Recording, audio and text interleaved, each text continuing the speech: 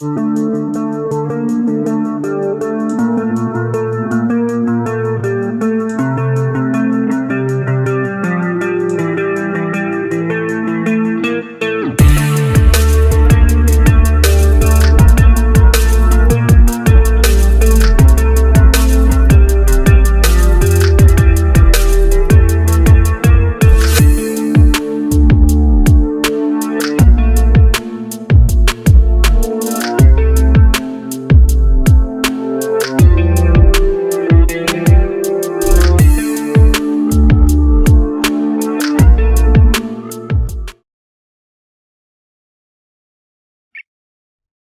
CBS Radio Mystery Theater presents...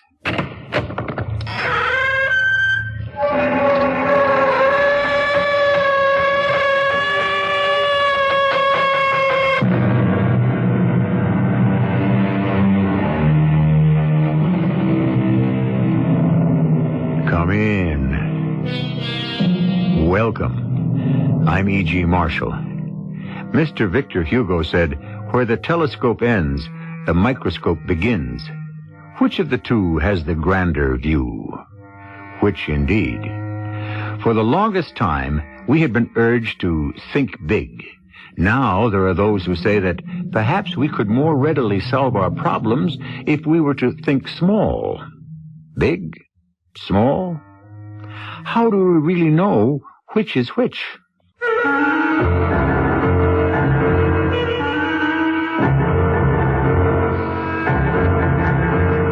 Our mystery drama, Heads You Love, Tails You Die, was written especially for the Mystery Theater by Sam Dan and stars Marion Seldes and Court Benson.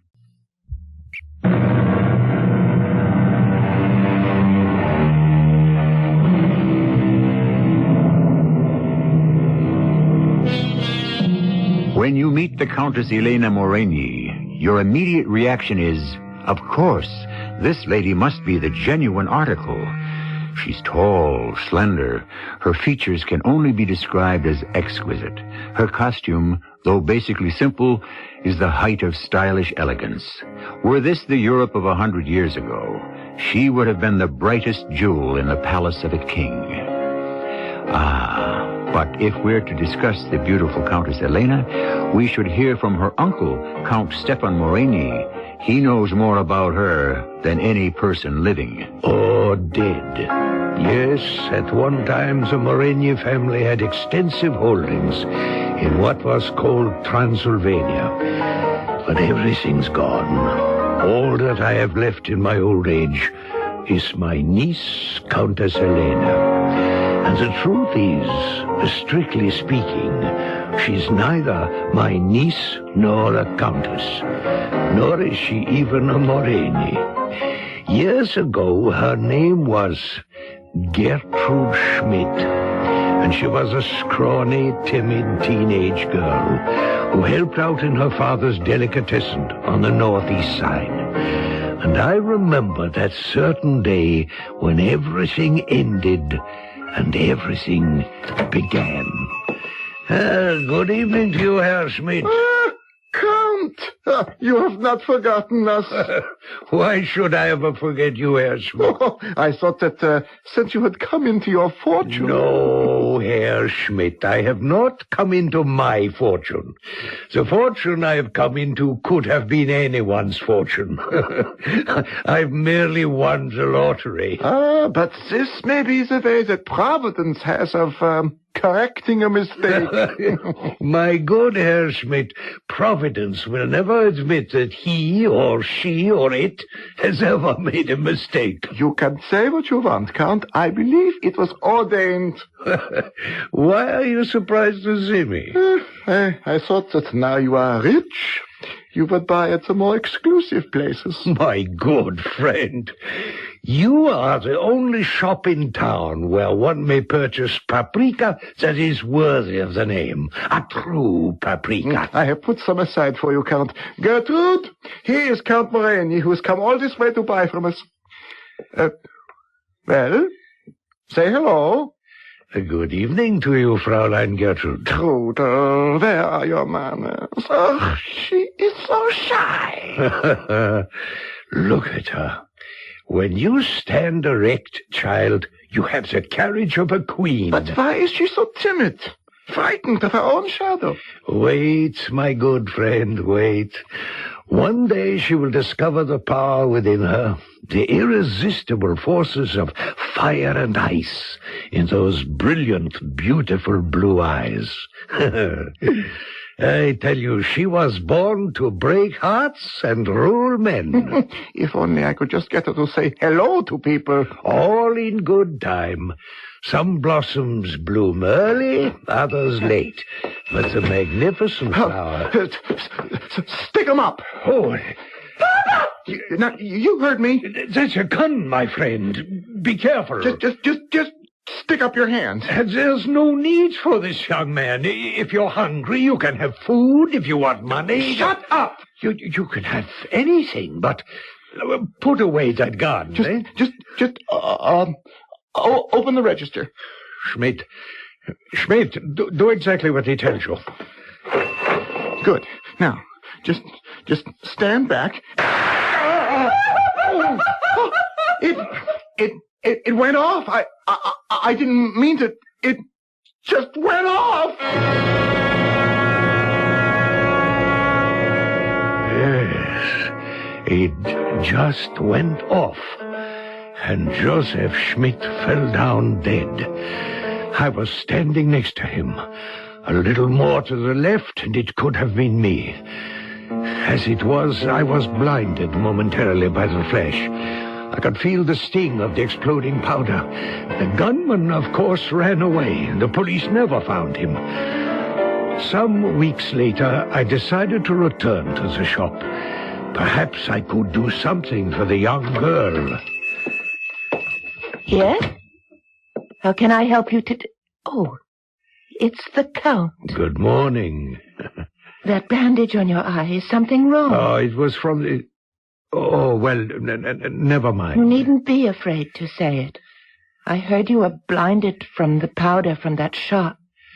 You're better, aren't you? Yes. Then it's just a temporary thing. Yeah, we hope.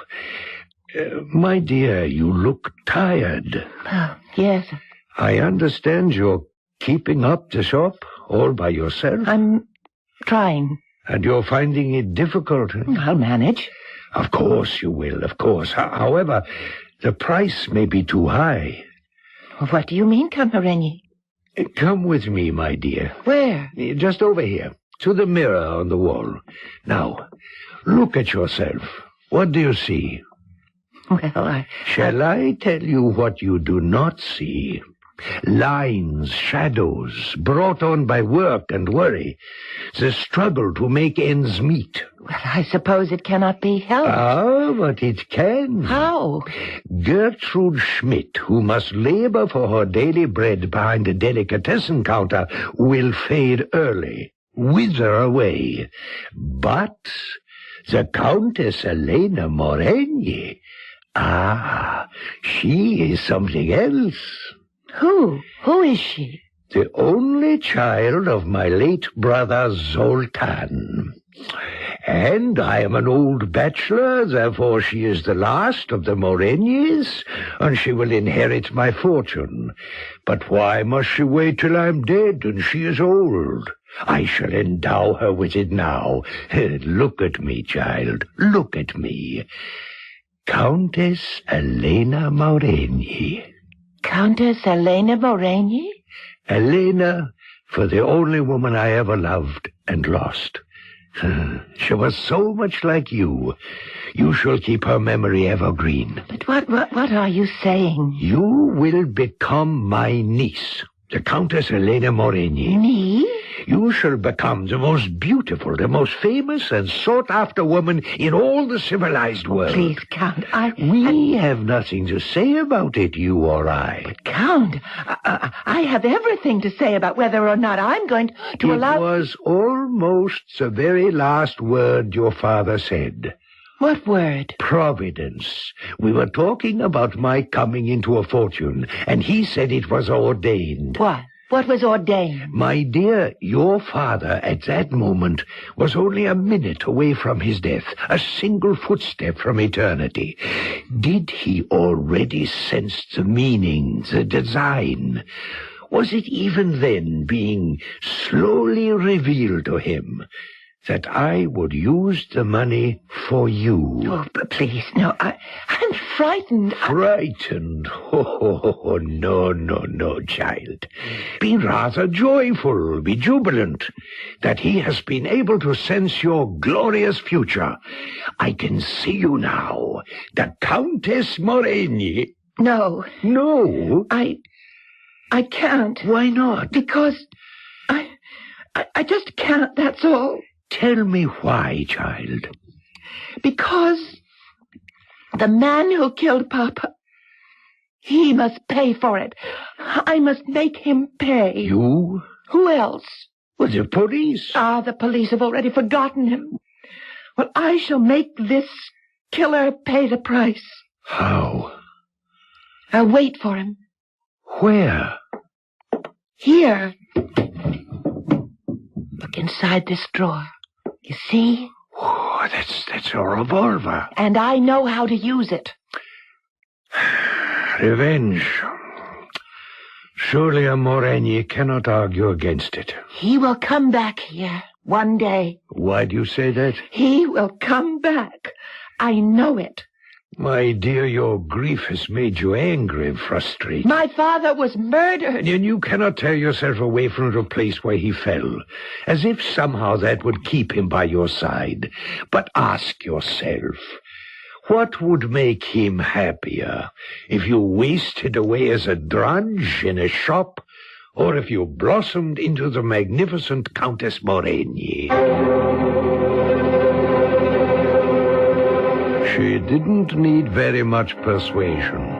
But while your average countess is born, your true noblewoman must be made. And she was given all that was required to make her a great lady. And I must say she was an apt pupil.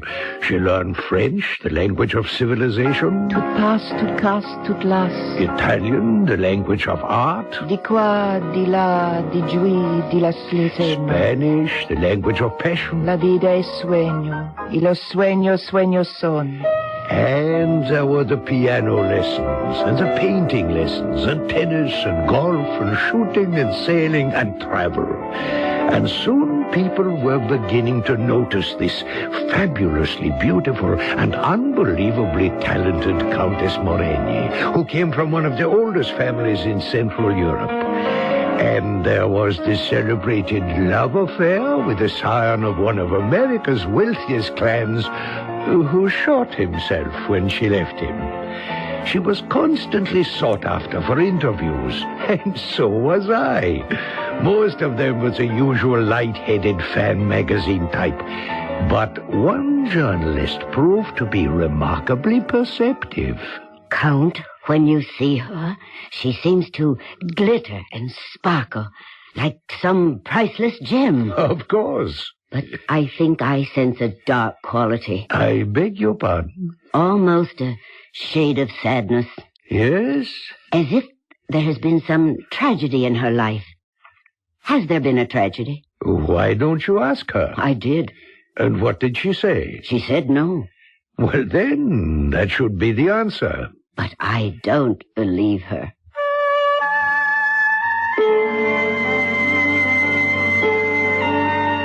Uncle Stefan? Ah, my darling, come in, come in. You're not having your nap. That's disobeying the doctor. And you're reading a book. You make it sound like a crime. It is.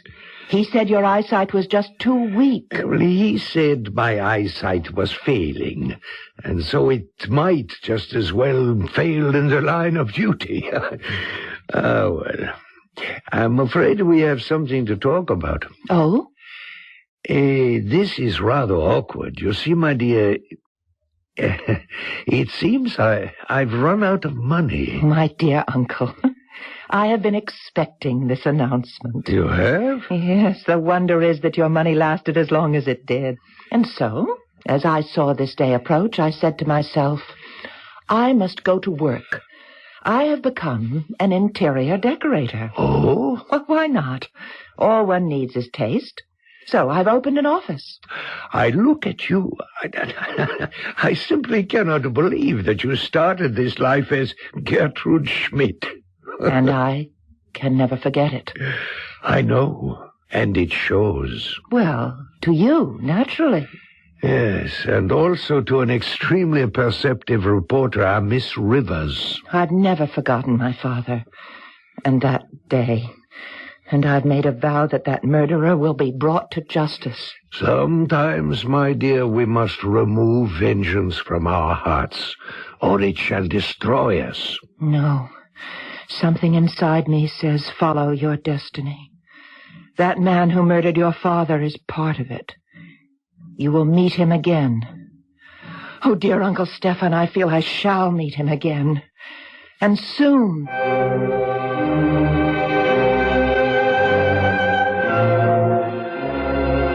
Where? In the rarefied atmosphere of her present environment, among the rich, the great, the famous? The fact is, she's become a part of this world. Well, did she meet him again? What happened to that nervous young killer? You know you're going to find out in Act 2.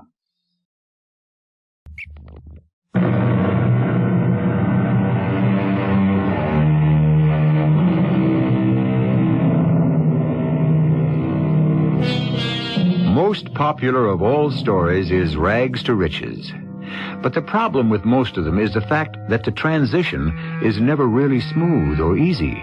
And no matter how high one becomes, or how many riches one acquires, it's impossible to leave all the rags behind. There are always loose ends to be tied. Usually ghosts that must be laid to rest. Here again is Uncle Stefan. Till now, she had just been a beautiful playgirl of the international set. But soon her entire image had changed. She had become a professional working woman. You would see her designs in the leading decorating magazines. She was being consulted and quoted. She had acquired stature and authority. My little Gertrude Schmidt, whom I had transformed into the magnificent Countess Moreni. There was only one small cloud, the usual one, that never could disappear. May I have another cup of coffee, my dear? No, you really shouldn't. It's your fault for brewing it exactly the way I like it. Well, it's the way Papa taught me. And every time I smell it, I think of him. Is that why I do it? Deliberately? To keep him fresh in my memory? Certainly. You realize that's a question Freud would ponder over for pages and volumes. And you so casually dismiss it in one word. Oh, naturally. You're in a good temper this morning. And you've mentioned Freud. Does this mean what I think it does? And what is that? Are you thinking it's time you fell in love? No, it's always time to fall in love. All one needs is to find the man.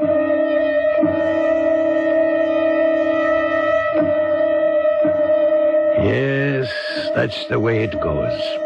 She was unaware of it, but this was the day that she was destined to meet a man who... but I mustn't get ahead of myself. I can only say that day there was another conversation at another breakfast table. Harry? Yes, my dear. I waited for Margaret to finish serving breakfast. Does that mean we're going to have a scene? You didn't keep your appointment yesterday? What appointment? With Countess Moreni. Alma, why do I have to be involved in this thing? It's your house. You live here, too. Let her decorate the place any way she sees fit. She can't do it unless she knows She is being paid, and quite well, to do it. A house must be an extension of the people who live in it. It's a good sales talk, but she doesn't have to persist in that nonsense. She already has the job. Let her do it. Take the money and run. That is not how the Countess Moreni has become the foremost interior decorator in this country. Alma, I am too busy. You promised I could have the Countess do the house. I wrote out a check. What more do you want? Unless she has an opportunity to meet you, she'll resign the account. Well, that's just too bad. Terry, I am trying to hold on to my temper. Alma, I'm very busy. I don't want to become angry. Don't force me to make an issue out of this, because I will. All right. All right. This afternoon at 2:30. Be there.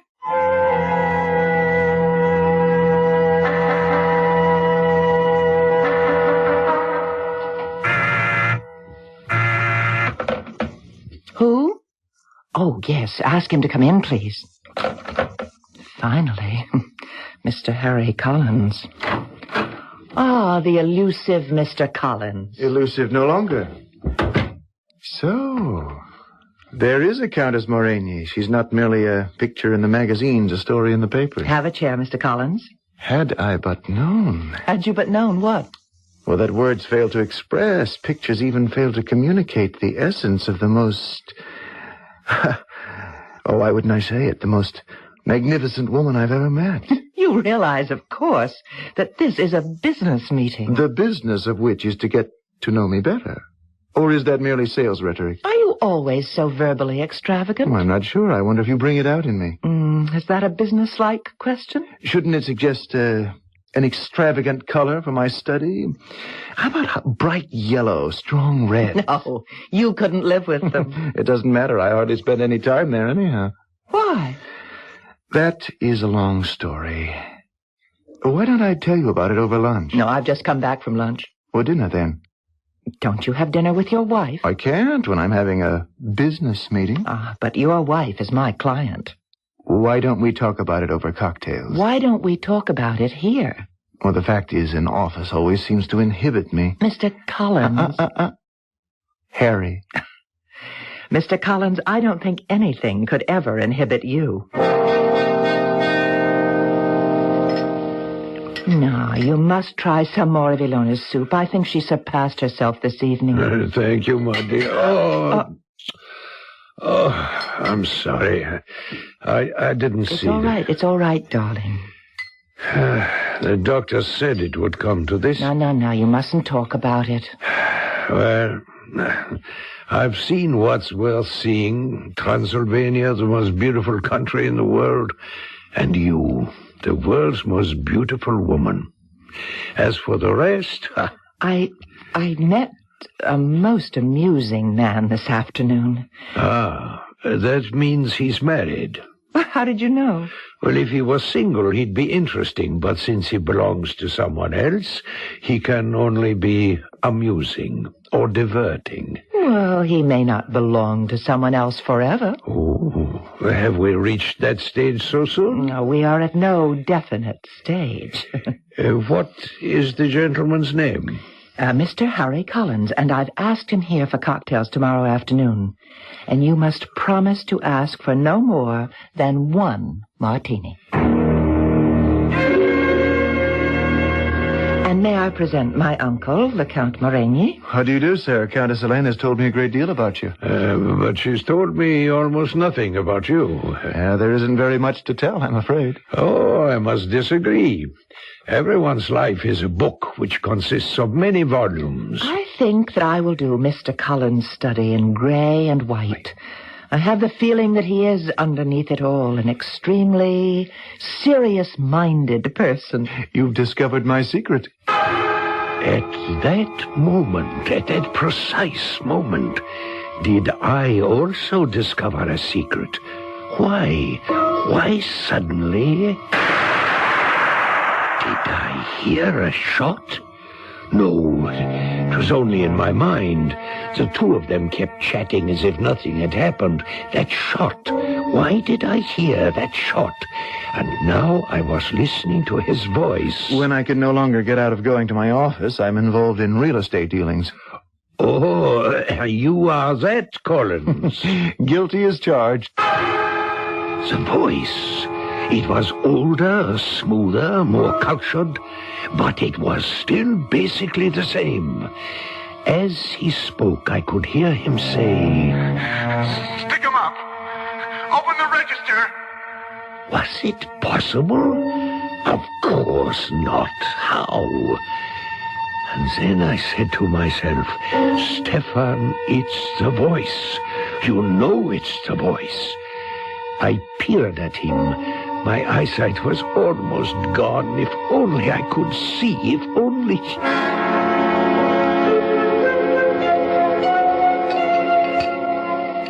You're not very hungry this morning, Uncle. Oh, I'd like to say a penny for your thoughts, but in these inflationary times... Tell me, what did you think of Mr. Collins? As a client? I was thinking of him in another category. Definitely? Possibly. My dear, this Mr. Collins, does he seem familiar? In what way? Oh, in any way.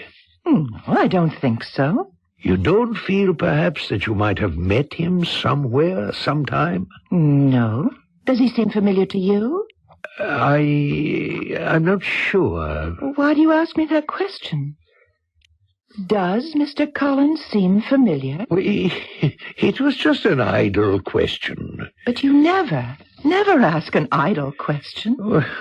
I'm getting older. And wiser? No, unfortunately. Well, to lay that particular question to rest, I've never met Mr. Collins before. And that should end it, then. I couldn't even imagine where or under what circumstances. Good afternoon, Miss Rivers. How good of you to come. What reporter in her right mind would refuse an invitation from the celebrated Count Morenier? You mean the uncle of the celebrated Countess Morenier. The tea tray is laid out, as you can see.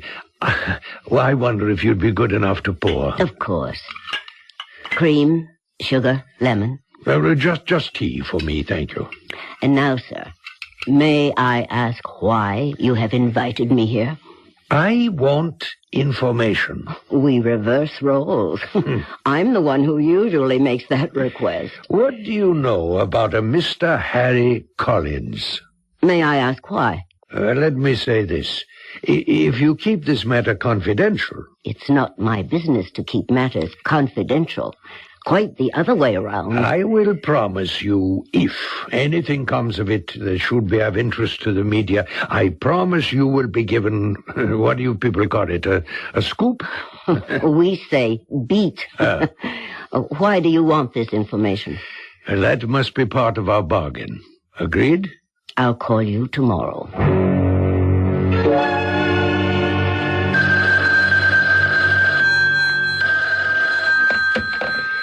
This is Count Stefan Morenier. How may I help you? I'm afraid I can't be of much help to you.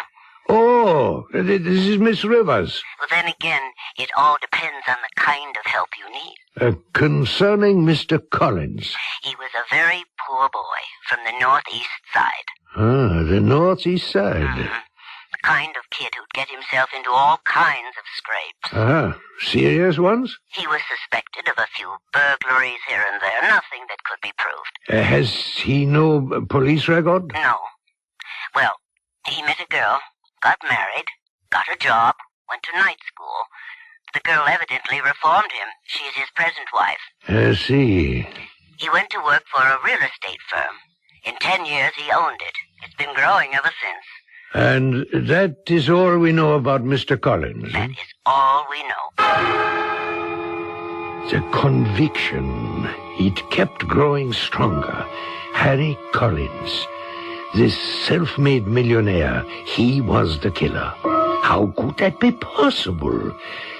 But wasn't anything possible? Didn't scrawny Gertrude Schmidt become the radiant Countess Morenier? I was positive. But what could I do about it? How could I hope to prove it?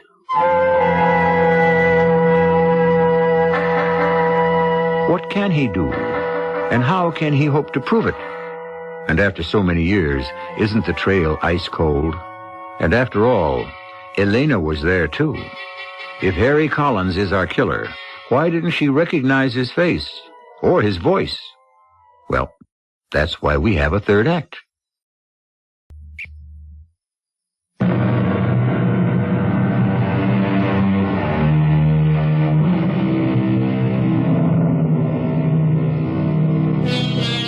can say what you like about facts and figures and statistical data. The truth seems to be, or at least experience tells us, that most of our great decisions are based on hunches. After all, the last time you fell in love, what did you go by? A rational analysis, or what you are pleased to describe as the dictates of your heart? Another name for a hunch. What's true of love is also true of murder. Sometimes a hunch is your best line to a killer. Good morning, my dear. Ilona made the coffee this morning. Darling, someone has to, since you refuse. Well, the doctor says you're... Oh, what is the use? Exactly. So let's relax and enjoy it. She makes it just the way you do. You mean the way Papa did. How is your friend, Mr. Collins? You mean my client, Mr. Collins? Oh, we're still at that stage, hmm? Have some coffee. Yes, I will. Oh. What is it, my dear? I don't know. Is something wrong? Oh, Papa. What about Papa? I thought I'd blotted that picture from my mind forever. Oh? That terrible day, that terrible shot. No. Don't think about it. Can't help it. But why? Why does it suddenly appear before you now? I don't know. Possibly the coffee. Possibly the coffee. Combined with the mention of Harry Collins' name. Perhaps there was some kind of subconscious linkage. Oh, don't ask me what. I usually laugh at people who talk this way. But she would have to decide for herself if Harry Collins was the same who killed her father. She would have to recognize him. No one else could make that judgment. Of course, I could be of assistance. And so I summoned my housekeeper. Yes, Count. Sit down, please, Ilona. Tell me, do you remember many years ago Schmidt's Delicatessen on the northeast side? How could I forget? What a delightful place it was. Do you remember all those delicious smells? Oh, Stefan, if you want to talk about the old times, please, I'm busy. Later. No, pay attention, woman. I have an important job for you. What were those smells? You are not serious. Answer the question. He always had coffee ready to serve. Yes. And why was it so distinctive? The little bit of chicory.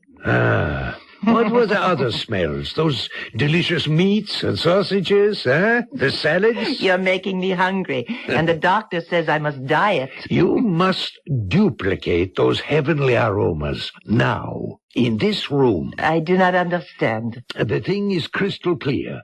I want this room to smell as if one had just entered Herr Schmidt's Delicatessen. But, Count... What is the problem? There was no problem. My Ilona was a servant of the old school. She fussed and complained, but there was a twinkle in her eye. And now to set the appointment. Lena, my dear. Yes, Uncle. I am quite taken with this Mr. Harry Collins. Oh? Do you suppose we could have Mr. Collins over for cocktails? When? Whenever it's convenient. This afternoon? Why not? Oh, Uncle Stefan, I don't know. There's something about him. Yes? It attracts me or frightens me. What does that mean? I have no idea. I'm disturbed. How? Are you in love with this man? Love? I don't know. I've never been in love, but I have this feeling. Yes? It's as if some force has been generated inside me. It's a force that's going to be released, whether I want it or not. Uncle, is that what love is? It's love, or it's the other side of the coin. Hate. Soon we shall know. Soon she would know. She would find out for herself. And if he were not the killer, she would find out without even knowing what it was she'd found out. That afternoon, she arrived first. I'm early. Harry said he'd try to be here before 6. Uncle Stephen. What is it, child? The room. What about it, dear? It's like... It smells like Papa's store. That's right. Somewhat. No, more than somewhat. Well, I've asked Ilona to prepare some food. Well, she must have outdone herself. I'm carried back to all those years to Papa's shop. The coffee with a pinch of chicory, the baked meats, the potato salad, the sauerkraut. Hello. I was able to get here early after all. No. Papa. Catch her. She's going to faint. Here. Put her on the couch. What happened? Should we call for a doctor? No. She'll be all right. Oh, shouldn't we do something? Ilona will take care of her, Mr. Collins.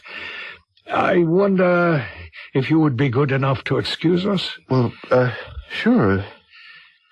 Funny. What's funny? I don't know. I have this feeling. Yes? I don't know what it is. Can you describe it? No, I can't. I think I'd better go.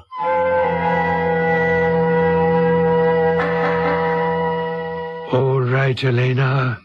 Yes. No. Don't try to get up. Lie quiet for a bit.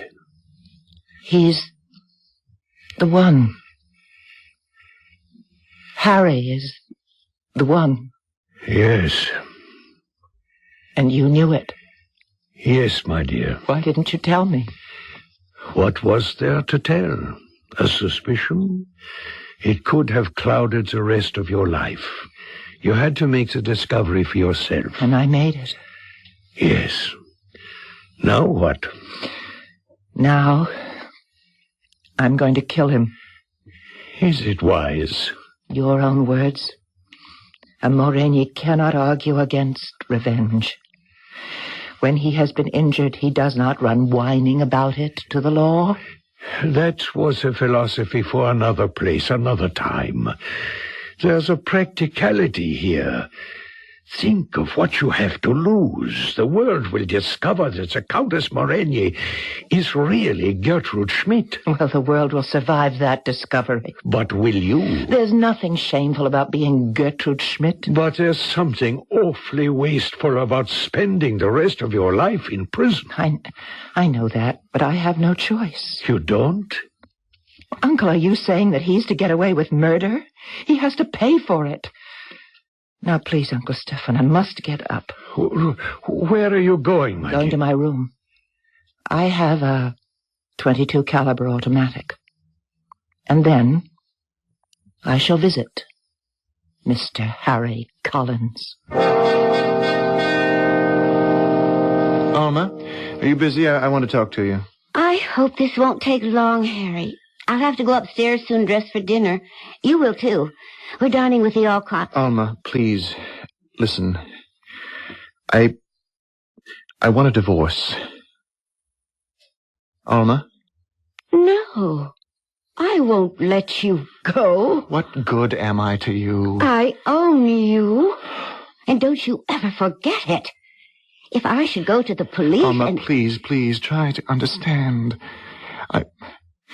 I'm in love. Of course you are, darling. You're in love with me. Can't you try to understand? I saved your life that night when the police came looking for you, and every day that I remain silent, I keep saving your life. Oh, the door. Do you suppose it's the police? Alma. There's no statute of limitations on murder, you know.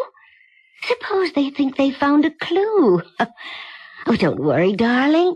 I'll swear again you were with me all night. Alma, Of course, that didn't do my reputation any good. Things were different in those days, but I didn't care. I loved you. I'd give up anything for you.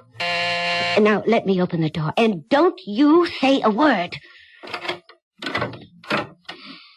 Why, Countess, what a delightful surprise.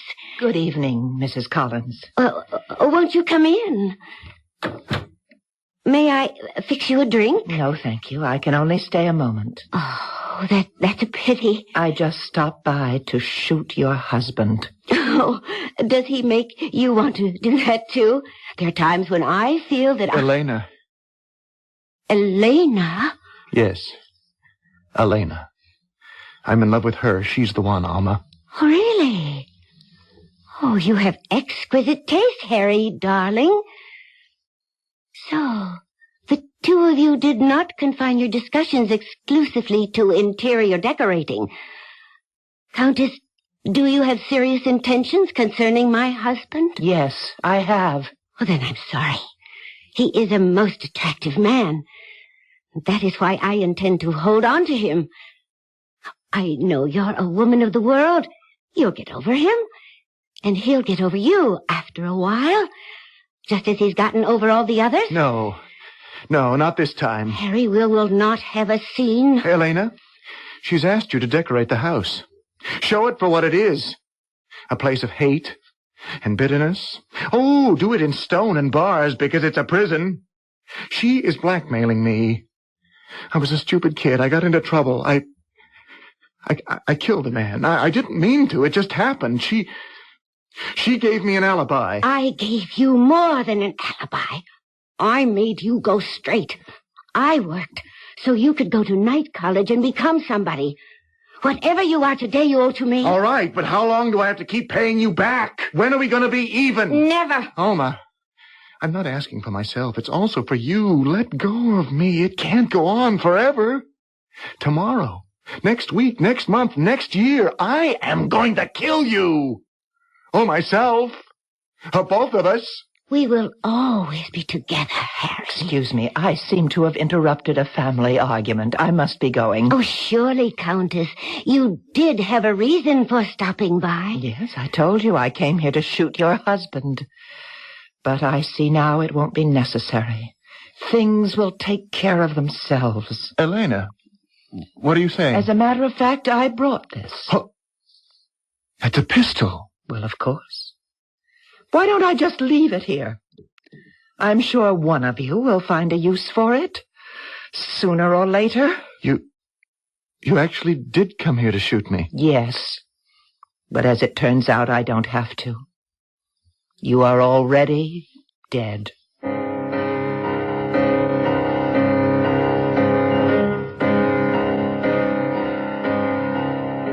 There is certainly a new style in things. We hear all kinds of sentiments concerning revenge, such as living well is the best revenge, success is the best revenge, survival is the best revenge. Who knows? I can only say that if revenge is being put on a more positive and less violent basis, I am certainly in favor. I shall return shortly.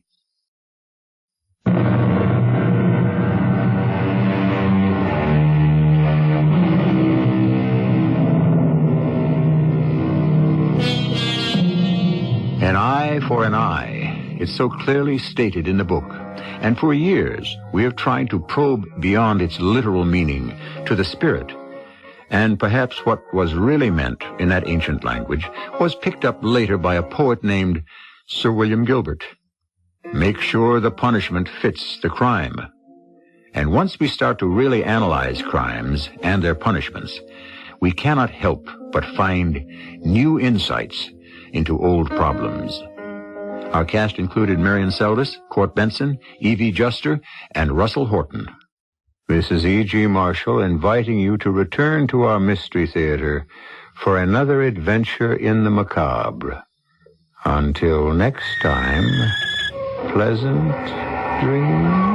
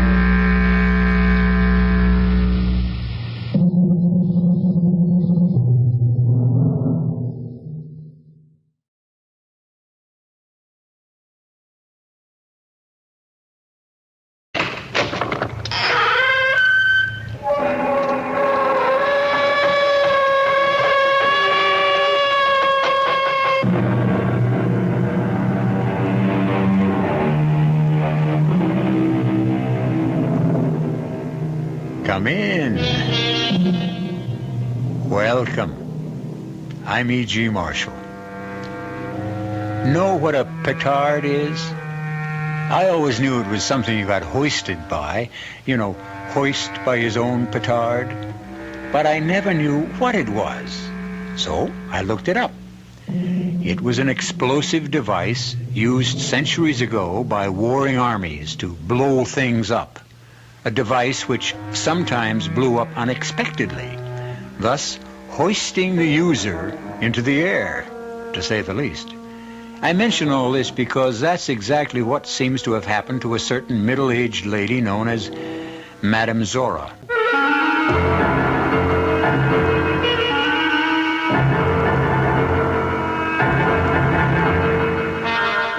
Our mystery drama, Medium Rare, was written especially for the Mystery Theater by George Lothar and stars Joan Lovejoy and Robert Dryden.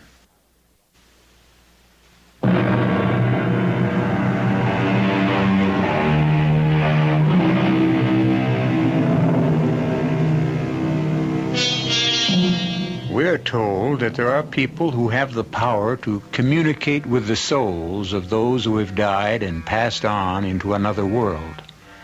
They are known as psychics, sensitives, mediums.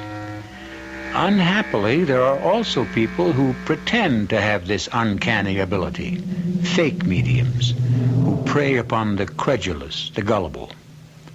One of these, I regret to say, was an otherwise rather decent woman who dubbed herself Madame Zora, and who, with the assistance of her husband Artie, well, listen. I'm sick of the racket, I'm sick of myself, and if you want the truth, Artie, I am sick of you. Oh, come on, Gladys, what'd I do? Nothing. That's just the trouble. You never do anything. You don't even bother to look for a job anymore. What's the sense of looking for what isn't there? Actors are out of work in droves. The trouble is you are always out of work in droves. Okay, so I haven't made it yet. But someday, you mark my words, someday I'll be a star. Oh, yeah, that'll be the day. Right now, it is today, and Mrs. Norris will be here any minute.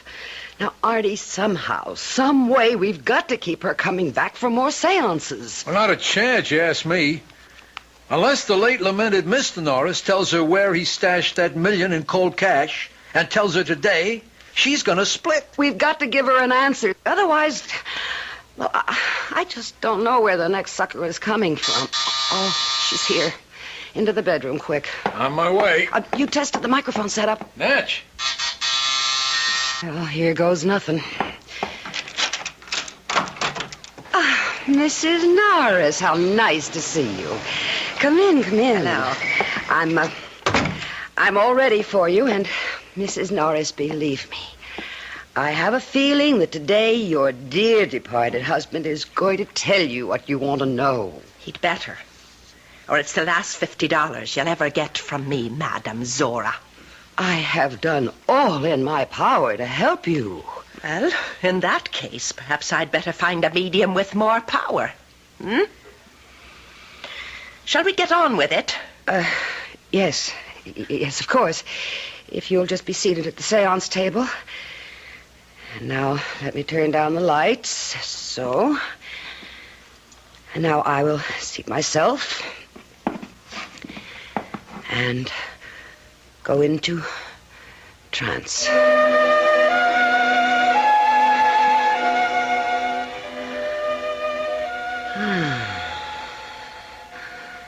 He is here. He is with us. You are there. Are you not, Mr. Norris? I am here, Madame Zora. Your wife has joined me once again so she can talk to you. Will you talk with her? Hello, Marie. Herkimer, is that you? Really you? Would I lie to you, Marie? No, you wouldn't dare. But Madame Zora might. Marie, believe me, you may put your trust in Madame Zora. Herkimer, Where is that money? Marie, you know, I've been trying to remember where I put that million for weeks. I've been trying to remember, but... That does it. I've had enough. You can come out of your trance, Madame Zora, if you are in one, and never again will I come into the... Doll. Cool it. What? I said cool it. Knock it off. Who are you? What? Handsome Harry Harrigan, they used to call me, sweetheart. But never mind that. You want to know where hubby cribbed the cabbage, right? Cribbed the cabbage? Hid the dough. Okay, I'm going to tell you. I'm going to tell you because I'm sick of hearing you ask. Also, I've got some business with Madame Zora, and you're chewing too much beef. You got something to write with, pencil, paper? Yes, I've got... All right, write this down. Geneva Bank, Switzerland. Got that? Yes. Number 753-8492-W. Got that? Yes, but... That's the number of the safety deposit box in a Geneva bank where your hubby hid the long green. Okay. You got what you want? Pay Madame Zora her 50 clams and split. Yes. Yeah. Oh, yes, I will. I don't know what to say. Well, thank you, Madame Zora. Thank you. Not at all, not at all. And thank you, Harry. Thank you. Yeah, sure. Now fade, will you? Fade? Scram. Beat it. Oh, yes. I'm going. Thank you. Thank you. Thank you. Artie, you can come out of the bedroom now. What? What's happening? Who are you? Where are you? I'm here, but you can't see me.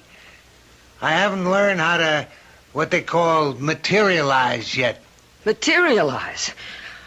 Are you telling us that you're a real ghost?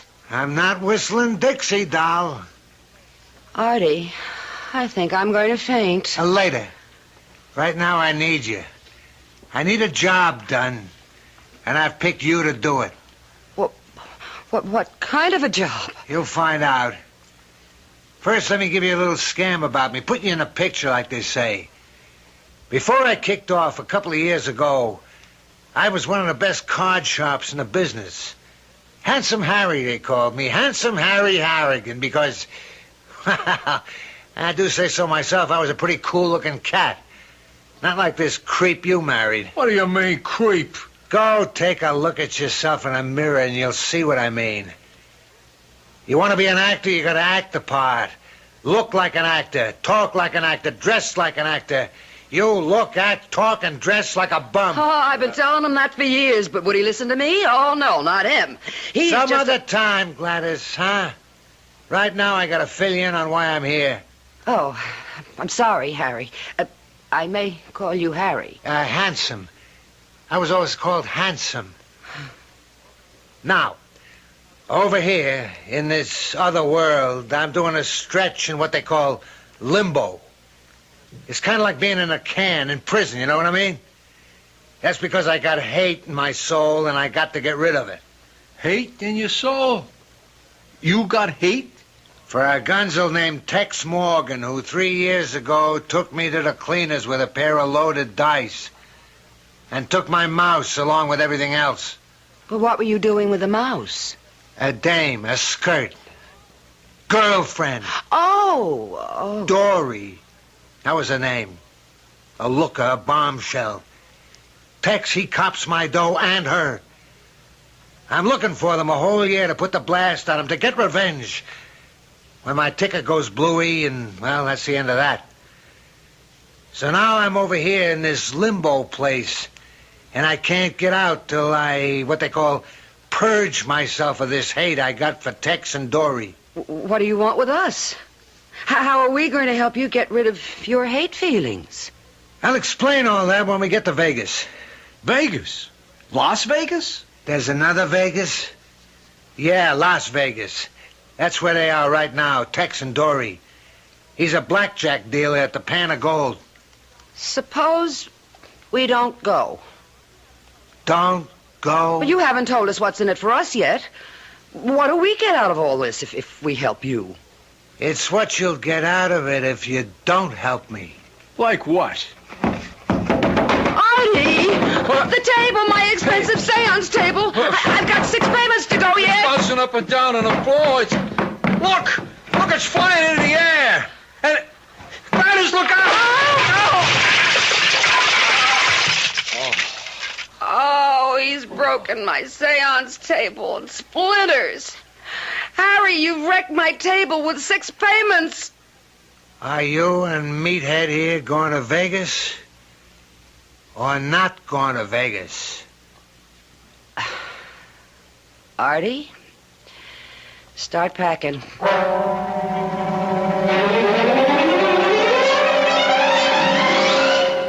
Dory, Yes, Tex. clean shirt?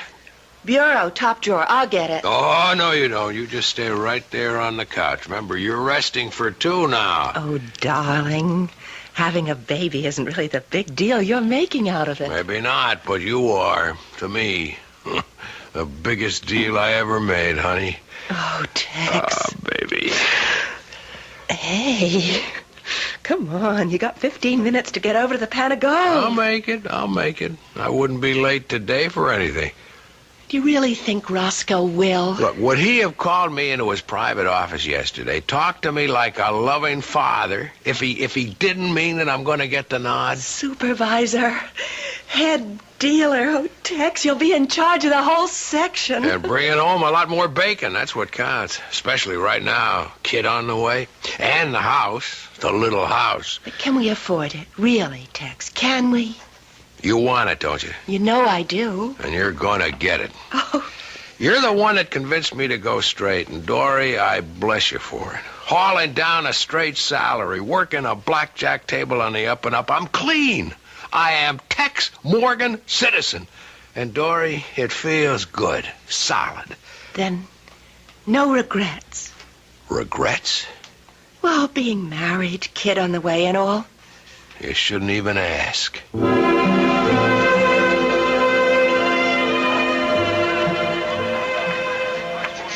Wild, man. Wild. You sound like you've never been in a casino before, Artie. Me? I never been west of Hoboken, New Jersey. Gladys, look at this place, would you? Roulette wheels, slot machines, crap tables, I don't know what all. Blackjack tables. Like that one over there. With Tex Morgan dealing. That's him? The slim one with the glasses? That's him. My first mark, my first step to, like they say in limbo, purging my soul of hate. You ready to go to work, Gladys? Well, what do you want me to do? Take a hand at Morgan's table. Play blackjack? I don't know how. I've never played. Artie has, though. How much dough you got on you, Gladys? Would you believe $7? Gladys, by the time you leave that table, Tex Morgan's table, you won't have just 7 skins or 70 or 700 or 7,000. You're going to leave that table with 17,000 iron men. 17 grand? For openers. We'll really start putting the hooks to Tex Morgan tomorrow. Look, I don't get this. I don't know the first thing about playing blackjack. But I know everything. Also, I'm a ghost. Oh, what's that got to do with it? I can see through anything, including cards. My revenge on Tex and Dory begins. And, baby, let Handsome Harry tell you, revenge is sweet.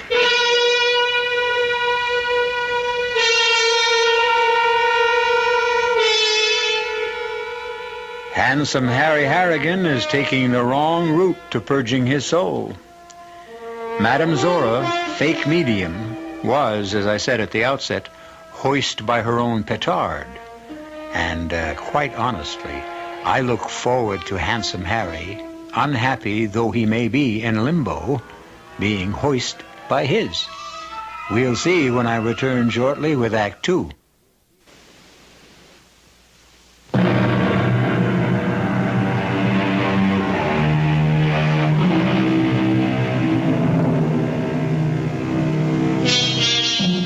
Madame Zora, fake medium, finds herself in real and anything but medium trouble, completely under the domination of the ghost of Handsome Harry Harrigan. It seems that when Handsome Harry's ticker went bluey, he found himself in limbo, to move on from which point he must purge his soul of the hate he feels for Tex Morgan and his former girlfriend, Dory. And so, in the gambling casino of the Pan of Gold in Las Vegas...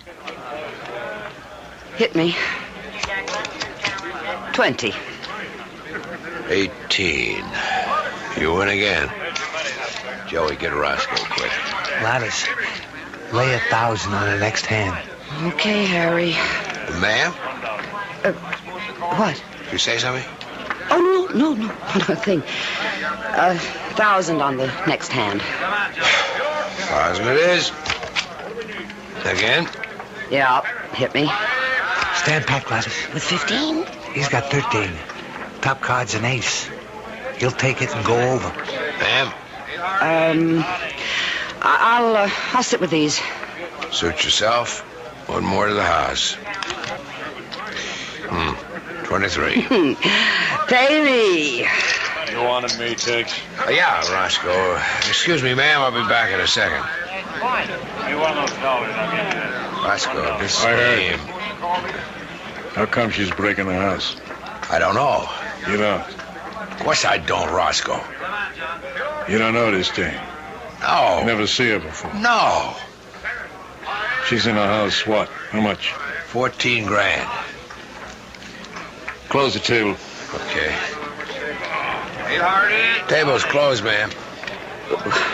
What do you mean, closed? He means closed. Well, now, wait just a minute. Hold on. You collect your winnings and toss Tex a $100 chip.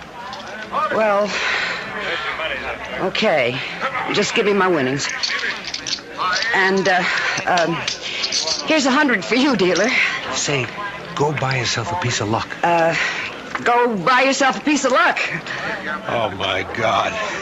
Is something wrong? You've gone white as a ghost. Where'd you get that line, lady? What line? Handing the dealer 100 skins and saying, go buy yourself a piece of luck. Why? What's it to you? Nothing, only it was a trademark of a gambler, a big-time swinger, who died more than 2 years ago.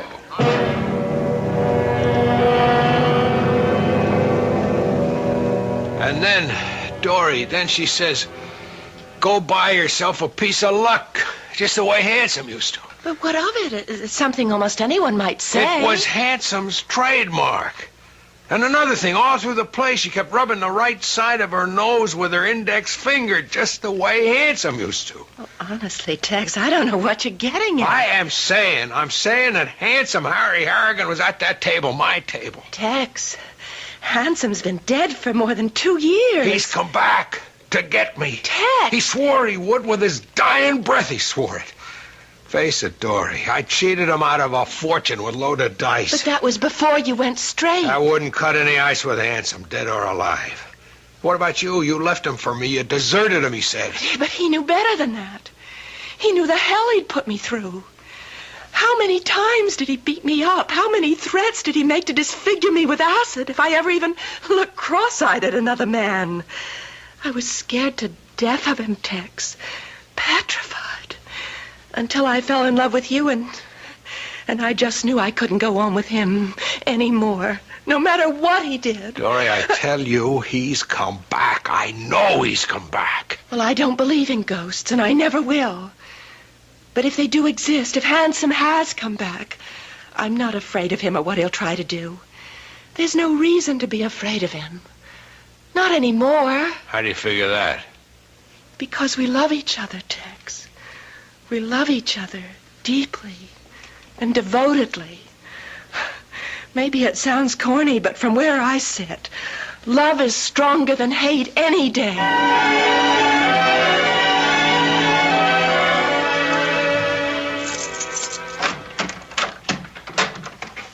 Artie? Artie? What have you done to yourself? What I wanted to do for years. As soon as I got some dough, go out and buy me some new threads. Handsome wasn't telling me nothing I didn't know when he said, I want to be an actor, I got to dress the part.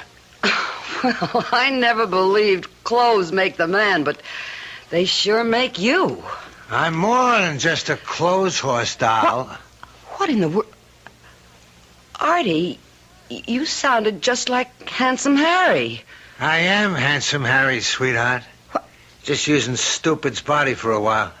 You are using Artie's body? Until I learn how to materialize, if I ever do. They tell me on the other side, in that limbo joint, it takes a lot of patience and practice. Yeah, what do they know? They even told me I'm getting this hate out of my soul the wrong way.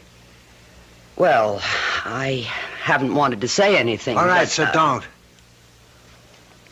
They say taking out my hate on Tex and Dory only make my hate grow bigger. Said I gotta find forgiveness in my heart. I told them to take a powder. I know what I'm doing. I hope so. Hey, what's eating you all of a sudden? You won a fortune the past week beating Tex at blackjack. She came to see me, Dory. Oh? She said Tex was scared. That nose-rubbing bit, you know. That he thought I was you returned from the dead. He's right. You are. Same difference, anyhow. Well, I told her I didn't know what she was talking about. So she said, well, anyhow, to please lay off Tex that he was in hot water at the casino because of the losses at his table, and... Well, look, Handsome, she seemed like an awfully nice kid and a decent kid to me. And it comes to that I've grown to like Tex Morgan, too. Oh, stop. You're breaking my heart. Handsome, the way I feel now... Wise up. What I feel is all that matters. And don't forget, if I can take possession of Artie's body, I can do the same with yours. So don't get any fancy ideas about running out on me. You got that? Yeah. Then hang on to it, doll. Hang on real tight.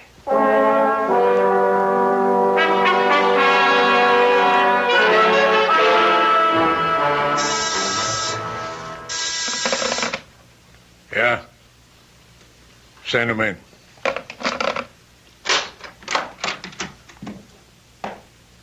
Sit down, Tex.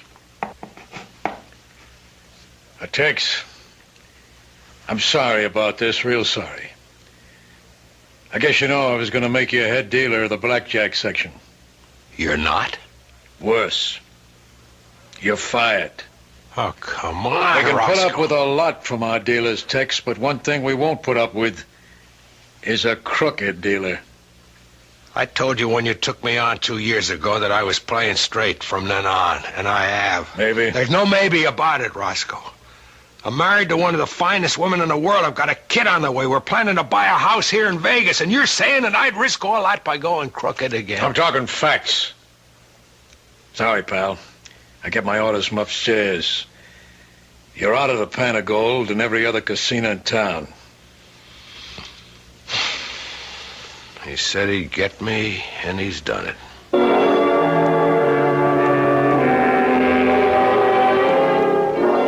Hey, Artie, you should have bought more luggage after buying all those new suits. How are we going to pack them up for the trip back east? You taking a powder, doll? Oh, it's you, Handsome. You've taken possession of Artie's body again. Yeah. Handsome Harry in the flesh. Artie's flesh. What's all this with the packing? We're going back to New York. Who says? I do. I don't. And I give the orders, sweetheart. You and Artie are staying right here in Vegas. But what for? The job you wanted done? It's done. Hasn't even started. Now, what do you mean? Getting Tex fired was just the first step. I swore I'd make him regret the day he was born, and that's what I'm gonna do. He thought he was all set, married to my doll, a kid on the way. Could have been my kid. Handsome, listen to me. What for? All you're gonna do is run off at the mouth about forgive and forget. No more arguments, Gladys. I'm following through with every single step in my plan, following through to the hilt. Well, how many steps are there? 3. You took care of the first. Artie will take care of the second. And the third? That'll take care of itself. All right, I come here to get step number 2 set up with Artie. I got to talk to him. Where is he? You're in him. Oh, hey, I forgot. Well, I can't talk to myself, can I? Okay, Artie, take over. You say something about buying more luggage, Gladys? Yeah, I did, Artie, but skip it for now, sweetheart. Sweetheart? Handsome's here. He wants to talk to you. About what? I got a job for you, punk. What kind of a job, Handsome? Acting. You're going to be an actor. An actor? Oh, honey, don't listen to him. He's putting you on. What part do I play? A murderer. A murderer?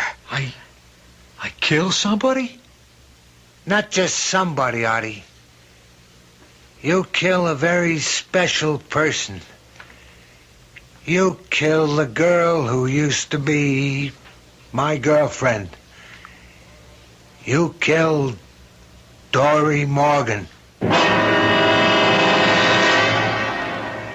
A short act, but a sweet one, Handsome Harry said, believing, as perhaps all too many do, that revenge is sweet. But chemistry teaches the immutable, perhaps divine law, that the sweeter a thing, the more sour it can become, given certain conditions. Personally, I have the feeling that Handsome's sweet revenge is going to turn very sour indeed. I'll be back shortly with Act 3.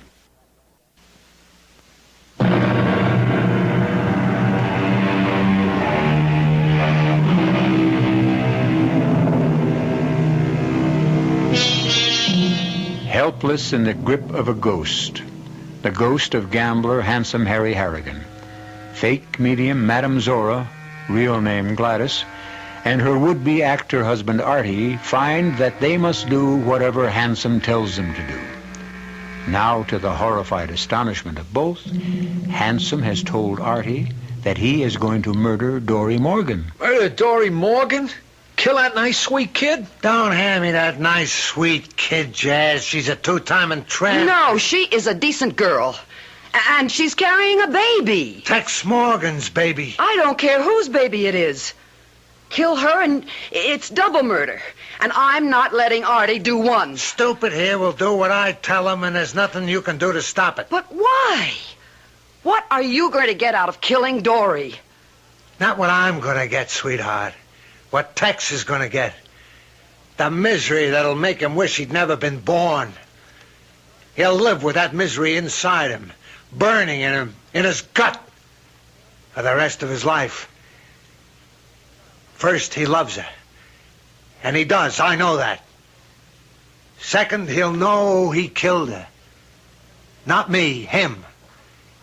Every day of his life he'll think, 1,000 times a day he'll think, if I hadn't stolen her from Handsome, she wouldn't be dead. He didn't steal her. She loved him. Love? You know something? I'm sick of that word. That's all they talk about over here, love. And that's all you talk about lately. You, a two-bit phony medium that sucked in any mark you could find, sucked them dry, even when they didn't have a pot to put a penny in. And you talk to me of love? Okay. I guess I have no right. I've got to admit I don't know much about it. It's new to me, love. What?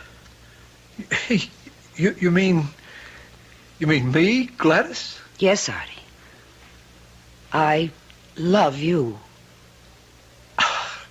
Well, how about that? You hear that, handsome? How about that? So, don't get all flaked out. I know dames, and this one you're married to is no exception. Love you. She needs you is all. There ain't a dame in the world. There isn't a person in the world wouldn't sell his mother down the drain. You're judging others by what you are. Can't you get it through your head? Can't they on the other side somehow beat it into you that there are good people in the world? Honest, generous, decent people? Show me one. What? Show me one. Just one. And maybe then I'll believe. Well, go on, doll. Show me one. Name me one. Dory. Dory? I can prove it to you. Yeah? How? If I do, will you let her off the hook? Will you let her live her life with Tex? Sure. It's a deal, handsome? It's a deal, baby. It's a deal.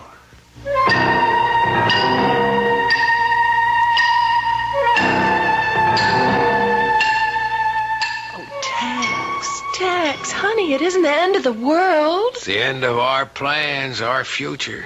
Sure the end of the house.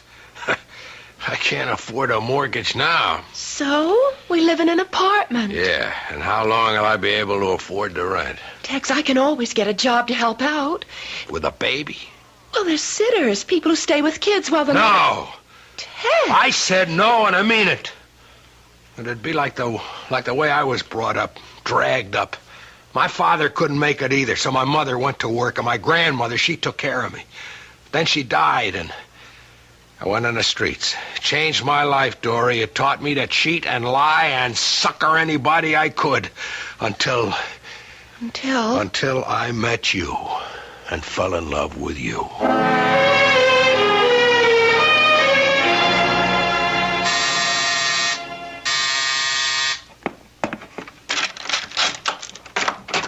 Oh, you. May I come in? Well, yes. I don't blame you for hesitating, Mrs. Morgan. I guess I've kind of put a crimp in your life. Oh, what? Not at all. You don't have to con me. I know the score. Your husband's in trouble, Mrs. Morgan. Bad trouble. Is he? You know it. I don't know anything of the sort. Well, never mind that. What is it you want? I've come here to make you an offer. Offer? In the past week, I won $130,000 from your husband. Well, the casino, actually. But he was the dealer, and he lost his job because of it. True.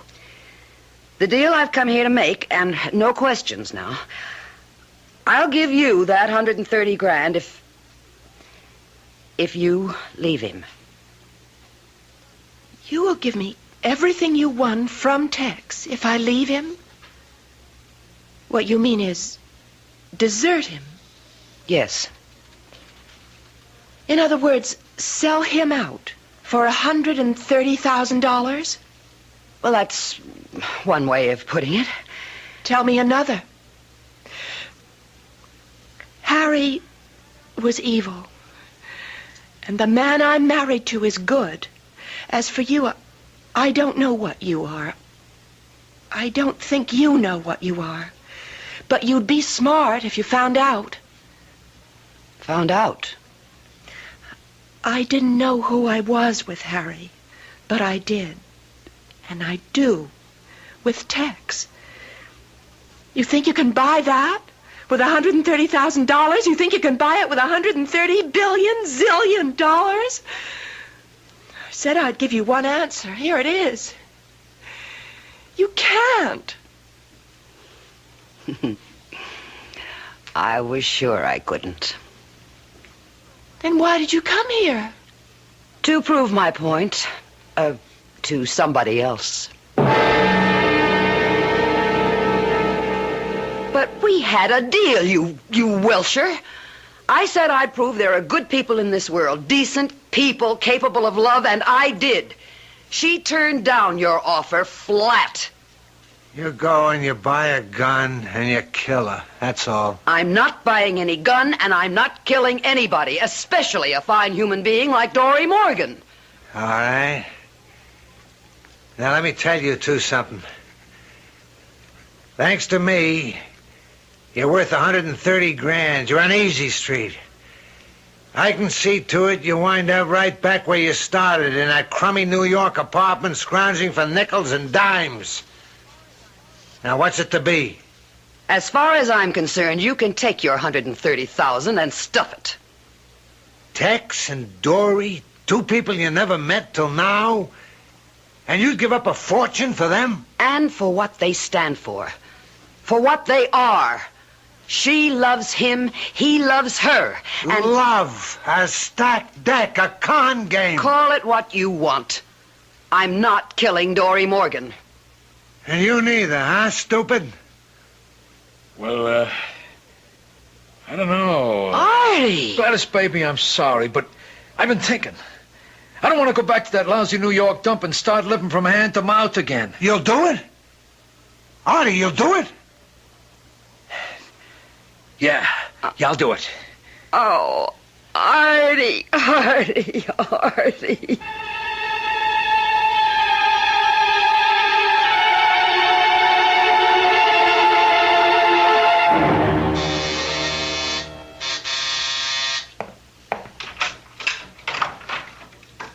Yes? Mrs. Morgan? Yes? I'm a friend of Tex's. Is he home? Well, no, he just left. But you must have just passed him on your way in. Oh, it's too bad. I got a job for him. A job? Oh, well. Won't you come in? Thanks. Sit down. Sit down. What kind of a job is it? What is this? A gun. Now, listen, I don't like to do this, but I gotta. Gotta what? Kill you. Kill me? Yeah, I gotta do it. I got no choice. You see, it won't hurt. I'll make it quick, so it don't hurt. And I can't do it, Harry. I can't do it. I can easy. Your voice. It's changed. You sound like. Handsome Harry Harrigan, Dory. Oh. Your old flame. Handsome Harry. But you're dead. Only my body, doll. The spirit, it don't die. It goes on living till it gets itself purged or something. That's why I'm here. Inside this creep's body. My spirit using his body to kill you, you two, Diamond. Harry. And I won't make it quick. I'm going to make it slow. And very painful, doll. Very. Oh, Harry. Harry, no. I don't care about me, but the baby. I'm carrying a baby. His baby. Doesn't matter whose. It's a baby. It's a new life. Oh, Harry, no. I'm telling you, stand still. Harry, listen to me. Please listen. I fell in love with Tex. I couldn't help myself. I couldn't stand it anymore with you. The beatings and the threats. If I'd loved you, Harry... You did. No. You loved me. Never. I wanted to. I wanted to, but you never gave me the chance. Why, I gave you everything you've asked for. Clothes, furs, jewels, everything. Everything but love, because you never had any of that in you to give. What? A lot you know. A hell of a lot you know. You beat me. You threatened me. Because I loved you. Because I was scared of losing you. I seen you flirting with another guy. Never, Then it would send me up the wall. I'd make love to you and you were like ice. And it would drive me bananas. I wanted you. I needed you. And never once did I ever you. Harry. I'm sorry I beat you. I'm sorry I threatened you, but I couldn't help myself because the thought of losing you. I knew I'd die if it happened. And I did. Oh, Harry. So you owe me, doll. For what you did to me, you owe me. And you're paying. You're paying in full. You're paying now. No! Harry? You dropped the gun. I can't kill you. I still love you. And maybe I love you a little now. What is it, Harry? They're calling to me. Guys and dolls in limbo. Huh? What?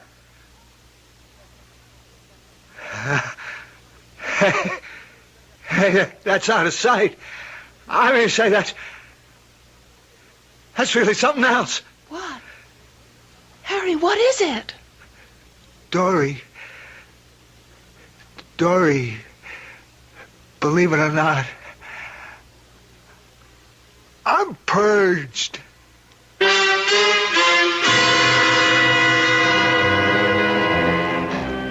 Love, hate. Two sides of the same coin, they say. If that is so, perhaps I can be forgiven for saying that Handsome Harry really flipped. Anyhow, he's purged. I'll be back shortly.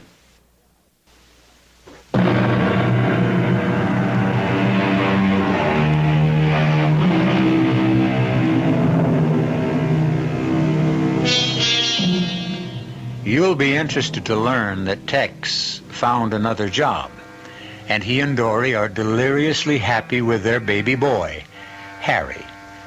Gladys and Artie live in the country. They bought a house and barn, in which Artie stages and stars in his own plays. As for Handsome Harry, he went on finally to a higher plane, wherever that is. Our cast included Joan Lovejoy, Robert Dryden, Mason Adams, and George Petrie. The entire production was under the direction of Hyman Brown. This is E.G. Marshall inviting you to return to our Mystery Theater for another adventure in the macabre. Until next time, pleasant dreams.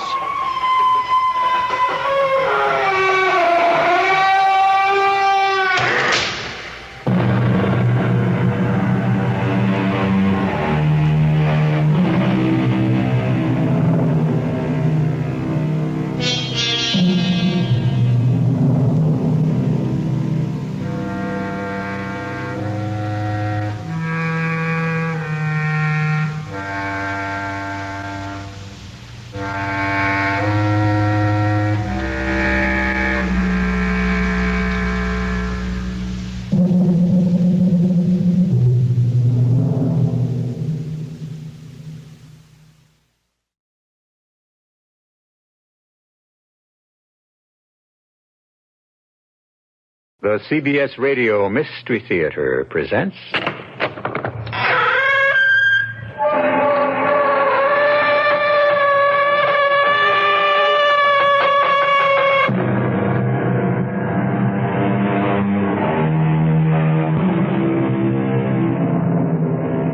Come in. Welcome. I'm E.G. Marshall. Oh, memory, thou dear deceiver, thou precious liar, without thee, how could one ever bear the past? Poetry aside, isn't it memory that gets us off the hook? After all, we don't lie. It's our memory that takes certain liberties with the truth. Who among us is brave enough to want to remember the past exactly the way it happened?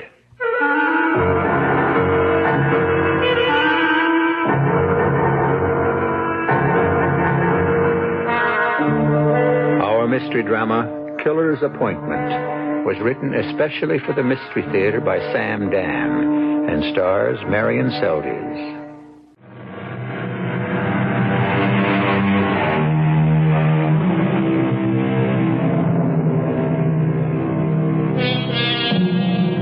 Love, it is said, gives a woman full stature.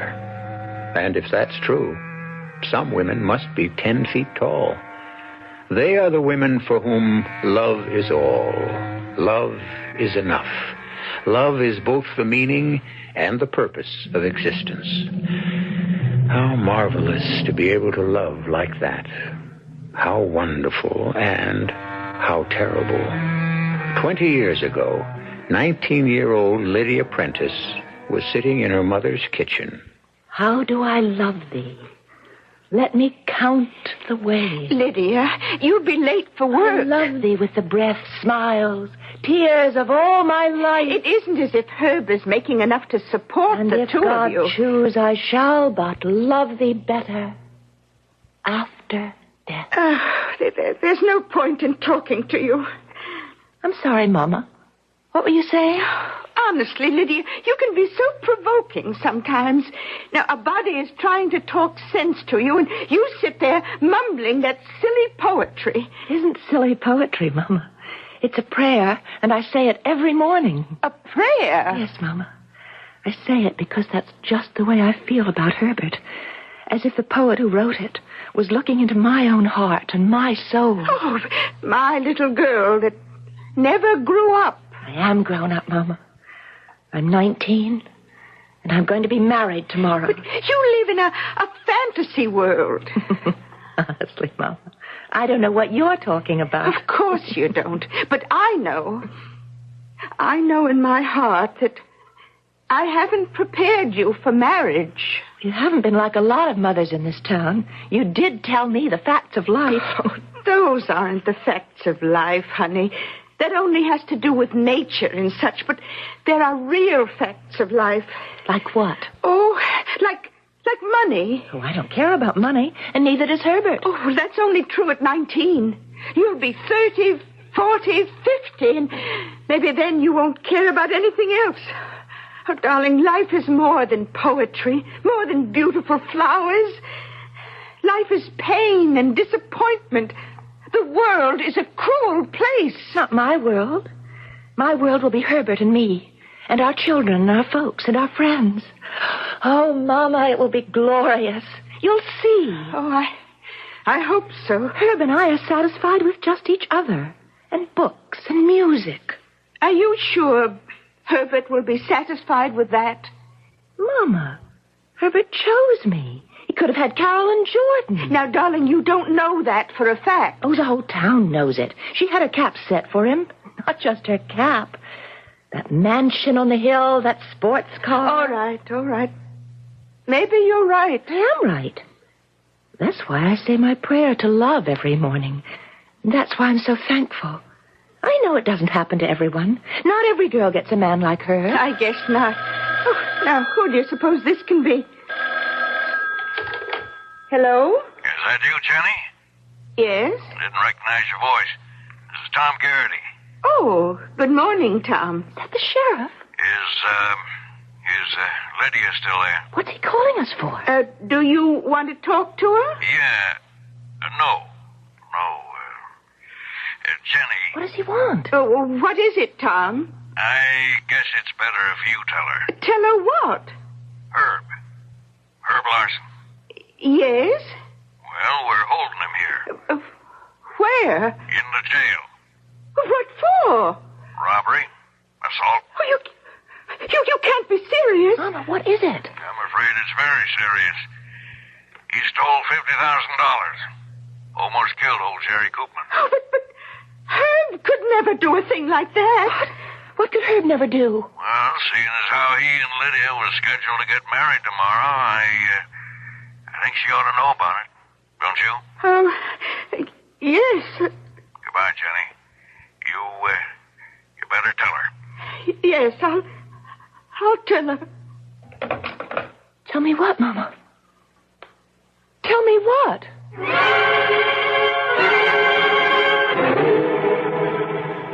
No, Sheriff. No. Sorry, Lydia.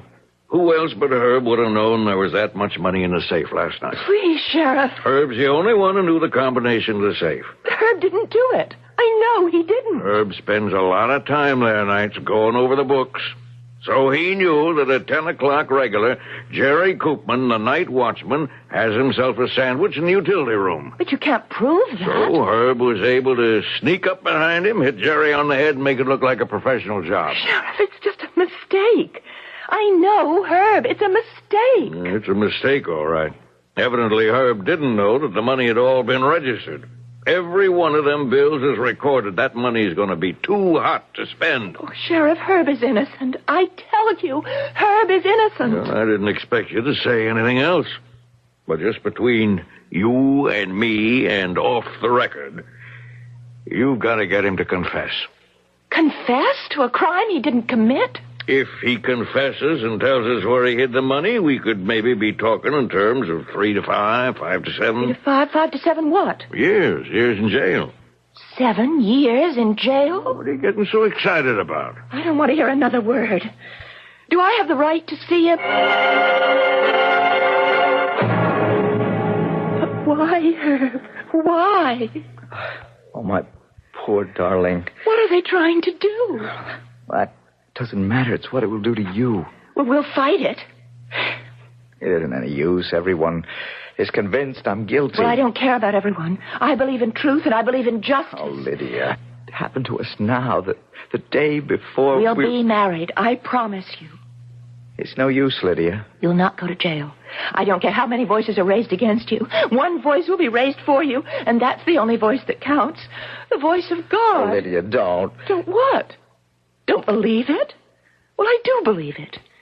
God isn't just something to talk about. He is here. He is with us all the time. Let's pray to him. He'll not let an innocent man go to jail. Lydia. He will not let an innocent man be branded a common criminal. Listen. Just don't say anything for a minute and just listen. I'm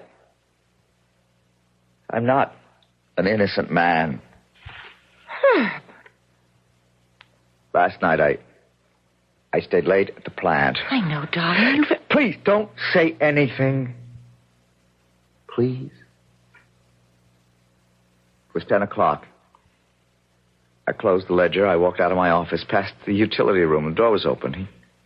He was sitting at the table, old Jerry, his back toward me, eating a sandwich. That Polish sausage, that kielbasi, smelled so good. Herb.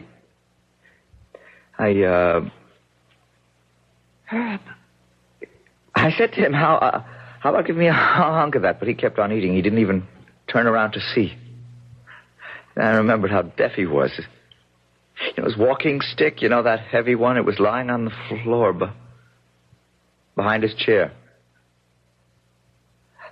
I picked it up and I brought it down on his head.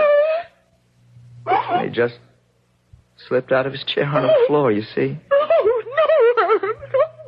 And then I walked down to the hall into Mr. Jordan's office and I opened the safe. You didn't. And I took out the $50,000. Don't say any more. I have to say the rest. I hid the money in, the old elm tree near the lane to the lake where we carved our initials. Why? I don't know. Well, there must be a reason. I don't know. Something made me do it. Something deep down inside me, something I never dreamed existed. No, Herb. What you're telling me now, it can't be true. You don't want it to be true, Lydia. I don't want it to be true either, but I did it. Without thinking, I knew I was going to do it. And I didn't try to stop myself. It was as if I was standing outside my own body watching a stranger commit that crime, and I didn't try to stop him either. Herb, you're not well. This monstrous accusation has made you ill. Why? Why don't I stop lying to you and lying to myself? I wanted to do it for a long time. Don't say that. Maybe I'm just sick of just being a bookkeeper, a nobody. You're not a nobody. Suddenly I wanted money. I wanted it so bad. I was willing to risk anything. Everything. And I did. Oh, Herb. It was a fit of madness, I guess. Now it's gone. I see now what I've just thrown away. I've destroyed my whole life. For what? Something I don't want. I don't want that money. I want us to be married. I want to have a job, a home, children. That's all I want. What did I do? Herb, listen to me. Listen. You'll have those things. You and I. We'll have them together. Oh, please, Lydia, you're the most wonderful woman in the whole world, but it's over. I'm guilty. No, you're not. If you think about it carefully, you're not guilty. I'm the one that almost killed Jerry Koopman. No, you're not the one. I opened the safe. I stole the money. No, you didn't. Someone else did. Someone else? Who? Who? Me.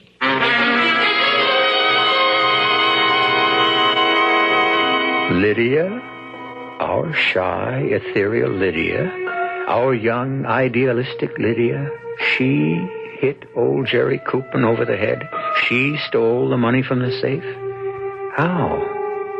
It's true that still waters run deep.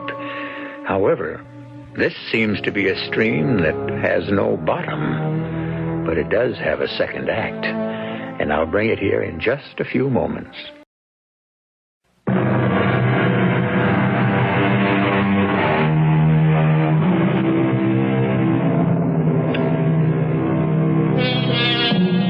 Things are not always what they seem. Dross may be passed off as purest gold. Indeed, it frequently is. The sweet may be only a thin patina that is laid over the bitter. Indeed, sometimes misfortune even turns out to be a blessing in disguise. How do you figure Lydia Prentice? You? How can you say you robbed the safe? Because I did it. Oh, Lydia, please don't you fail me. You're all I have left. Don't let this destroy you. You must listen. No. Not when you say you bludgeoned old Jerry and you robbed the safe, because why? I'm not crazy. I did it. Herb, I'll confess. I'll go to jail. What have I done to you? You must not be convicted. There's no way you can prevent that. I'm showing you a way. I don't understand. I will confess. But you didn't do it. Herb, I did it. You're crazy. Look, can we consider the facts? You're convicted. You go to jail. 3 years, 5 years, whatever. You're branded. You're a criminal, and it follows you for the rest of your life. Lydia, you mustn't interrupt me. Now, you have a skill. It concerns figures. The handling of money. It's what you do best. It's the career you want. Lydia, what are you saying? Just a few more words and I'm finished. You'll come out of jail, and they'll say that you've paid your debt to society. But we know that isn't true. Who will ever give you a job handling money again? No one. Please don't say any more. You'll still be in your 20s, and your life, your active, productive business life will be over. But this way... Which way? The sensible way. I go to jail. It doesn't matter to me. All I want to do is be your wife. I can't let you take the blame for what I did. I want to. I'm your Lydia. Your Lydia. You and I are in love. We're like one. And if you did this thing, then I did it too. I won't even talk about it. You say you don't know what came over you. Why you did it. Herb, you did it for me. You wanted to make our life together easier. Now, which one of us should take the blame? Which one can afford it? I can. A few years in jail won't ruin my life. Lydia. Oh, Herb, don't be foolish. You're serious. You mean it. But, Lydia. Oh, let me do it. I thought I knew about love. But I stand here looking at your face. The light shining in your eyes. 2 years, 3 years. They'll go by before we know it, and we'll be together again. You'll still have a good job, an opportunity for a career, and everyone will soon forget about me. No, I can't. I can't let you do it. Well, that means you don't love me. How can you say that? Love is more than giving. It's also taking. And if you don't take this from me, it means you just don't love me enough. Don't say any more, please. We have to do it this way. There's no choice. What kind of a fool to take me for? I'm guilty, Sheriff. What are you trying to do? Oh, poor Herb. He wanted to take the blame, but I just can't let him. In the first place, only Herb knew the money was in the safe. I knew. He told me. Only Herb would know the combination. I knew. Herb told me. Why would he tell you a thing like that? He's in love with me. I could make him tell me anything. Oh, it took a while to worm all the information out of him. But I learned everything I had to about old Jerry and his late-night lunch hour. And sure enough, Jerry was busy eating, and I hit him over the head. You hit him over the head, huh? Yes. Tell me, Lydia, what did you hit him with? His own walking stick. That heavy wooden cane that he carries. It was lying on the floor behind him, and I picked it up and... Oh. Really paying attention to me now, aren't you, Sheriff? Oh, Lydia, I can't believe it. The walking stick? You found blood on it? Well, how would I know that walking stick was there if I hadn't used it? Lydia, I know you since you was a little baby. I just won't believe you would commit... And if I wasn't the one, Sheriff, how would I know where the money is?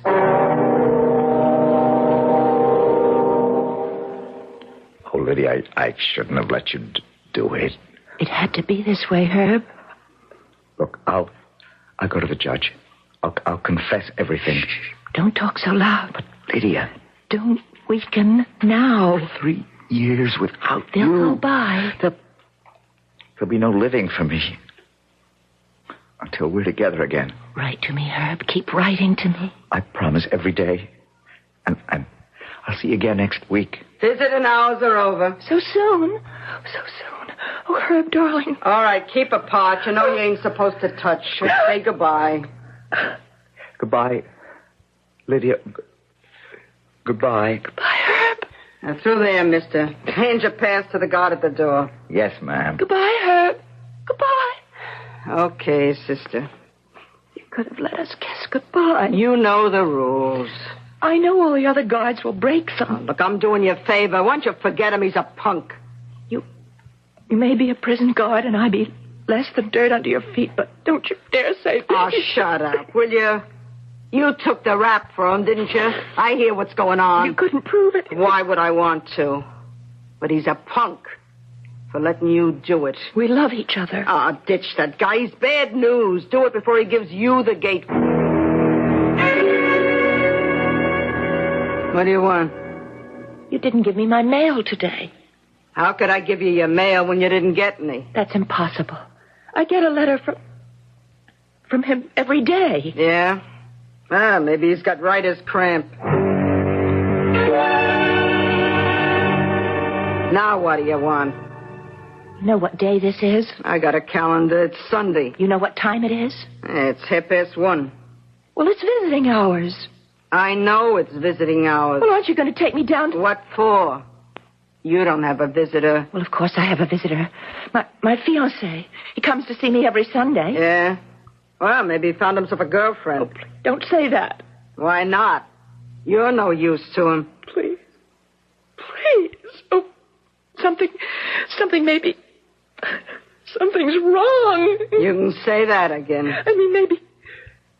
Yes, that's it. Maybe he's sick. Oh, poor Herb. Maybe no one to look after him. Ain't that a shame? Please don't make fun of me. I don't know what I'm going to do.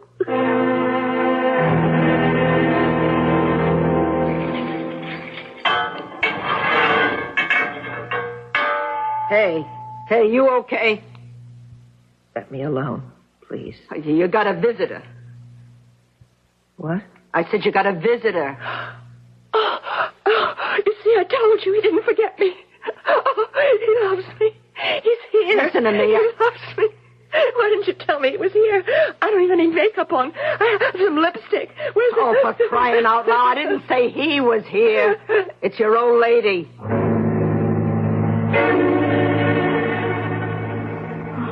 I didn't know what to do. Someone had to tell you. Yes, Mama. I know he promised to wait for you, but you really couldn't expect him to. No. Darling, please, he's been going with her for almost a year. Ever since... Has he? She's rich. Her father owns the plant. It's a golden opportunity. It would seem to be. But what did you expect? You did something crazy. I see that now. It was crazy. How could you do it? I'm sorry, Mama. Do you need anything? No, Mama. Well, I'll try to get up here again. Real soon. Thank you, Mama. Through that door, hand your pass to the guard, please. Goodbye, Lydia. I'm sorry. I'm going to kill him. Yeah, I guess you would, if you could get to him tonight. But you're lucky. You still got 2 years to go. You'll cool off. I'm going to kill him. It ain't worth it. You knock him off, it's a minimum of at least 10, 15 more years here. It ain't worth it. It is to me. I'm going to kill him.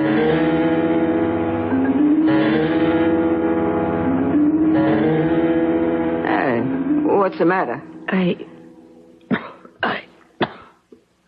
I don't feel well. Oh, yeah, but where? It's my head, and I want to see a doctor. Oh, okay. Out of bed. Look, I'll take you to the dispensary. No, wait. I can't seem to walk. Could you hold out your hand for me? Oh, all right. Hey!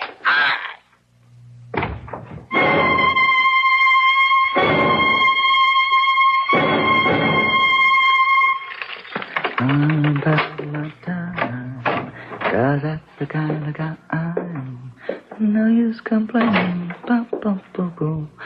Hello, Herbert. Lydia. You're surprised to see me? Why, you're supposed to be in jail. Yes.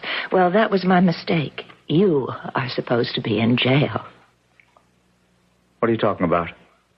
Oh, I understand. Now, we're at that point. What am I talking about? You've rewritten some history, haven't you? Oh, Lydia, fate does crazy things. We can't predict our actions. Yes, we can.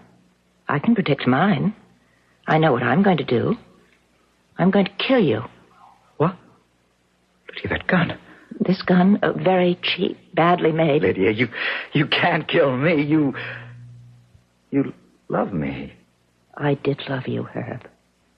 How I loved you. No one will ever love anyone the way I loved you. And perhaps no one should. Love can be too strong, too terrible, too all-consuming. I can't help it, Lydia. I just fell out of love with you, that's all. That's all. I'm telling you the truth. Bye, Herbert. Hold on, Herb. Hold on. Let go of that gun, Lydia. Let No, I'm going to kill him. Lydia, let go of that gun. I missed him. My first shot missed him. I'm going to kill him. No, Lydia, no. Now, you going to stand still and behave, or do I have to put the handcuffs on you? Why didn't you let me kill him, Sheriff? Why? Just be thankful I stopped you. When they called me from the penitentiary, they figured you'd be headed this way. I'm going to kill him, Sheriff. Lydia, you talk like that, and you'll never get out of jail.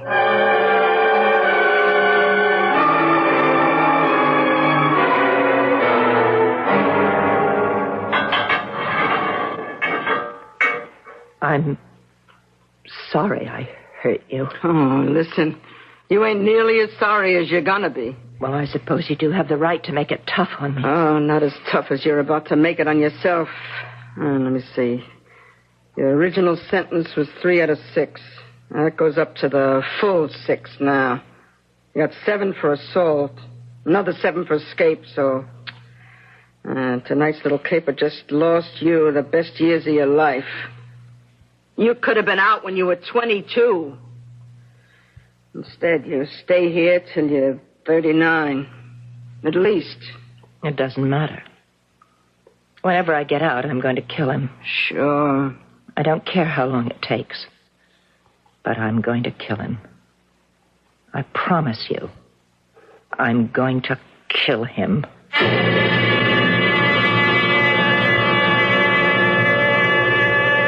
Promises, promises. But if you analyze what we've had so far, you'll see that this is a story that's based on broken promises. Meanwhile, here Lydia is back in jail for what appears to be a very long time. Well, in a very short time, I promise to be back here with the third act. And that's a promise you know I'll keep.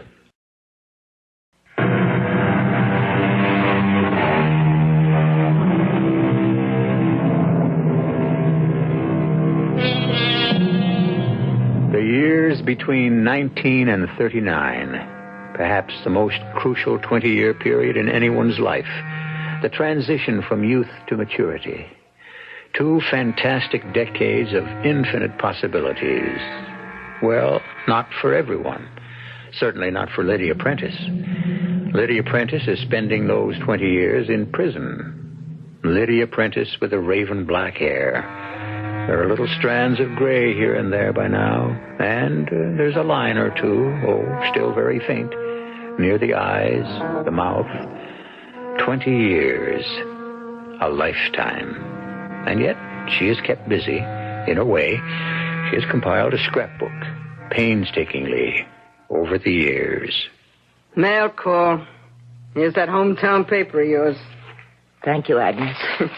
Got another picture of him in it. Hey, he don't change a bit, does he? Yeah, I see. He's been named president of the plant. Herbert Larson, new president and chief executive officer of Jordan Industries. Good. Good? Why is it good? Shouldn't you be rooting for him to fall on his face? No, I want him to succeed. Well, I gave up trying to figure you out a long time ago.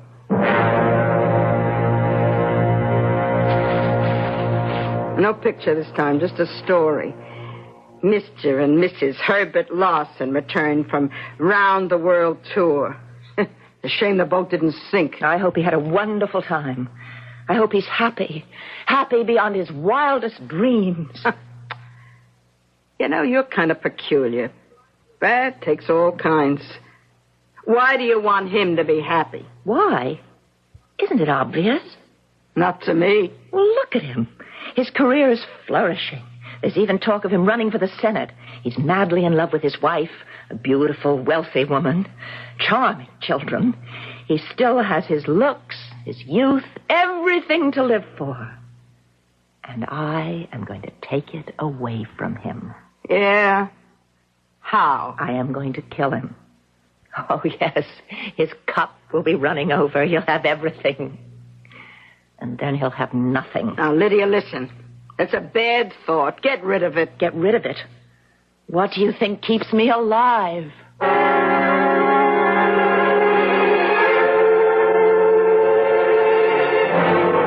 Oh, come in, Lydia. Sit down. Thank you, Warden. Oh, come on, old pals like us. You can still call me Agnes. It's been a lot of water under the bridge since you was a new fish in this joint and I was a wet behind the ears guard. Exactly 20 years ago. Tomorrow. Yeah. I'm gonna miss you, Lydia. Let's face it, what you get in the jail is mostly riffraff, but I don't know, you're a lady. Will you try to hide it? You're one, too. Well, now what are you gonna do? You know what I'm going to do. Kill him. Oh, talk sense. This is sense for me. But it's been 20 years. What do you think has sustained me all this time? What's kept me sane? They'll only send you back here. I know. You'll throw your whole life away. I threw my life away a long time ago. Now, listen. You kept your looks. More. When you came here, well, you're only a pretty girl. Now, you're a beautiful woman. It's not too late for you. I'm not interested. Oh, come on, be sensible. My brother, he's in real tight with the governor. That's how I got here behind this desk. Well, I spoke to him about you. Now, things can be arranged. A job, a good job could be found, say, somewheres downstate. With your looks, you could still meet guys. Interesting, important guys. This don't have to be the end of your life. Make it the beginning. I gave him all these things. This ease, this wealth, this pleasure. And I am going to take them away at the very height of his enjoyment. Yeah. Okay. I'll keep your old cell reserved for you.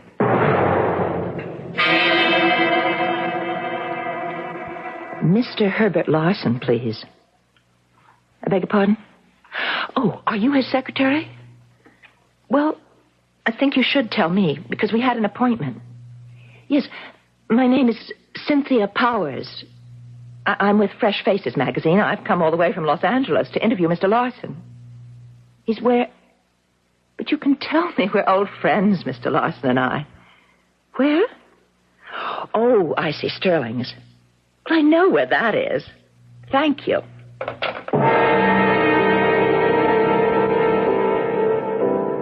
What'll it be?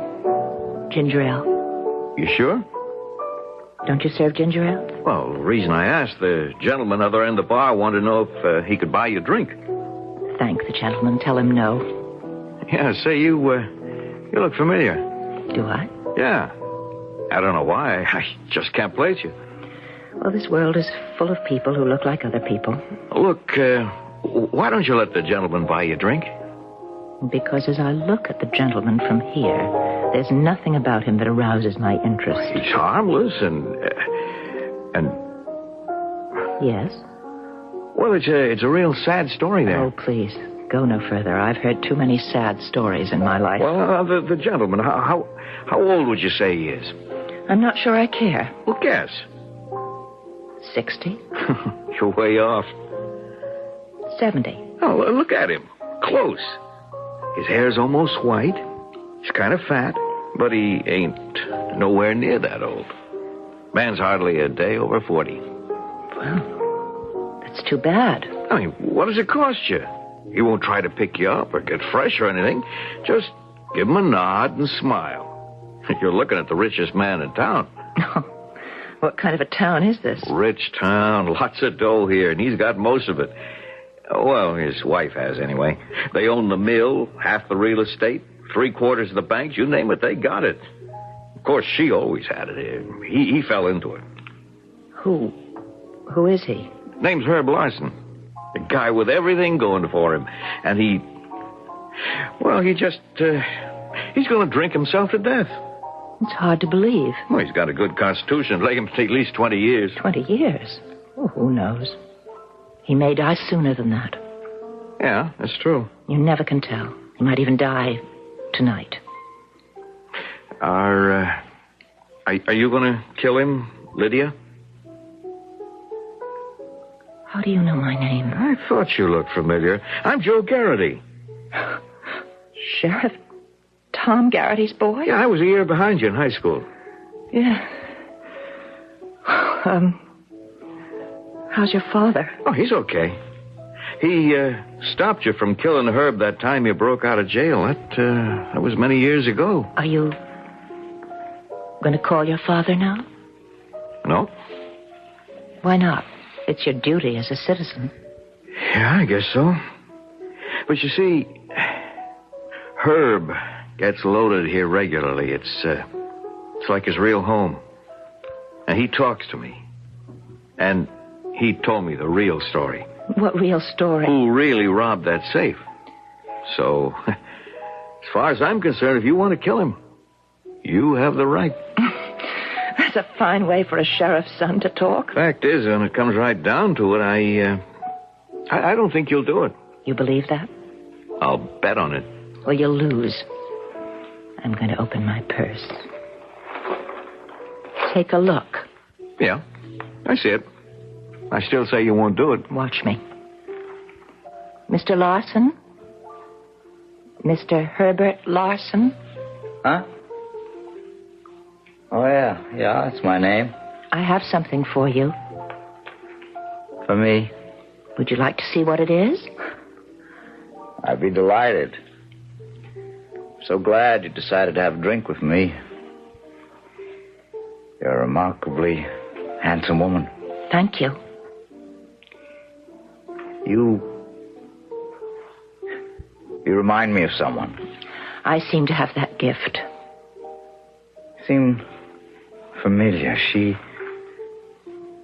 look like you. Something like you today. Who would? Girl I loved very deeply. Would her name be Lydia? Yes, that was her name. Lydia. Lydia Prentice? How would you know? I'm Lydia.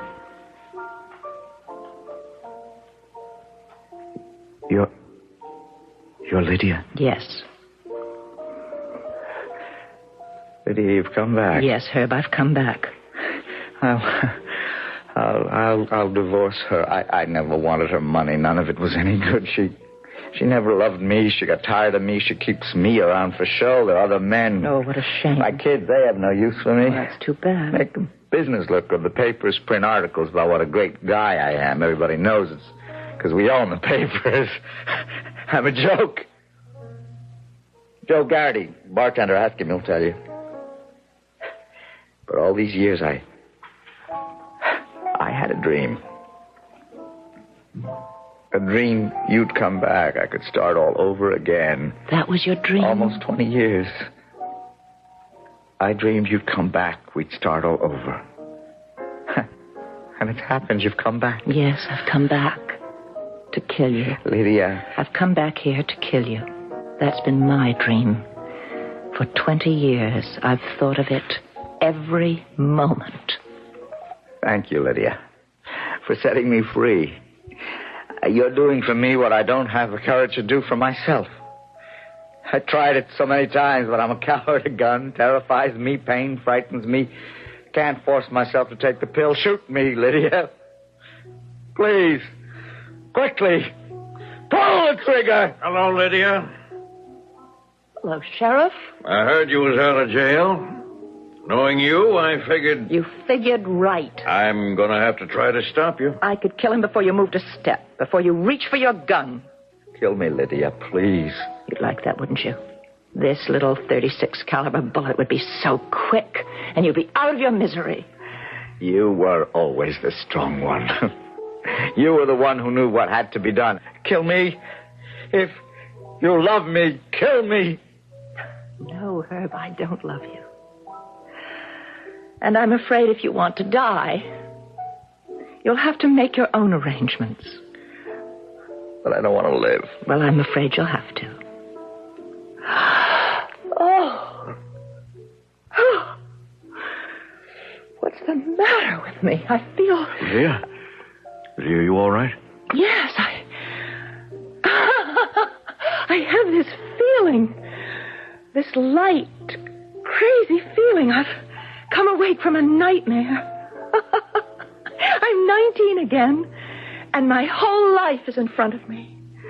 My whole life is out there, waiting for me.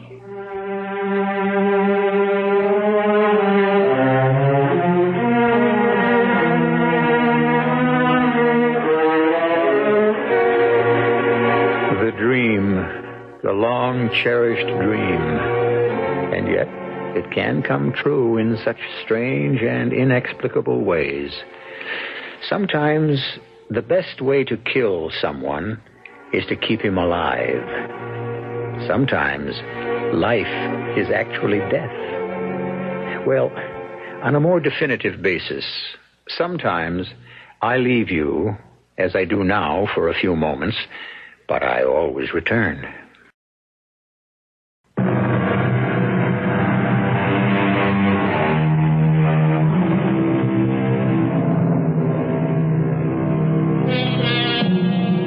Memory, mysterious memory. What did happen in the past? What is the past? 10 minutes ago? Yesterday? Last week? Last year? The further back we go, the more blurred and hazy. And he is brave indeed who truthfully tries to penetrate the mist. Who was guilty? Who was innocent? Who were the heroes and who were the villains? Or were things never really clear-cut? One thing is clear. We are here for your pleasure. Our cast included Marion Seldes, Michael Wager, Bryna Rayburn, and Bill Griffiths. The entire production was under the direction of Hyman Brown. This is E.G. Marshall inviting you to return to our Mystery Theater for another adventure in the macabre. Until next time, pleasant dreams.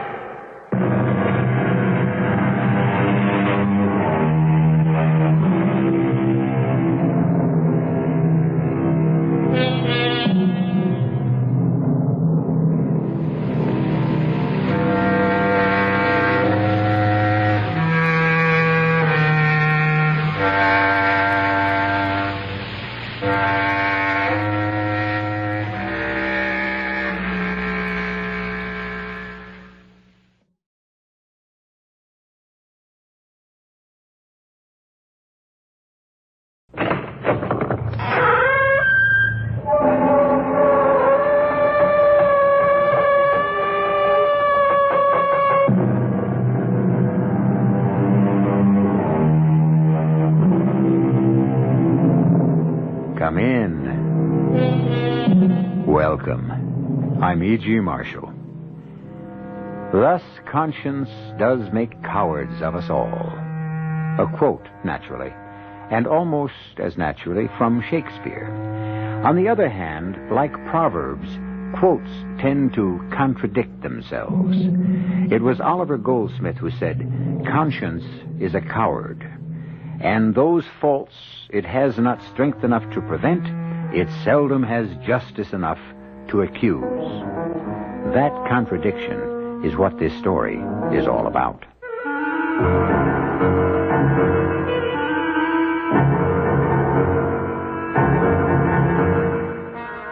Our mystery drama, Afraid to Live, Afraid to Die, was written especially for the Mystery Theater by Ian Martin and stars Jada Rowland and Ann Petoniak.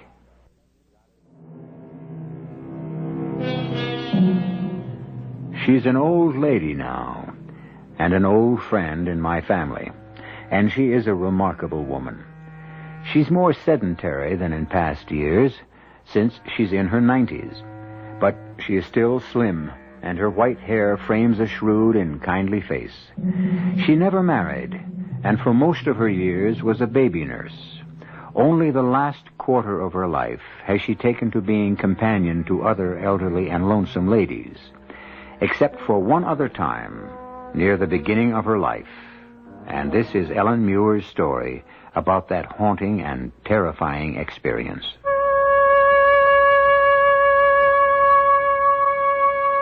Even young as I was then, I had this strange feeling about Malvern Grange.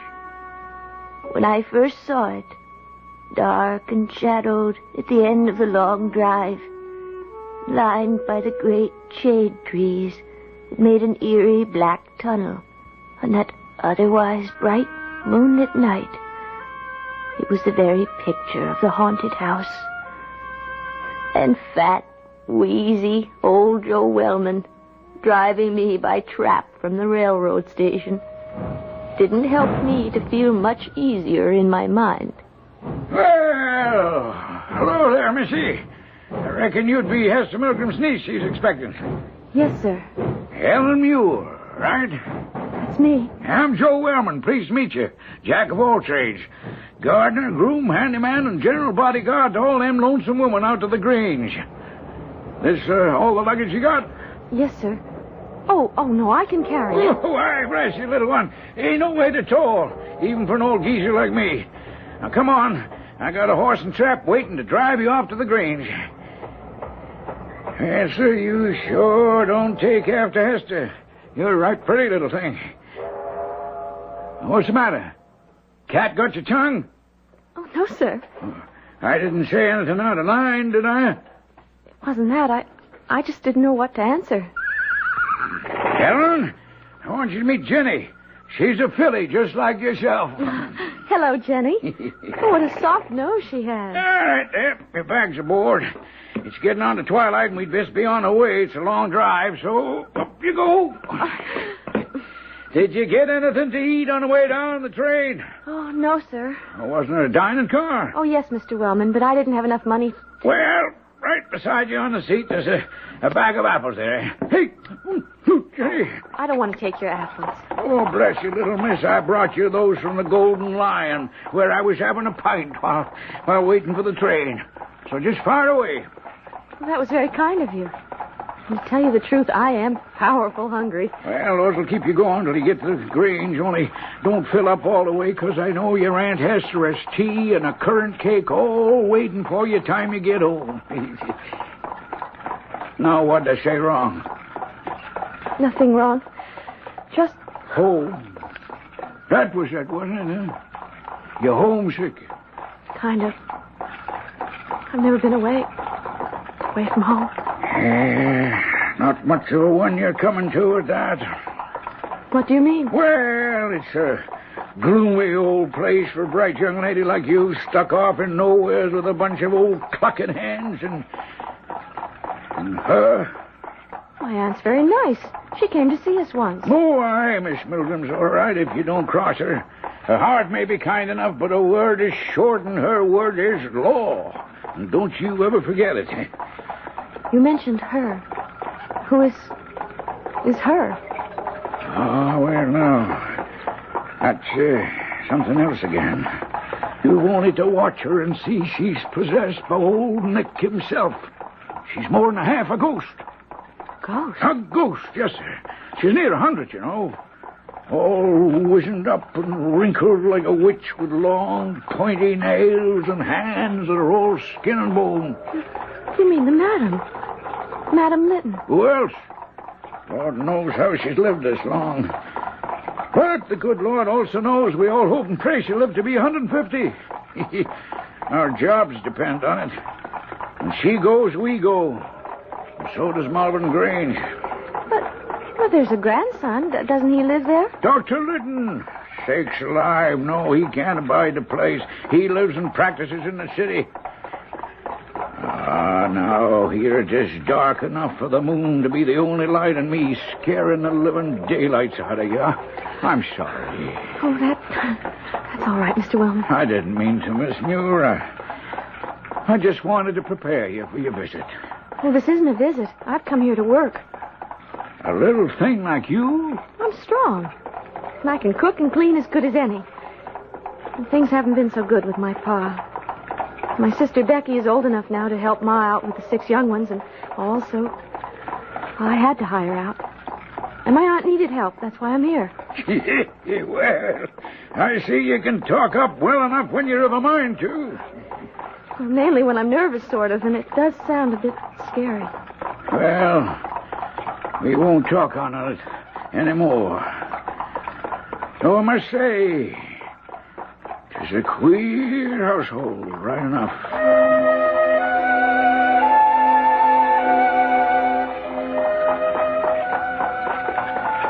Is it much further? Nope, we're almost there. What's the house like? Oh, why, bless you, it's a great black and white house it is with Black beams running up and down and across, and the gables looking out white as a sheet. Except like now when the moon is out and it throws the shadows of the trees on them, and you can count the leaves, shadows dancing in the wind across the stucco till they look like crabs scuttling across the sand. Only upside down, you like, you know. But here, you might see for yourself. Here's the drive. My heart was in my mouth as we drove up the drive. The trees were so big that 4 people spreading their arms and touching fingers could scarce reach round. And it was like a long, great black tunnel there beneath them, with the big house crouching at the end, as huge as a giant, or an ogre in some old fairy tale. I wanted to jump out and run away just as fast as my legs would carry me. So, here you are at last, Ellen. I'm sorry if I'm late, Aunt Hester. Well, you're not late, child. It's just been an anxious wait. You've come a long journey. Joe, take the bag up to the first room by the head of the stairs. Yes, Miss Milgram. See you tomorrow, little missy. Oh, yes, Mr. Wellman, and thanks for the ride and the conversation. Pleasure, I'm sure. He is a hired man, Ellen. Call him Joe. We must all keep our place around here. But, Aunt Hester... Do as I say. Now, first, welcome to Malvern Grange. Thank you. Well, come, we'll go up to my room for a moment and let you freshen up. And then we'll go into the housekeeper's salon where Meg will have something for you to eat. You'll be hungry, I expect. Oh, not too. Joe gave me some apples on the way. And what else did he give you on the way? An earful about all of us, I'll warrant. Oh, just about Mrs. O'Meara and... I don't know whether she is a Miss or a Mrs. He just called her Judith Squires. Mrs. O'Meara will be Meg to you. She's a servant. But, Auntie, so am I. You are my niece, and I am the housekeeper. As I said, everything in its place. Since you are young, they can call you by your first name. And the other lady? Judith? Oh, well, she's far on in years. You may call her Miss Squires. This is my bedroom. I'll put the candle over here. And while you take off your coat and hat, I'll just put a taper to the overhead lamp so we can see a little better. There we are. Now then. Yes, ma'am. Aunt. Yes, Aunt. What did Joe tell you about the madam? You mean the old lady who's sick? Mrs. Litton? That's who I mean. The madam. Why, Don't lie to me, girl. No, ma'am. No, Aunt Hester. He just said I shouldn't tell anyone. Well, I'm sure he did. Tell me what nonsense he might have been filling your head with. Oh, it is nonsense, isn't it? I mean, she isn't possessed by the devil. And she's not half a ghost, is she, Aunt Hester? I knew it. The answer to you, Ellen, is that the madam is none of your business. She's a very old lady, and she's not in the best of health. Now, that's all you ever need to know of her. You're not here to take care of her. You're here to do housework that the rest of us haven't time for. Now, that's the end of that. Come. We'll go into my dining sitting room, and you can meet Meg and get something to eat. Where's Mrs. Squires? She's upstairs sitting with the madam. Is that Judith? Fallen asleep again. You'll find Meg through that door. I have to go upstairs to the madam. In a second, my aunt was hurrying up the stairs, one black mittened hand shielding the candle flame from blowing out in the rush. And as the dark closed around me, I hurried for the door she had pointed out to me while I could still see it. The room I entered was all paneled in oak, a fine fire blazing away, plenty of light and tea and hot cakes and meat smoking away on the table, and there was Meg, fat and jolly, big as a house. Well, and here's our new companion at last. A pretty little thing that'll put a bit of light in this gloomy old house, maybe. You'll be Ellen. Well, I'm Meg O'Meara. Pleased to meet you, Mrs. O'Meara. No, let's make it Meg Bevorning. Though I've a year or 20 on you, we're the only ones in this house with the juice of youth still bubbling in our veins. Thank you. Oh, me darling, you must be hungry. Sit down then and eat. Oh, where's Miss Milgram? Something happened upstairs. Oh? There was someone with a weird sort of laugh. And Aunt Hester went running upstairs. Oh, that'll be the madam. Oh, Lord preserve us, I suppose Judith fell asleep again. Oh, and if the old one got away, well, never mind. Your aunt will take care of it. Oh, sit you down, darling, and start eating and forget the other. While you can.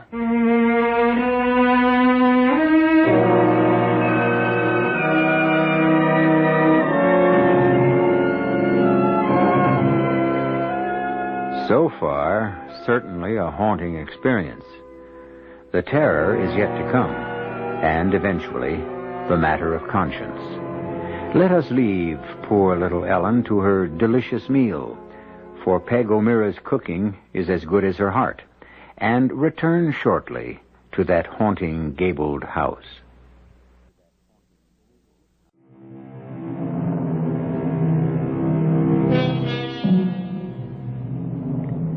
It's fascinating to sit and watch Ellen Muir tell her story today, calmly and sadly, looking back over 70 years to when it happened. It is easy to understand how vividly she remembers the young girl who lived it, the Ellen Muir who sat in that haunted house, homesick and hungry, and in spite of her jolly companion Meg, still filled with an inescapable premonition of a terror yet to be faced. You'll have some more cake, Ellen, and a spot more tea. Oh, no, thank you, Meg. I'm so full I couldn't even manage another crumb. Oh. Thank you.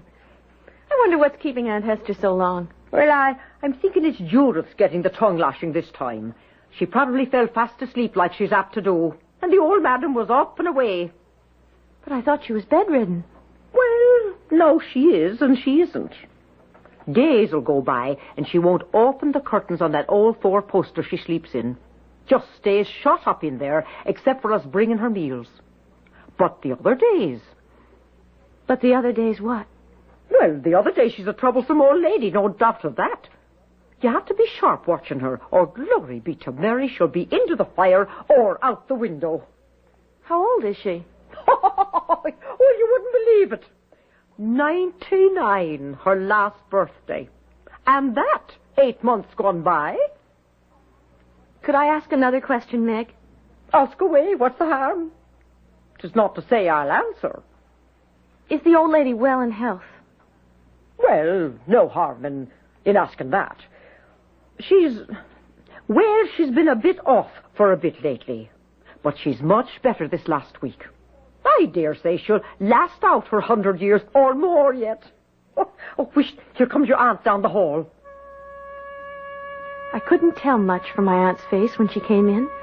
It was calm, and she didn't seem put out. But she drew Meg aside and started to talk with her. In the warm room with company and good food in my stomach, I felt more at home and started to look about. There were pictures on the wall, and pretty old china things in the cupboard. And there was a door open in the wainscot, and inside, a closet. I saw this queer thing hanging up inside. I was just going to look at it when... What are you doing in that closet? Oh, Aunt Hester. I was just trying to make myself at home. Never poke your nose into anything in this house that isn't your business. I didn't mean what to. What's that you have in your hand? It's so queer. All leather and steel and buckles and things. I don't know what it is. Nor is it your business to. While you stay here, don't you ever meddle with anything that doesn't belong to you. That's the first and last thing you have to learn about Malvern Grange. Now give it to me. Oh, Mrs. Milgram, the child meant no harm. Well, it's better that she learns to mind her P's and Q's. She's my niece, Meg. I want her protected. My aunt took me up to my bed and settled me in for the night. My only instructions were that since my room was next to the madam's, I was to be ready to call if need be, and 6:30 was rising time. I lay for a while awake, nervous-like. I think it was all the tea in me. and the thought of the picture Joe Wellman had given me, the strange old lady next door. Next morning, I slept late, and by the time I got down for breakfast, my aunt and the local doctor were upstairs with the madam, and Meg and I were alone in the kitchen. Oh, there you are, little Ellen. Country fresh scrambled eggs. Now, you eat them all up. You look a bit pale. Did you sleep well? I slept sound enough. I'm ashamed I'm up so late. Well, show you that your aunt's not all pepper and vinegar. She's the one who said you shouldn't be disturbed till you rested up from your trip.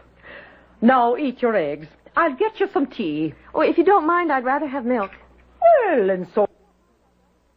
You should be, darling, to bring the roses back to those pale little cheeks. You know, you don't look like you slept so well. Well, my room is next to Mrs... Well, you know, the madam. And I thought there was quite a lot of coming and going the way it sounded. Oh, sure, and the old beldame has been in one of her tantrums from the night before you arrived till today. She takes fits of the sulks, do you see. Sometimes she won't let us dress her, and other times she won't allow us to take the clothes off of her. Oh, and Lord a mercy, Ellen, child, you should see the closet after closet she has full of old-fashioned stuff. And she still likes to wear them? Oh, Lord above us, sometimes we can't get her out of them till the doctor comes. Like today. You mean she goes to bed wearing them? Ball dresses, evening clothes, and sometimes even a sable or an ermine stole. Now, what am I telling you this for, love? 'Tis none of your business. She's an old lady, living well past her time, for some reason God only knows. She was a great beauty in her day, so they say. And proud. Will I get to see her ever, do you think? Well, I don't know, darling. Just as well you shouldn't.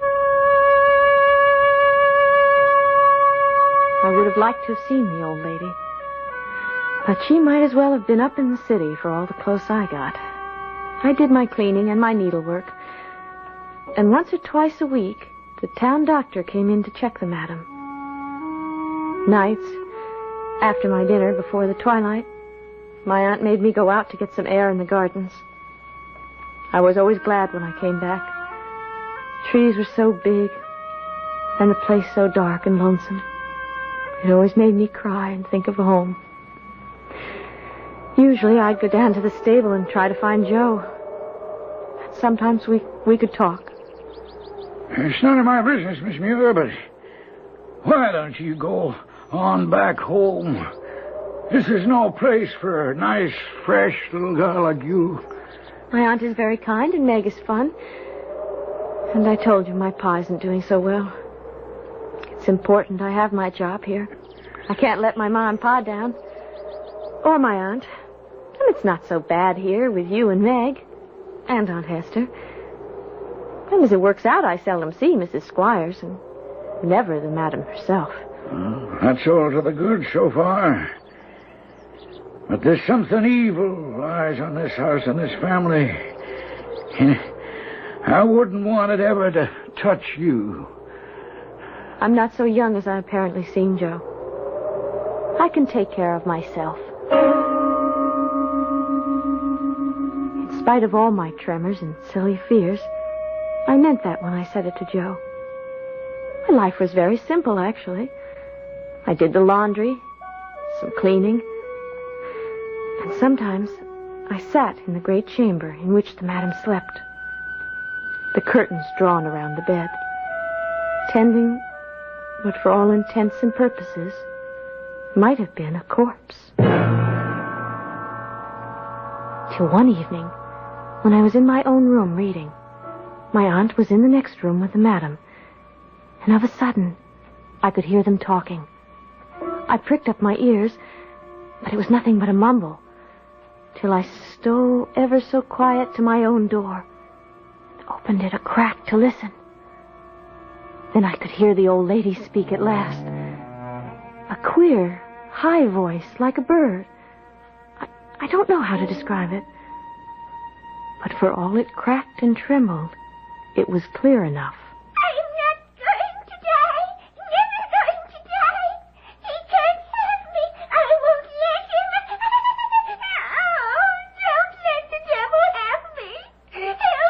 The evil one can't hurt anyone, ma'am, without the Lord permits. But that's what it is, you see. What it is. Oh, now, hush, now. Don't get yourself worked up. They're all against me with their lies. They tell lies, you see, and they're jealous. Envy because I'm beautiful. So they lie. And he believes them, maybe. Believes them about what? That's it, do you see? What would there be to believe but the lies? The way they lie, and talk about me behind my back, do you see? Now let them pull all the faces they want, ma'am, and say what they will. Just remember, if the Lord is for us, who can be against us? I love him so, do you see? I couldn't bear to share him. But now he's dead. Dead and gone. Oh, dead and gone. I kept listening with my ear to the door a long time, but not another word did I hear. So finally, I closed it quietly and went back to my picture book. Till suddenly... Will you wake her again after the trouble I've had getting her to sleep? The madam? Who else? All dressed up like she was off to the inauguration ball. Not even her wig or her slippers would she take off. Oh, I am exhausted. Now, listen to me. Move your candle and your book over to your door and keep it open so you can watch and listen. I've left Madame Litton's door ajar. And I'm off to have a cup of tea and a bite. And when Judith and I come back up, you can go down and Meg will give you supper in my room. But if you hear her stir, mind, give me a call. Pull shut her door and hang on to the handle as if for dear life till I and the others come up to help.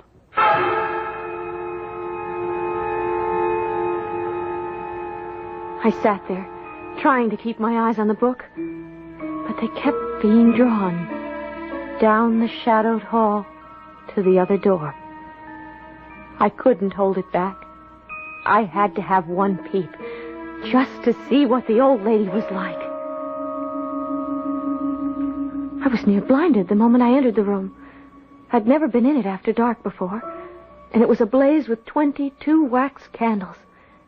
I tiptoed to the bed and listened. I could hear her breathing, rusty-like, the kind of gurgle. And slowly I parted the curtain and looked in. There she was, just lying as Meg described her that first day. Scarlet and green and satin and silk and lace. A big powdered wig. Heels as tall as my hand. And as sharp as her big crooked nose and her long, pointy nails. Half of the whites of her eyes were open. Her throat rattled as she breathed. I was frozen stiff with fright. And before I knew it, she opened her eyes and sat up, spun around and dropped her shoes to the ground with a clack. She stood up, pointing at me with a finger, like a corpse come to life. You young imp! You devil's brat! Why did you say it to my face? Say what, madam? Why did you say I killed the boy? What boy? You know. Tell me or I'll shake the life out of you. I'll rake you with my nails till the blood rises. I'll spoil your beauty. No. Oh, stop backing away. I have you in a corner. Now tell me, why did you say I killed the boy? I never said... You lie! You lie! I'll tear you apart till you confess. No. Tear you apart with my hand. No.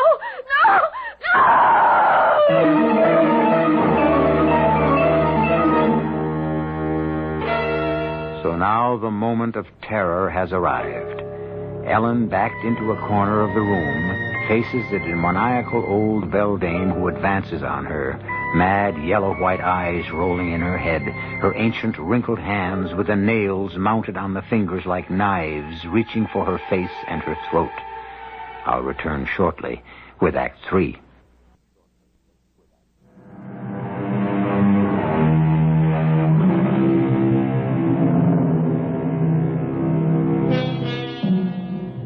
A story in 3 stages. First, haunting. Second, replete with terror. Both of these shall continue. But last, and far from least, the matter of conscience. The complex of ethical and moral principles which controls or inhibits the actions and thoughts of an individual. We begin now, certainly, with Ellen's conscience, which was bothering her quite as much as her memory of terror, now that she was safely down in the sitting room with Meg, while Mrs. Squires and her aunt were upstairs greeting the madam. Now drink your tea, Ellen. I put a wee drop of brandy in it to calm you down, dear. Oh, I'm really all right now, Meg. I just lost my head a little. It wasn't that I couldn't have handled her physically. It was just...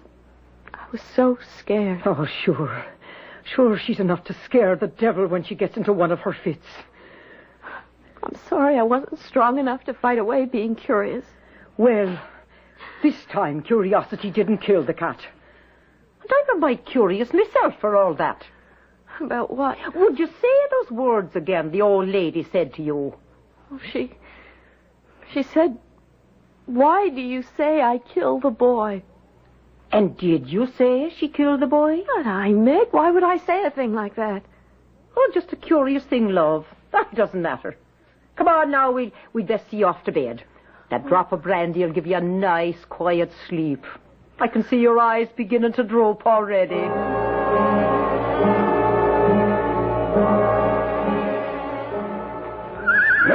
There, Jenny, my love. Nothing like a nice bath and a good rub down, but what ails you, eh? Oh, hello there, little missy. Haven't seen you since all the excitement a day or so gone. How are you, Miss Muir? Oh, Joe, when we're alone, can it be just Ellen? Oh, I don't know. Might get me in trouble with Miss Milgram. That'd make 2 of us. Well, she'll come around.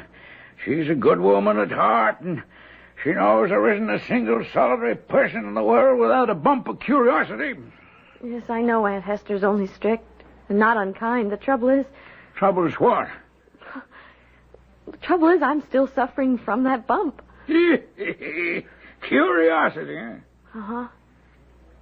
What boy? Well, that's an old story, Missy.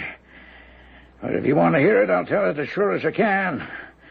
Now, mind, this is only second-hand from my father, who was groom here before me, and it's 70 years ago. You don't have to tell me if you don't want to, Joe. Miss... Ellen, what's the point not? Maybe it'll help you feel better, and that's all the reward I'd want. The madam, Mrs. Lytton, oh, she was a great beauty in her day, tell me. But when she married the owner of Malvern Grange, he was a widder, and he had a son about 9 years old. Is that the boy she was talking about? Well, I suppose. Well, why would she think she killed him? Oh, that was a terrible tragedy, little Miss Ellen. The boy, from what I hear, was a fine young man, full of energy and daring. There are those who say he was allowed too much liberty, because one day he just plain disappeared. And the hide and the hair of him was seen from that day forward, save only his hat found by the lake under a hawthorn bush. But where do they think he went? What happened to him? Well, his little boat was missing, so he must have drowned. Oh, how awful. My pa said that Mr. Lytton bore up under it, but the madam went to pieces for a long while. But she must have had children then, if... Oh, yes, after she got over the loss, she had a boy, Mr. Stanley, that was, who was the father of Dr. Edmund. Mr. Stanley died a few years ago, so the estate now belongs to Dr. Edmund, the old lady's grandson. To spend all those years worrying about something she couldn't help. And now to have it all back up at the end. Huh? Oh, what are you talking about, Ellen? Oh, I was just thinking. I know it's a good thing we all have a conscience, but it can be a terrible thing, too. Poor Madame Lytton. Must be just as conscience-stricken at what she might have done as I am at what I shouldn't have. What's that? She probably blames herself for not watching the little boy more closely. Just as I blame myself for trying to watch something closely that was none of my business. Oh, now, Ellen, a young girl, curious. You weren't to blame. No more than the madam, I guess. But try to tell your conscience that.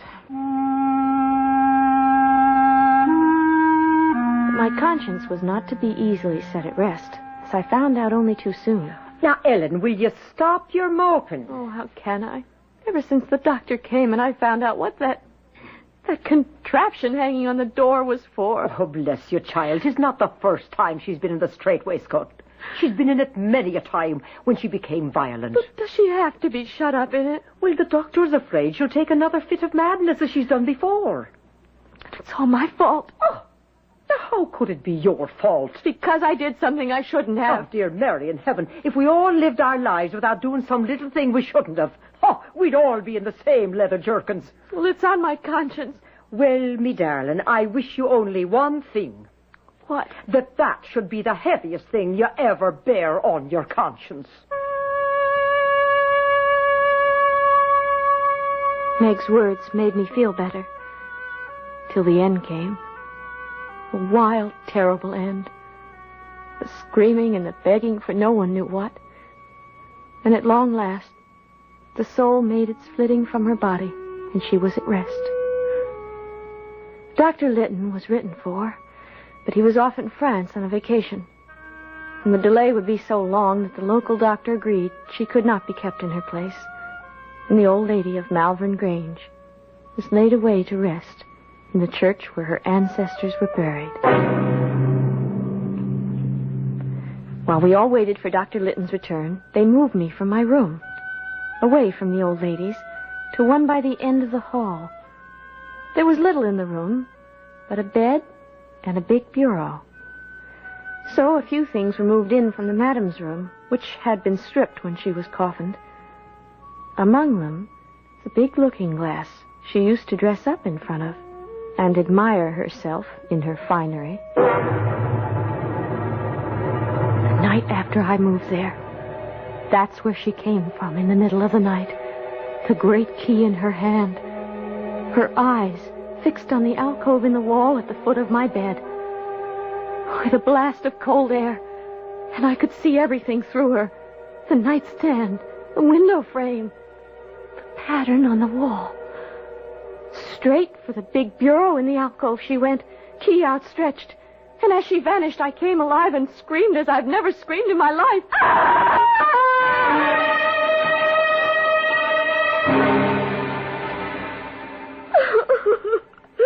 All right, Ellen, all right. It's all right now. I'm sorry, Aunt Esther. Oh, maybe it was a dream. But Oh. Now, just tell me. Had the appearance that you saw a key in its hand? Yes.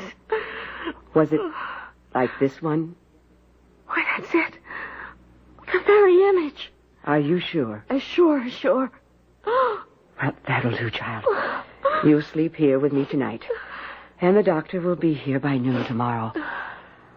I'm sorry for what I've put you through.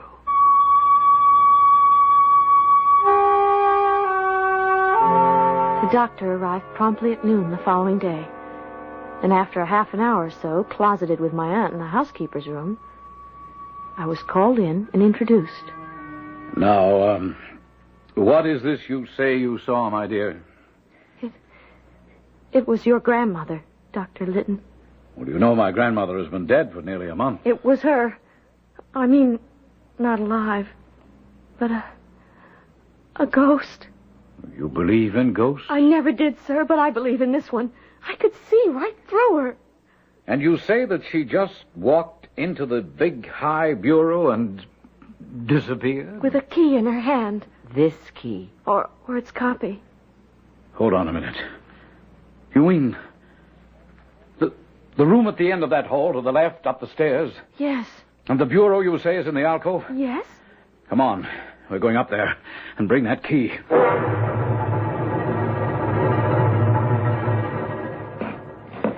All right, now, ladies, if you'll assist me. And don't try to lift, just slide it. You ready? There. Easy. Easy. That's far enough. Now. What is it, Dr. Litton? When I was a boy, 25 years ago, an old servant we had told me there used to be a door here. By heaven, there it is. The plate and jewels used to be kept here before the big pantry was built. Give me that key.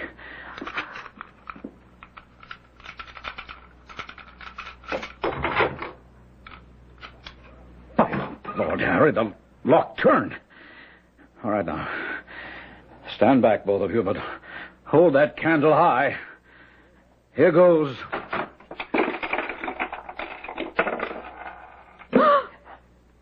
Oh, good Lord. What fell from the door as it opened was a small skeleton, its hands resting on the inside of the door, as if in a last plea for mercy. And as it fell to the floor, it all crumbled to dust, save for the small skull, which bounced and then rolled to my aunt's feet. That's all that was left from what had been shut up there all those years, except some jet buttons and a small green hafted knife. The boy. He wasn't drowned. He was shut up here to die. Oh, no. My grandmother couldn't have... It's a rich family. She wanted it all for her own child. I damn myself for every minute of service I gave her. You can't be sure. When the boy disappeared, he was wearing a velvet suit with black jet buttons. You see? And his favorite possession was a green hafted knife. A knife from his father. But I And the key. The key Ellen saw the ghost carry, I found at the bottom of your grandmother's chest, beneath her wigs and gloves and jewels and silks and satins, under which she tried to hide her guilt. Well, it served her little at the last. She's where she feared she'd be in the end. With the black devil in the deeps of hell. Where she belongs.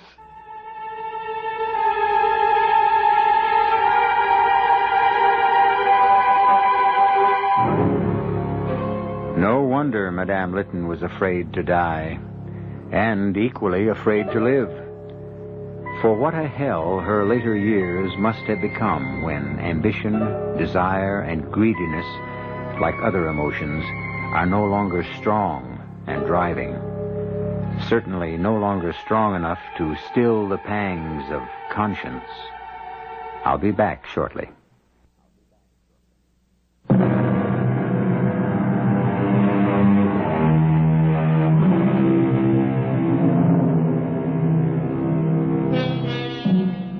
I find it hard nowadays to pass any neglected object by the water's edge without having to repress a shudder.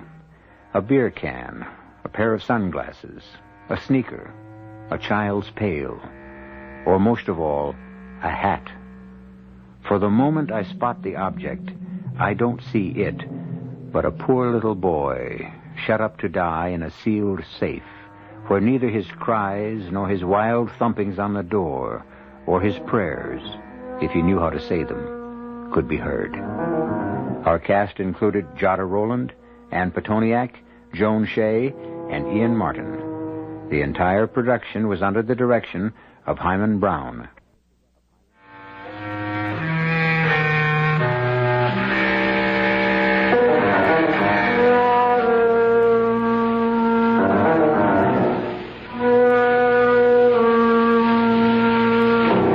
C.G. Marshall inviting you to return to our Mystery Theater for another adventure in the macabre. Until next time, pleasant dreams.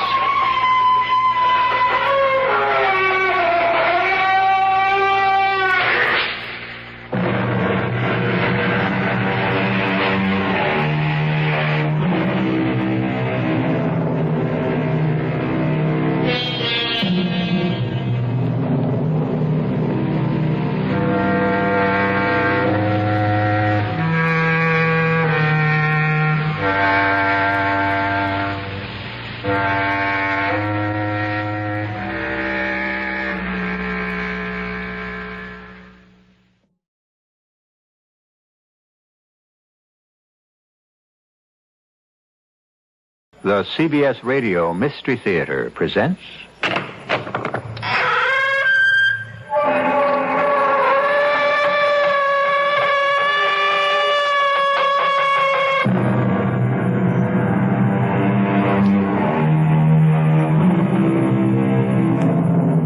Come in. Welcome. I'm E.G. Marshall.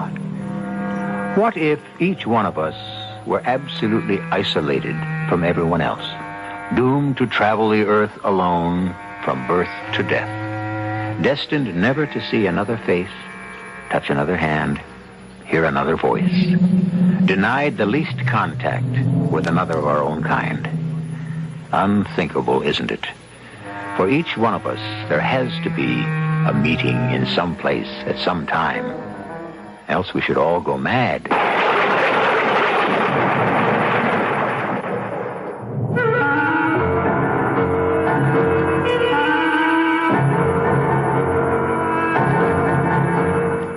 Our mystery drama, Meeting by Chance, was written especially for the Mystery Theater by Elspeth Eric and stars Mandel Kramer and Marion Seldes.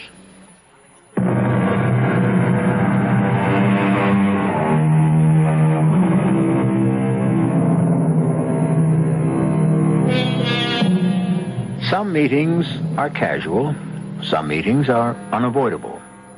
Some are planned, and others are artfully contrived. Some occur in the natural course of ordinary living, and others come about purely and simply by accident. It is one of these incidental meetings that concerns us here.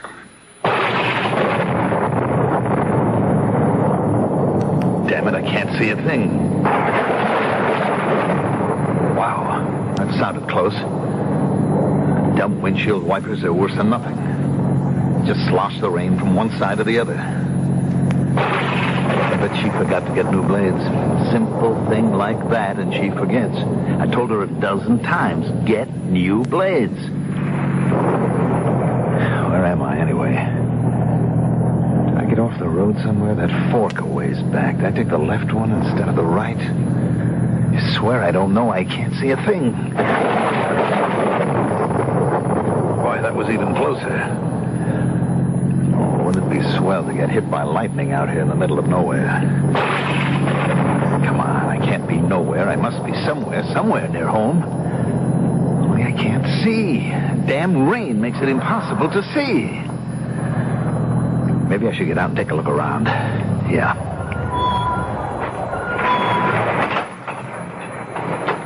Oh, cow, what a soaker. Now,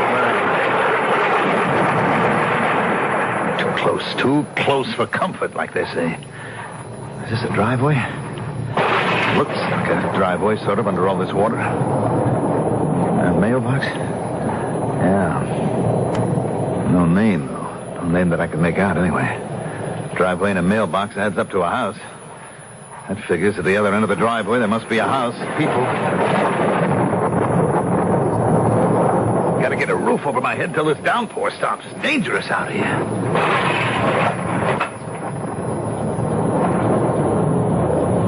Heck of a driveway. Nobody's used it much the way the trees hang over it. It stands to reason, though, there's a house at the other end. Some kind of a house, any kind of a... Wow. Sure, there it is, sure. I knew there'd be a house. There had to be.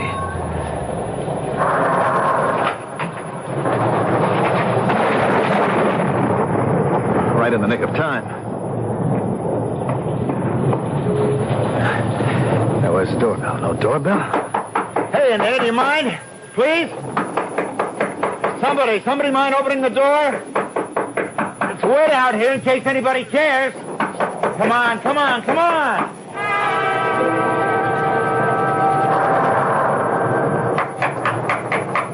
It could be anybody. It's certainly not the owner. The owner would have a key. It could be a tramp of some kind. You can't be too careful these days. Thank goodness I locked that door. There's no way anybody could get in. All the windows are locked, and the back door, too. I don't care who it is. He's not going to get in. It must be a man, because the way he pounds on the door. It could be a thief or a lunatic or a... Or a rapist. There's plenty of those around. I think he's gone away. Gave up finally. Went away.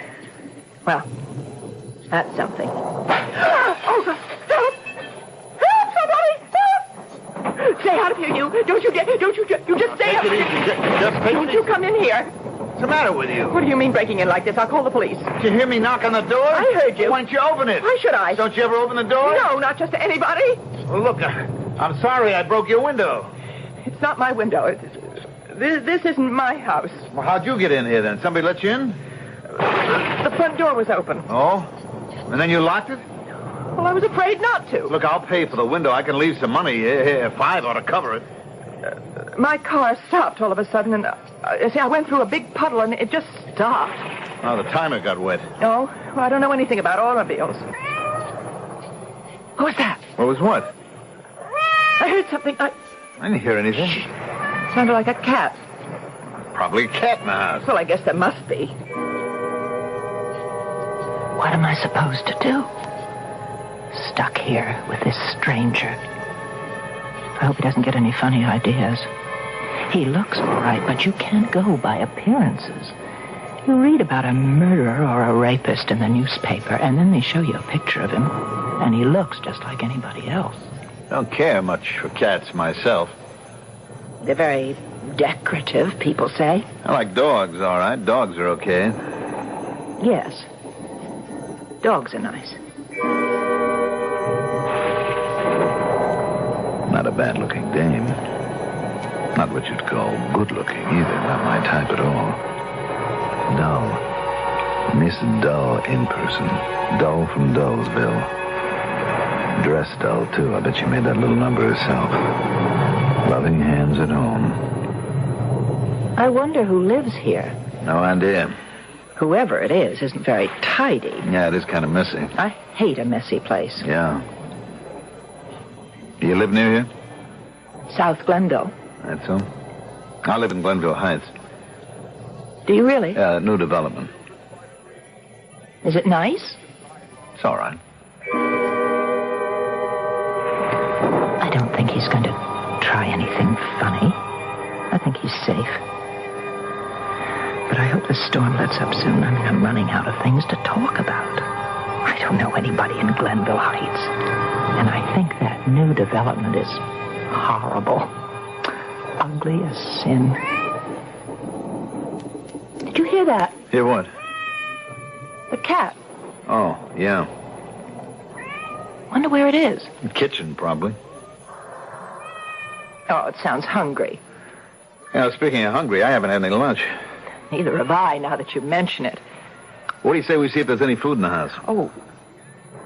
Well, if you think it's all right. Well, we can leave a couple of dollars. All right. Anyway, it's something to do. Eat a sandwich. Maybe there's some beer. Pass a little time. Oh, boy, what a way to spend an afternoon holed up in some creepy old house with some dull woman doesn't even know how to conduct a conversation. Yeah, what the heck, it's not her fault. What do we got in common, anyway? Well, let's see what's in this fridge.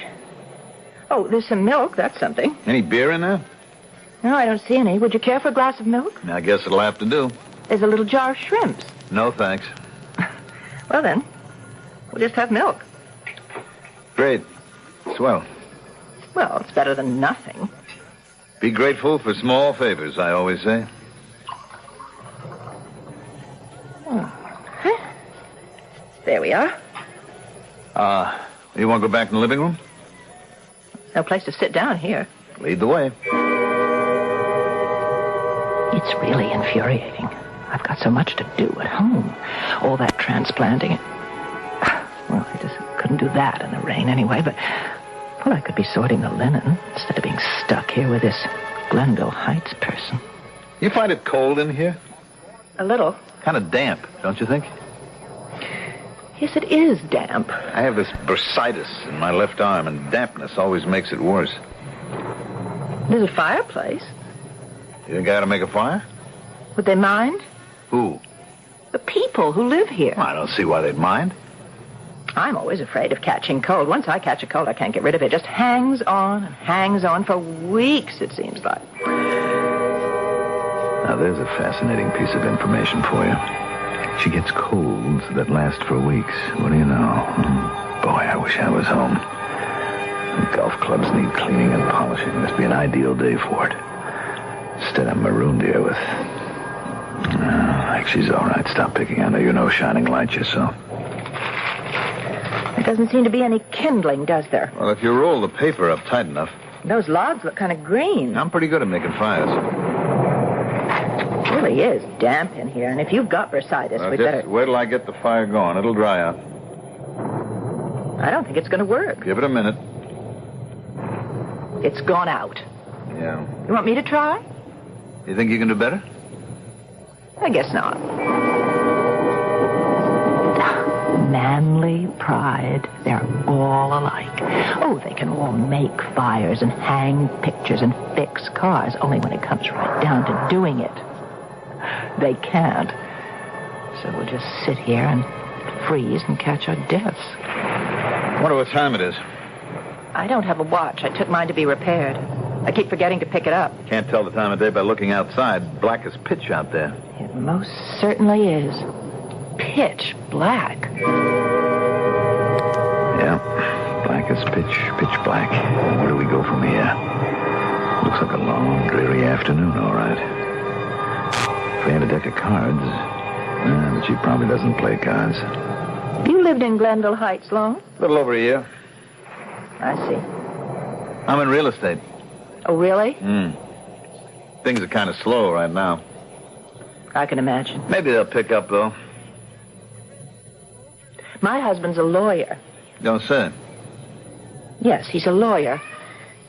Well, there goes that cat again. Wonder where it is. As long as it stays out of here, I don't much care. But it sounds hungry. Well, I think I'm allergic to cats. I suppose it's waiting for its owners to come home and feed it. They're probably stuck somewhere, same as we are. Probably. I wonder if they got a TV set around here someplace.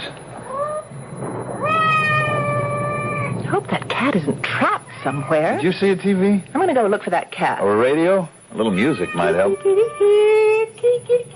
nothing. Absolutely nothing. I wonder what these people do for amusement. What's the matter? Come here, quick. What is it? Come here. I found the cat.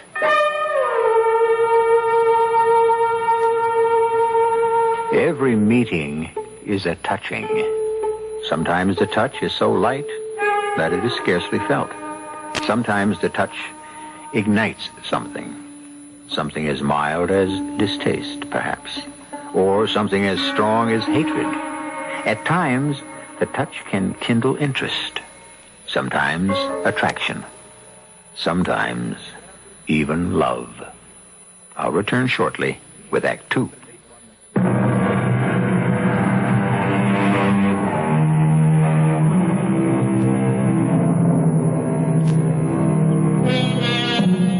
Two people, a man and a woman, have sought refuge from a violent storm in a strange house. Two people with very little to say to each other.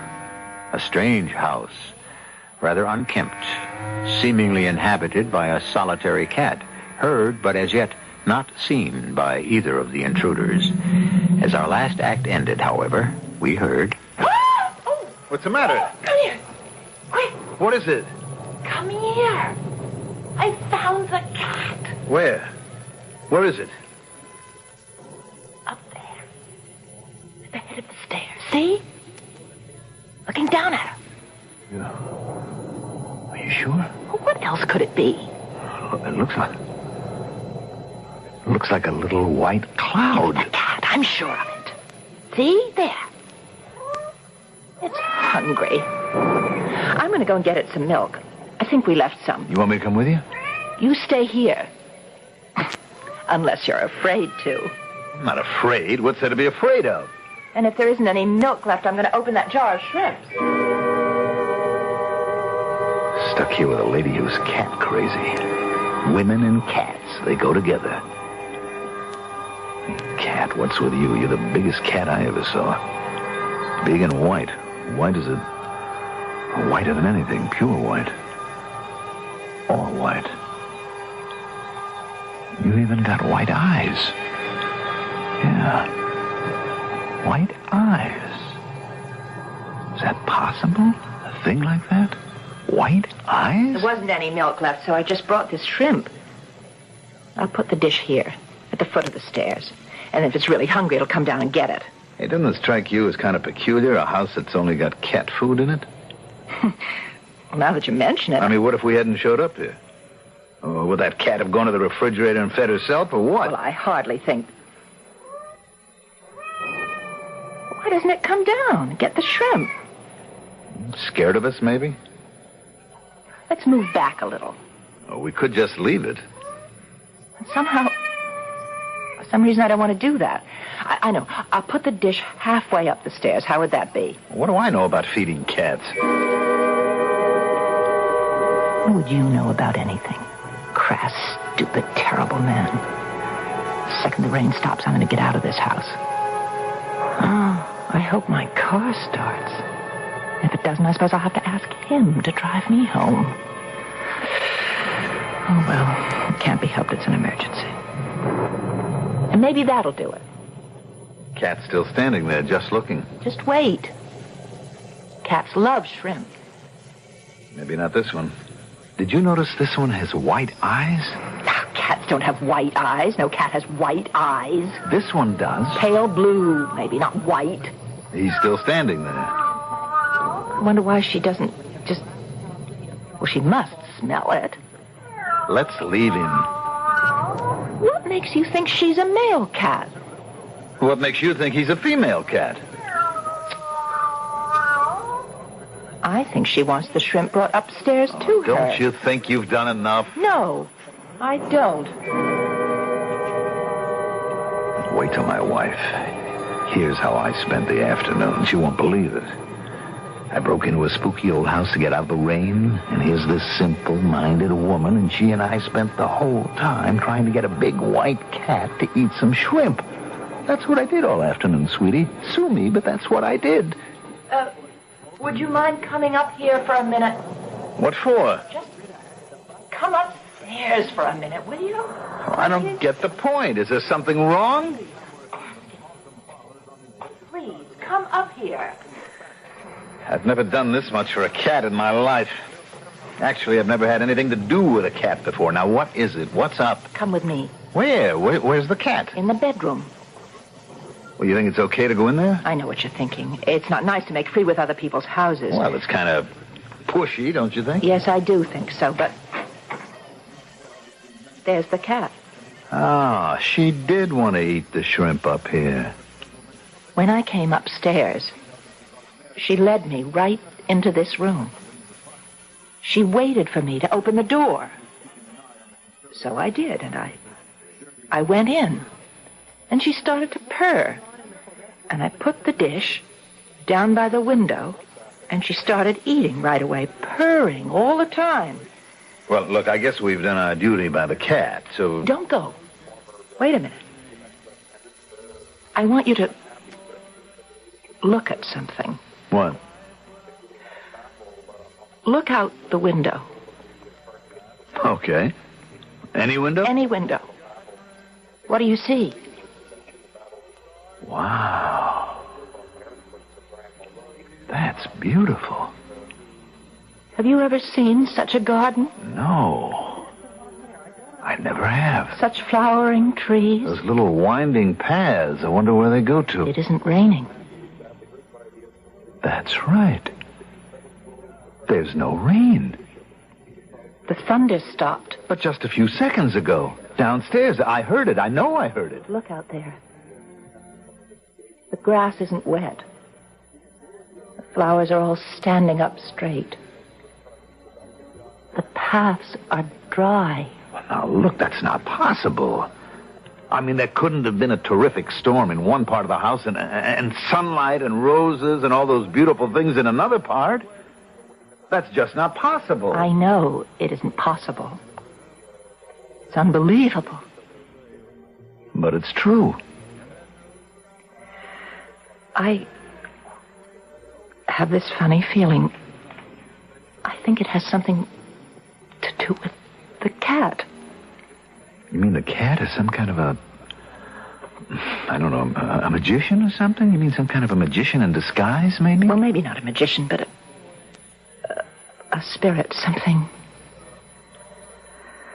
unearthly. Don't laugh. I won't laugh. Something intangible, immaterial, captured in a cat's body. Something saintly.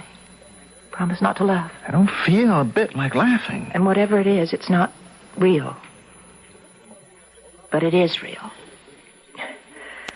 The storm, the rain, the thunder, the lightning, it all stopped as soon as we came upstairs. You can't deny that. Look at the cat. She asleep? Don't think so. Didn't I tell you she has white eyes? She doesn't have white eyes. She's blind. Blind? Beautiful. And blind. Is that why she wouldn't come downstairs? Maybe. And also, she doesn't have any claws. See, if she had claws, she'd be able to feel her way down. So I guess she stays up here all the time. Yeah. Why wouldn't she? Yeah. I would. If I could be lucky enough to live in this room, I'd never leave. What makes it so wonderful, do you think? I don't know. It's so different from the rooms downstairs. So clean, so restful. But so exciting. Don't you think so? Yes, restful and exciting. That's about it. What it is... Well, it's open. It's free. You feel as though anything could happen here. As though you could make anything happen. But everything is so nice the way it is. Why bother? Oh, what a perfect way to feel. Everybody could feel this way. They wouldn't drink, or they wouldn't take dope, or they wouldn't start wars. Or be mean or spiteful to anybody. It just seems so easy here. I never want to leave. Never. You know you're very attractive. Me? Attractive? Very. I'm just a middle-aged suburban housewife. You're an attractive woman. Go look at yourself in that mirror. Are you serious? Go on. Well, if you... it seems so silly, but if you really... I look... It's not what I expected at all. I mean, it's me, all right, but it's not what I'm used to. There's a glow on your face. It looks real. I'm not going to pretend I don't see it, too. No, don't pretend, because that's part of the magic here in this room. I think you look different, too. Come on, look at yourself. If you say so. Oh, I wish you would. I'm different. Somehow younger. It's true. And you look vulnerable. Me? Vulnerable? As though you could be hurt. I never thought of myself that way. Not for a long time. But now you do. I don't want to be hurt. I think it's terrible to be hurt. Only it's worse to be somebody who can't be hurt. I know just what you mean. You can get over being hurt, I guess. It might take a long time, but you could get over it. But to be... what's the word? Invulnerable? Yes. Well, that's to be dead, really. Walking around and talking, but really dead. You know what I'm talking about? Yes, oh yes, I do. Something I have to get used to. Do you know what I want to do?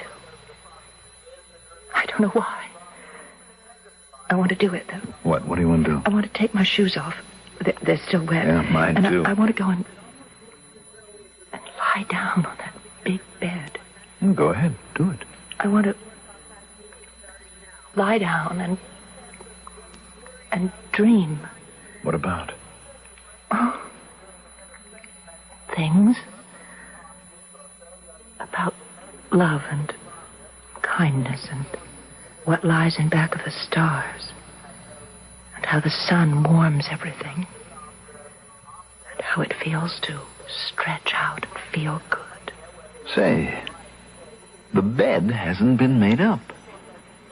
Did you know that? Really? That's strange in this neat, tidy room. Why wouldn't they straighten the bed? I don't know. Linen sheets. Been a long time since I've seen linen sheets. Look, I don't think you ought to disturb anything. I don't know why I think that. I just feel... I know what you mean. I won't touch a thing. I'll just lie down on the bed the way it is. Hey. Cat, She doesn't want you to lie down on the bed. She's, protecting it, or... How did she know what you were going to do? She's blind. She couldn't have seen you. It must be true. She is a spirit, a specter. She ate the shrimp like a real live cat. And there's a spirit lodged in her. I don't know. Don't ask me how, why, but there's something here we don't understand. There's plenty I don't understand. Plenty. Like the way I feel about you. Be careful. Be careful of what you say. No, I don't want to be careful anymore. That's what this room has done to me. Or this cat or whatever. I love you. I was afraid you'd say that. Why were you afraid? That's such a terrible thing to say? No. But now I have to say something to you. Well, please. Say it. I love you. Well, is that so awful? But that's not what I felt about you before downstairs. Down there I thought you were crude and insensitive. I didn't like you at all. Down there I thought you were silly and dull, and I hated the idea of spending an afternoon with you. What happened? What happened? What changed? What was that noise? A door. It was a door that opened and shut. It's a door downstairs. Front door, I'll bet. Lizzie? I'm home, Lizzie. It's the owner. The owner of the house. He came home. Lizzie, girl. You all right? What do we do now? I don't know. You okay, Lizzie? He'll be coming up here. I just know it. He'll be coming up here.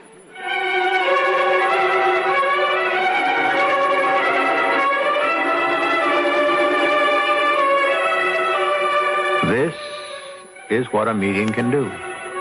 Even a meeting by chance. Change attitudes, change feelings, perhaps even lives. A whole set of circumstances which had seemed so stable, so permanent, so unalterable, can shift and become something else for no other reason than two people have met and touched. We'll be back soon with Act 3.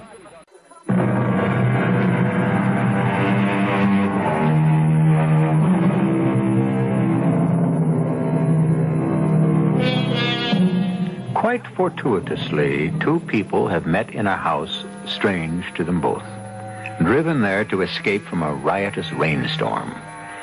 Neither is to the other an ideal choice for such enforced companionship, until they followed the plaintive mewings of a large, white, blind cat to the second story of the house, into a beautiful bedroom from whose windows they could see an exquisite garden bathed in sunshine. Tranquility seemed to fill the room, and to their intense surprise, new feelings began to stir in their hearts. I have to say it. I love you. Is that such an awful thing to say? Because I love you. Downstairs, I thought you were silly and dull. I found you crude and insensitive. I didn't like you at all. What happened? What changed us? A door just opened downstairs. Opened and shut. The front door, I bet. Lizzie? I'm home, Lizzie. It's the owner of the house. The owner of the cat. Lizzie, girl. You all right? What do we do now? He'll be coming up here. He is coming up here. But we can't hide. There's no place. I don't want him to find us here. He'll be angry. He'll throw us out. You don't want to leave? Not when we've just found whatever it is we've just found. I forgot your food, my girl. I clean forgot. You must be hungry. I'll fetch it for you. He's going into the kitchen. What did you mean when you said what we found out, whatever it is? I don't know. It's just this feeling, this strange new feeling. You said you loved me. I know I did, and you said you loved me. Did you mean it? Did you? I think I did. Didn't you? I think so. But maybe... Maybe what? Maybe I just felt what love was like. That make any sense to you? No shrimp this time, but I've got sardines for you.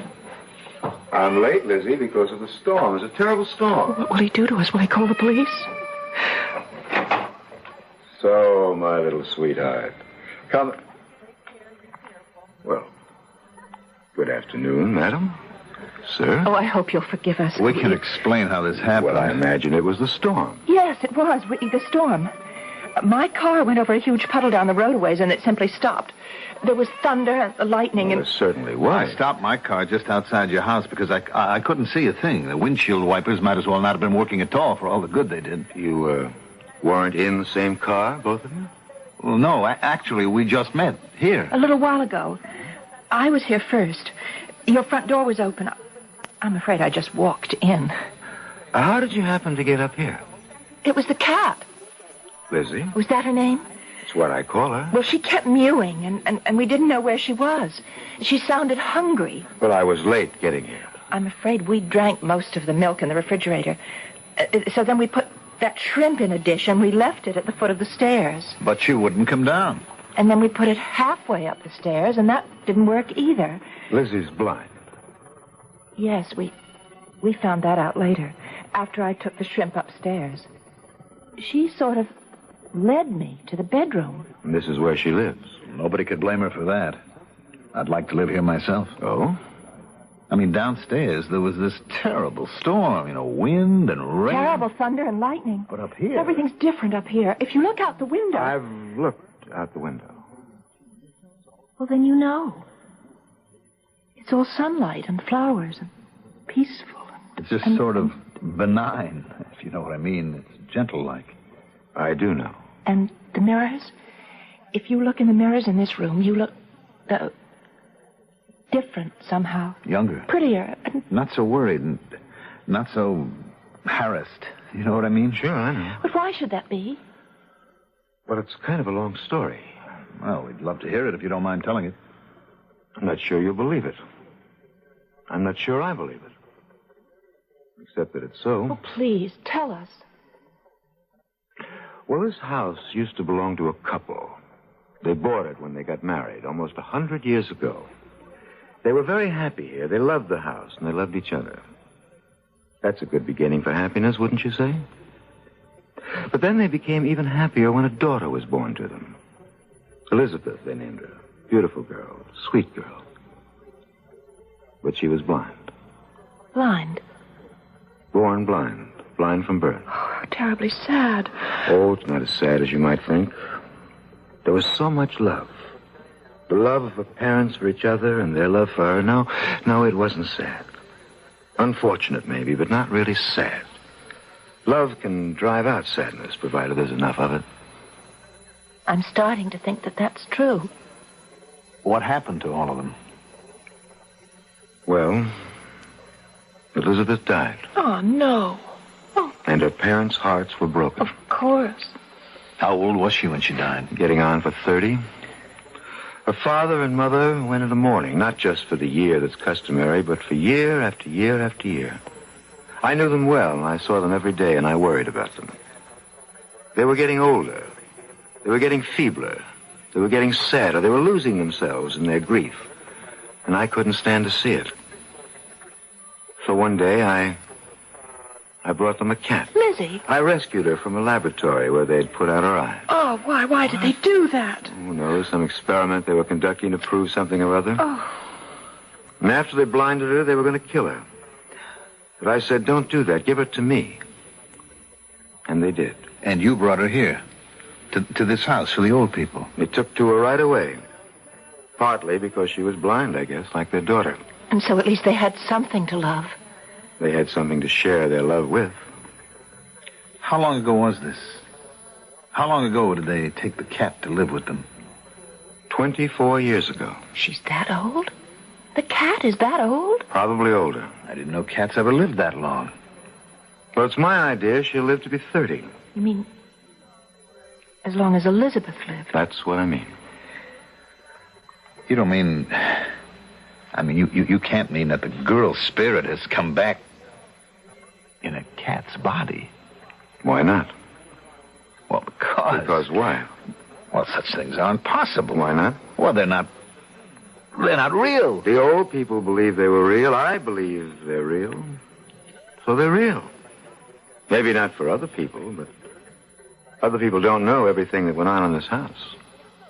And I do. But how does it happen that you know so much about it? Well, I was in love with Elizabeth. I was going to marry her. So I know. Of course. Would you tell us one more thing? Whatever you want to know. Why does the cat live upstairs? Because the old people moved upstairs after I brought them the cat. They lived in this room. I ran their errands. I brought them their food, whatever they needed. And after they died, the cat went on living here. I went on dropping in twice a day to feed her, make sure she's all right. It's the least I can do, don't you think? There's one more thing I'd like to know, if you don't mind our being so curious. I don't mind. The bed. It's not made up. And the rest of the room is so beautiful and so neat and tidy. Why isn't the bed made up? The old people died in that bed. They died there with their arms around each other. And both of them were smiling. And the cat was watching them from the foot of the bed. When I wanted to lie down, just to take a little rest, the cat wouldn't let me. She wants to keep it the way it was for the time when the old people come back. Can't blame her, can you? You mean she's really Elizabeth? Elizabeth reincarnated? I'm not saying she is. I'm saying she could be. Is that why you call her Lizzie? Her name is really Elizabeth? Her name isn't Elizabeth. Oh, The old people called her Elysium. That's a strange name. Why'd they call her that? Well, Elysium is the dwelling place of happy souls after death. That's what they tried to make out of this room, a happy place for their dead child to live. And while they did that, they made a happy place for themselves. It couldn't help but be that way. I don't suppose it's possible for anybody to buy this place. No, it belongs to the cat. You mean it? It's in the will. Well, after the cat dies? It comes to me, but she isn't going to die for a long time. Tell me one more thing. Will you, if it isn't too painful? How did Elizabeth die? What didn't I tell you? She broke her neck. She fell downstairs and broke her neck. Oh, well, that's why the cat has no claws, isn't it? Yes. Well, I think the worst of the storm must be over by now. Let's go downstairs, shall we?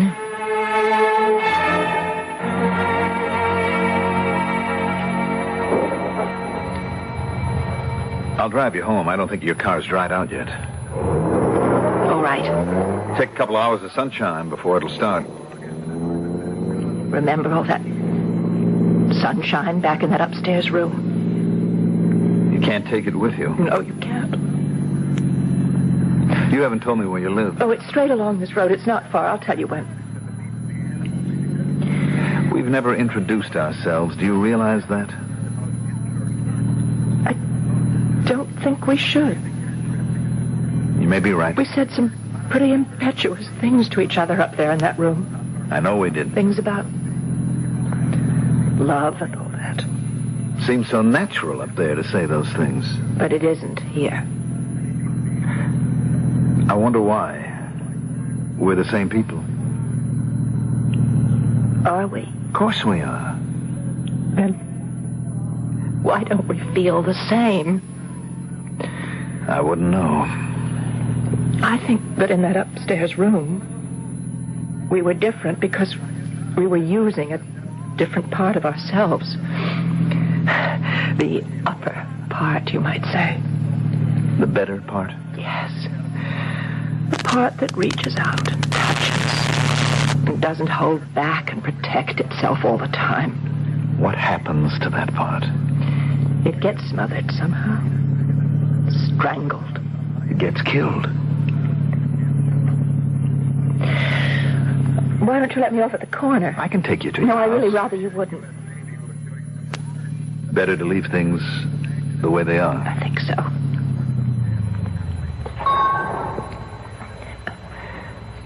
Thank you. Thank you for everything. For what? I don't know. I should thank you. For what? I don't know. Anyway, I'll never forget you. I don't think I will. I'll never forget you. At least I hope I won't.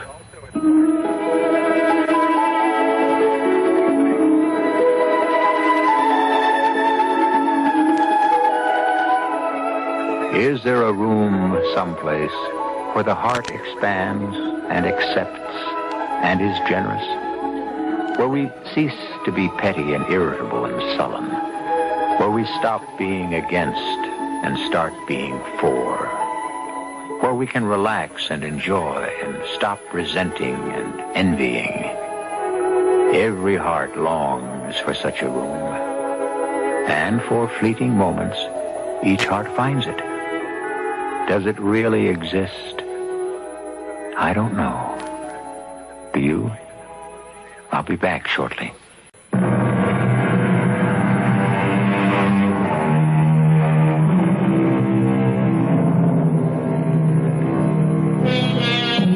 Suppose such a room does exist.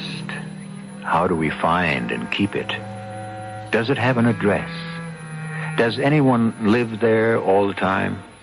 Even a cat? A cat who is really a ghost waiting for other ghosts? Or is the room within the human heart? Is it a room that has been closed off, locked, shuttered? Is it possible we can open the room, unlock its door, and fling wide its shutters? If it is possible, then only love can do it. Of that much I'm sure. Our cast included Marion Seldes, Mandel Kramer, and Bobby Reddick. This is E.G. Marshall inviting you to return to our Mystery Theater for another adventure in the macabre. Until next time, pleasant dreams.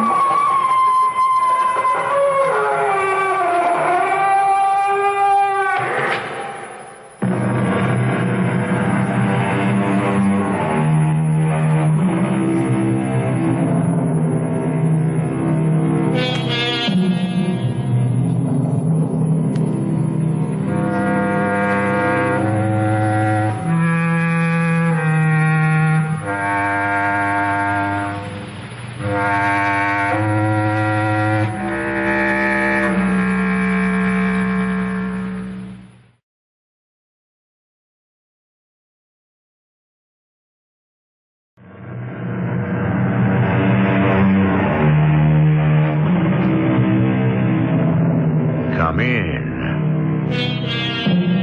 Welcome. I'm E.G. Marshall. Every age must have its heroes. You may well ask, what is a hero? Obviously, a hero must be one who performs heroic deeds. In the past, we had great patriots, great soldiers, great statesmen, and great scientists. Active men and women who changed the face of our nation and the course of our history. Is it a commentary on our times that today's heroes are only images on a screen?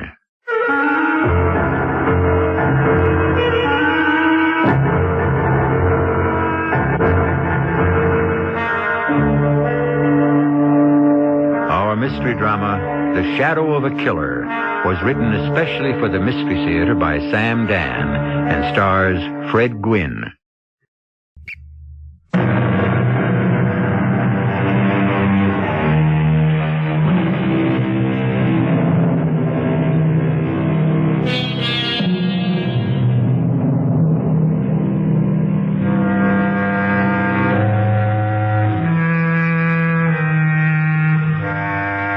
The nondescript-looking sedan comes to a stop before a seedy, sagging tenement building in a desolate section of a dreary slum.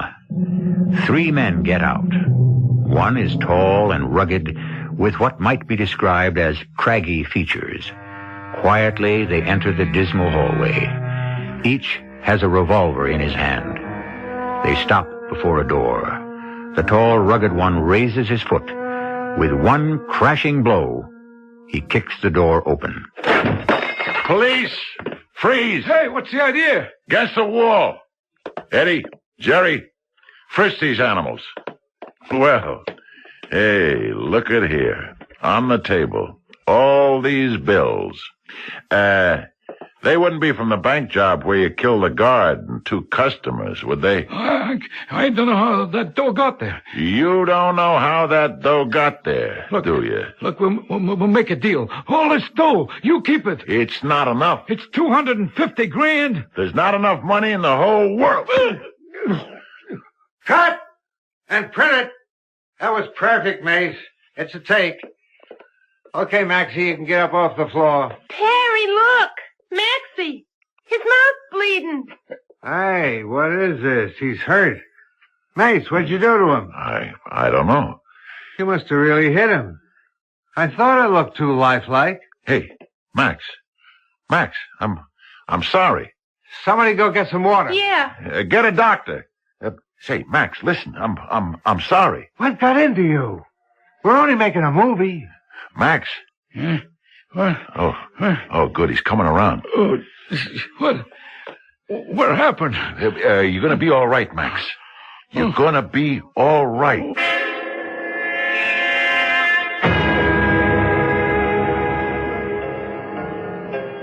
Hi, Mace. Listen, Perry, maybe you better not call me Mace anymore. This never happened to me before. I never lost control in the scene. How's Max? He's okay. It'll be in the papers. Why? There was a reporter on the set from the Trib, a dame.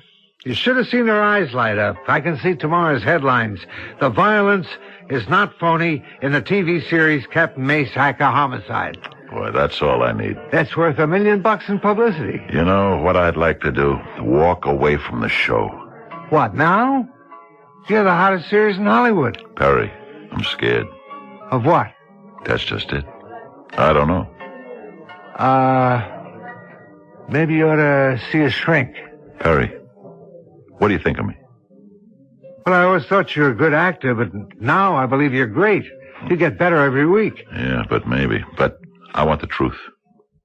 When they first called me in to direct the series, it was just another cop story. No better, no worse. But may the good Lord forgive me, we have now become a work of art. Look, Perry, tonight I'm in no mood for soft soap. You've developed something with the show, Mace. You've brought it to a new height of realism. I'll tell you what, I'd like to go back to Broadway and do a play. In the first place, they'd never let you out of your contract. Second, you're doing some absolutely first-rate acting right now. That's the problem, Perry. I'm no longer sure it is acting. What does that mean? I wish I knew what it meant. It's got to mean something. Yeah. Perry, I've been trained as an actor.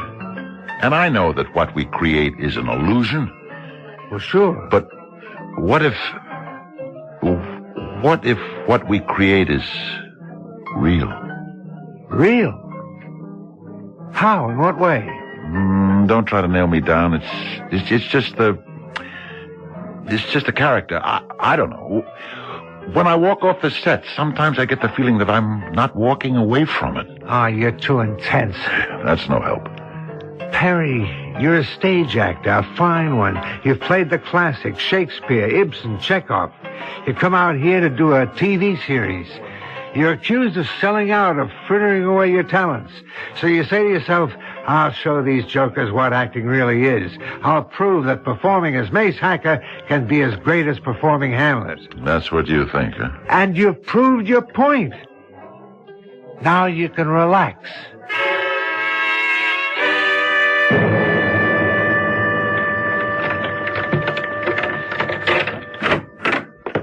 Hey, who are you? And, how did you get in here? My name is Irene Fluid. I was on one of the studio tours. We watched you filming your show, and the guide pointed this out as your dressing room. So I sneaked away from the rest of them and came back here. The door was open. Yeah, and so here you are. Oh, please don't have me thrown out. I never have anybody thrown out. I'll say to you what I say to the rest of them. If you want a picture with my autograph, I'm glad to oblige. And now, let me open the door for you. But please... Look, let me explain something. We have a fantastic security system here. Special cops who know exactly how to handle this type of situation. So, if you think you might be able to work this into a big deal, you'll never get it off the ground. I don't want your money. I don't want your autograph. And I don't want you to make love to me. So what's left? I want you to listen. Look, I really don't have any time. I want you to find my husband. Find your husband? He's disappeared. Why don't you go to the police? You're the police. What? You're Captain Mace Hacker. No. I'm Alvin J. Miller. Please, Captain Hacker. Look, Mace Hacker is a character dreamed up by a writer. And I'm just an actor who plays the part. Don't say that. Mace Hacker is a fictional character. No, he is not a fictional character. Mace Hacker is the best detective in the world. There is no Mace Hacker. I see him every week. I believe in him. And now finally I'm talking to him. How would it be if I got you a taxi? No, please. Please don't dismiss me as if I were a nut. I know I sound like one, but I have seen you on television, and I feel your absolute dedication to law and order and justice. Oh, those words. Listen, the writers put those words in my mouth. But neither they nor anyone else can put that conviction in your voice. You are Mace Hacker, and you know it. You're the world's best cop because you've had more experience, more training than any police officer in the world. What are you talking about? What cop has worked on as many crimes as you have? And you've solved them because you used correct techniques. Look, I really don't have any more time. Oh, please. Please find my husband. Look, Mrs. Please. Fluid, you have to understand that No, don't turn me down. I have nowhere else to go. Please. Maybe they've murdered him. Maybe who murdered him? I don't know. But he knew too much. About what? I don't know. But they had to get him out of the way. Who had to get him out of the way? They did. Who are they? My husband drives a truck. Last Wednesday night, he was very nervous. He couldn't eat his dinner. What's the matter? I asked him. Please, Mrs. Fluid. No, I won't leave here until you listen to me. Look, I'll tell you what I'll do. Mrs. Fluid, let me drive you to your home, and you can tell me about it on the way. This isn't a trick now. You're going to listen to me? You've got to promise. I promise.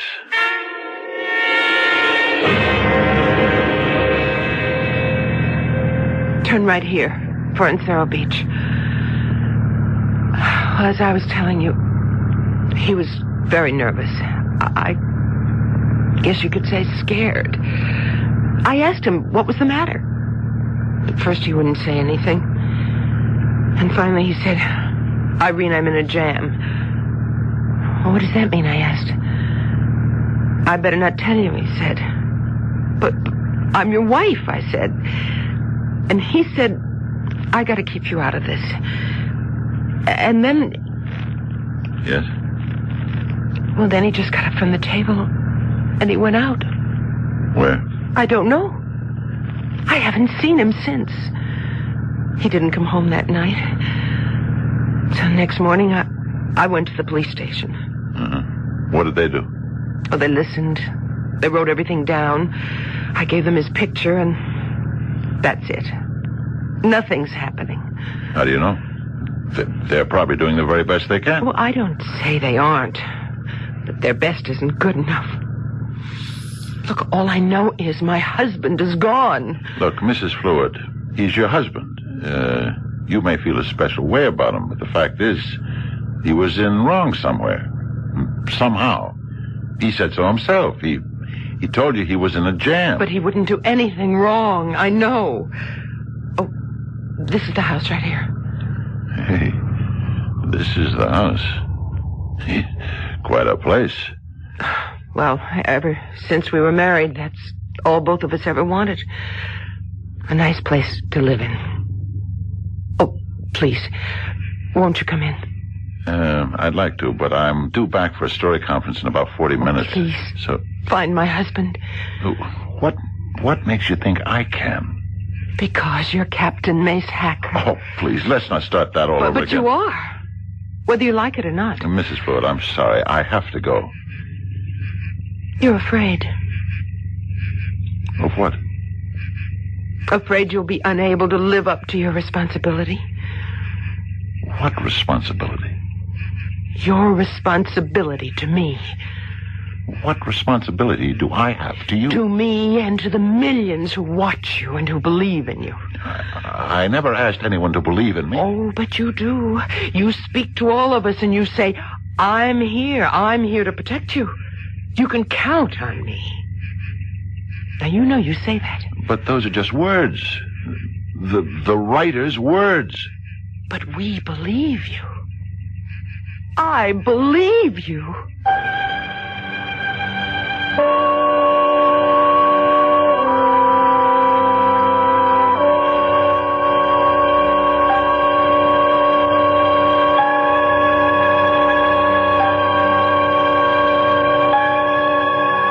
There are pretenses which after a while become real, if not to the pretender, then to his audience. And why not? So many of us play a role in this life, and there are those of us who are actually paid fabulous sums to do it. They say sometimes you can't tell the real people from the pretenders without a scorecard. Maybe we'll have to issue some in Act 2, which comes shortly.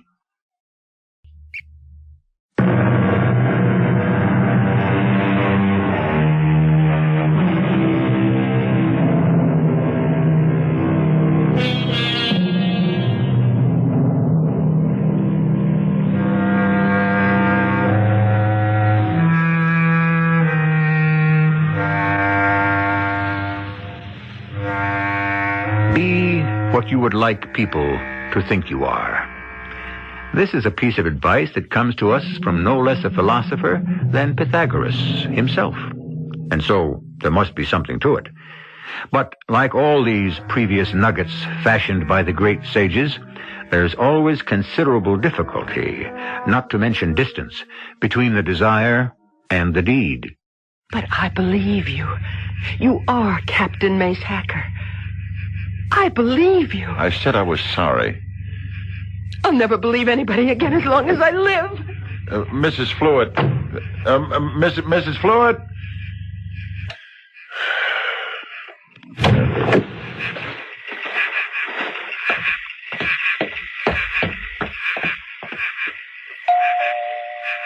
Mrs. Fluid? Mrs. Fluid?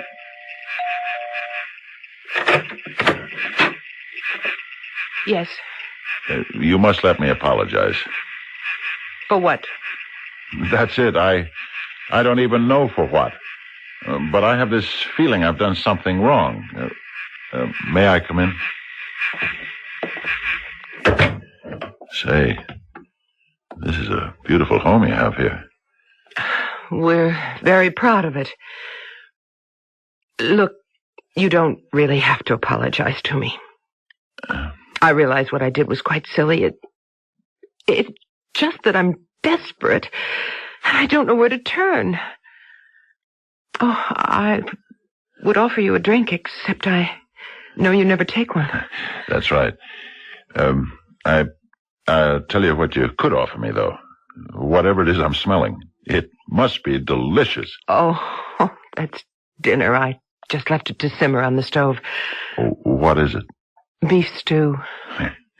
You see, ever since I became Mace Hacker, whenever I go out to eat, wherever I go, I'm recognized. I can never enjoy a meal. Well, would you care for some? Well, thank you. And, why don't you tell me more about your husband?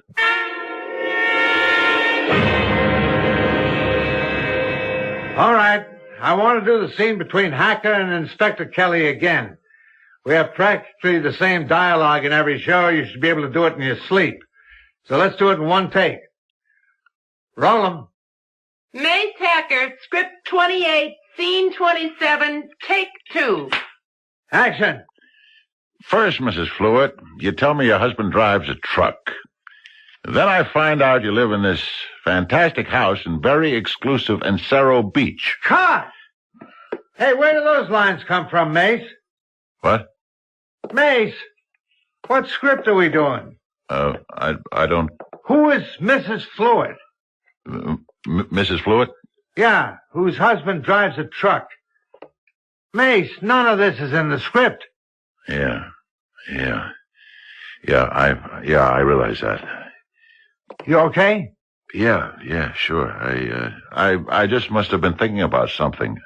You want to take a break? No. It's okay. I'll be all right. Let's take it again.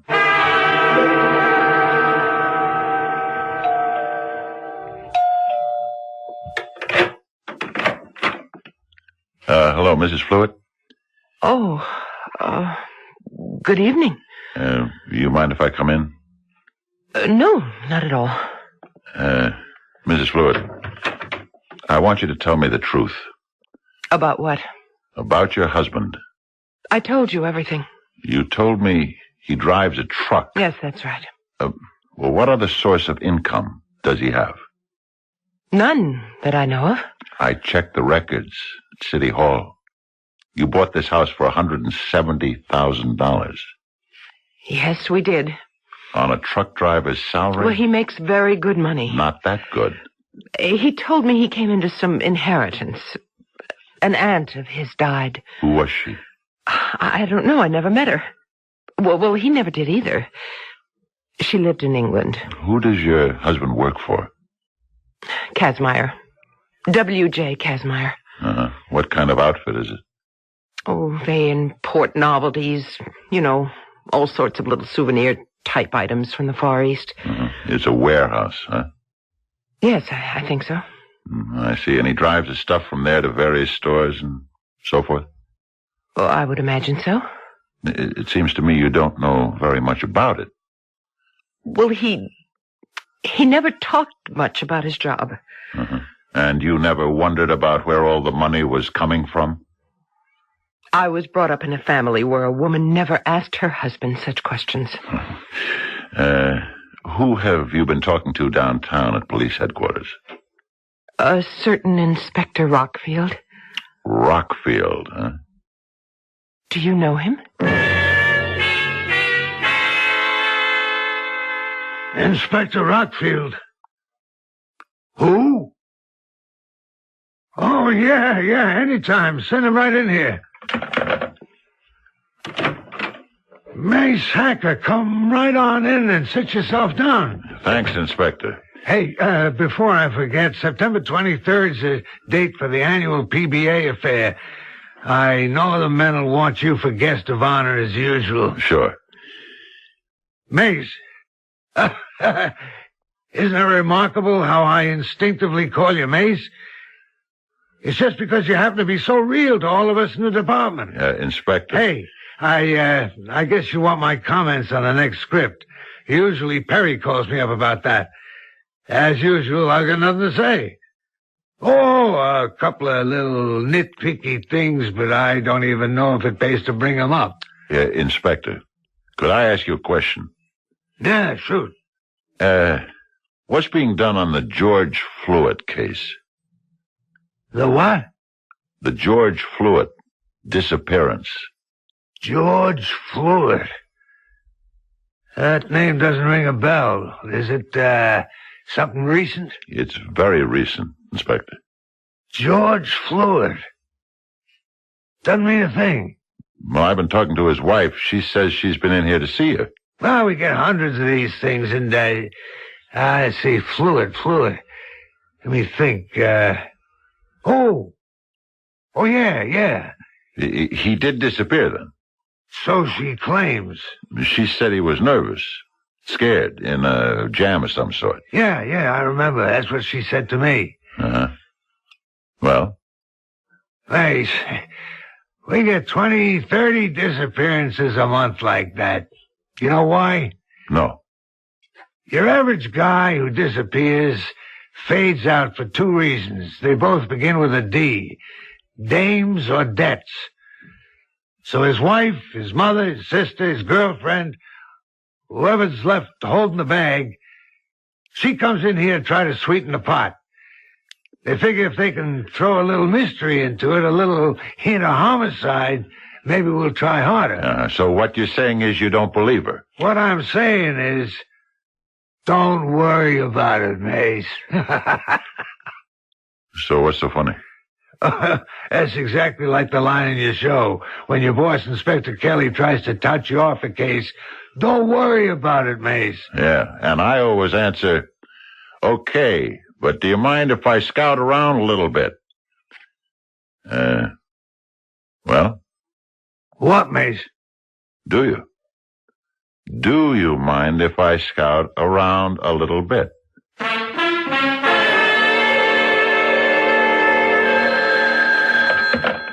Yeah? Oh? Oh, what are you talking about? I can't believe it. It must be a joke. Yeah, all right, send him in. Mace Hacker? Mr. Kazmaier. Why, it is. It is Mace Hacker. Do you mind if I come in? Sure. Come on in. Thank you. Sit down. What can I do for you? I want to talk to you about George Fluid. George Fluid?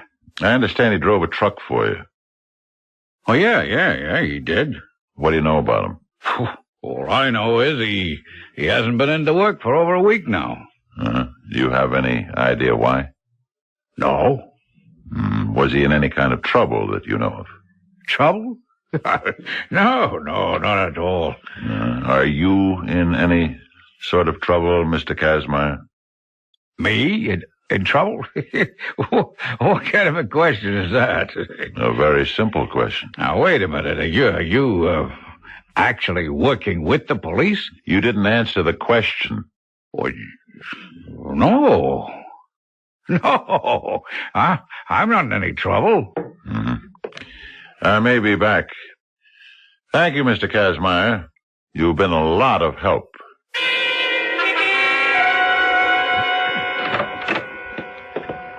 You, resting? Oh, no. Just going over my lines. Come on in, Perry. When am I doing the set? You've got about an hour. Listen, I got a phone call from that cop. You know, the technical advisor for the series, Roxfield. Yeah? Yeah. Kind of weird thing. He said you'd been in to see him. That's right. About a real case. And he had this crazy notion that you were actually talking to him like a cop who wanted to work on it. Well, they're not doing anything on it. If you ask me, this guy's been murdered. How do you know the guy's been murdered? Call it one of my famous hacker hunches. Now, wait a minute. You can't go around on the assumption you're a real cop. And she's not even a good-looking dame. Who isn't? I'm putting a couple of things together. First, you throw some lines into a script about a dame named Mrs. Fluid. All this out of left field. Then later, the inspector calls me and tells me you're trying to involve yourself in the disappearance of a guy named George Fluid. So I drove out to look. Who is this Mrs. Fluid to you? She asked me to find him. Why you? Because to her, I'm a cop named Mace Hacker. Yeah. I can understand that. To her, you're Mace Hacker. But who are you to you? Who am I? Yeah. Who are you?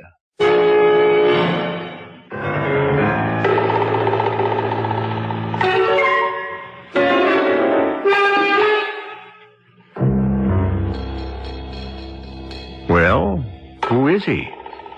All during our story so far, we've had little bits and pieces of suggestion, innuendo, even a certain amount of hard evidence. But the central question remains, as it must, until, of course, we solve it, one way or another, in Act 3, shortly.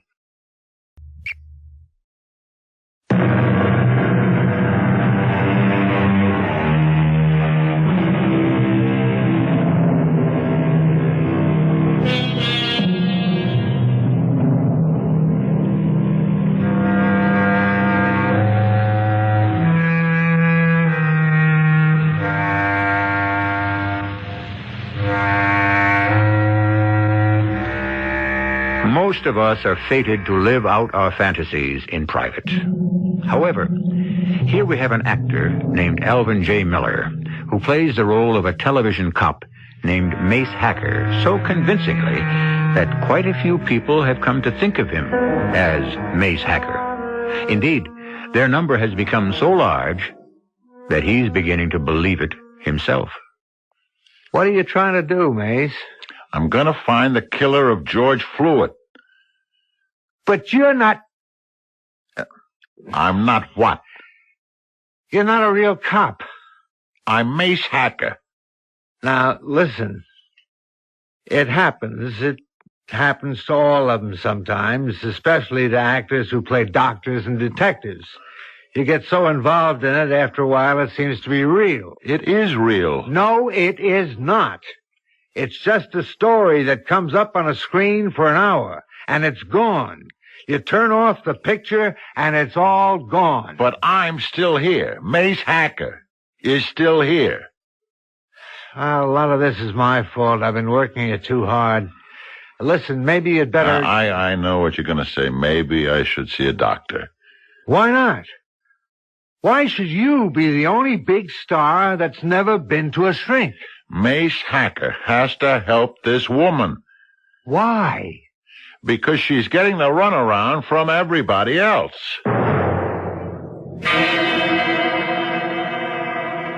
Tell me, Mrs. Fluid, have the police been out here to see you? No. Do they know where you live? Yes, they must. They took down my address. They know where your husband works? Yes, it's all in the form I filled out. How did your husband get along with his employer, Mr. Kazmaier? All right, I suppose. You suppose? Well, I told you he would never talk about business. I would assume if they didn't get along, Mr. Kazmaier would have fired him. It's that simple, isn't it? You live in a simple world, Mrs. Fluid. I'm sorry. And you still insist you have no idea why your husband should have been nervous or frightened that night? No, sir. Just exactly how much did your husband make a week? I told you, he never discussed business with me. What did you do for money? He gave me some to run the household. How much? As much as I needed. How much did it come to? About $200 a week. And he paid all the bills? Yes, I suppose so. Did he keep any papers around the house? I don't know. You don't know? I keep telling you I don't know anything about business. But you know about this. It's a light switch, see? Turns on the electricity. You have to pay the utility company money for it, right? And this, see? It's a telephone. And it happens to be in working order. And every month the company sends you a bill. Well, yes, but... There's a mortgage on this house, and every month the bank has to be paid. So where are all these bills kept? Where's your husband's checkbook? Where does he keep his records? I told you, I don't know. You're lying. You have no right to talk to me like that. How much does your husband take home a week? Not enough to give you $200 for your pocketbook. Not enough to maintain a place like this. So where does the money come from? I don't know. You never asked yourself, how does a truck driver pay for this kind of a setup? I told you there was a legacy. What legacy? Where's the letter from the lawyer? I never asked him. You never asked him anything. Because you didn't want to know. But you knew there had to be something dishonest going on. No, You're living in this house 3 years now, Mrs. Fluid. Where did you live before? And please don't tell me you don't remember. I didn't say that. You had a 2-room flat over on Vanderlee. Not such a hot neighborhood. Your husband worked for a big national outfit, Universal Transport. But everything changed the day he took the job with Kazmaier. Didn't it? Didn't it? Yes. Why? What do you want me to tell you?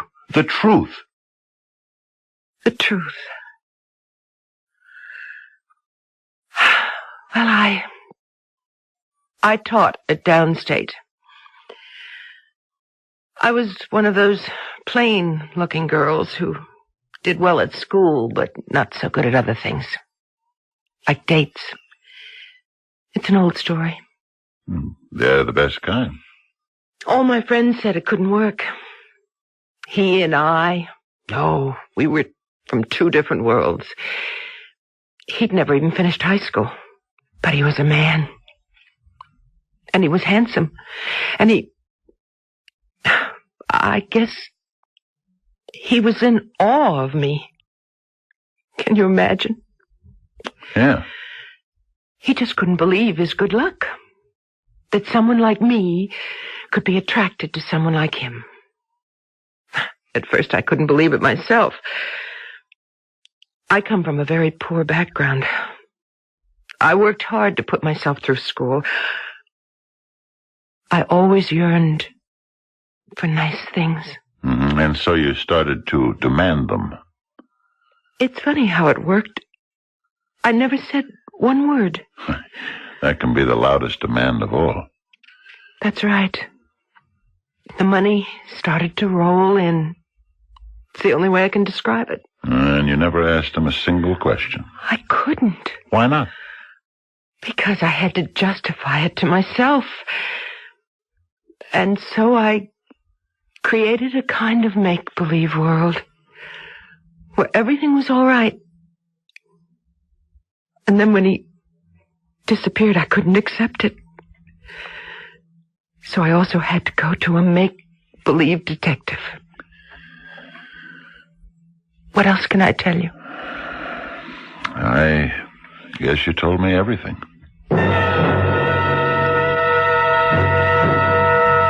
Inspector Rockfield, how are you doing on the Fluid case? Look, Mace. No. You look. She walks in here. She says, my husband disappeared. She shows you his picture, a real handsome guy. You look at her, a very plain Jane. So you say to yourself, simple. He walked out on her. That's what you said, wasn't it? Now, wait a minute. That's how you wrote it off. Who says we You wrote... take down all the information as a matter of form. George Fluid, truck driver, 37 Primrose Way in Cerro Beach, age 36. Employer, Kazmaier, Inc. You wouldn't happen to go for this dame, would you? And then you took the sheet of paper and dropped it into the files. There's a terrific story on that sheet of paper. But nobody around here bothered to read it. What story? How does a truck driver make enough money to live in a house on Encero Beach? What kind of salary does he get at Kazmaier? Is he moonlighting? If so, at what? If not, why is he worth so much to Kazmaier? Kazmaier imports novelties from the Far East. So, what else could they be importing? 100 questions. But how many did you ever ask yourselves? None. Now look, this investigation is proceeding along in an orderly manner. Hey, you wouldn't kid an old buddy, would you? I'm telling you, the secret lies at Kazmaier.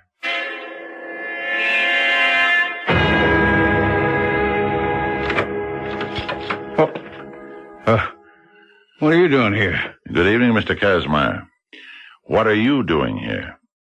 You again, the one who plays a detective. You haven't answered my question. What are you doing here? Oh, I got every right to be here. This happens to be my warehouse. Uh-huh. You keep very late hours. That's how to get ahead in this world. How'd you get in? Jimmy'd open a window in the back. Well, the burglar alarm must be out of order. No, it's fine. I happen to know what to do about burglar alarms. Oh. Is there any reason why I shouldn't call the police? Absolutely. Because I'd tell them what I was looking for. Oh, yeah? What are you looking for? Look, Kazmaier, you and I could save a lot of time if you told me. Drugs? Diamonds, is it? Or counterfeit? You don't know what you're talking about. Uh-huh. Okay, you caught me robbing your warehouse, so call the cops. Nah. No, why not? If you're on the level. Oh, you're a famous television detective. What are you looking for, publicity? Why should I give it to you? Why? Because this is a perfect setup for something crooked. You're a reputable businessman. Nobody bothers you. Maybe your truck driver figures it out. Maybe it was his idea. Anyhow, he is in on it. He started making a lot of money. Now, you tell me the rest. Was he becoming too greedy? Too dangerous? Or maybe the other thing. Maybe his conscience started to bother him. Maybe he wanted to get out. Huh? No, Kazmaier, don't try to open that desk drawer. And just keep your hands exactly where I can see them. That gun of yours, is that the one you use in the show? Is it loaded with real bullets or blanks? Mine has live ammunition. I'm betting yours doesn't. Should we find out? It doesn't matter. They're wise to you. Nobody's wise to me except maybe you. In a little while, you're not going to make too much difference. You killed him, didn't you? Yeah, he's beginning to ask for too much money. He married a lady with very expensive tastes. Where'd you hide his body? Same place I'm going to hide yours. Come on, let's go. What makes you think I'm going quietly? I'd hate to have to drag your body out to my car. So why should I make it easy for you? Okay, have it your way. Don't shoot, Inspector. We can take him alive. What? I'm sorry, Mr. Kazmaier. You fell for the oldest trick in the book. Listen, look, we could make a deal. What kind of deal? In a warehouse. I got a shipment of drugs. You were right. $500,000 just for you. It's not enough. All right, name your price. There isn't enough money in the whole world, Kazmaier. And just don't you make a move. Yeah? Give me Inspector Rockfield.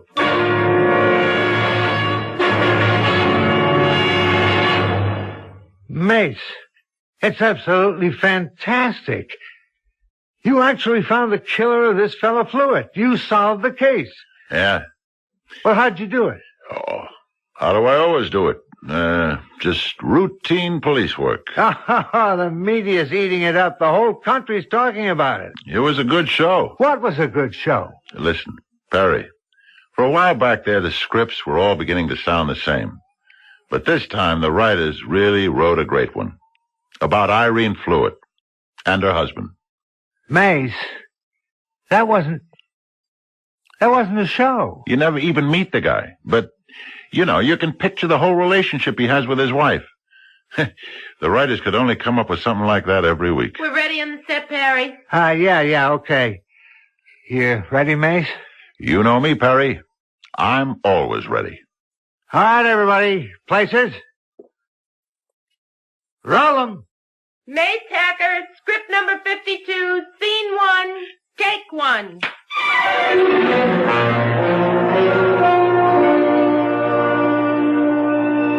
The problem. Does any of us really know who we are and where we are? It's all rather complex, you know.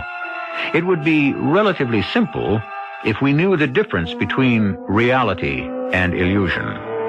At one time, the separation was quite obvious. Now, it may not even exist. But I do, and I shall return shortly.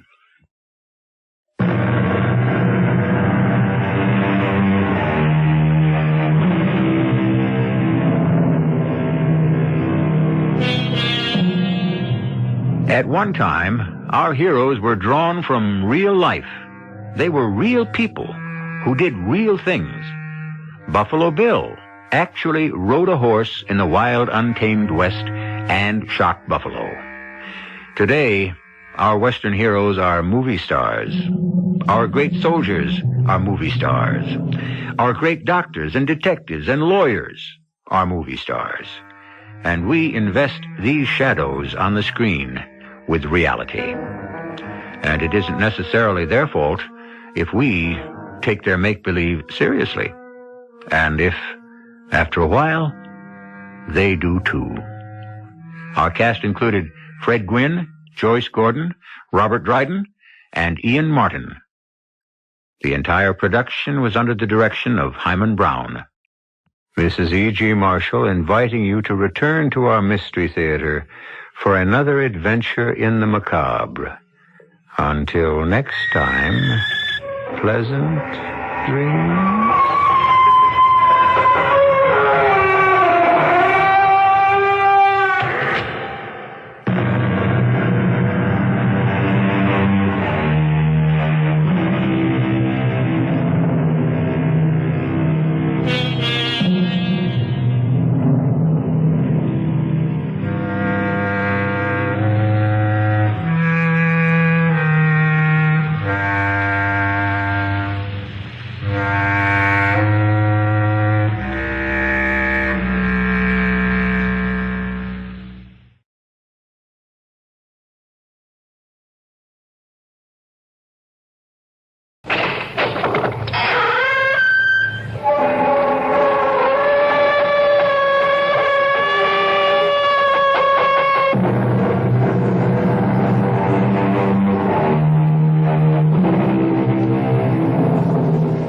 Come in. Welcome. I'm E.G. Marshall.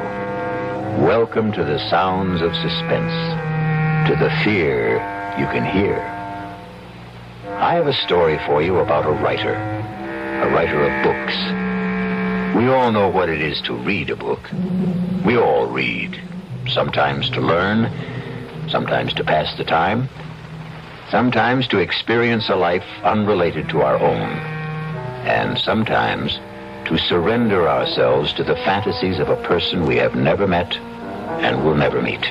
But what is it to write a book? Ah, that's another thing altogether.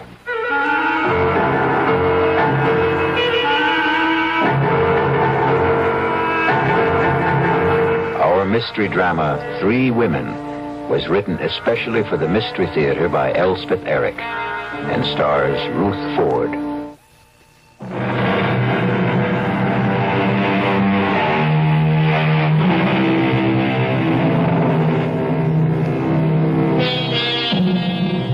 What is a book?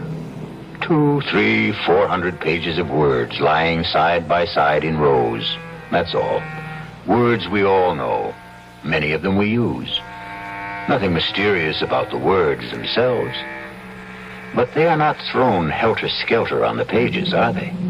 No, they lie there in a certain order, each one following on the one before. And who prescribed that order? Who put this word here and that word there? A writer. And this is the story of a writer named Stephen Lake and the book he wrote.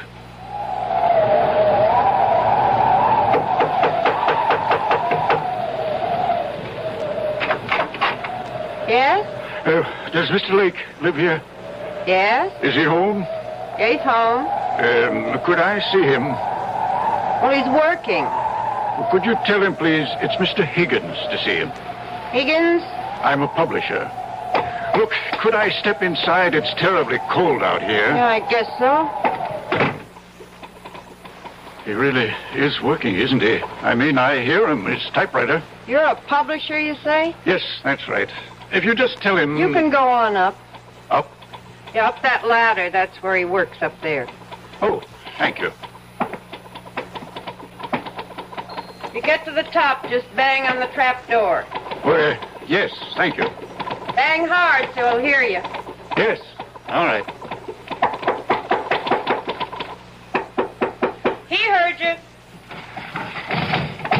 Mr. Lake, I'm Albert Higgins. Albert Higgins. Not from... Yes, from Higgins and Hart. All right to come up the rest of the way? All right. Well, I should say. Can you make it? Can I help you? I think I can. Yes. Here we are. I can't believe it. Mr. Albert Higgins. Very same. This where you work? Yes, it's the only place I can get away. I live with my wife and my mother-in-law. That was my mother-in-law who let you in. Well, it's nice and secluded up here, anyway. May I take your coat, Mr. Higgins? Oh, thank you. No, actually, I think I'll keep it on. You're cold. Well, it's awfully cold outside. Well, I think it's even colder in here. I get where I don't notice it. You have a stove, I see. Yes, but sometimes I forget to put wood in. Just a second, I'll get it going again. That's a real old Franklin stove, isn't it? Genuine article. I haven't seen a Franklin stove in years. They're great, if you remember to keep them lighted. Please sit down, Mr. Higgins. All right. Well, now, I'd better explain what I'm doing here. I'd sure like to know. My secretary handed me your manuscript just as I was leaving the office for the weekend. We have a little ski lodge up here, my wife and I, right up the road from you, as a matter of fact. Yes, I think maybe I've seen it. Right off Route 7, about a mile north. Yes, that's it. Well, I was coming up by myself, and on the train I read your book. When I got to the lodge, I read it again. I like it a lot, except for one thing. What's that? You've made one grievous error, Mr. Lake. Or may I call you Stephen? Call me anything. What's the mistake? You've killed off the most attractive character in the book. You mean Clarissa? You can't do that, my boy. Why, 9/10 of the book's appeal is the charm of that girl. She's another Scarlett O'Hara. You can't spend 200 pages making us fall in love with this marvelous creature and then, poof, just like that, have her die on us, go out of our lives. You just can't do that. But I have to. Well, you don't have to at all, Stephen. You've written a marvelous book. I want to publish it. All I want from you is 10 new pages, the last 10. Write me 10 new pages at the end and let Clarissa live. I can't. I can't. Now, Stephen, that isn't asking much. It's everything. I can't do it. She has to die. She has to. Why does she have to die? Because if she doesn't die, I don't know what'll happen to me.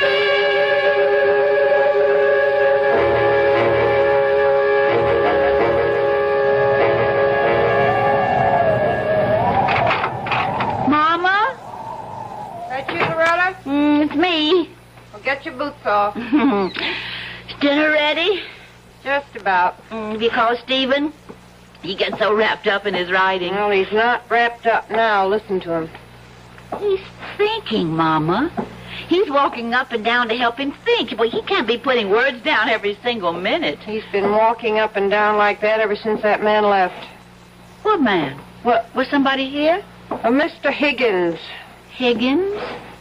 Albert Higgins? From Higgins and Hart? I believe he did say he was a publisher. Oh, Mama, it was our last hope. You know, every other publisher turned down Steve's novel, and he sent it to Higgins and Hart. But Mr. Higgins was here? They were up there together for about 15 minutes, and then the great Mr. Higgins came tumbling down the ladder like the devil himself was after him. Very red in the face. Looked at me like everything was my fault and catapulted out of here. But you didn't ask Steve what happened? Loretta, when have I ever asked Mr. Genius-type novel writer Stephen Lake anything? If he feels like telling me, he'll tell me, which he never does. I'm going to find out.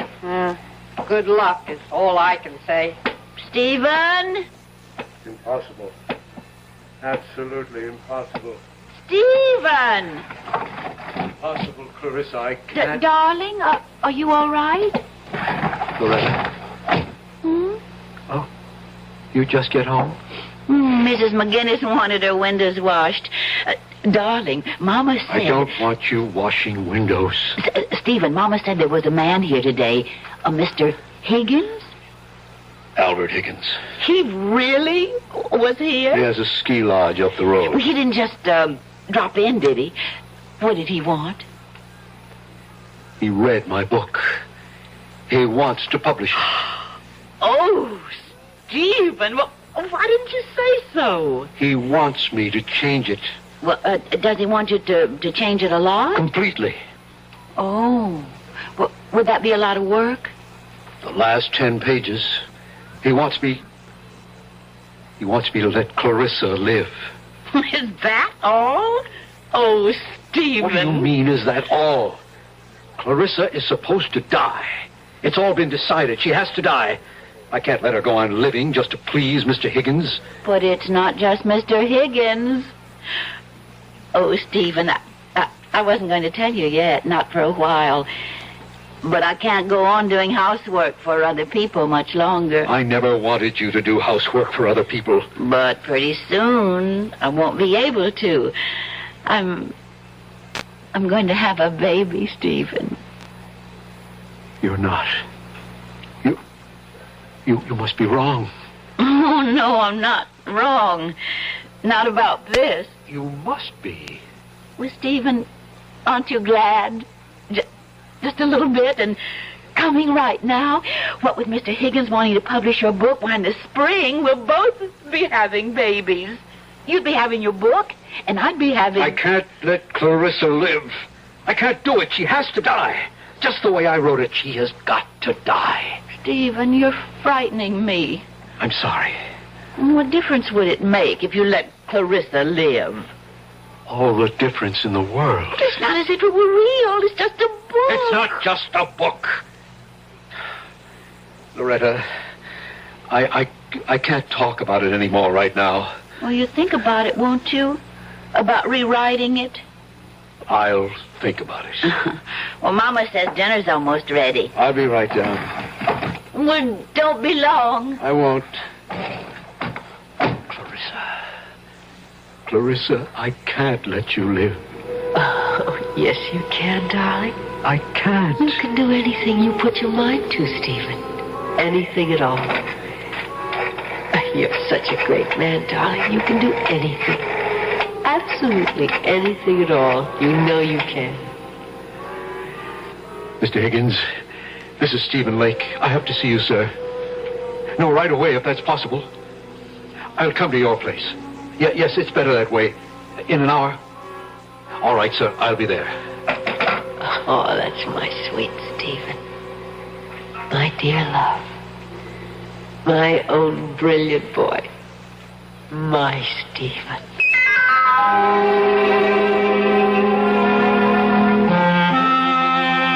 I'm glad you called me, Stephen. I must say I was a trifle perturbed at your outburst this afternoon.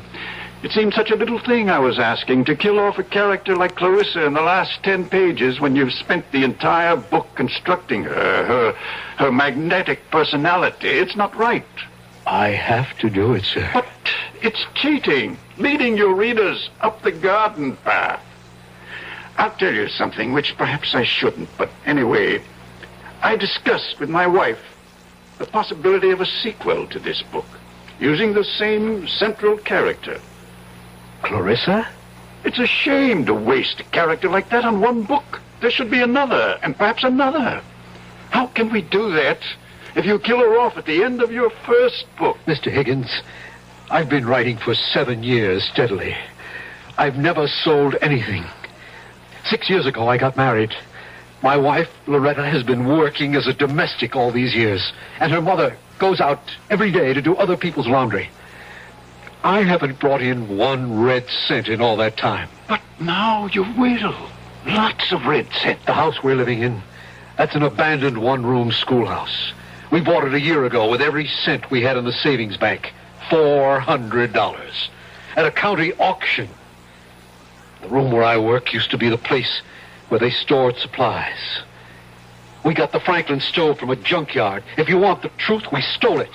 Young writers never have it easy, Stephen. My wife has never complained, never once.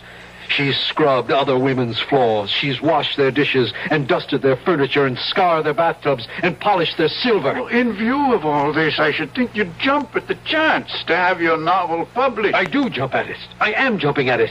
Only I can't let Clarissa live.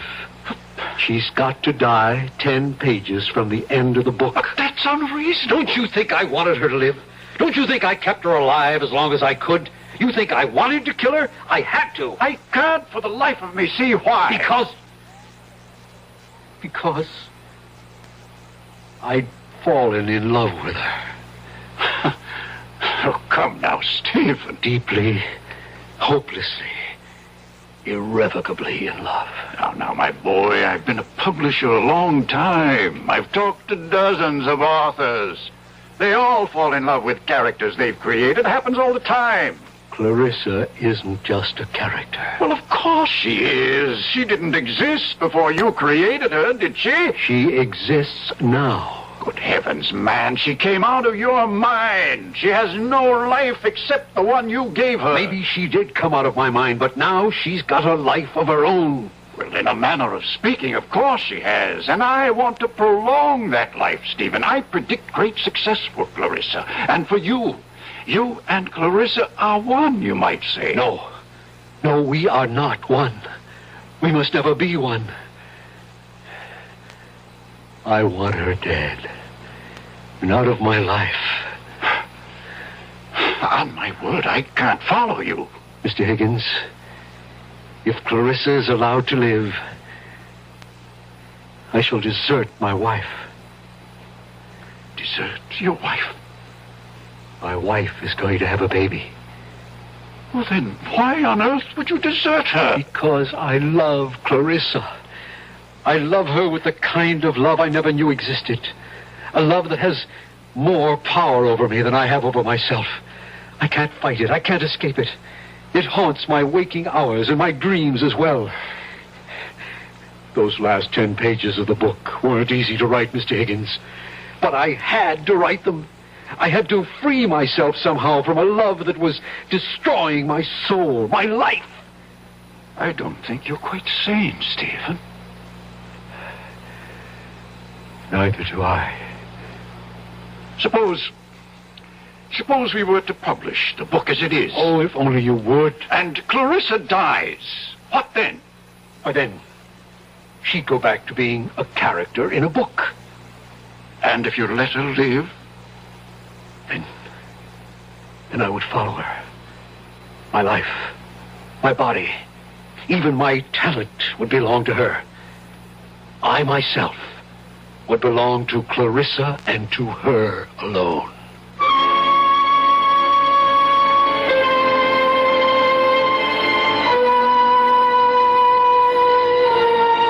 Everybody talks about love, but nobody does anything about it. Now here, for the first time, we have a man who wants to do something. He wants to kill the lady. It may not be the perfect solution, not one to be universally recommended.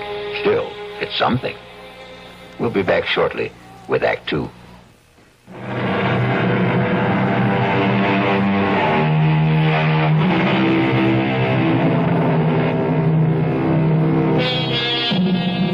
It was an American writer who said it, and not so long ago. Novelists, whatever else they may be, are also children, talking to children, in the dark. Listen with me now to the second act of Three Women. Stephen is talking to Clarissa, a character he created in one of his books, in the dark. Clarissa, I can't let you go on living. But I want to, Stephen. Of course you want to. We all want to. But I want to so badly, and it's your fault, Stephen. Why is it my fault? Because you gave me such a wonderful life in your book. I enjoy it so much. I can't bear the thought of giving it up. Neither can I. Neither can I. To have had a life like that and then to die 10 pages from the end of the book. I know. When the book is published, you'll be dead. I don't see why, Stephen. I really don't. Because till now it's just been you and me and this room and words on paper. But after the book is published... What will it be then? It'll be something that sells for $7.95. $1.50 in the paperback edition. My goodness, you're counting on a big sale, aren't you? Just hoping. But it won't have a big sale if you kill me off, sweetheart. It might. What was that? Who came in? Probably my mother-in-law. She gets home early to get dinner ready. Will she come up here? I don't think so. She hardly ever does. Then let's talk some more about how much you love me. She is coming up here. Oh, bother. Well, we'll talk some more later. I am not going to let you kill me off, Stephen. It's too cruel. Just a minute. All right to come up? Of course, Mother. Give me your hand. What a place. How do you stand it? I like it.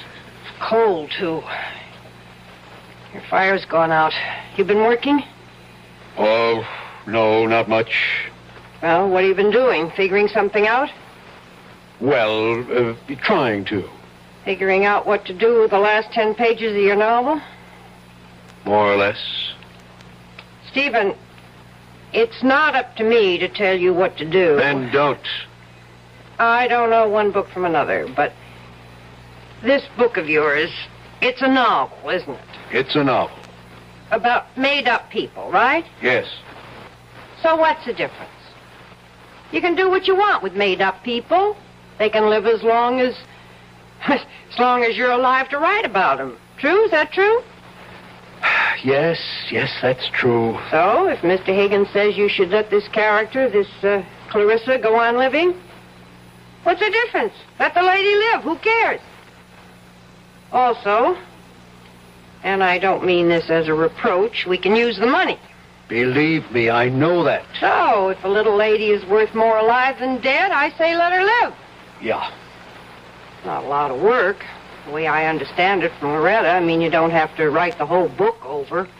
Just the last 10 pages. Well, what's that? You can knock that off in no time. Well, I better be getting on down and get dinner started. It'll be ready in about half an hour. I'll be down.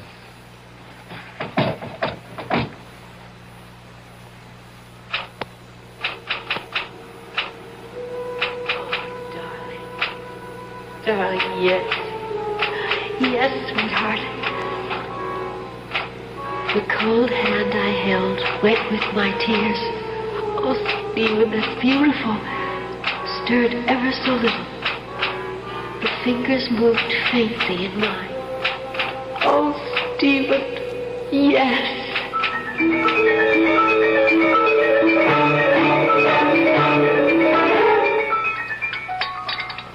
That was a very good dinner, Mother. How would you know? You hardly tasted it. Well, what I did taste was awfully good. Nobody's going to eat anymore. I'll clear. Let me help you. Oh, don't be silly, Mama, and I'll finish up. You go back to work if you want to. Well, all right. I guess I will. Poor Stephen. He looks awful. He hardly eats anything anymore.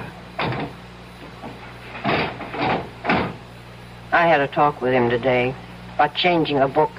What did you say? I said, what's the difference?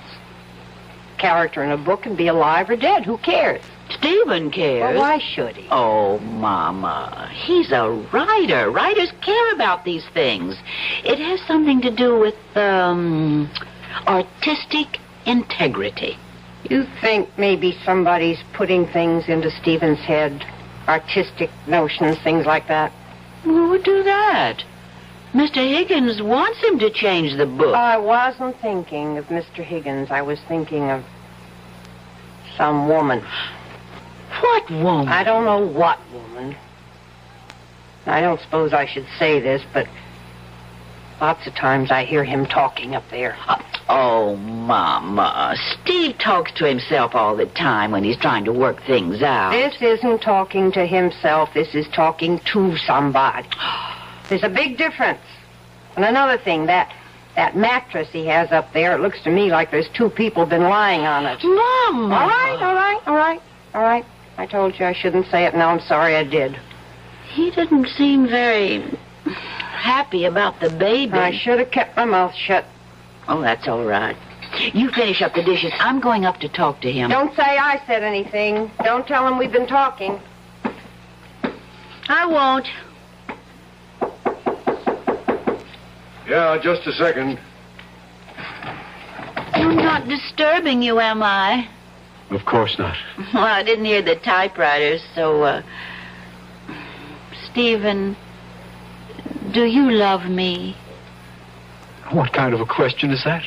It's the kind of question wives are always asking, even if they never say the words. Yes. I love you. Are you glad we're going to have a child? Yes. Yes, I'm glad we're going to have a child. Well, ask a straight question, you get a straight answer. That's the way it should be. So, I'll ask you another one. Why don't you want to change the book? Loretta, I just don't. Well, it's not a straight answer. I know it isn't. I just can't. Stephen, I'm going to ask you another straight question. Are you interested in some other woman? Interested? No. Because if you are, I'll go away. No, I don't want you to go away. I'll go away and have the baby someplace else. Till you get over this other woman, then I'll come back. Or if you don't get over her, I'll stay away. Oh, Loretta. Stephen, can you swear to me that there's no other woman in your life except me? Can you promise me that? Loretta, I swear to you, I promise you, that I love you. That I love you, that I want you for my wife for always, for as long as we live. I guess I'll have to be satisfied with that. It's the truth. All right. I'll let you work now. Oh, I thought she'd never leave. Please, Clarissa, I don't feel like talking to you right now. Why didn't you tell her about me? How could I tell her about you? She wouldn't believe me. Nobody would. Darling, you know what I was thinking while Loretta was going on and on about herself and you and the baby she's going to have? I was thinking, why don't I have a baby? Oh, not in this book, of course, but later on in some other book. I'll have this perfectly gorgeous child who'll have my sweet disposition and your marvelous brains. How about that?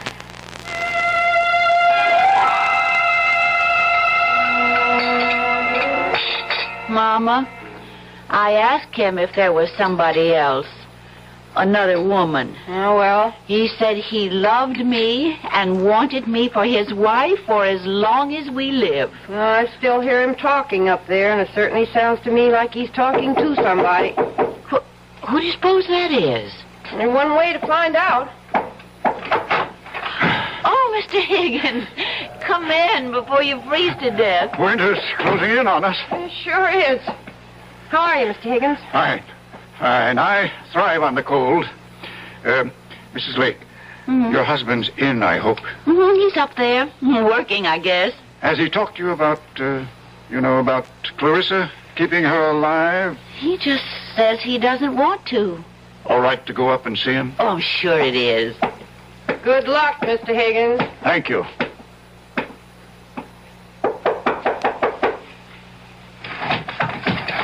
Oh, Mr. Higgins. Okay to talk to you for a few minutes, Stephen? I guess so, sure. I thought I'd like to see how you're getting along. I'm not. You haven't done any work? None at all? Oh, a few pages. They're over there next to the typewriter. Okay to have a look? If you want to. Mr. Higgins, if you're here to talk to me about letting Clarissa live... I most certainly am. I'm not sure I can take it anymore. My mother-in-law's talking to me about it. My wife talks to me about it. Stephen, this is very good so far. The hardest thing of all is Clarissa talks to me about it. Do you know what she wants now? She wants a baby. My baby. We could probably work in a baby later on. Mr. Higgins, if Clarissa has a baby, am I going to love it more than Loretta's baby? Stephen, these pages are very good. Now write the last couple of pages. I've got to kill her off, Mr. Higgins, and never write about her anymore. Never. Oh, now, Stephen, stop it. Calm down and try to be reasonable. I can't be reasonable. I love my wife, Mr. Higgins. I want to live with my wife and our child. I can't live with her and Clarissa, too. No, Mr. Higgins. Clarissa has to die just the way I wrote it in the first place. If she dies in this book, then I can't write about her anymore. And if I don't write about her anymore, she won't exist. Stephen, I won't publish the book if Clarissa dies. I've put it to you straight. Don't you think you owe it to your wife, to your mother-in-law, to yourself, to make this little concession? Concession? What will happen to them if you don't? What will happen to them if I do?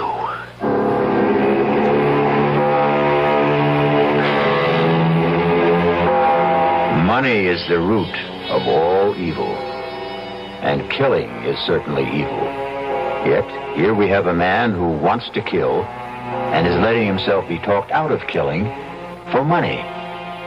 It leaves us with the perplexing question, what is evil? Maybe we'll find out when we return shortly for Act 3.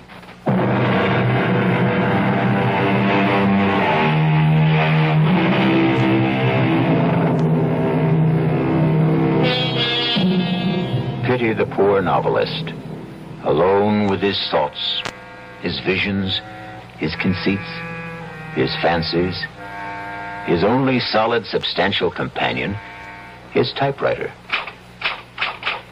Stephen?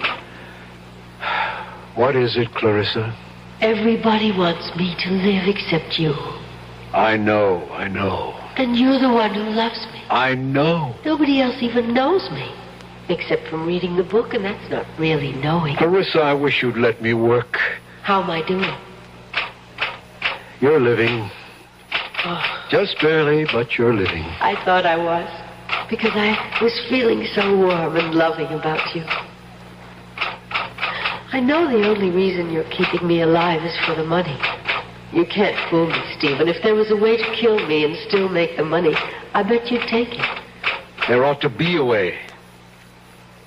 Clarissa, you've given me an idea. Oh, it makes me very happy if I've given you something. You've given me everything. It's about time I gave something back to you. Mr. Higgins, Stephen Lake. Yes, I have an idea. I have to talk to you about it right away. Can I come to your house? Oh, that's all right. I have snowshoes. I'll be there in, say, half an hour. Thanks, Mr. Higgins. What kind of an idea have you got? Never you mind. I'm coming with you. No, I don't want you tagging along. I want to tag along. Where are my snowshoes? Right there. Now, what's this big idea you have to tell Mr. Higgins? None of your business. Is it about me? As a matter of fact, it is. So then it is my business. Stephen, you're not going to kill me off, are you? I thought that was all decided. Are you?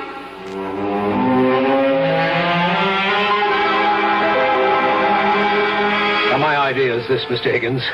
I'll finish up the book just the way you want it. Good. Clarissa stirs and comes to life. Whatever it was she was dying of, she only went into coma, etc., etc. I'll work it out. I'll give you the book in a couple of days, maybe by tomorrow. Good. Then, if you still like it... Oh, I like it. It's yours. Only, I want it in my contract that whatever money the book makes goes to my wife. I want her to get all the proceeds. But it's your book. Well, I just happened to write it, that's all. And writing it... I nearly ruined my wife's happiness and my own. I don't want any money for that. Stephen, it seems to me that you're simply feeling guilty about your feelings for Clarissa. I am. Guilty as hell. And about the other books, the ones after this one. You're not going to tell me you don't want any of that money either. I want somebody else to write those things, not me. You're joking. Mr. Higgins, I've got to get Clarissa out of my head. And the only way to do that is to put her into somebody else's head. Let somebody else keep her alive, not me. Well, I suppose we could find a ghostwriter, but At least let me have those last 10 pages with Clarissa alive. Mr. Higgins, you'll have them. Tonight.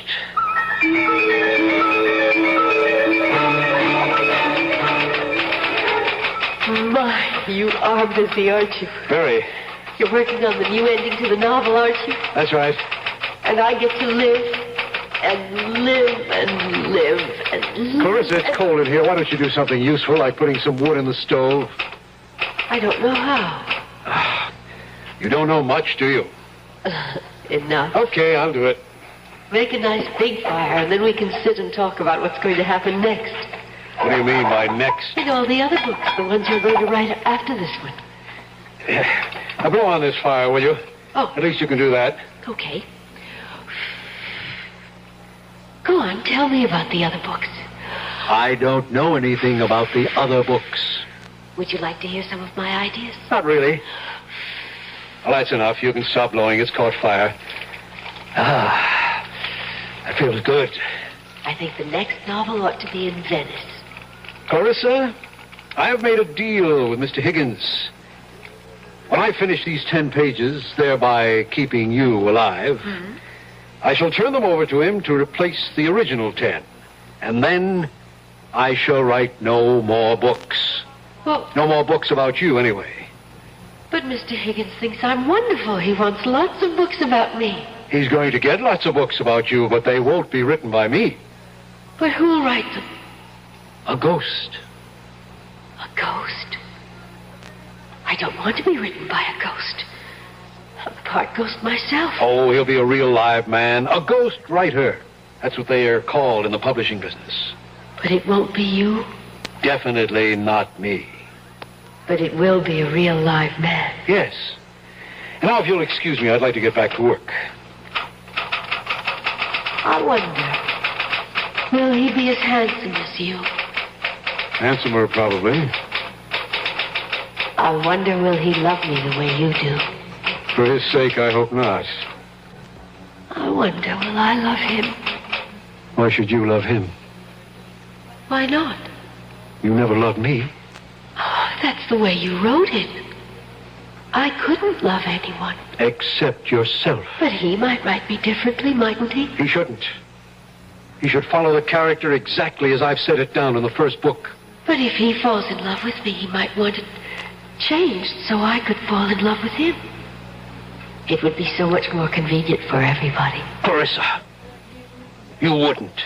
Wouldn't what? Fall in love. Fall in love with the ghostwriter. Would you? How should I know? Well, you wouldn't have his child. You wouldn't do that. I think I'll put another piece of wood on the fire. Or would you rather do it? Clarissa, would you have his child? There. Oh, look. That's a nice fire. Lovely. Answer me. Would you have his child? Well, Stephen, if that's the way he writes it, I guess I'll have to. Stephen, what are you doing? Oh, no. You're not going to have his child. No. Stephen. You're going back to where you were in the original. You're going to die 10 pages from the end of the book. You're not going to burn the new pages, Stephen. You're not. Don't. Help! Help! Someone help me! I'm on fire! Help me! The quilt! Get me the quilt, please! Help me!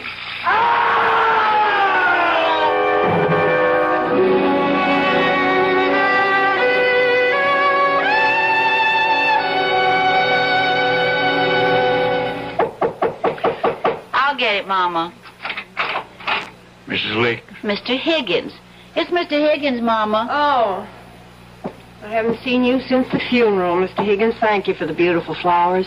May I come in for a minute? Why, of course. Come in. Would you, like a cup of tea, Mr. Higgins? I was just about to put the kettle on. Thank you, no, Mrs. Lake. I haven't wanted to intrude before this on your grief.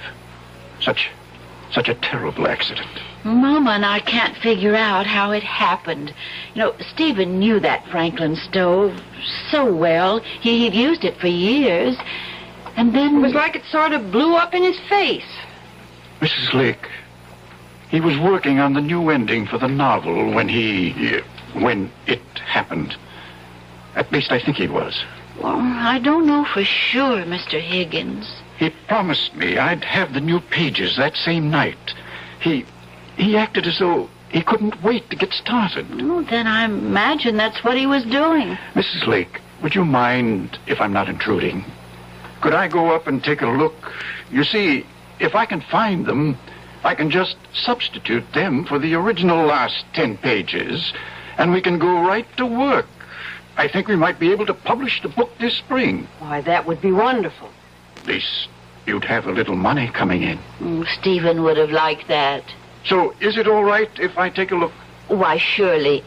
You don't mind if I don't go up there with you? I haven't wanted to somehow since the fire. No, that's quite all right. I'll go up by myself. Trapdoor's not locked, Mr. Higgins.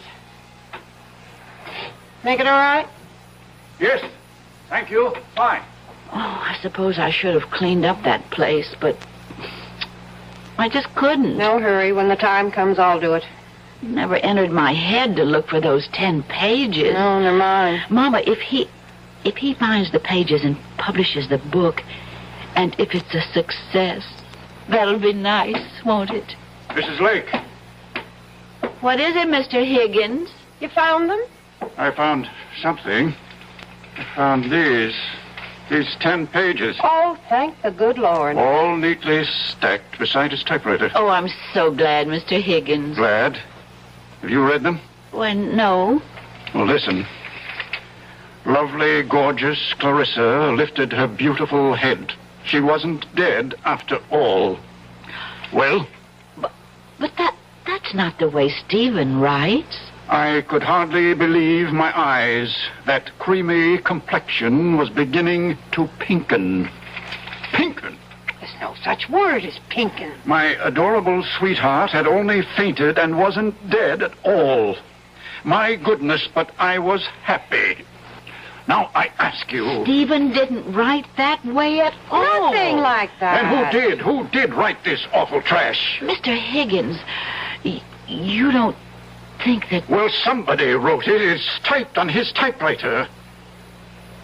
You don't suppose it is possible that Stephen went mad and wrote this awful stuff while he was unbalanced? Mr. Higgins, if Stephen was a certified lunatic, he couldn't write 10 pages like those there. Do you want them to keep for any reason? Oh, I don't think so. Well, I'll take them home with me and burn them. Mr. Higgins, does this mean that there won't be any book at all? Why, I hadn't thought... I would so like to have a book of Stephen's published. Tell you what we'll do, Mrs. Lake. We'll go ahead and publish the original version, the one where Clarissa dies. You say something? No. Sounded like a ghost, kind of.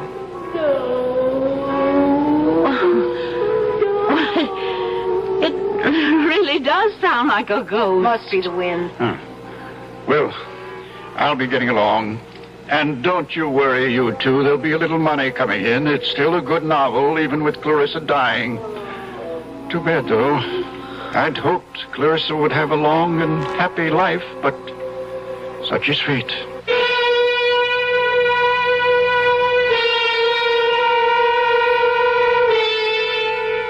And the moral of the story is... What is the moral of the story? How's this? Lie if you like, but never believe your own lies. Or, the man who fools himself is a fool indeed. Well, something like that. You figure it out. I'll be back shortly.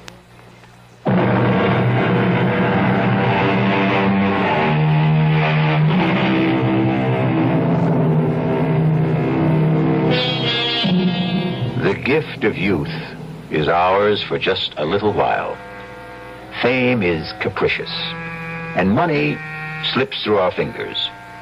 Health is a godsend, subject to recall. Even the benison of love can elude us, or it can wither in our hearts. But the blessings of imagination, They belong to us forever and ever.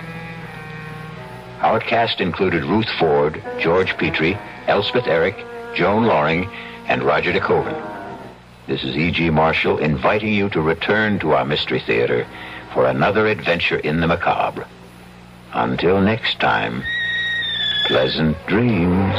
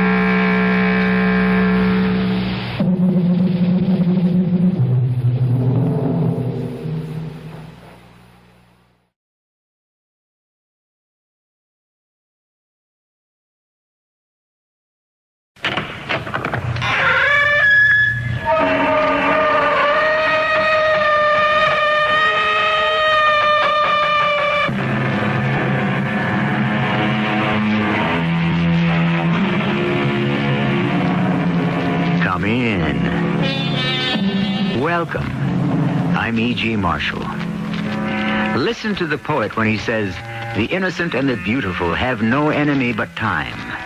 Yes, innocence and beauty could survive in all their magnificence and glory for all of eternity if every clock in the world could be stopped forever. That might be a blessing for the innocent and the beautiful, but where would it leave the rest of us?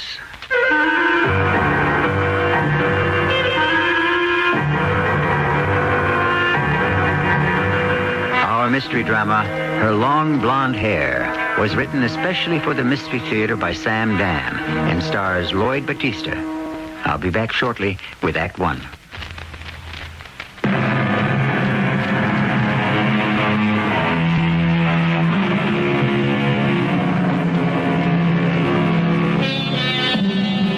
Heard melodies are sweet, but those unheard are sweeter.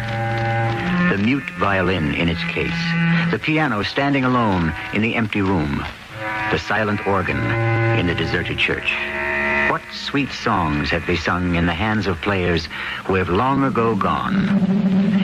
A tall, dark-haired, and rather intense-looking gentleman of about 40 walks briskly down the crowded street. Now he stops. Evidently, something has caught his eye in a shop window. A look of horror seems to spread across his face. He is quite agitated. What could there be in a pawn shop window to cause him to feel such distress? With an obvious effort, he composes himself and walks into the shop. Yes, sir? You have a violin in the window? Which one? The one in the open case with the bow. Yes? The bow, it's made of very light hair. Uh-huh. It looks like blonde hair. I wouldn't call it blonde. You wouldn't? To the best of my knowledge, I don't think horses' tails come in blonde. It doesn't look like horsehair to me. It doesn't? It's a woman's hair. A woman's long, blonde hair. I was under the impression that violin bows were made out of horsehair. This is obviously the blonde hair of a woman. I want to buy that bow. Well, I couldn't sell it to you. You mean you wouldn't sell it without the violin? Oh, all right, I'll buy that too. I couldn't sell you either one of them until the end of the day tomorrow. Why not? Because that's when the loan expires. If you can't sell it, why did you put it in the window? Now, look, mister, all I did was put it in the window 24 hours ahead of time, so who's hurt by it? Well, what would happen if you sold it to me right now? It doesn't make any difference because I'm not going to do it. I'll make it worth your while. Now, what are you going to make worth my while? The person comes in here to claim the property tomorrow, and I don't have it. They got a lawsuit. I could lose my license. I tell you, I must have it. You come around here at the close of business tomorrow. If it's still here, it'll be for sale. No, but it's very important. Why? Why is it so important? It's an ordinary violin, an ordinary bow. Why is it so important? Is there anything I can do to convince you to sell it to me now? No, mister, there's nothing. Well, you had better listen to me. You see, I intend to have that bow. Look, you listen to me. There's a button right next to my foot. All I have to do is step on it. In 1 minute, the cops will be here. Now, what do you say, huh? Do you want to go quietly, like a gentleman?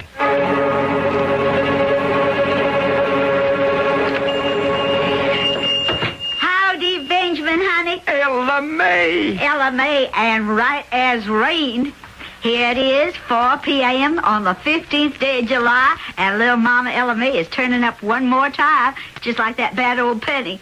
Only this time, we got us a heap of good old pennies, $105 worth, and that's a living, breathing fact. Let me get it out of the window. You take one long, last look at that fiddle, Benji, 'cause you never gonna see it again, ever again. I hope so, Ella May. I know I said this before, but this time I mean it. I'm putting all that bad stuff behind me. Oh, yes, I'm going to get the band together just like we used to be, and I'm going to get me another recording contract. We're going back to Nashville, Tennessee, and then Hollywood, California. You'll see it all in them big yellow lights, Benji. Your country cousin, Ella May. Now, you don't believe it. Oh, sure, I believe it, Ella May. All that whiskey drinking, Benji, all them sniffing powders, they're gone. I made my decision, Benji. I seen my daddy in a dream, and he said to me, Ella May, child, I raised you to labor in the vineyard of the Lord. What are you doing on the payroll of the devil? You know, Ella May, a fellow was in here yesterday. He wanted to buy your fiddle. Well, he can't have it. He seemed awful anxious. Why don't you leave it here for another day? He might offer you a lot of money for it. Oh, no, I can't. Well, why not? It's just a fiddle. No, it ain't just a fiddle. See? It was hand-carved by my granddaddy. It ain't a masterpiece by one of them old-time Italian geniuses, but it's a part of my family. Benji, I couldn't leave her go. Not for $1 million. All right. I just thought I'd tell you. I couldn't make it without her. Just holding her makes me think of my daddy and granddaddy. And they'll keep me on the straight and narrow. Do you understand? Yes. It's going to be very hard for me. I couldn't make it without this fiddle. Well, I wish you luck, Ella May. The very best of luck. Thank you, Benji. And I hope and I pray I'll never, ever again have to look at the inside of this place. No offense meant, Benji. None taken, Ella May. And when I get to Hollywood, California, I'm going to send you my autograph on a pawn ticket made of shiny, solid 24-karat gold. Do you believe it, Benji? Why, sure. Sure, I believe it.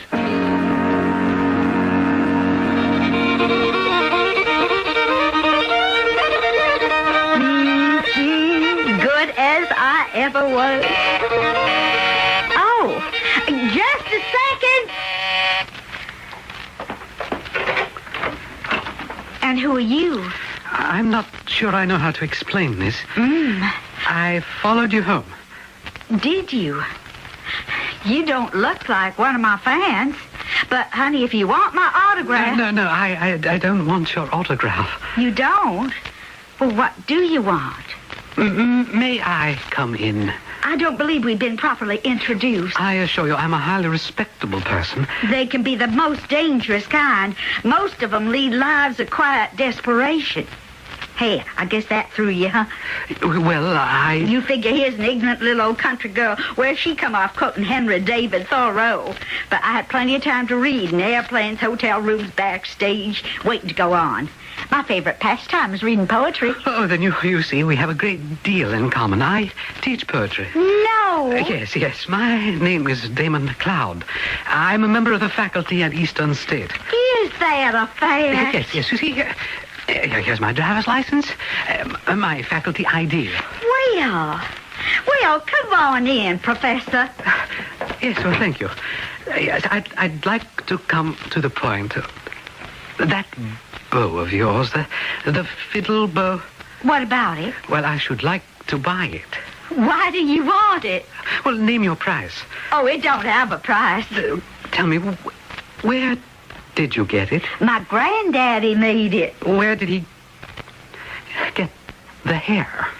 Off from the tail of a pony. Where else? No, that isn't true.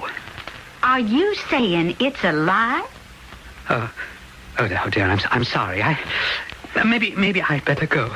Are you sure you're feeling all right? Huh. Maybe you need a little country fiddling to get you back on your feet. And little mama, your country cousin Ella May, is loaded and ready. Well, just you listen here. I've never been better in all my born and blessed days.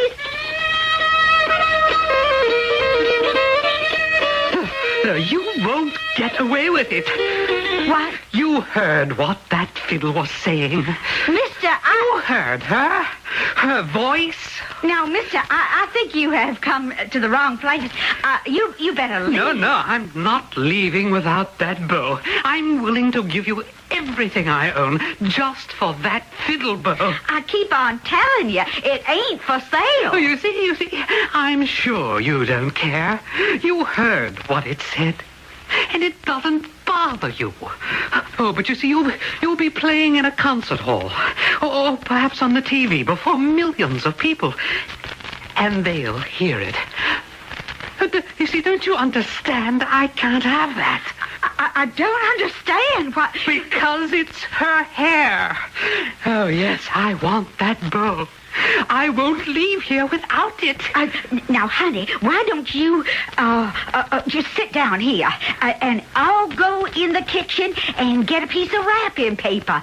All right? Now, I'll be back before you even know I'm gone.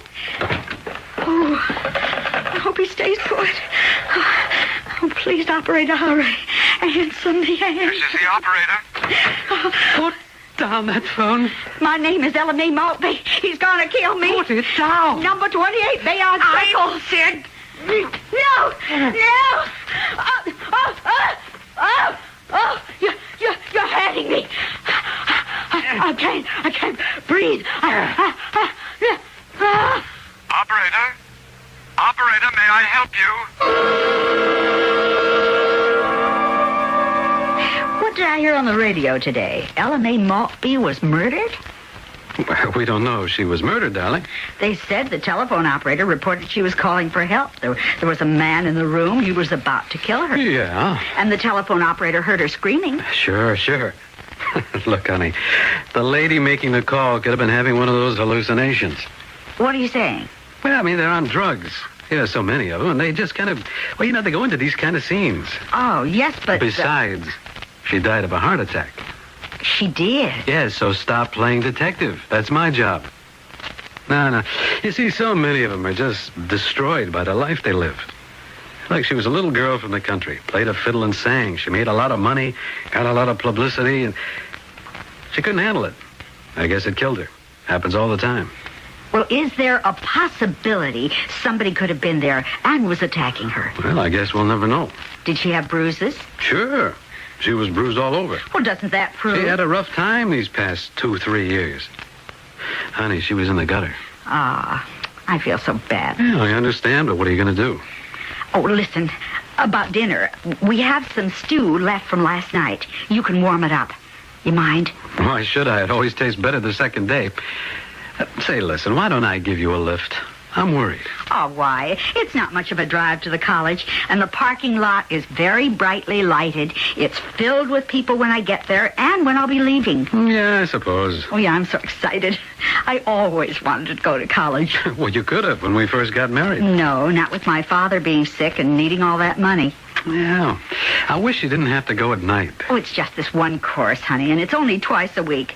Besides, it was the only one this particular professor teaches. This guy must be red hot. He's the authority on medieval English literature. His name is Dr. Damon McLeod. McLeod, huh? Damon McLeod. Why is it that name sounds so familiar?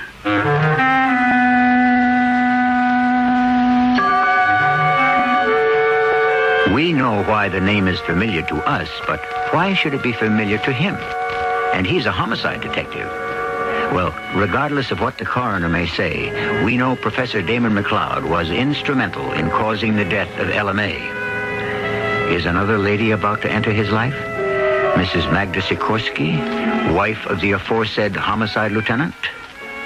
We shall expand on this in Act 2.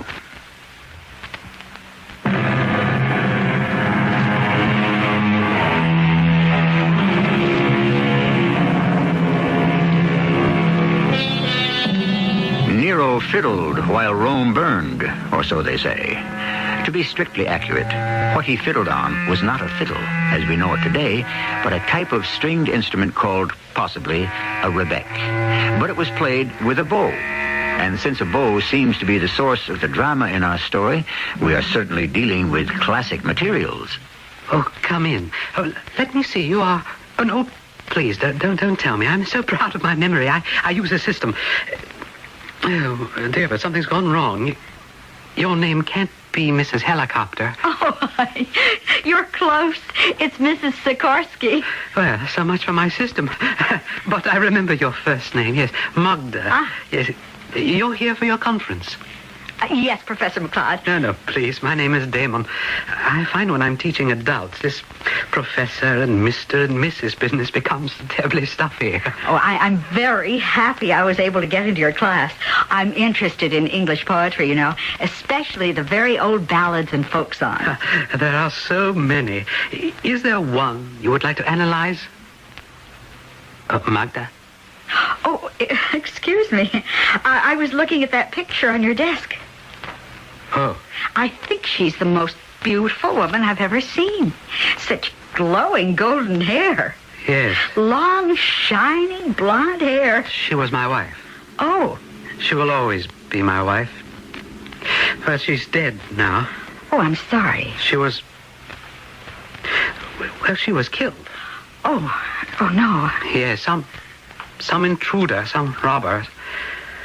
A reminder, I suppose, that for all our sophisticated, complex civilization, in many ways the raw animal passions of the barbarian savage still smolder underneath. Well, however, as they say, the world must go on. Tell me, did you have a poem in mind? Oh, yes. The Two Sisters. The Two Sisters? It's also called Benori. I'm aware of that. Do you object to the poem?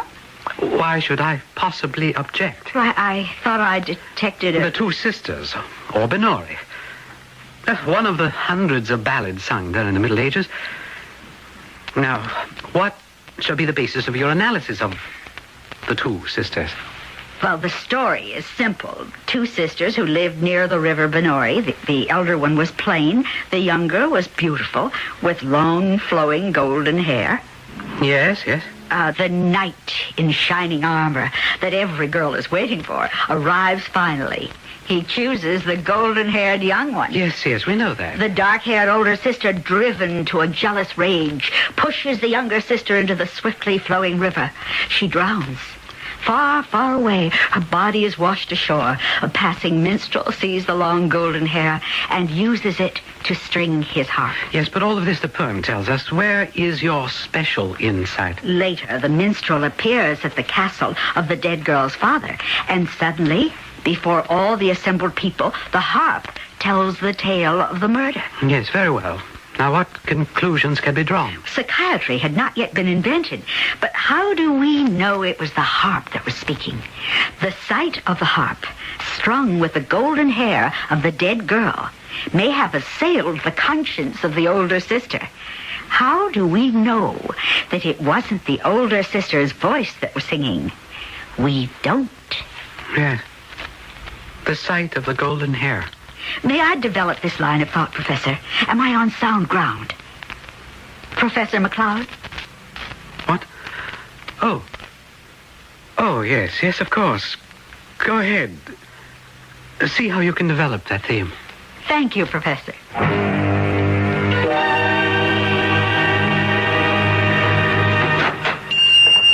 Yes, sir? Yeah, Mr. Benjamin around.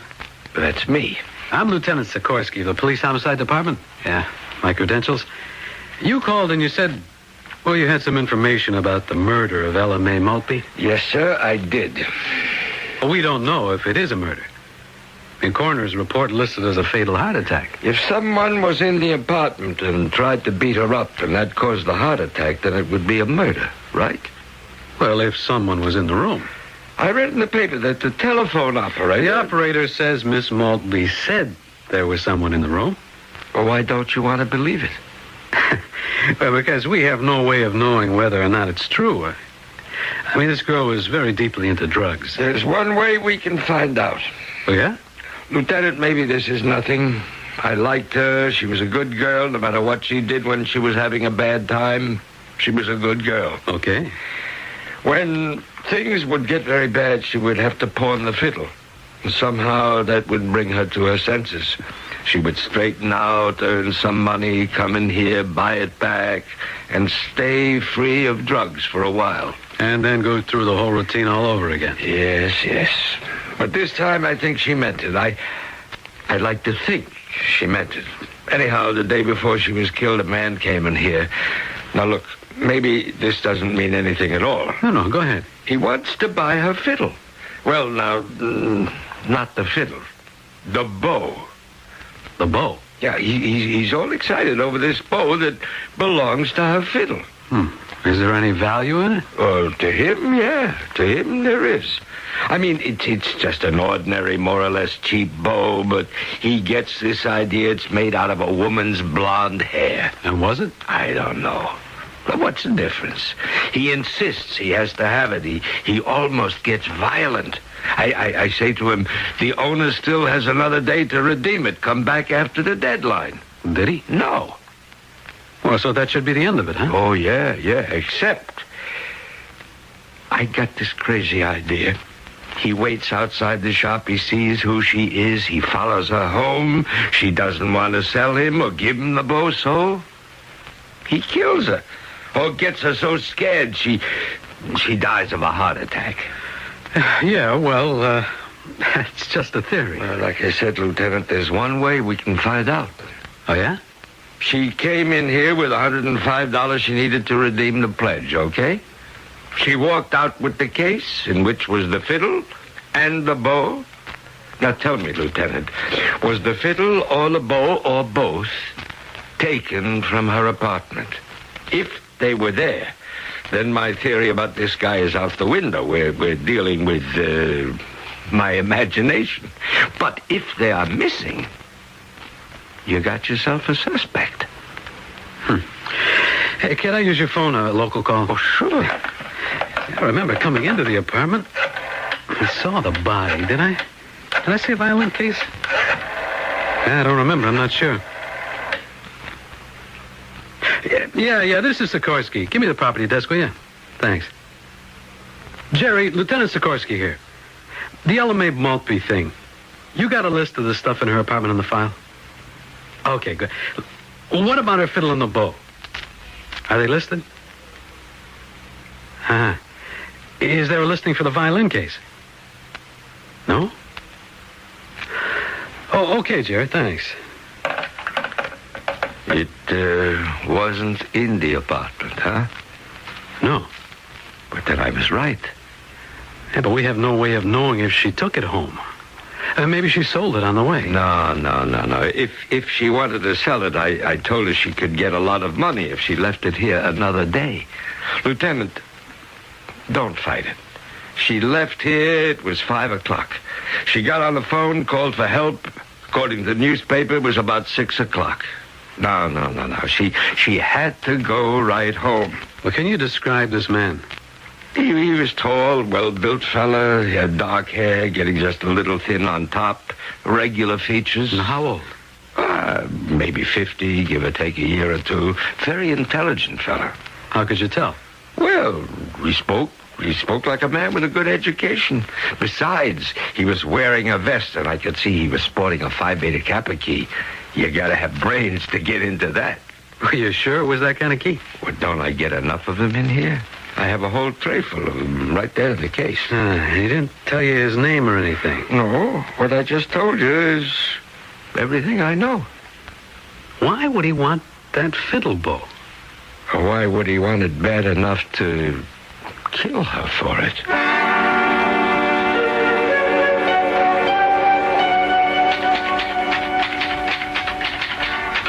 You're busy, darling? I'm never too busy for you, Lieutenant. Just let me end this sentence. There now. Yeah, maybe you can give me a hand. With your police work? Darling, what brings this on? You never asked me before. Yeah, well, maybe for the first time I'm dealing with a person that you would know better than me. And what sort of a person would this be? Well, an intellectual person. One who wears a Phi Beta Kappa key. He would be the one who caused the death of Ella Mae Maltby. Why would such a person kill her? Well, because she couldn't or wouldn't sell the bow for a violin. Why would he want it? Yeah, I don't know. It was in the pawn shop window. He obviously had an obsession about that bow. He was convinced it was made out of a woman's blonde hair. A bow that was made out of a woman's blonde hair. That's absolutely... I guess it's remarkable. Oh, yeah? Why? I'm analyzing a Middle English poem. It goes back at least 600 years. Yeah? Where does that fit in? It's a harp. Well, we're not sure it's a harp, but it's a stringed instrument that was strung with the long, blonde hair of a murdered girl. Well, what does it have to do with all this? Well, now that you mention it, nothing.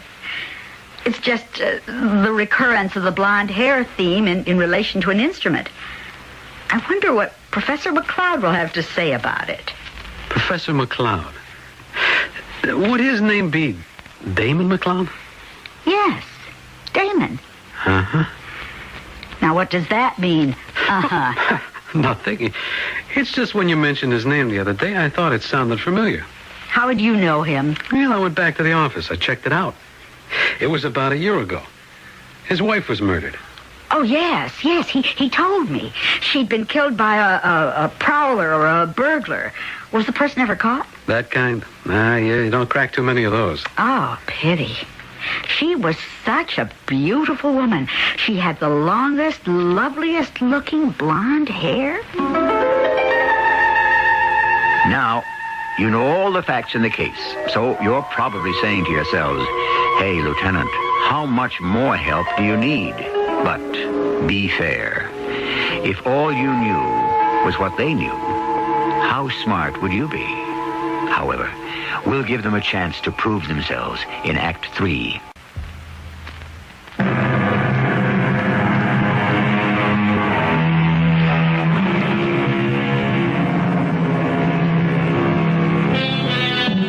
It is written that gentlemen always seem to prefer blondes. We, of course, take no sides in this controversial area. We must remark, however, that our story describes a fascination with blonde hair that covers 7 centuries.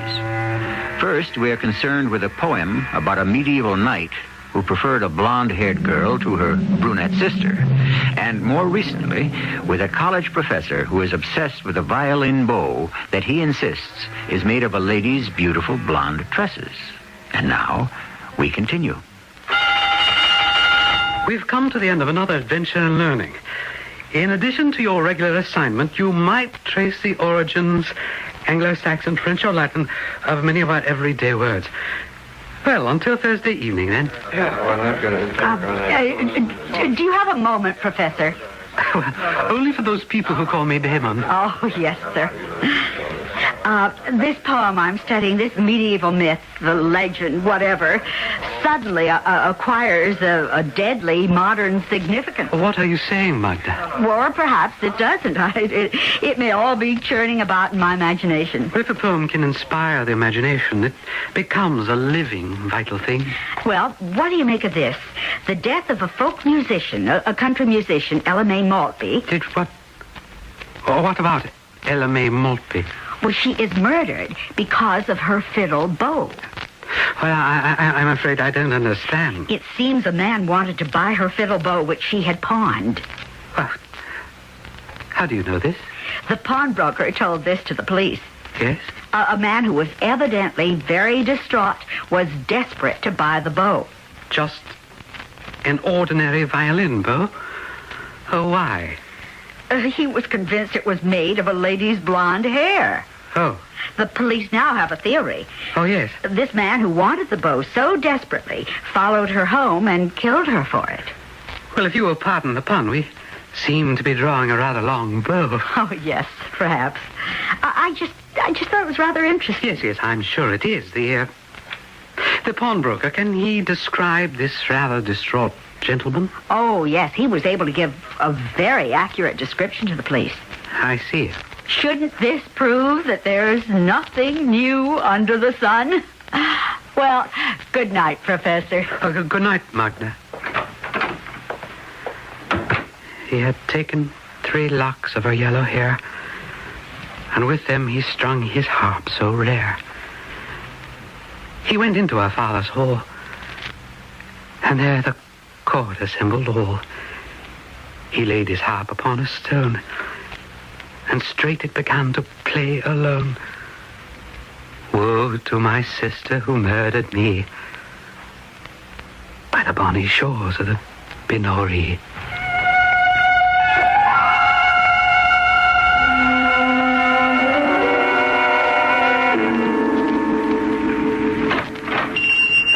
Oh, that's you? Yes. What can I do for you? Why did you tell the police I killed her? Isn't it true? Oh, well, I didn't mean to. You see, it's just that I have this temper, this terrible, uncontrollable temper. Why did you tell the police? Because I liked her. She was a girl with heart. And because I lost a daughter to those same things that were destroying her. All of us have these terrible moments. I was walking past your window and I saw that violin bow and I stopped because it was her hair. Her long blonde hair. Well, now, look. Stay where you are. Don't you move. Please let go of me. You're trying to move down to the other end of the counter where that button is. The one you told me about, the one you step on to call the police. Now, please, just listen to me. I don't want to hurt you. You see, I said to myself, that's her hair. It's her hair. Whose hair? Jessica's. You know, her name should have been Jezebel. Please, don't get so excited. I have reason to be excited. My wife. She married me for what? Just for my name. So she could be Mrs. Somebody, have a home, some money. Oh, she would run around with other men. She would laugh at me. She'd sit there and comb her long golden hair and laugh at me. Well, you should have divorced her. Divorce? Oh, does a divorce restore a man's honor? Does it erase the memory of her obscene laughter? Well... Oh, I can still hear her. I go out with other men because you're not man enough. I'll show you who's man enough, I said. And so I lashed out at her. I hit her again. And again. And again. Please let go of my arm. She struck her head very hard against the piano leg. I could see the light just flicker and disappear from her eye. Please, mister. The last time I saw that golden hair, there was blood on it. And then I saw it again. It had to be hers. On that fiddle bow. You see, I know her hair. I love her hair. I followed that woman home. Please, could I get you a glass of water? And suddenly I came to my senses. That is, I thought I did. What sort of madness is this, I asked myself. I was about to go away when she began to play her fiddle. And she played it with that bow. And then I knew it was made of Jessica's hair. Look, mister, you gotta understand that was You impossible. fool. I heard it. The bow didn't make the fiddle play. It made the fiddle talk. and I could hear it say, I am the heir of Jessica McLeod, who was killed by her husband. Killed by her husband. Mister, that's impossible. Why did you have to tell the police about me? Now, look, I'm a citizen. I know my Yes, duty. am I supposed to go to jail for the rest of my life? Sacrifice my career, my reputation, for two stupid, worthless women? Mister, you need help. Well, what good are they? What use are they? One was a slut. The other was a drug addict. We don't have the right to judge. Shut up. I'd like to help you. Oh, yes, you'd like to help me right into prison. I'll help you. I'll help you to keep your mouth closed forever.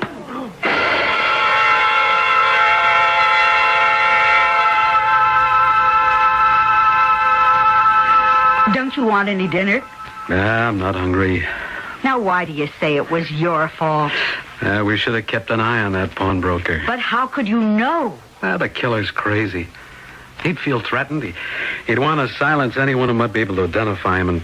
And now, without that pawnbroker, the description doesn't mean a thing. He could never stand up in court. Oh, well, I'll be late for class. Hey, you're working pretty hard. School can be tough if you've been out for a while. I wish I could do something to help you. Maybe you can. You want to retype my theme for Professor McLeod's class? If it doesn't put me to sleep. Oh, come on, Lieutenant. You're a better typist than I am. Okay.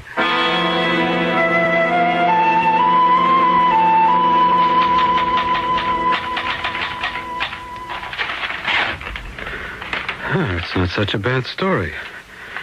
He had taken 3 locks of her yellow hair, and with them he strung his harp so rare. So on, so forth. He laid his harp upon a stone, and straight it began to play alone. Woe to my sister, who murdered me by the bonny shores of the Binnery.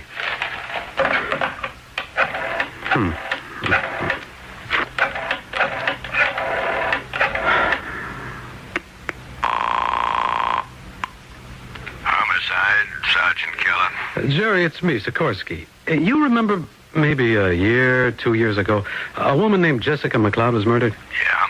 Well, you went out there. You talked to the husband. Do you remember what he looked like? Yeah, he was tall, maybe 50, dark hair. Did he wear a Phi Beta Kappa key? Yeah, I remember it was hanging from a chain on his vest. I'd assume it was that kind of a key. Why, what's doing? Well, I'm not sure. Just yet. Is it possible? How could it be possible?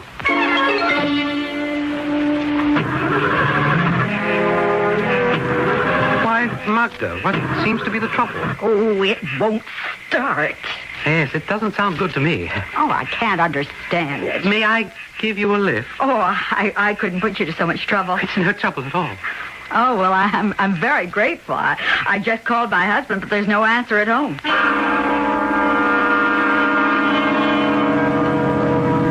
Oh, you just missed the turn. The turn? You have to go up Torrance to get to my house. But we're not going to your house. What? We're going to mine. What are you saying? My dear Magda, you're writing a theme on the 2 sisters. Oh, but please, listen, You think it's just a piece of poetry. Please. It's a statement of truth. Eternal truth. Professor, Don't call me Professor. It makes me angry. And you must not make me angry.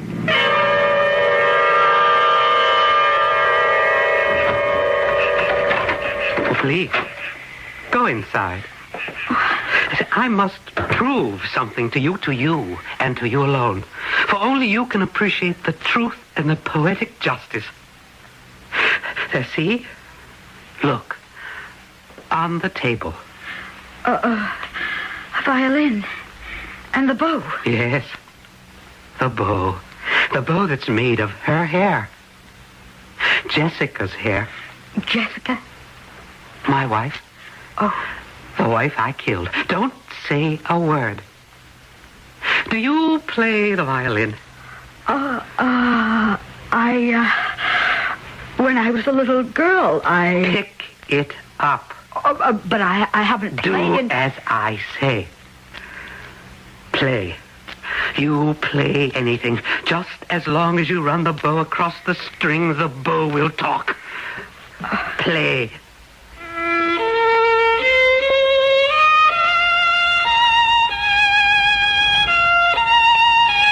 You hear?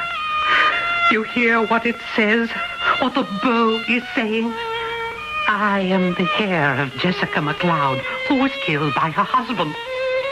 Killed by her husband. Didn't you hear it? Didn't you? Let go of me. Let go of me. You heard it. Murder will out.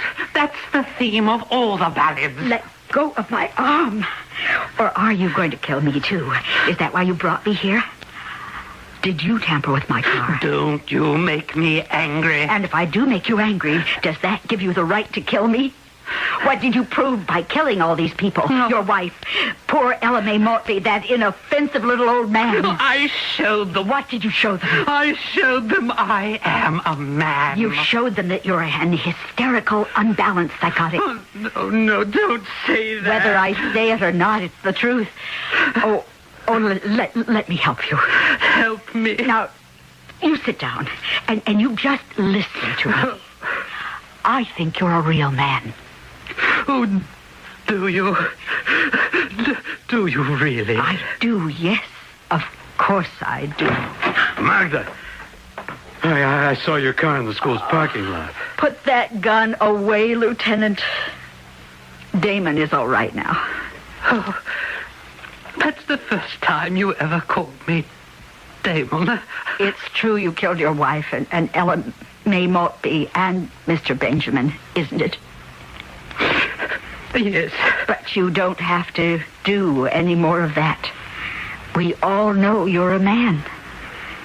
Isn't he a man, Lieutenant? Absolutely. Jerry, do you and Frank want to escort the professor down to headquarters? Are you coming too, Magda? Yes. I'll see you there.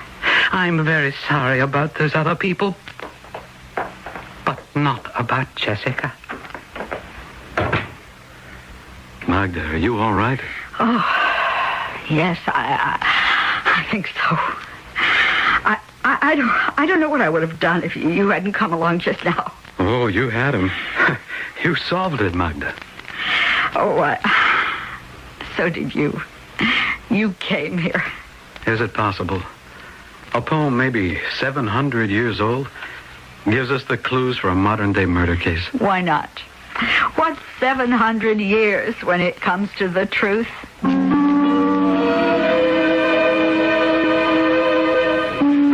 The truth lives forever. It never changes. It endures all the ravages of time and space. It is the same now as it was in the beginning, and as it shall be in the end. And if you're willing to wait just a few minutes, I may add to it when I return.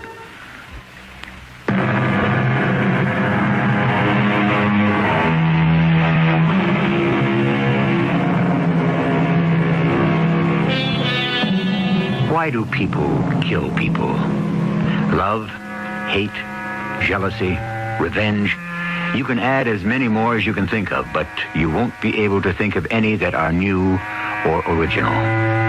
We are told that there is nothing new under the sun, which means that if there are no new virtues, there are no new vices. All we may add is new shadow.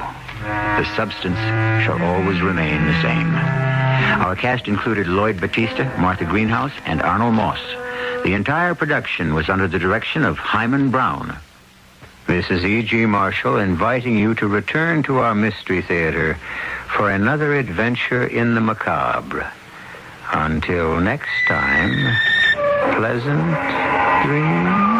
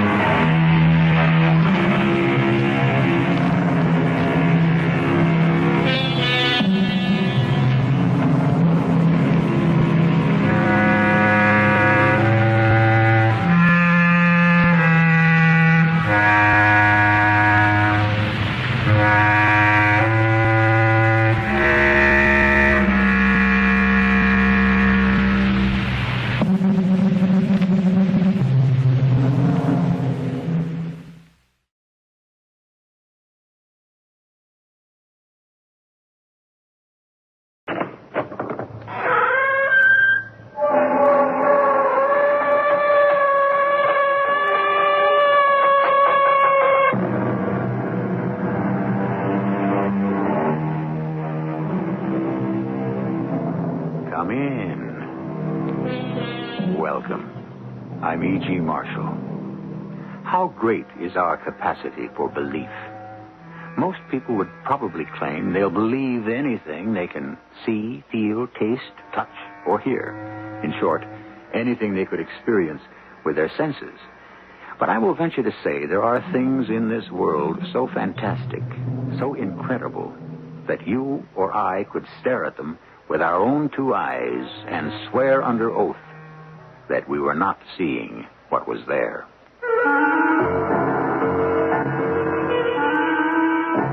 Our mystery drama, The Ninth Volume, was written especially for the Mystery Theater by Percy Granger and stars Michael Wager.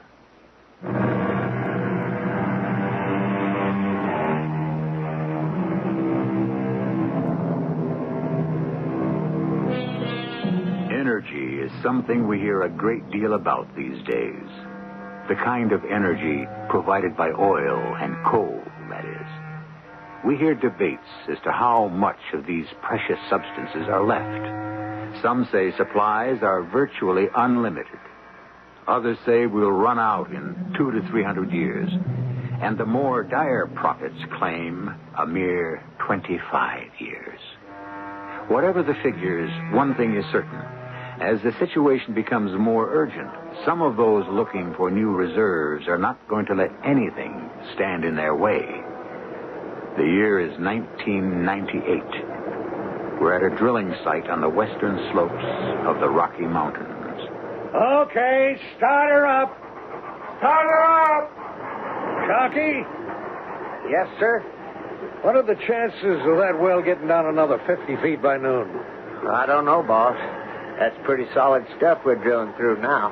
I don't understand this. Not in all my 42 years in this business as a company geologist told me to drill halfway up a mountain instead of on the low ground. He seems pretty confident. He's a young smart aleck, if you ask me. He isn't quite right. You mean in the head? Yeah. But he went to college. All right, get on the back of that rig, Shockey, and take it as fast as you can. But remember, under no circumstances do I want any more delays.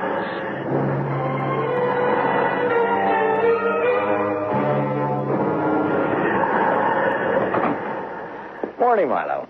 Morning, John. Coffee's on. Uh-huh. Everything underway okay today? How can you be so cheerful when we've only got less than a week left and no sign of oil? Less than a week? 5 days, to be exact. I got a call from headquarters last night. They've decided against renewing the lease on this land. Oh, they're crazy. They know how much oil there is under that mountain. Well, John, forgive me, but you seem to be the only one still under the illusion that there's anything at all down there. We've drilled 10 dry holes over the past 2 years, 10 dusters. And all of them have been based on your so-called calculations. That's right, because headquarters always pulled a pipe before we got down far enough. Do you have any idea how much drilling costs go up when you get down past the second mile? Milo, I'm going to make you a little wager. How many feet do you think the boys can take it down today? I asked Sharkey for 50 by noon. Then I will bet you $100 that by noon we've struck oil. $100. How far down are we now? As of last night at quitting time, it was 19,967 feet. Okay. I'll make that bet even more specific. I say that by the time we reach 19,980 feet, we'll be into the biggest pool of oil you ever saw. Well, that's only 13 more feet. That's right. Is it a bet, Milo? Well, Mr. Hawkins. Yeah? Mr. Perk, I think we've hit something. What? We've hit an air pocket. Are you sure? I think that's what it is. The rock bit's not meeting any resistance. None at all? No, sir. Are you holding in position? Yes, sir. Good. Get ready to cap. Keep the rig going, but wait till I give you a signal. I want to get company headquarters on the phone. Yes, sir. Oh, Milo, I think you just saved yourself $100. I want headquarters to put this over the intercom. When this geyser goes, everybody in that whole building is going to hear it. What? What was that? Sounded like the rig. The rig! It stopped. What's the matter? What's happened?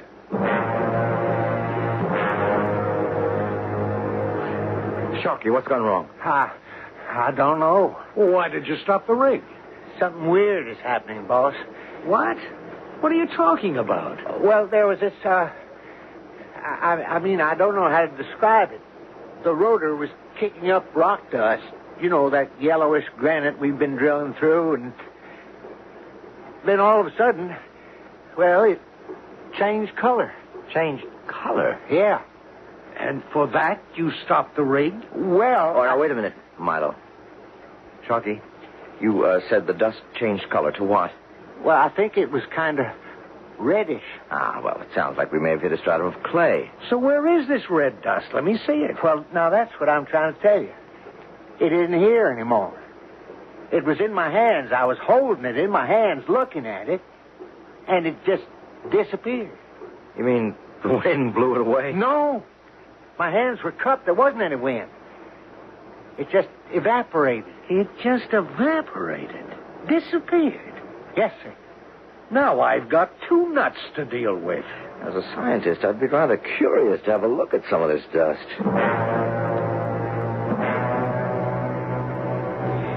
There ought to be still some of this stuff in the hole here if I can just turn the pipe. Ah, here we are. No, I don't know if I'd touch it, Mr. Perk. What if it's not safe? It looks harmless enough to me. Yeah, but you don't know. That's from nearly 4 miles down in the earth. It could be almost anything. That's why I had them stop the rig. I think my first guess was right. It seems to be clay of some sort. It's very odd, though. What it? Had to be a seam of clay that deep in the earth. And the kind of rock formation we've been cutting through. Look there. See what I mean? Hey, what happened to it? It just vanishes. That's what I was telling you. Chalky, bring me some kind of small container, will you? A plastic bag, anything, so long as it's airtight. Okay. Why airtight? I think it must be the fresh air that's causing this stuff, whatever it is, to disintegrate. I want to get a sample of it down to Boulder, to the university there, and have it analyzed. This is the only airtight bag I could find, Mr. Perk. What is it? Well, it's from my lunch pail. Wife put my sandwich in it this morning. Well, I guess it'll have to do. Milo, will you give me a ride? Well, what about the well? I think we'd better leave the rig off until we find out what this stuff is. It's past 1 o'clock. We've lost the whole morning. How much longer is this friend of yours going to take? Milo, Professor Anderson is a very thorough person. He'll be finished when he's finished. This is ridiculous. You saw that dust disintegrate with your own eyes. So, stuff comes up from the center of the earth and acts weird. Why not? If I was down there, I'd act weird. It doesn't raise your curiosity at all. Ah, Professor Anderson. Gentlemen. What did you find out?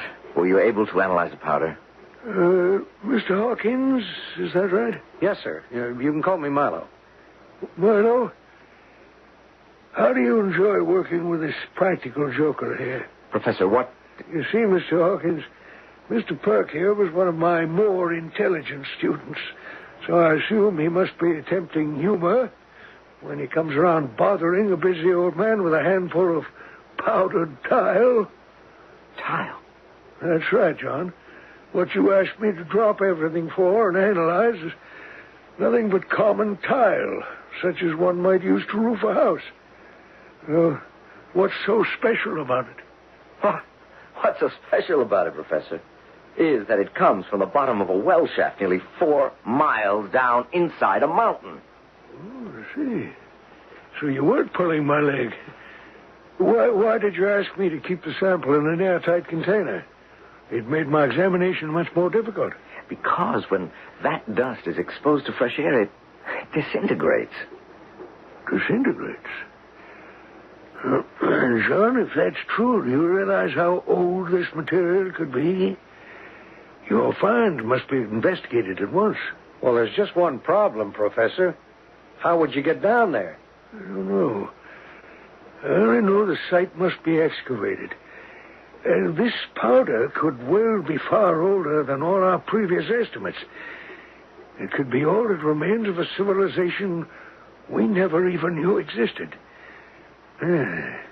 Which reminds me, John, I must keep this sample and run dating tests on it. Of course. Now, look, our company has a deadline. If we don't find oil, we've got to be off that land by the end of the week. Oh, but you can't continue to drill for oil, son. Don't you realize that by continuing to drill, you might destroy an invaluable clue to our past? I don't care about the past, Professor. I care about the future.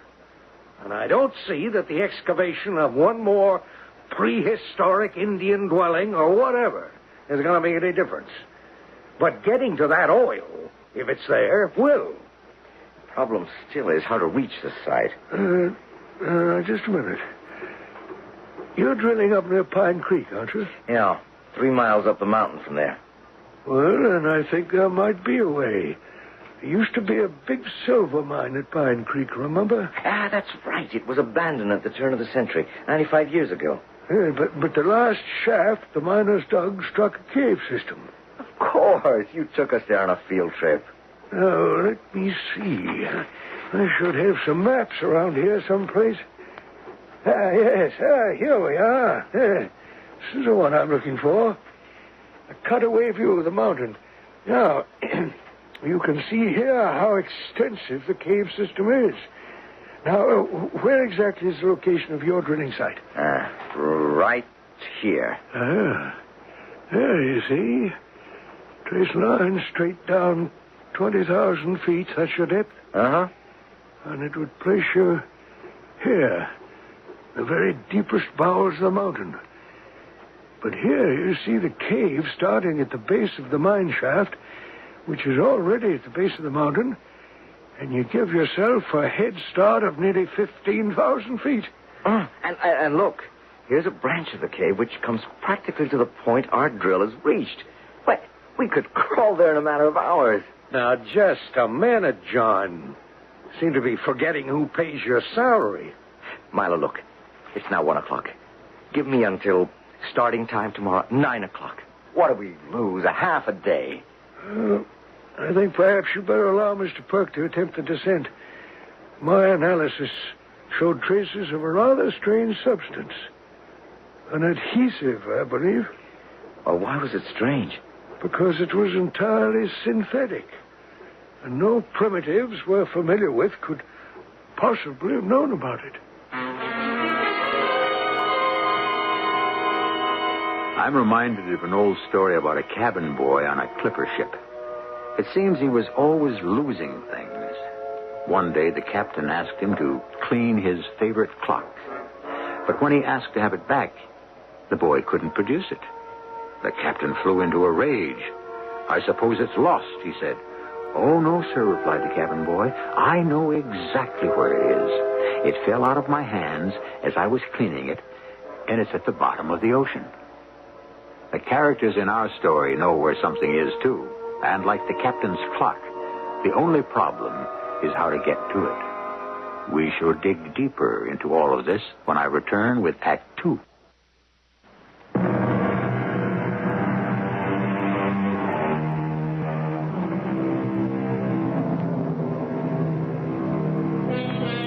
There are many things which distinguish man from the so-called lower orders of the animal kingdom. And geologist John Perk is giving us a good demonstration of one of them right now.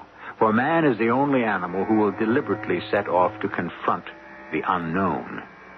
John Perk has bought a few precious hours from a grudging Milo Hawkins, and with Sharky as his assistant, is descending into the mountain. Sharky, careful, the ledge isn't too wide.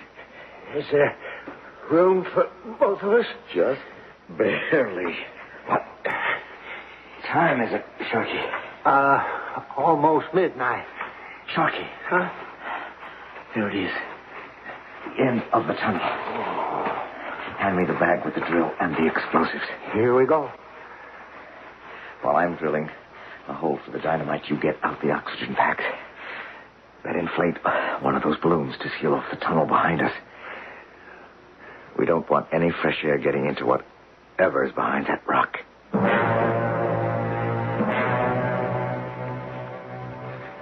The tunnel's all sealed off, Mr. Perk. Good. Charge is ready. Now let's just back up around this corner here. Yeah. Okay. It'll just take a second to hook up the wires. Mr. Perk. Yeah? Are we sure we want to do this? I mean, are we sure we want to know what's back there? I'm a scientist, Sharky. Yes, sir. It's all wide. Push the plunger. Okay.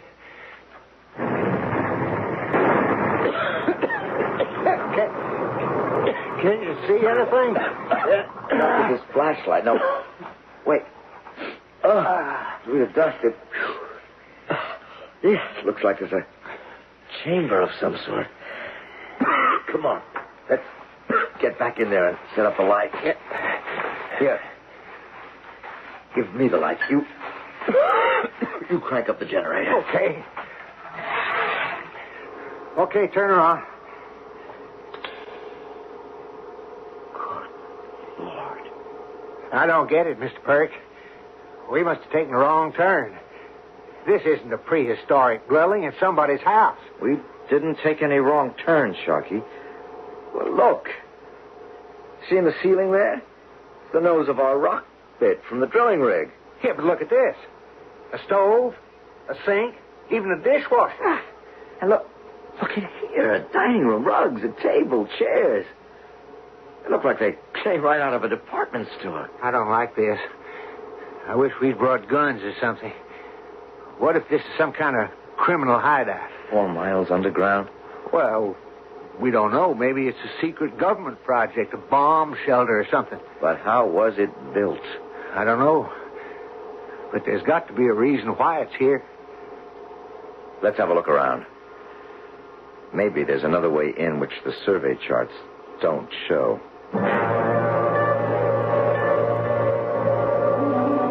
Did you find anything, Mr. Perk? Nothing. How about you? Well, nothing. Fantastic. This entire house is encased in solid bedrock. But I saw bedrooms, a bathroom, even a TV set. Everything just like people lived here. Except that there are no signs of life anywhere. Hey, look at this. Glass in the windows, not even cracked. And curtains. I wonder if the plumbing works. Well, there's only one way to find out, isn't there? Hey, the stuff that came out of the tap. It's black. Black? What is it? Let me taste that. No, Mr. Blake, don't. What I thought. There's nothing wrong with this, Sharky. It is perfectly good crude oil. Oil? Yep. I don't believe what I'm seeing. A ranch house in the middle of the earth with oil coming out of the faucets. It's like magic. I think there may be a more rational explanation, at least for the oil. Did you see any stairs leading to the basement? Hey, I saw some stairs down the hallway. Come on, then. Let's follow these pipes. Pipes should be over on that far wall. What's that?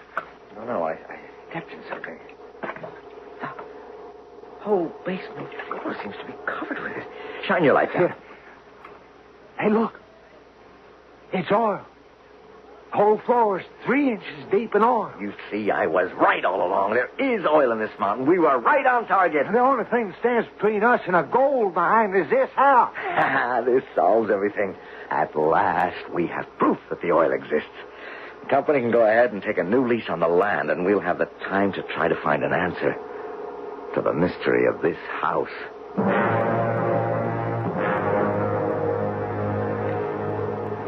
We can leave the generator here. We've got to get back and stop Milo starting the rig up. What time is it? 2:57 a.m. We should just about make it. We'll inflate another balloon to seal the passage behind us before removing the first one. Are we all set to go? All set. Wait a minute. What's this? What?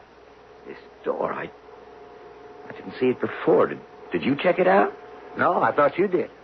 Well, we better have a look. Mr. Perk, this place gives me the creeps. I got this funny feeling. Why don't we just leave well enough alone? Help me move the light over. What kind of thing could survive down here without air. Mr. Perk, I'm frightened. Now, don't open this door. Get out of the way! What is it? A library. A library? Only a library.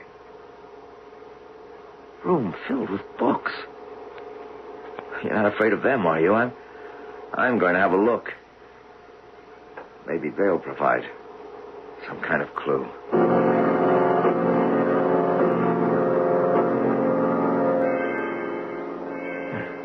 The owner is obviously a man of refinement and culture.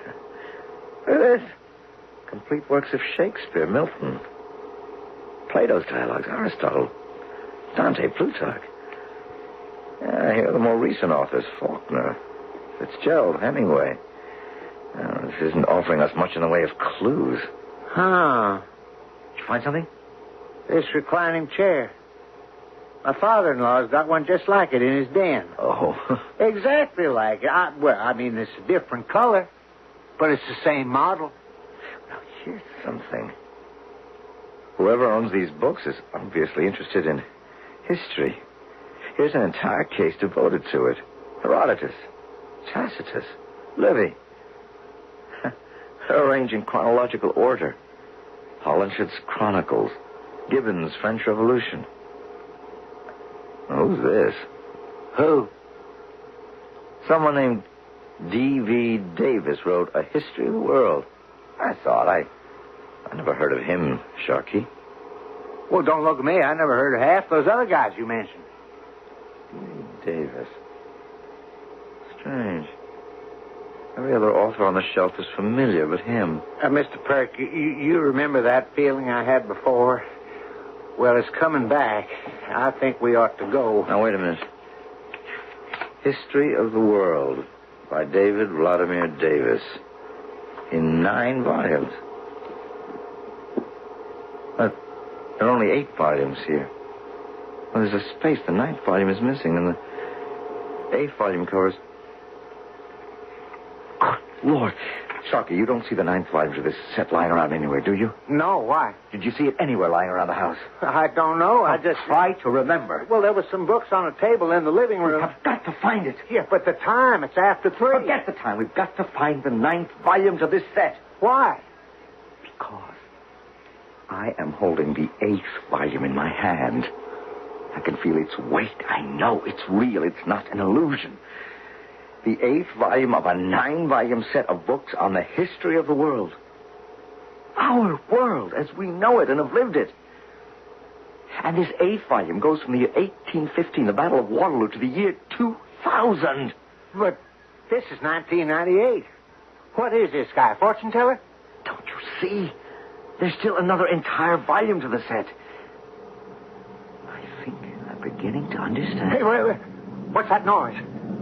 Miss Perk, the house is beginning to shake. It's stopping. What was it? I'm not sure. But if we really are sitting on top of an oil field, it's a highly unstable situation. The vibrations from the dynamite must have disturbed things. We got to get out of here. First, we have got to find that book. Why? Why? What's so important about some old fortune teller's book? That's not it, Sharkey. That's not it at all. Don't you realize what we've discovered? This is... What's that smell? What? That smell. Hey, it's gas. There's gas escaping from somewhere. That explosion must have opened a leak in a gas pocket. Quick. Put this book in our bag. We'll have to come back later with masks to search for the 9th volume.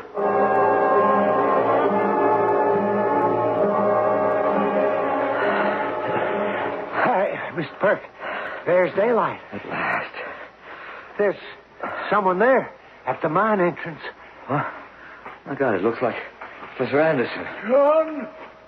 John, is that you? Yeah. We're coming, Professor. What are you doing here? I must know what you found down there. I've been up the entire night running dating tests on that tile sample. At first, I couldn't believe it. But now I know there can be no doubt. That powder you brought me is over 12 billion years old. But we know the world's only 4.5 billion years old. Well, I mean, that's what I heard Mr. Hawkins say once. Yes, that's what we've always thought, Mr. Sharkey, but evidently we've been wrong. Now tell me what you found. At the bottom of our well hole is a house. Even more perfectly preserved than the ruins of Pompeii. It has every modern appliance we're familiar with, from electric can openers to reclining chairs. It's just like the houses in the suburb where I live. The only difference is it is from a civilization so far in the past.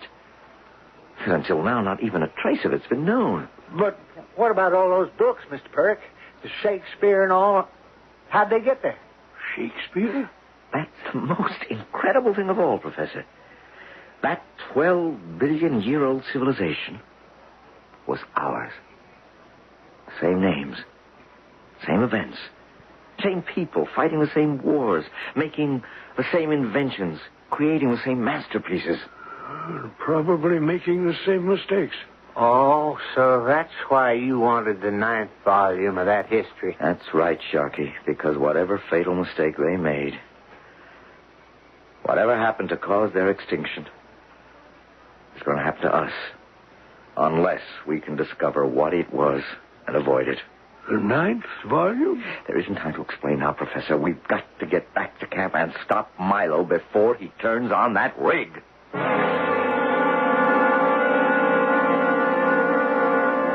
In our beginning is our end, said T.S. Eliot. All living things duplicate themselves in reproduction with a phenomenal precision. So is it not at least possible, then, that nature repeats itself on a larger scale, too? In fact, on the largest scale of all. I shall return shortly with our final act.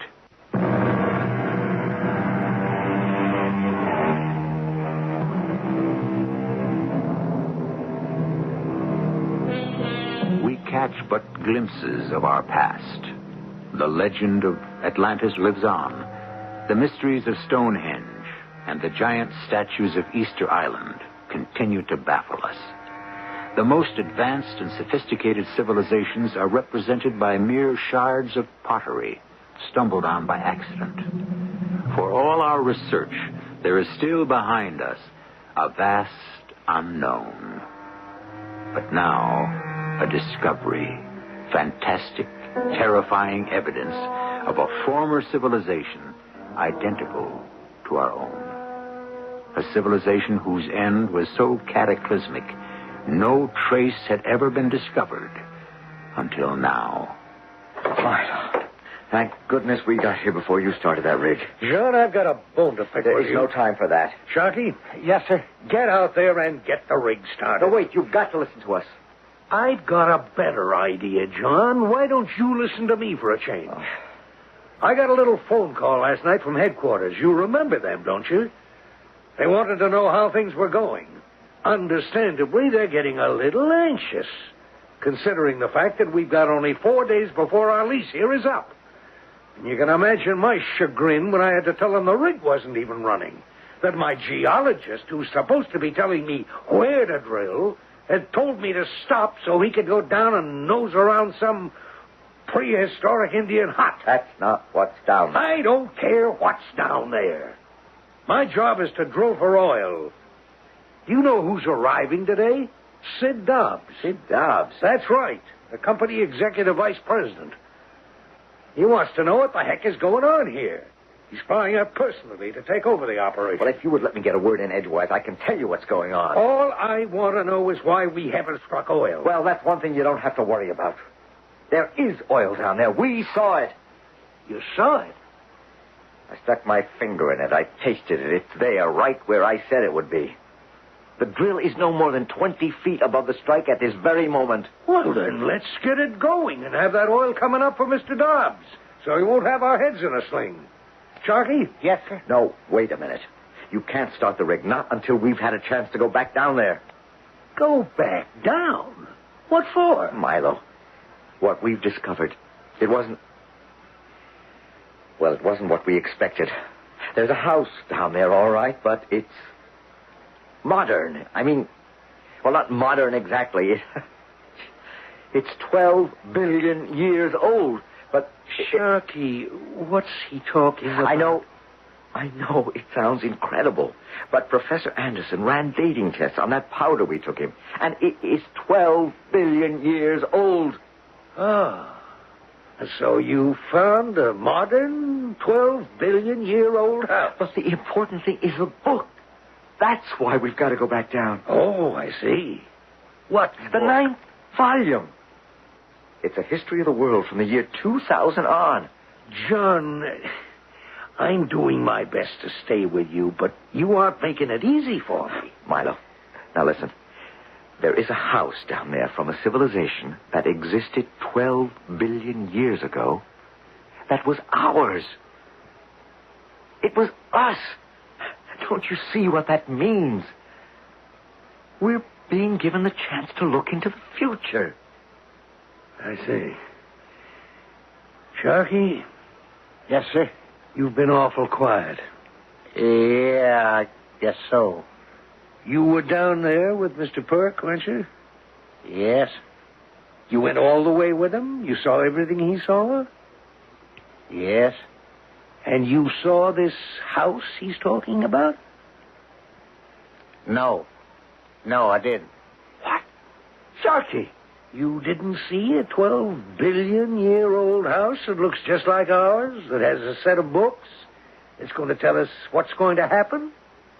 No, sir, I didn't. I didn't see any of that. That's what I thought. No! Sharky, what are you saying? Milo, look in this bag. We brought up the 8th volume of that set. See, look. It goes from 1815 to the year 2000. Now, will you believe me? There's nothing in here but a pile of dust. What? Oh.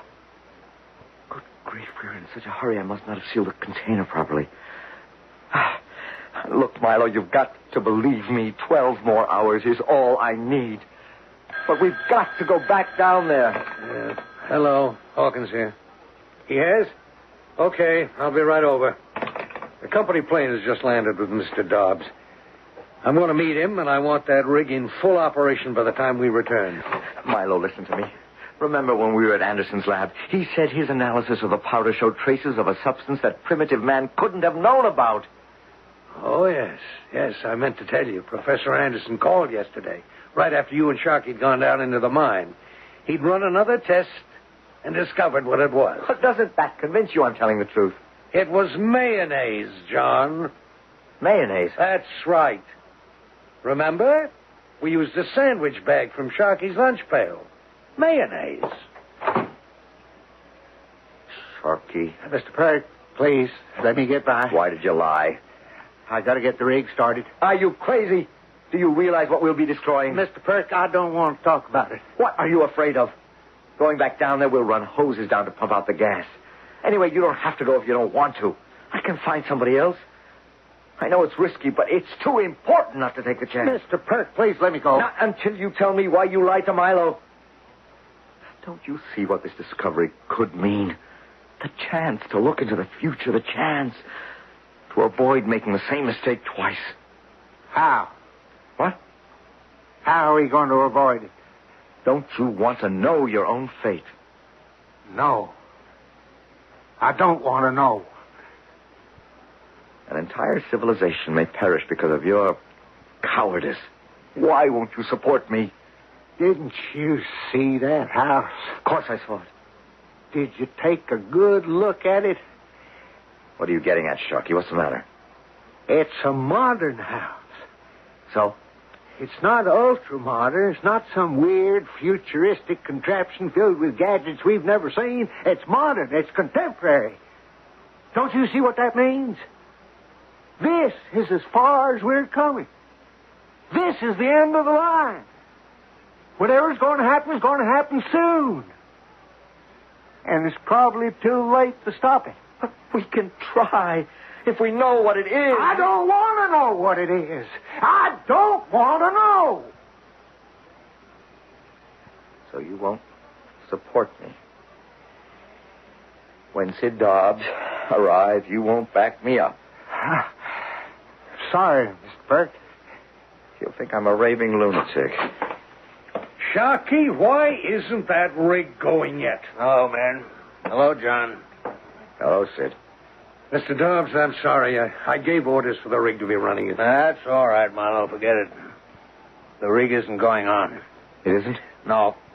We've decided to suspend operations altogether. Suspend operations? Our lease is up in 4 days. It'll take us that long to pack up and be out of here. And as far as I'm concerned, the sooner we never see this place again, the better. Sid, when you say suspend operations, you mean you intend to pull a pipe? We sure can't afford to leave it behind. You can't do that. What? Why not? Removing the pipe would expose the hole to the fresh air and... Well, there's something down there that would be destroyed. By fresh air? Sid, we struck some old clay rock yesterday. That's why the rig isn't going. John insisted on exploring in a nearby cave. Sid, you have to listen to me. Sharky's right. There is oil down there. We're within 20 feet of it. Are you asking me to start the rig going again? No. I'm asking you to take a new lease on the land and hold off making the strike until I've completed my explorations. John, I remind you that we've been listening to you for 2 years. There's no more time. It's all run out. You are also sitting on top of something infinitely more important than oil. And it's going to be destroyed. John, I think you need some sleep. That's your problem. Now, wait a minute. Just a minute, Marlowe. I'm curious about these continued illusions, John. I might give you one more chance. I will accept your considered judgment as a rational scientist that the oil is there and hold off drilling. If you'll tell me what's down there that's so important. My judgment as a rational scientist. Oh, never mind, Sid, never mind. Go ahead and pull the pipe. Okay. Marlowe, have the men pack up. We'll pull the pipe and dismantle the rig in the morning.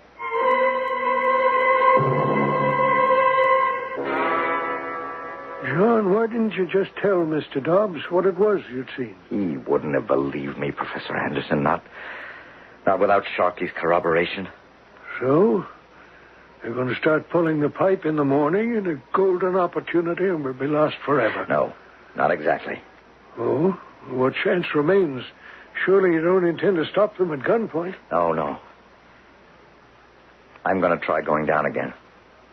You said there was gas leaking, that the ground was beginning to shift. We can wear masks against the gas, and as for the shifting, well, we'll just have to take that risk. You said we.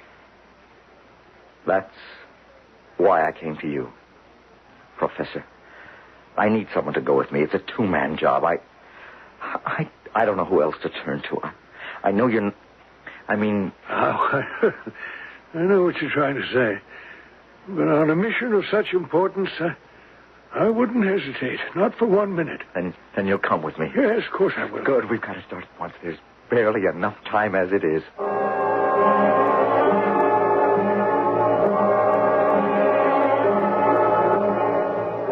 Sharky, I can't say I'll be sorry to see the last of this place. Something about it always did give me the willies. That you better lock the gate for the last time. Oh, okay, Mr. Hawkins. Hey, wait a minute. What's that? What? The stuff on your boots. The black stuff. Why, that's the oil. Oil? Where'd it come from? Well, that's what I was trying to tell you all along. The oil that's down there. Mr. Perk and I saw it, and we waded through it. Sharky, get Mr. Dobbs from the office. Why? We've got to start up that rig. There is oil, Sharky. Oil. Do you know what that means? Ha! Our future's golden.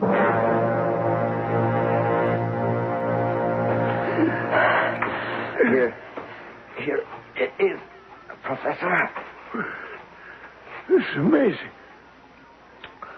A house in every detail, exactly like our own. From a duplicate civilization that inhabited the earth 12 billion years ago. Oh, how much it could teach us. Wait a minute. Sharky said he thought he'd seen some books in the living room. This way. Look, over there on that table. Yeah, this is it. The History of the World by D.V. Davis. Volume 9. Do you realize what this will mean, Professor, when we open this book? Yes. I wonder what it is, John, that we're to learn about ourselves from ourselves. What's that? Professor, they started the drill. The whole house! It's collapsing into dust!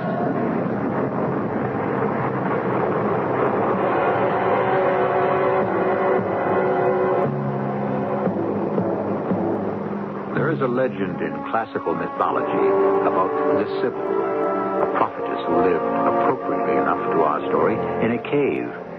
She offered to sell 9 prophetic books to Tarquin the Proud, the last of Rome's legendary kings.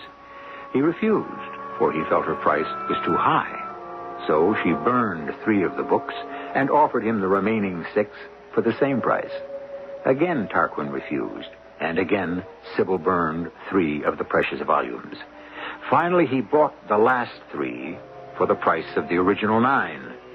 But because of his stingy short-sightedness, mankind lost forever his chance to know what the future holds. I shall return shortly.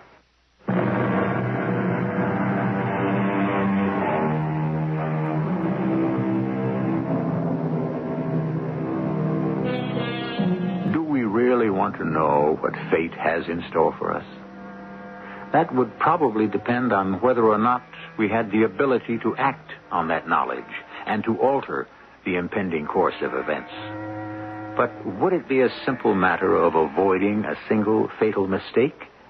Or would we discover a future as complex as human nature itself and as unchangeable? Our cast included Michael Wager, Court Benson, and Robert Dryden.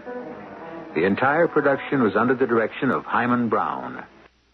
This is E.G. Marshall inviting you to return to our Mystery Theater for another adventure in the macabre. Until next time, pleasant dreams.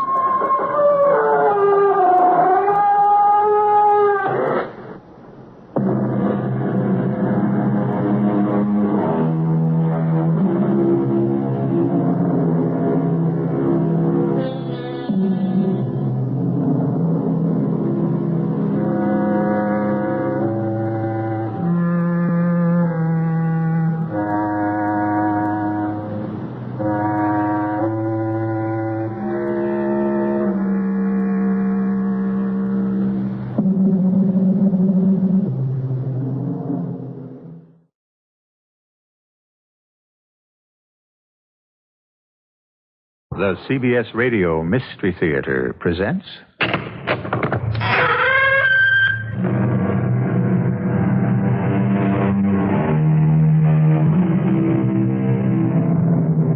Come in.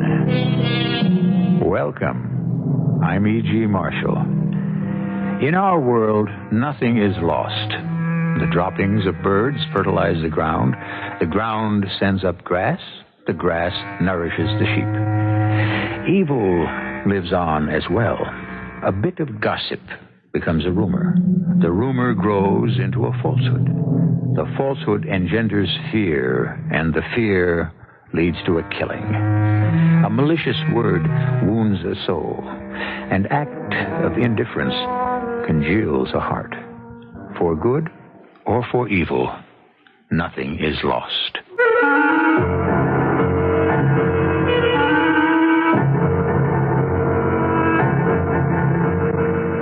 Our mystery drama, Nobody Dies, was written especially for the Mystery Theater by Elspeth Eric and stars Terry Keane and Ann Shepard.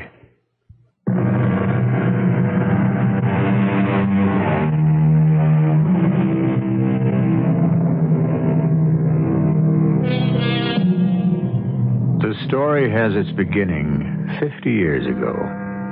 It's a beautiful spring day.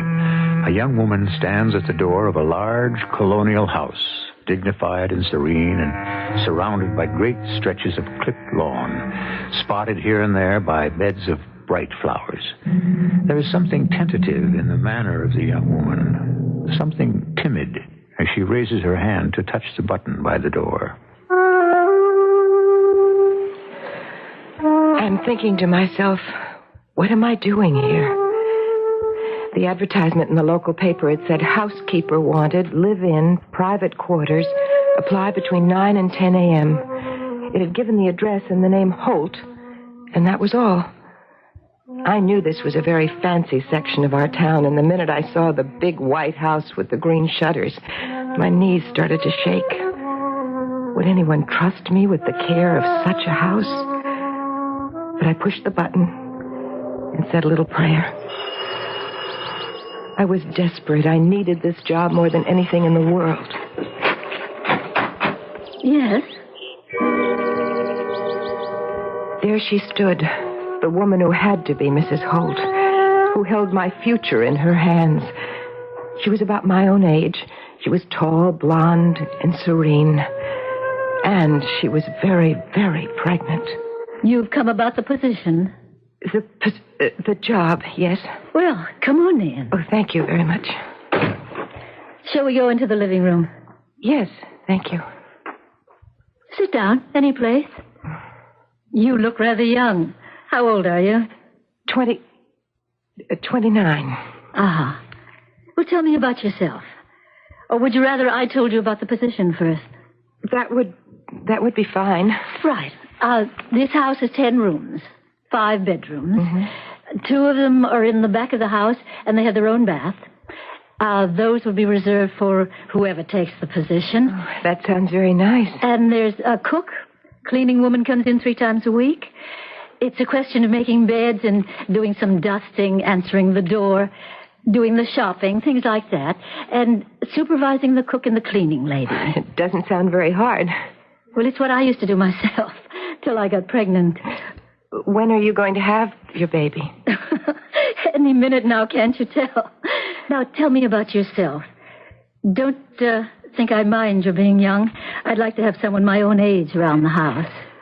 Well, I used to have a house. I mean, not a house like this, just a little house. But I did all the work, and I think I kept it nice, clean and nice, and attractive. I'm sure you did. But you have a house now. I couldn't afford it after my husband left me. Oh, I'm sorry.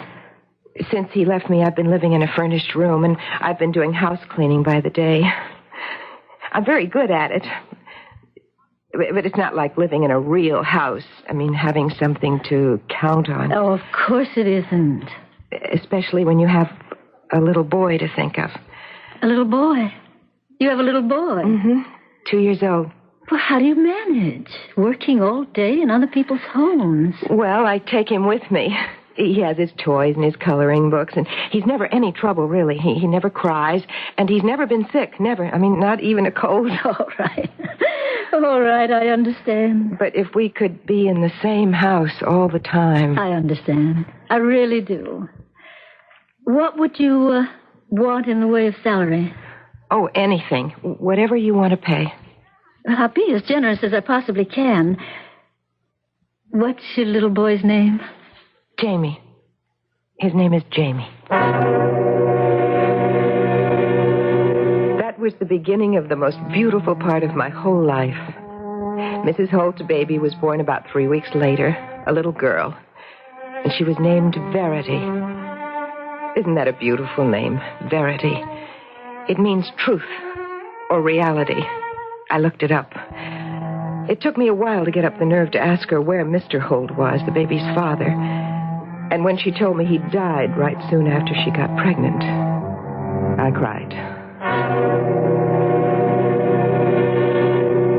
Besides running the house, I helped take care of the baby, the little girl Verity. And you don't have to believe this if you don't want to, but Jamie was never one bit jealous of Verity. Children are, And very often they're jealous of new babies, and you have to be careful. But even Mrs. Holt noticed how Jamie loved the baby. Alice, you'll never believe this. What won't I believe? I was in the nursery this morning, and Jamie was standing by the baby's crib, and you know what I heard him say? I love you, Verity, a bustle and a peck and a hug around the neck. Really, I heard him. That's what he said. Well, that's what I used to say to him when he was a baby. I still say it. Ah, you're a wonderful mother, Alice.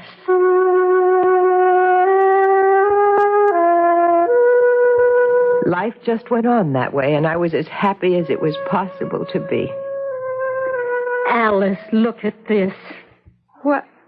Why, it's a drawing. In pastels. Of a little bird on a branch. Oh, it's very good, don't you think? It's very touching. Very sweet. Jamie gave it to me. Jamie? He made it in school. But he's only 8 years old. No. I'm going to frame it, and I'm going to hang it on the wall. That's the way it went. Every day better than the one before. And nothing but nice things to look forward to. Where did Jamie learn so much poetry, Alice? Well, I suppose he learned it in school. I heard him the other day. He and Verity were out here in the garden, and I could hear them through the window, loud and clear. Stay, O sweet, and do not rise. The light that shines comes from thine eyes. The day breaks not. It is my heart, because that you and I must part. Stay, or else my joys will die and perish in their infancy. Well, for heaven's sake. I happen to know that's John Donne from the 16th century, and why a boy of 14 would bother to learn it, I can't imagine. Jamie went on learning poetry. I never asked him about it, why he bothered. I thought it was nice that he did. One day I heard his voice in the conservatory. I stopped to listen, and then I realized he wasn't alone. For thy sweet love remembered such wealth brings, that then I scorned to change my state with kings. Oh, Jamie, that's beautiful. That's Shakespeare. Jamie was just 16. I didn't know a line of Shakespeare, and I'd never known that he did. I couldn't help asking him about it. I know all of Shakespeare's sonnets by heart. Oh, my goodness, I am impressed. I hope Verity was impressed. I was trying to tell her how much I love her. Love? You told her you loved her? I've always loved her. She knows that. You're both very young. Romeo and Juliet were even younger, Mom. Well, life went on. Jamie got into the local college right in the same town. Lucky for us, because he could go on living at home. He'd finished his second year, and Verity was enrolled to start that fall. Mom, I'm going to ask Verity to marry me. Jamie. No, I don't mean right away. I mean when she's finished college. But by then I'll be making a living. You're sure about that?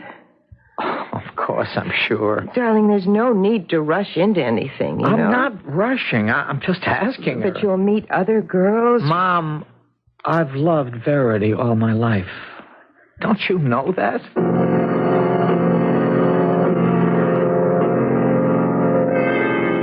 He asked her to marry him? Well, of course, he didn't mean right away. After she finishes college, he wouldn't expect her to marry him now. That's very considerate of him. Mrs. Holt, I don't think we have to take it seriously. They'll both meet other people. Jamie says that won't make any difference, but you never can tell, can you? I think I'll send Verity away to college. Some good Eastern school. Oh, would you do that? They're both so happy here. Alice, how much did you have to do with this? With what, Mrs. Holt? With this attachment, this liaison between your son and my daughter. Well, I didn't have anything to do with it. You plotted, didn't you? From the beginning, you plotted and you schemed to make everything turn out this way. No, I had no idea anything like this. First, you wormed your way into this house, bringing your son with you. Then you made yourself indispensable. You pretended to be my friend. I did not pretend. None of this is true. Are you some kind of witch? I think you are. And you've been weaving spells up there alone in your room. No, Mrs. Holt, Surely no. you know. You've always known that my daughter could never marry a son of yours. It's unthinkable. But I had nothing to do with it. Nothing at all. Or had I had everything to do with it? I don't know, and I have thought long and hard about it. I'm reduced to calling it fate. Simply fate. Or call it the machinations of some spirit perhaps lodged in me, a spirit whose name I don't know. If such a spirit chose to work through me, it was without my knowledge or my will. I swear that's true. I swear. I believe. I think it's true. Oh, I hope it's true.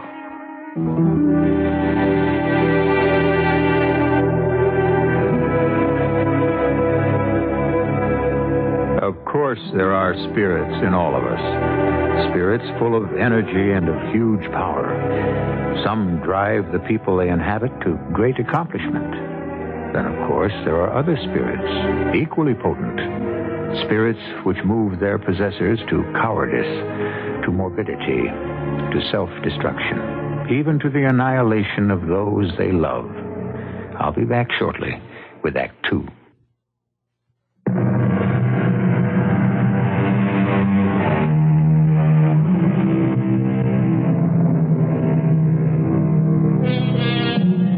When Alice became housekeeper to the affluent Mrs. Holt, it was a relief from a life of drudgery and anxiety, and a haven both for herself and for her son Jamie, 2 years old. When her employer soon after gave birth to a daughter, it was only natural that Alice should retain her position in the household and that the two children should grow up together.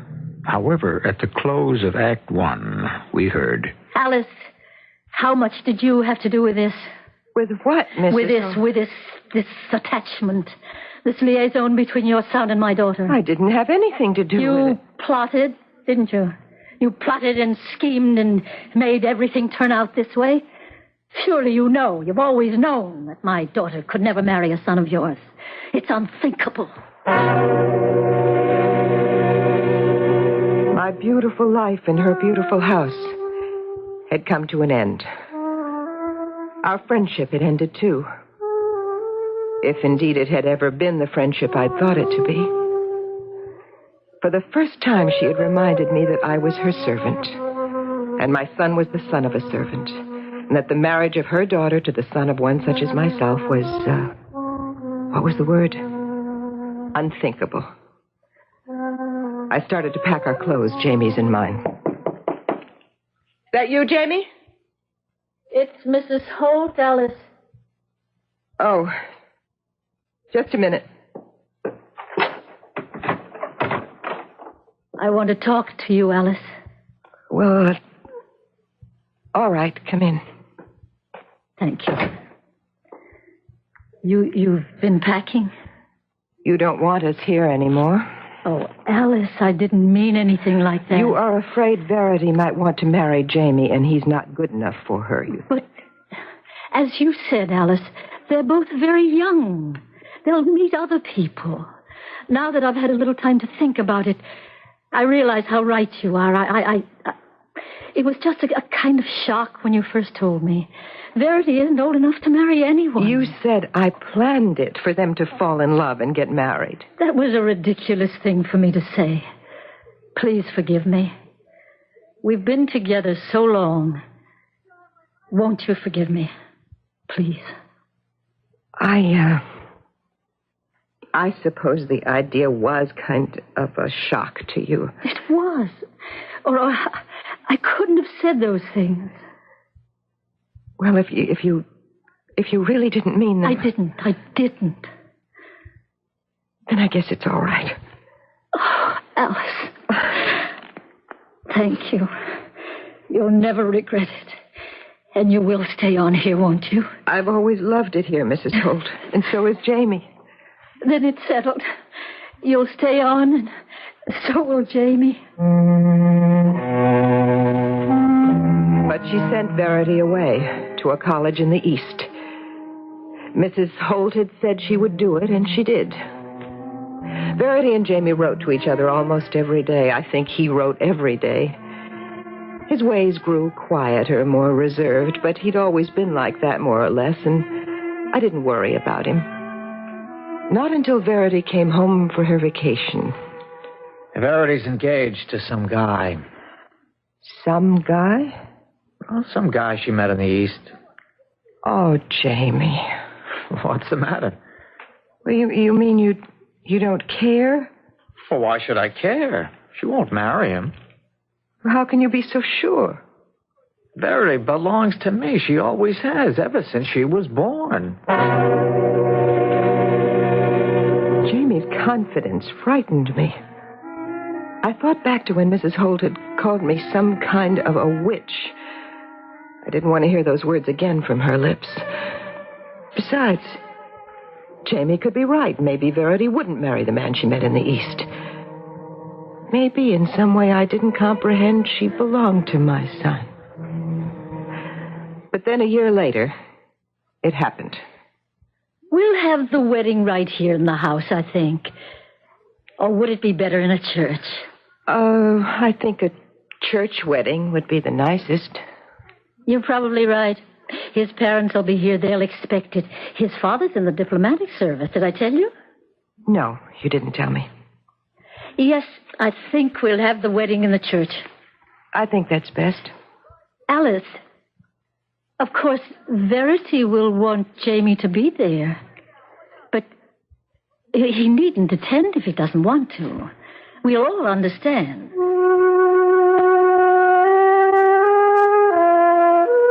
It wasn't their understanding I cared about. It was Jamie's. He had to understand that he'd aspired to something too far above him. That he would never have the girl he'd loved from the day she was born. He had to understand and go on living as best he could, till some other girl could fill the void in his life. I'll be there. Why not? Jamie, if it's too painful... It will be painful, but that's all right. I'm so glad you're taking it this way. What way am I taking it? Well, realistically, facing up to it. Didn't you tell me that's what Verity means? Reality, the truth? Yes, I did tell you that. Well, then. Besides, Verity still belongs to me. No matter what she does with her life or I do with mine, Verity still belongs to me, and she always will. That's reality, and that's truth.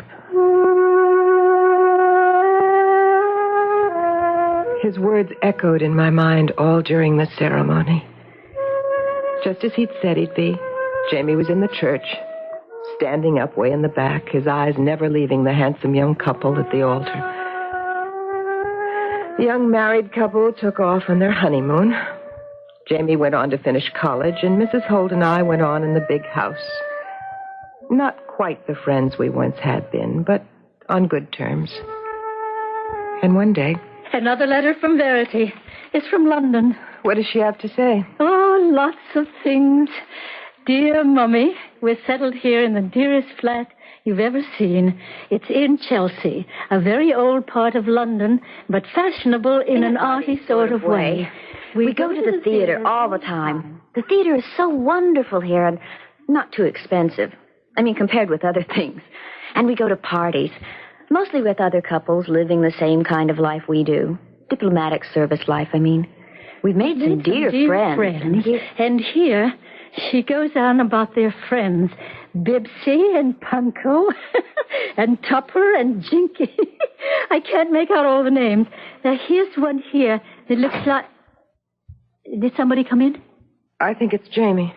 Jamie, that you? I was just going upstairs. I've got a letter from Verity. Oh? And I was just reading it to your mother. You want to hear it? Well, I was just going upstairs. But I'm almost finished.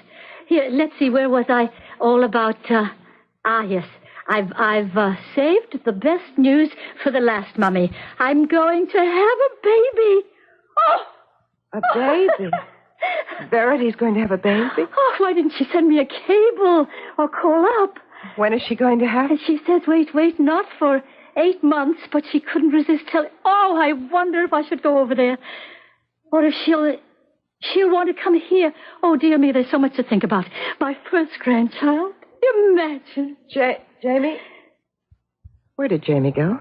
Alice, I'm going to go down to the cable office and tell her to phone me collect tonight. I'll be back right away. Jamie? And, are you upstairs? I'll give her your love, Alice. Jamie? Where are you? Jamie? Jamie? Are you all right? Jamie! Oh, no, dear Lord, don't let it be. Don't let it... Oh, my... Jamie. Jamie, what have you done? I missed Mom. Oh, you're bleeding. I missed twice. Your head is bleeding. It's not so easy to kill yourself. No, I'll get the doctor. No, don't leave me. Stay with me. Jamie, I have to call a doctor. Please, let go of my arm. I want you to stay with me, Mom. Please, Jamie, let me. I'll be all right. I want you with me, Mom. It's always been you and me. You've always been with me. You've never gone off and left me. Don't go off and leave me now. Please, you've got to let me call the doctor, please. I won't die. Nobody dies, Mom. Jamie, please. And I want you to tell that to Verity, Mom. Will you do that? Tell her nobody really dies. Everybody goes on and on. Please, please. Good old Mom, you're really the best. Oh, always there when I needed you. Always right nearby. Always where you could see me and hear me. Remember, Mom, all my life from way back. Be near me now, Mom. Listen to me now. Yes, all right. Did you understand what I told you? About what to tell Verity? You mean that nobody dies? That's right. Tell her that. She'll understand. Just say, nobody dies. The blood was still running from his poor head, and he was still staring at me. But the hand that had been gripping my arm went limp, and I knew he was dead. The light had gone out of his eyes. The light had gone out of his life. My son was dead. My son was dead. I tried to take that in, even as his last words echoed through my mind. Nobody dies. Nobody dies.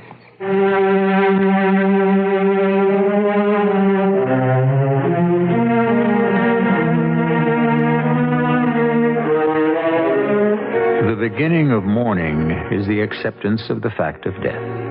We twist and turn to evade the reality. We make up fantasies to deny it. We comfort ourselves with memories which hurt while they comfort. There simply is no way to escape the awful pain. Unless perhaps we can bring ourselves to believe what appears to be a flagrant lie. Unless we can believe that nobody dies. I'll return shortly with Act 3.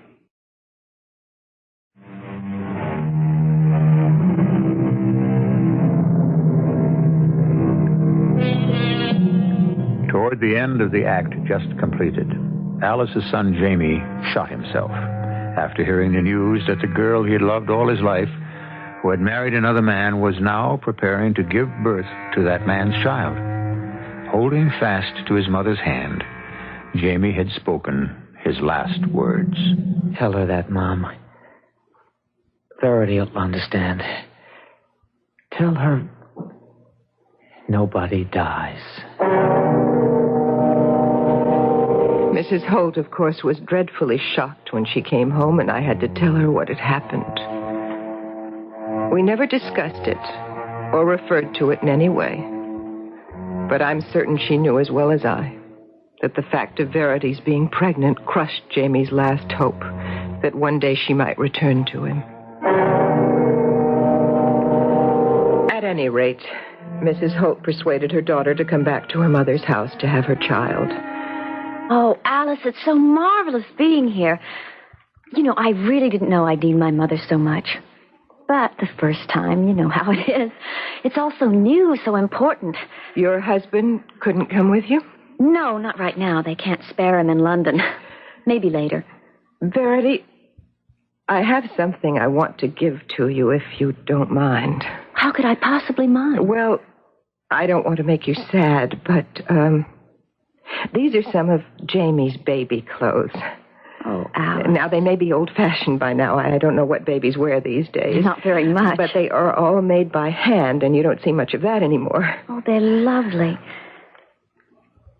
You know, Jamie was my dearest friend. For years and years, more than a friend, more like a brother. He loved you. I know he did. The last words he spoke before he died, they were for you. For me, really? He said, "Nobody dies, Mom. Tell Verity that. She'll understand. Nobody dies." That was the last thing he ever said. A couple of seconds later, he was dead. Alice. Verity, do you know what he meant? Well, no, not exactly. He said that you would know. He was very definite about that. Well, perhaps he meant that as long as a person is remembered by the people who loved him, that he isn't really dead. You think that's what he meant? I can't think of anything else.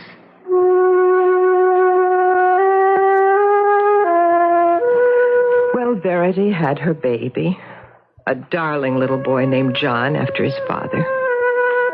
And a few months later, Verity went back to London, but she phoned once a week at least, and the letters flew thick and fast across the ocean. Sometimes Verity would write to me about the baby, nice chatty notes full of all sorts of details. Then one day, I got a present in the mail. Well, imagine all the way from London. Imagine Verity thinking of me. That's really wonderful of her. What is it? Well, it's a drawing. Well, so it is. A drawing of a bird sitting on the branch of a tree. So it is. She said it's little John's first drawing, and she wants me to have it. Done in pastels? Yes. It's very good, don't you think? Alice, how old was Jamie when he did the picture of the bird sitting on a branch? I said I didn't remember, but I did.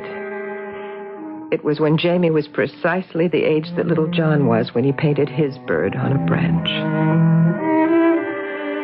One night the phone rang. It was London calling. Verity was on the other end, and Mrs. Holt told me to listen in on the upstairs extension.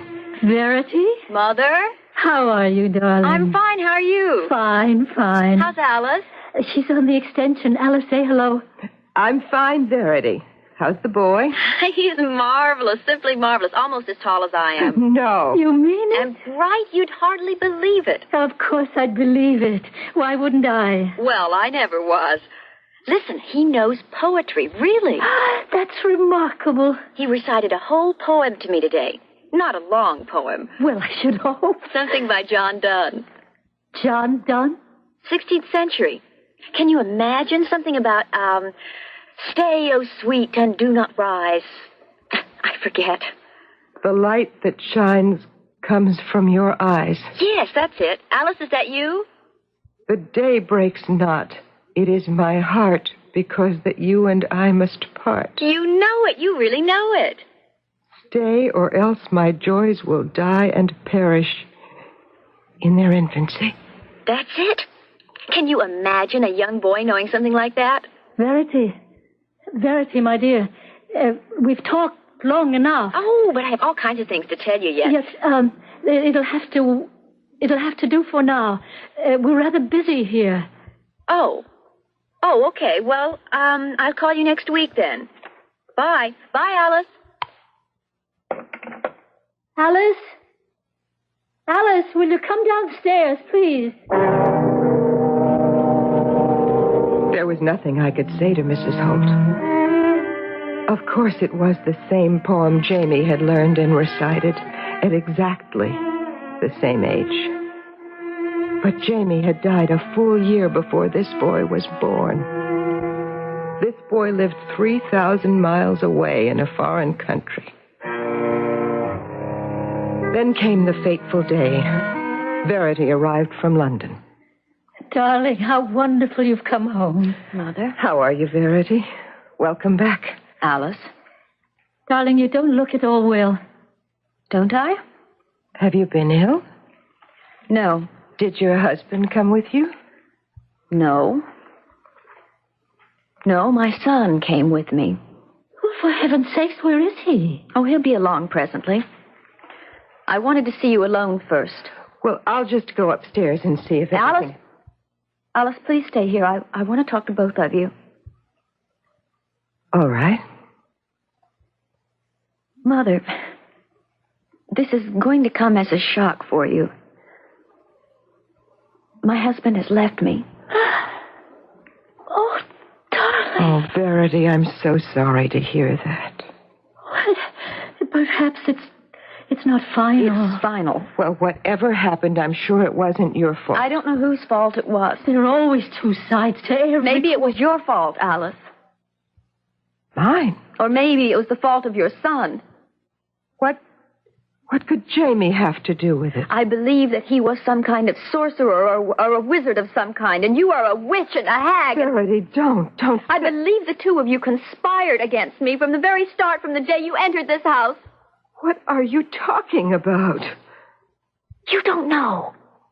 You really don't know. I swear I don't know. Stay where you are, both of you. I have something to show you. Johnny? Johnny, can you come in here, please? Mrs. Holt, what's happening? Quiet, Alice. Mother? Alice? This is my son, John. Grandma, it's been so long. Now, how many years? Good many years. Well, you got a kiss for me? Of course, John. Of course, my boy. And you're Alice.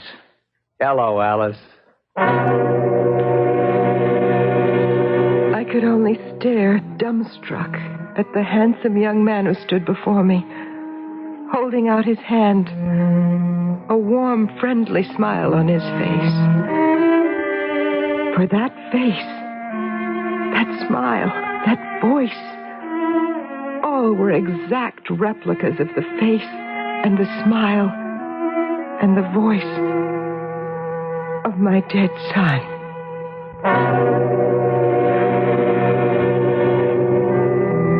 Young John, in the innocence of his youth and the ignorance, was the only one of the household who retained any self-possession. Verity moved about the house with a tight mouth and baleful look. Mrs. Holt kept to her room most of the time. When I took her something to eat, she told me that Verity and John would stay on with her. John was going to teach at the local high school, and Verity... Well, where could Verity go? Verity's child was destined to be the precise image of Jamie. Why? I don't know. But I don't blame you. Perhaps you should. I hoped for so many years that they would marry and have a child. Perhaps all my hoping, my wishing, my praying for something that never came to pass. But you mustn't think Jamie had anything to do with it. Didn't he wish, hope and praise. Yes, but he loved her so. He'd never have wanted anything like this to happen to her. I don't know. I cannot tell. But this I do know for a certainty. There are forces in the world over which we have no control.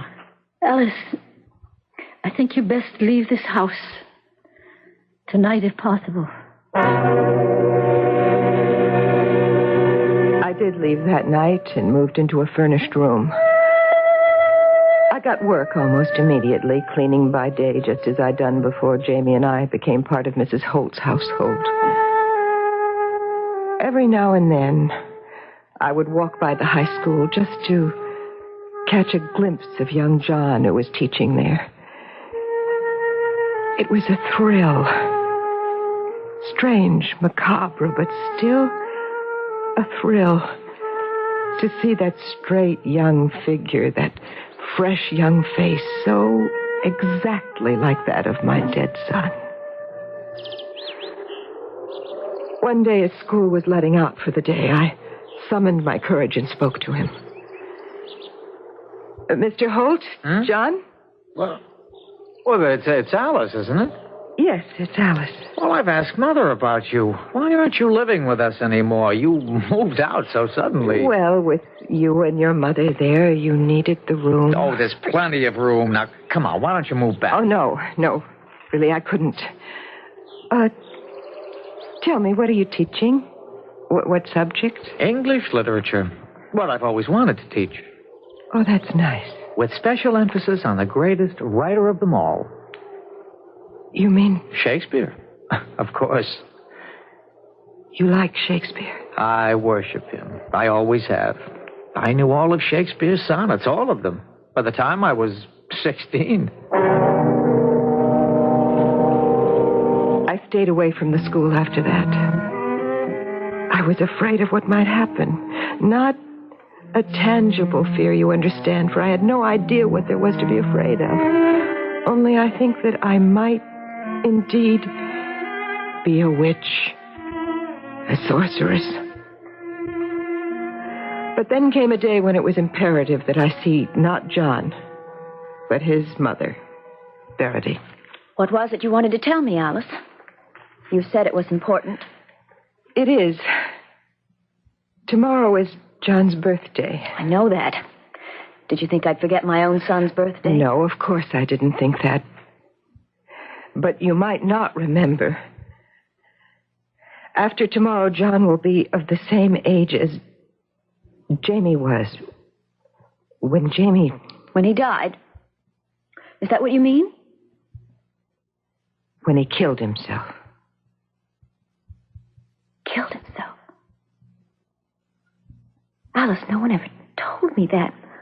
Mother said it was an accident. Verity, he shot himself twice when he heard that you were going to have a child. Oh, Alice, I should have been told. What could you have done? Nothing. Alice, I must tell you something. If there was any sorcery or any witchcraft, it was wrought by me. Every day of the 9 months I carried John within me, I wished with all my heart and all my soul that I could be carrying Jamie's child. A whole year has passed. Nothing untoward has happened to John. I believe him to be safe. I still live in a furnished room and go out to work by the day. But on Thanksgiving and Christmas and sometimes on other holidays, I go to the big white house and spend a pleasant day. And when I hear John's voice, his laughter, when I look at his handsome face, his friendly smile, so often directed at me, then I think to myself, it's true, quite true, what Jamie said to me at the last. Nobody dies. Not really. Nobody really dies.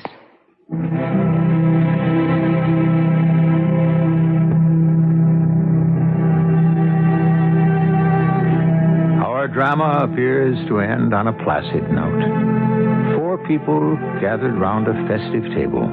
If you walked in on them today, you would never guess that behind their light talk, their pleasant smile, their solicitude for one another, their consideration and their kindnesses, lies a deep and mysterious tragedy which no one of them comprehends. I'll be back shortly.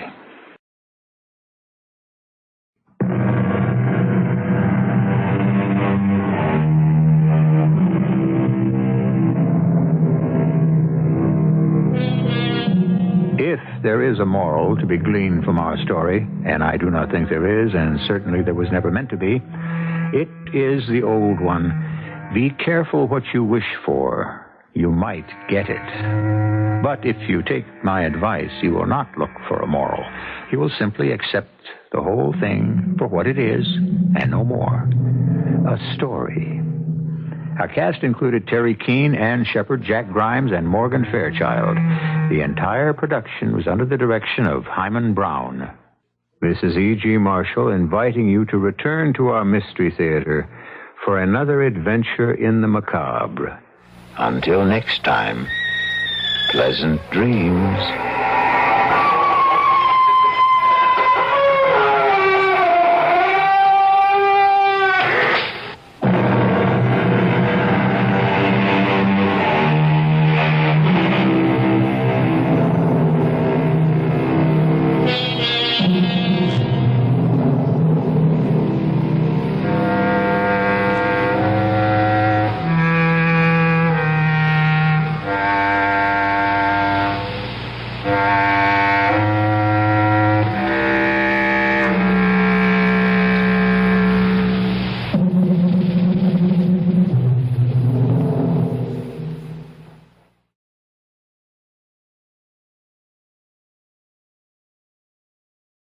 The CBS Radio Mystery Theater presents...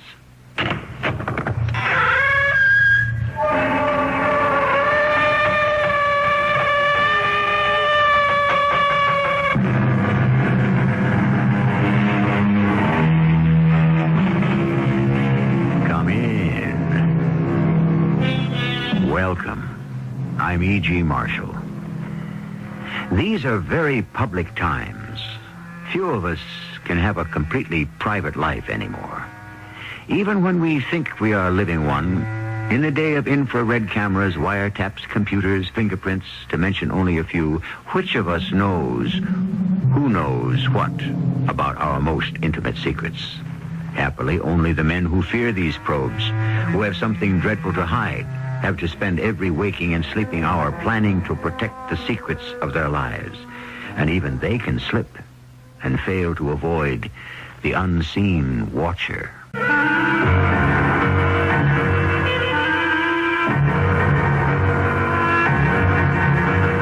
Our mystery drama, The Unseen Watcher, was written especially for the Mystery Theater by Ian Martin and stars Earl Hammond and Mandel Kramer.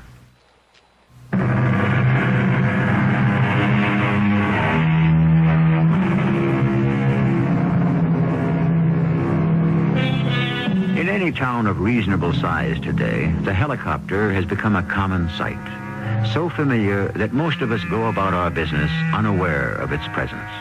In most large cities, where the rush of traffic clogs the roads as suburbanites stream to work and away from it, there is a traffic helicopter. I'm sure you wouldn't be able to identify it. Possibly you haven't even noticed it. But you probably, at one time or another, have heard the pilot's voice.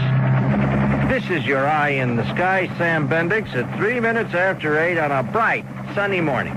All major roads into the downtown area are running heavy traffic this morning, but so far most of them are moving. Coming in from the Bay Area, it looks as if some trouble may have developed further out towards Taunton. Now, I'm going to cut off now and make a pass out that way and see what kind of report I can bring you. Back in 5 minutes with an update. Calling commuter desk. Rich, do you read me? Loud and clear, Sam. What can I do for you? I'm on my way out towards Charlton. Looks like we got the beginning of a real foul-up. What traffic is coming in is drying up fast, so there's got to be a big tie-up the other side of the water. You give me the news, I'll see it gets out. flyboys get all the fun. You've got to be kidding. It's the same grind every day. Back off, man. You're not cooped up. How big is this cabin, huh? There's more room in a compact. Yeah, but you look to expanding horizons. Yeah, same old parkways, same old freeways, same old toll bridges. What about the fringe benefits? What fringe benefits? Where are you now? Columbia Shores, just about to head over the bay. Why? Why? Isn't that what I'm talking about? Is she out today, or is it too early? Who? You know who I mean. Suntan Sue. Oh, her. No. A little early for her yet. Hey, is she really that stacked? You'll never know till you come upstairs with me. Can you really see that good from that high? Hey, only with my X-ray vision. But I mean, you're sure she doesn't have anything on? Who needs X-ray vision for that? Hey, hold on.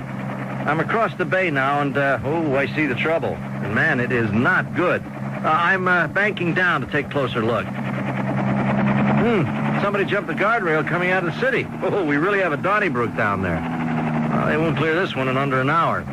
Look, can you sandwich me in on somewheres between the world falling apart and the elderly citizens' revolt? Give you airtime in 10 seconds. Stand by. Okay, Sam, you got your moment of glory. Coming up on 4, 3, 2, 1. Old man eye in the sky, back with you again and laying this sad news on anyone using 85 or any of its feeder routes. A multiple accident just your side of the Bay Bridge has stalled everything for at least an hour.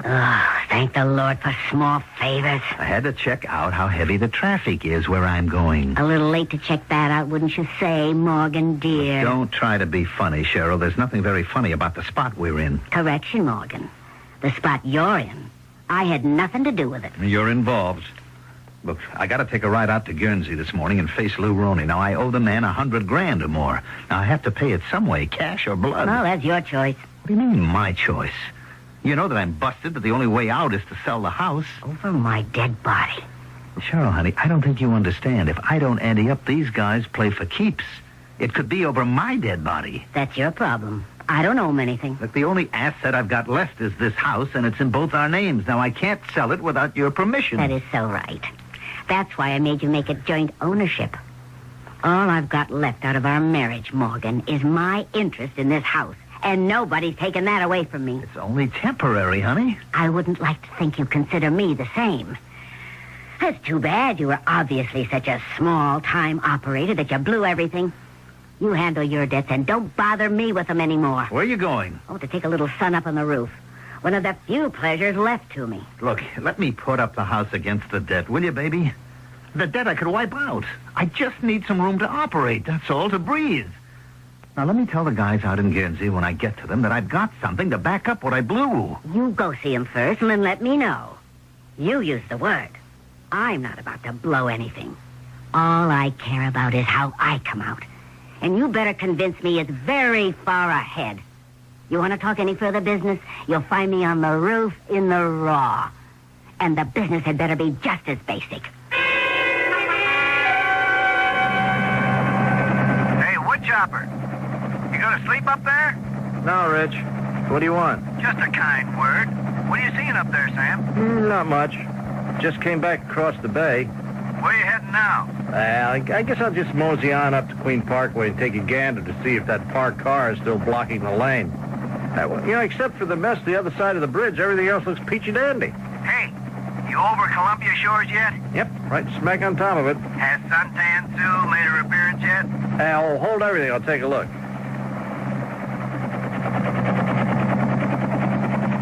Oh, yes, sir. Just came up on the roof. Large as life and twice as natural. You mean she's really in the buff? Unless it's a plastic bikini. Oh, you ought to be ashamed of yourself. No, she doesn't mind. She just waved at me. How do you like that? At 800 feet, who can be sure, huh? I think you're putting me on, Tiger. Not me. I don't think this dame exists. But sure she does. You go ring the doorbell of the fourth house from the corner of Avenue B on Gardner Avenue. I bet she opens the door. Oh, come on. How would you know her address? Ed, I've been flying the city for 5 years in the traffic beat. You name me a street I don't know. So that's your address, huh? Next thing you'll you'll be telling me is you know her phone number. Oh, there's a limit to my encyclopedic knowledge. Anyways, forget it. She's married. You crumb, you've gone low enough you can see her ring? Her husband. He just came up on the roof. How do you know it's her husband? Elementary, my dear Watson. She didn't even reach for a towel. Oh, that's enough of this idle chatter. Now, come on, let's both concentrate on what we're paid to do.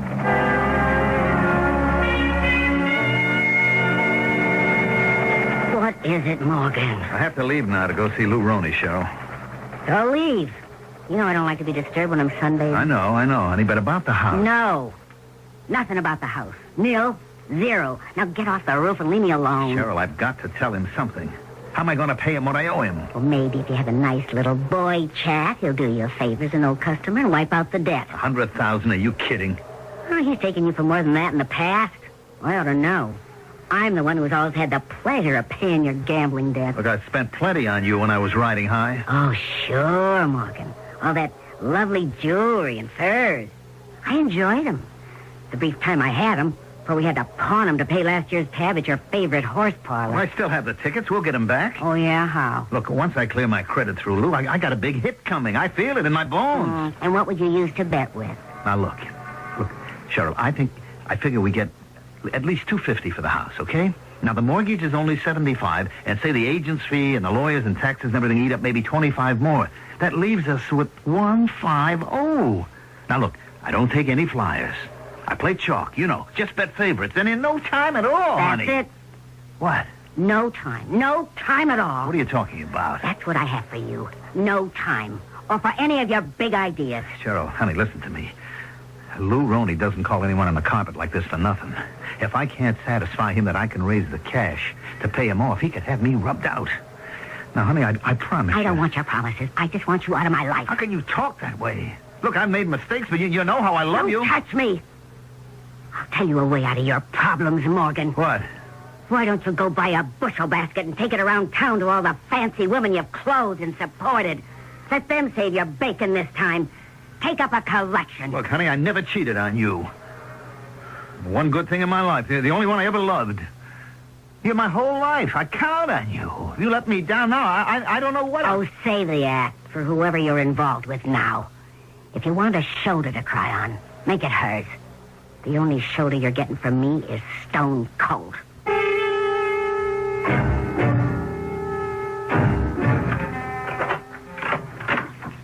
Who is it? It's all right, Denise. It's only me, Morgan. Oh, you gave me a start. I woke up and heard the door. I thought someone broke in. What's the matter, Sugar Pie? What are you doing here so early in the morning? I got to talk to you, honey. I don't have much time. Okay, well, here. Help me out with my roll first, okay? Yeah. You want some coffee? No, I need a drink. Well, you know where it is. I'll get some ice. I'll forget it. I'll take it straight. Hey, what's got you so down? I had a call from Lou this morning. He wants to see me. The office? No. His place. Out in Guernsey? Oh, that's not good. I know. I'm scared, Denise. Well, you don't have to be if you have the money. I don't. I mean, you can have it when you sell a house. Well, I can't sell the house. Well, why not? Because it's only half mine. The other half is in Cheryl's name, and I can't sell it unless she agrees. But she's got to agree. Doesn't she know the spot you're in? Yes, she knows. Oh, Lou Roney doesn't mess around. He plays for keeps. Well, she knows that, too, and it doesn't make any difference. She hates you that much? Look, she wouldn't lift a finger to save me. Denise, honey, you're the last hope I've got. You got to help me, please. Me? Look, you can talk to him. You can ask him to give me a break. Oh, no, Morgan. I'm the last one who can get mixed up in this. No matter what I think about him, he's still my father. If he knew I'd been messing around with you, he'd hand me my head. And you'd be deep six for sure. No, Sugar, that's no way. Well, what am I going to do? There's only one way out I can see. You'll have to get a torch. A torch? Yeah, a guy who sets fires. A pro. How would I go about getting someone like that? You've got the best contact in the world. Lou Roney. If it's anything against the law, he's got it, or can get it. You tell him it's the only way he'll ever get his dough out of you, and he'll find you somebody. Well, suppose he does. I mean, what do I want him for? To burn your house to the ground. And if it was me, I'd burn up that wife you married with it.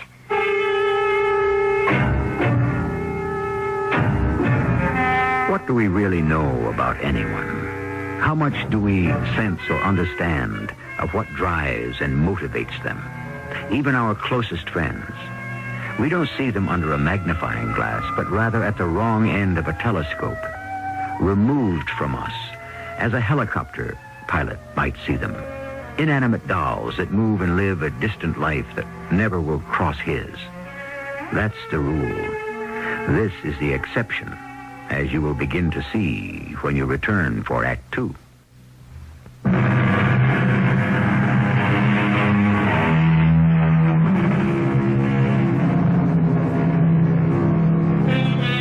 By the time Morgan Denning crossed the Bay Bridge heading in the general direction of Tarleton, they had already cleared one of the lanes jammed by the multiple accident on the inbound road. Outbound traffic, of course, was unimpeded, and he was able to approach the interview he dreaded faster than he would have wanted. He was as totally unconscious of the traffic helicopter overhead as Sam Bendix was of him, except for their accidental and totally objective contact through Sam's voice on the radio. Wrecking crews have already cleared one lane inbound to the city, and within the next 5 minutes should have the second lane open. Traffic, which had been bottled up, has already been able to spill out some, and there's relatively steady movement towards the city. Delays should run from 15 minutes to half an hour. Well, this is your eye in the sky, Sam Bendix, hoping you have a good day and... Real easy to be bubbly about disaster, isn't it? Sam Bendix, or whatever your name is, when you're not sitting in the middle of disaster. Why, wouldn't it be great if you could just fly that whirlybird down here and lift me off the hook? What's the matter with me? I'm flipping my lid, talking to nobody.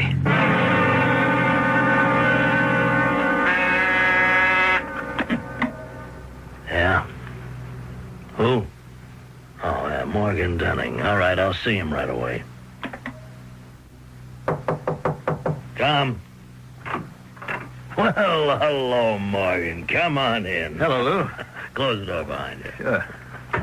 I hope I'm not late. No. I heard about the accident near the bridge.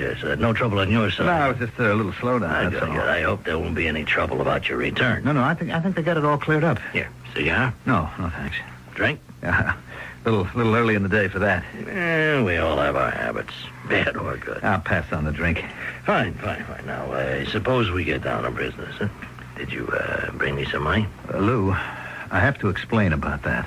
Well, if you have to, you have to. It had better be good. I don't have the cash. Get it? No, I intend to. But I need a little help from you. I don't peddle help, just odds and the opportunity to lay a bet on anything you want. Now, if my judgment is wrong, I pay off. If my bettor screws up, that's his problem. I know that, Lou. I know that. All I'm asking for is a break, that's all. All you ask for every time you bet is the same thing. Sometimes the breaks don't go your way, and I let you get in a lot deeper than I usually do. It's $100,000. Now, I waited. I want to collect. As of now. I haven't got it. Answer one to question one. Now, next question. How do you get it, and how soon? Real soon. If you'll give me a hand. What does that mean? Now, look, I'm sitting on some prime property on Columbia Shores. It's worth $250,000. Less the $70,000 mortgage. Now, that should be security enough for what I owe you. You say. But I'm not interested in real estate. Sell it and pay me off. I can't. Why not? Because it's a joint property. It's in my wife's name and my name, and she don't want to sell. Well, then it looks like you're the real bind. Well, it would be, except that...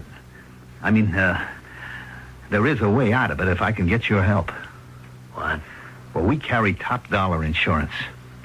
If that house should happen to just go on fire, and burn down, if it should be a total loss, we'd realize at least $200,000, plus whatever we could sell the land for. Now, you split it 2 ways, and I have enough to pay you off. That's if the house burned up. Now, are you thinking of setting fire to it yourself? No, I wouldn't know how to. To be sure that... I thought maybe you could tell me how. Yeah, if I could. It'd cost you. How much? Figure 10%, $25,000. Well, I wouldn't have it and be able to pay you until, after we sold the land. I don't think I'd want to ride with that. Lou, what do you want from me? There's no blood in a stone. That isn't my problem. Well, it isn't mine anymore either. My hands are tied. Not quite. Your wife would have the dough. No way. I mean, she won't put anything up for you? No. That's why she won't sell the house. Oh, and she doesn't care about your health, huh? She'd just as soon see me dead. It's too bad. She could just get her wish. Lou, please. You're not serious. Nothing personal, Morgan. Just business.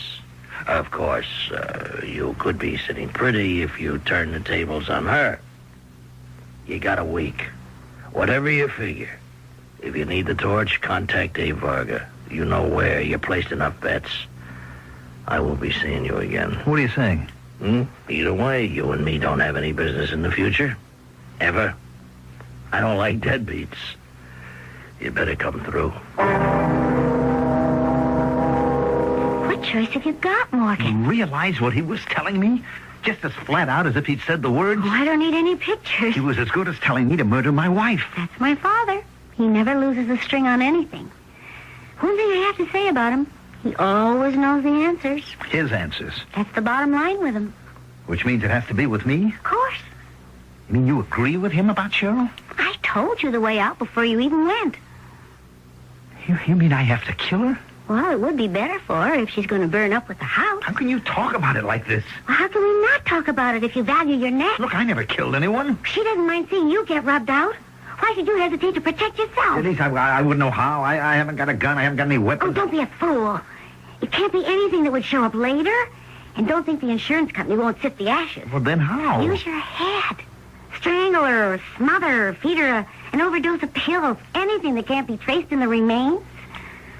You want me to do this, Denise? Well, it solves a lot of problems for us. But we've been all right as we are, haven't we? No. I want to tie you down. Why?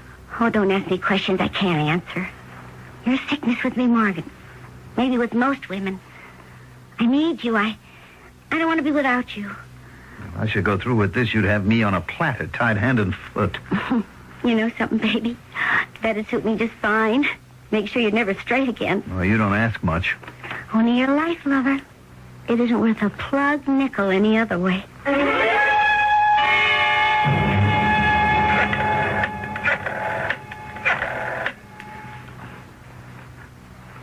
Abe? Oh, no, that's Morgan Denning. Give me Abe, will you? Yeah, hold on. Hello, Abe. It's Morgan Denning. Look, Abe, I want to get a message to Lou. And he said to go through you. Yeah, the message? Just that it's okay. I bought the deal. Now, how do I contact the guy and when is the big event? And tell him that he doesn't have to worry, that I can make good all the way. What? Tonight? Well, I don't know if I... Yeah, okay. Yeah, I understand. I'll get out of town on business. My wife? I'll make sure the insurance company can't blame her any more than me.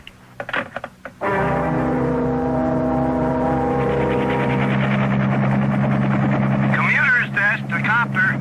Sam, hey, you up there? I got you, Rich. Where are you now? Town end of the Bay Bridge. Any trouble? No, not yet. Evening traffic's building up, but everything's moving. Why? What do you got? Big Harry, our peerless producer, has a mobile unit out covering some Boy Scout rally in Pier Square. He'd like to get a fast color story of how it looks from the air. Could you skip over there and catch it for him? Sure, okay by me if you kill my 6 o'clock report. But I'd like to get back over here before dark. They're patching the road in from Tarleton where the accident tore it up this morning. And some of the heavy equipment is blocking the flow out from town. We're liable to have a big tie-up here. Fine. This won't take you long, and you should make it. Okay, I'll wheel over there right now. Just for me, before you leave, how's our girlfriend? She anywhere around? Oh, suntan Sue? A little late for sunbathing, but wait a minute. Yep, yeah, she's there. But she don't stand a chance. She's got her husband with her. So what's her husband got that I haven't? Right at the moment, the pillow. He's bringing it to put under her head. Forget her, Rich. She's got all the loving she'll ever need. Cheryl? You startled me. What are you doing up here on the roof? I want to talk to you. Well, I don't want to talk to you. Oh, look, you can't get any sun anymore. Get your robe and come downstairs. I don't want to. Cheryl, I have to talk to you. If it's about selling the house, no, that is out. It can't be. Now, I saw Lou Roney this afternoon, and he laid it on the line. I have got to find that cash. I told you my idea where you could get it. Now, look, I'm not fooling around, Cheryl. This is deadly serious. I'm giving you a last chance. Last chance for what? To bail me out. Oh, no, never again. You've exhausted your credit. Now, Cheryl, I'm begging you to listen to me before... For what? What are you doing with that pillow? I don't have any use for it. I hope I won't have it. Now, one last time, Cheryl, are you going to help me sell the house and save my neck? How many times am I going to have to tell you no? Even if it costs me my life? I wish to heaven it would, and that you were out of mine. I never want to see you again. You're such a rotten nothing. Oh, you fixed it for me, so life isn't worth living. All right, if that's the way you feel, I'll fix it so you don't have to. I told you I don't want that pillow. Hey, Morgan, what are you... You're making me, Cheryl. I don't want to do this. There's no other way. It's the only way I can save my own neck. The only way I can be safe.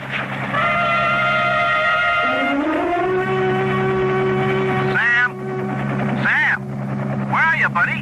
Come in. I'm here, Rich. Where? Back over Columbia Shores. Well, what the heck you doing there? Harry's waiting for that cover story over at Pier Square. Well, I had to swing back here, Rich. Something funny going on. What do you mean, funny? You remember you asked me about Suntan Sue? Yeah? Her husband was bringing her a pillow? Oh, forget that, babe. It's all just a gag. Yeah, well, not what I thought I just saw. Now, I can't be sure. I'm too far away, and I just caught it by accident. But right at this moment, if you ask me to swear to it, I'd have to say I think I just saw a murder. I said in the beginning, these are public times. It's hard to avoid some unseen watcher over our lives. But how much has Sam Bendix actually seen from the vantage point of his helicopter? Even he is not sure. Has murder been committed? And can he prevent Morgan Denning from getting away with it? Or is his accidental witnessing of an event, as far away as it is, too late? I shall return shortly with Act 3.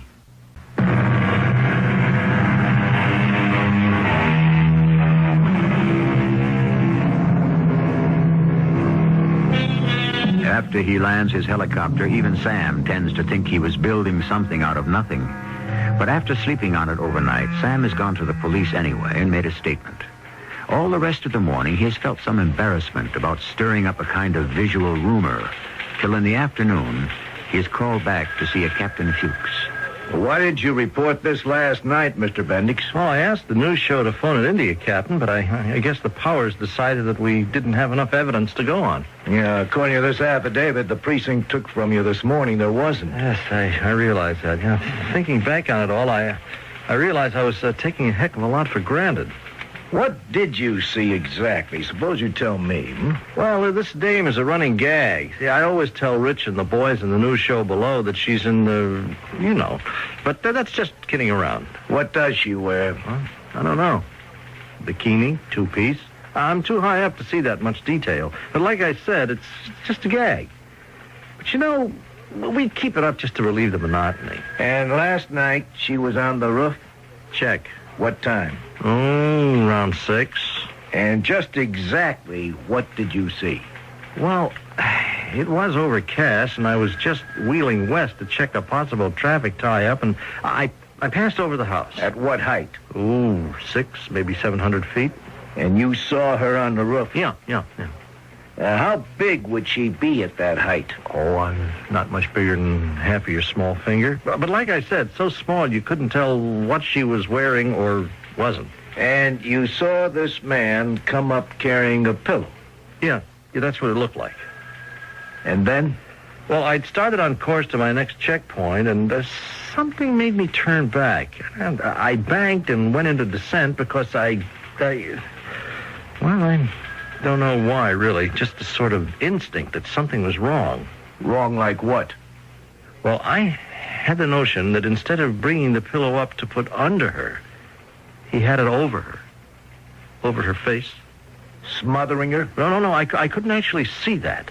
But as I zoomed down, I could see the guy pick her up and sling her over his shoulder and carry her off the roof. Were you close enough by then to recognize him? Oh, no, heck, no. All I could see was the top of his head. Mm-hmm. And the woman, was she fighting him or what? Well, I just couldn't tell that. She didn't seem to be. So you didn't really see very much, Mr. Bendix, did you? No, I guess not. What made you think it might have been a murder? Well, it was just a hunch. Oh, don't apologize for it. A cop like me lives on them. I think your hunch could have been right. Well, I wish the radio station could have phoned the police right away. It wouldn't have made any difference.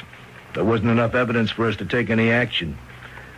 And by my book, it would have already been too late to stop a murder, that is.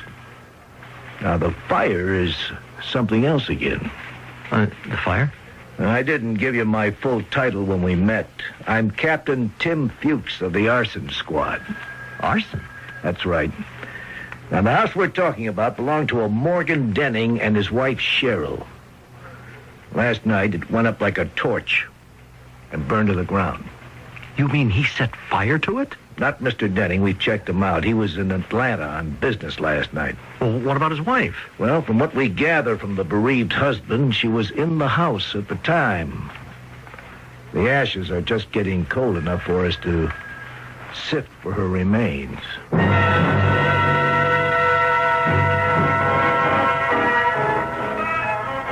Why did I have to meet you here, Denise? Oh, relax, Morgan. You're a hot item. Till your skirts are clean, anyone takes a risk being tied up with you. Me especially. You can't pin anything on me. I have an alibi. As for the fire... Well, that wiped out the other. We'll keep our fingers crossed. Have you contacted Lou? He got to me. I'm okay now.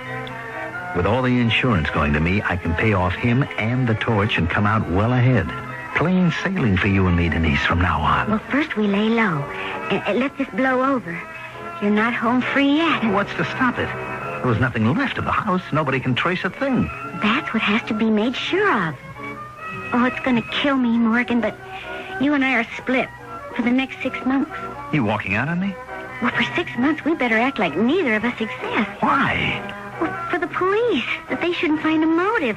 For my father and the organization. Oh, heaven help us if they knew you and I have anything going. I'm going on a cruise. Now, you wait a minute. You can't run out on me. I'm not running out on you. I'll be back when the heat's off.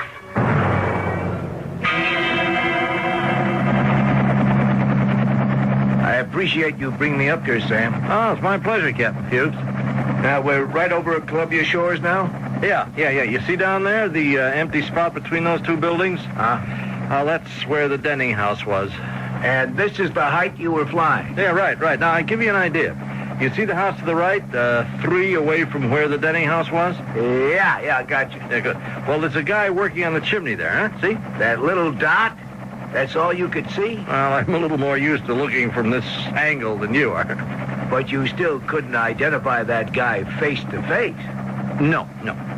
Any more than you could swear that it was Morgan Denning you saw on the roof of the house 2 weeks ago before it burned down?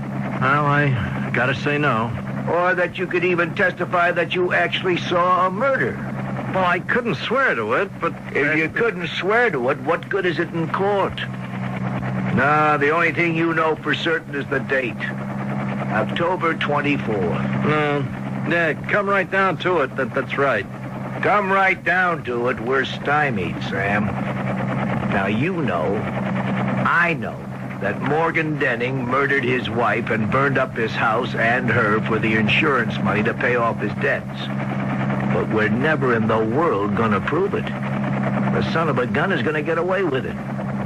Even with a witness. Yeah, but that isn't fair. No, son, it sure as all get out isn't. The only consolation is that life has a way of catching up. Well, how's it going to catch up with a heel like Denning? I don't know it will. But give it time. I'll give you odds one way or another. You'll get his comeuppance. This is your eye in the sky with the first report of a grim morning in late November. A driving rain is slowing up all the traffic with poor visibility, and flooded roads are causing massive backups on all access routes into the city. And it ain't a fit night out for man, nor beast, nor helicopters, nor traffic. This has been a long winter, and if anyone thought we were through with the snow, forget it. As far as I can see over any major traffic. Well, I guess most of you thought winter would never end. But it has been a glorious day, and from all the signs, spring is here to stay. Now, all the roads are clear tonight, so let's all take a deep breath and say, hallelujah, it's been a great day.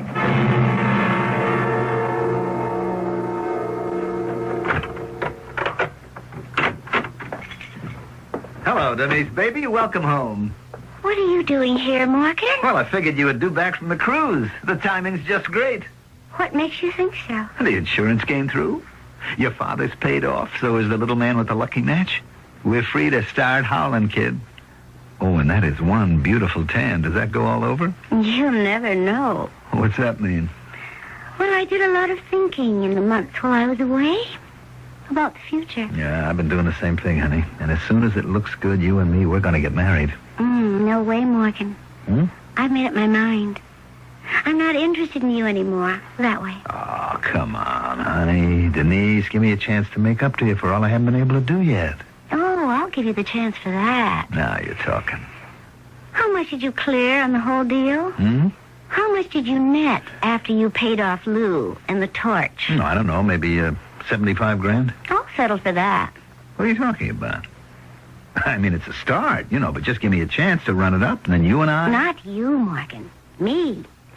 The thrill is gone. I don't get you. I'll spell it out for you. We're through. Huh? Finished. You can't walk out on me. It's a new experience for you, Morgan. You always ditched the girls, didn't you? This time it's different.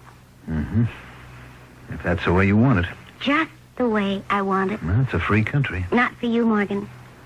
This one's going to cost you. Like, say, the $75,000 you just mentioned. I don't get you. That's all right. You don't get me. And I take the cash. You think I'm going to hand the $75,000 over to you? I think you'd better, Morgan. Otherwise, I blow the whistle on you. Blow the whistle? Don't get too big for your boots, baby. What could you say to the cops without involving yourself? I wasn't thinking of the cops, stupid. All I have to do is to tell Lou about you and me when you're long gone. Now, do you want to hand over the dough? Rotten, two-timing little... Look, I haven't gone through all I have in the last 6 months to let you take it away from me. I'm calling you a bluff. Okay. Let's lay it right on the line. Who are you calling? Lou, just like I told you. You threatened me. You hurt my hand. Now, don't you ever touch me again. I'll do better than that. I'll shut you up once and for all. Get your hands off me. Are you crazy? Your wife was one thing, but you can't think you can get away with murdering... Shut up. Shut up, do you hear me? Don't you say it. Don't you say that word. Let me go. You're crazy. 6 months, I've sweated it out. Nobody's going to take that away from me. Nobody. Please. Denise? Denise? She's still breathing. What do I do now? What do I do now?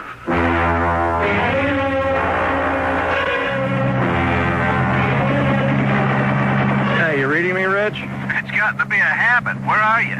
Over Queen Parkway. Nothing to report, really. All systems go. Did you say something about some ice slicks still hanging about? Well, only a few spots after you swing onto the parkway off Piers and head north out of town. How's traffic in general? It's heavy, but moving.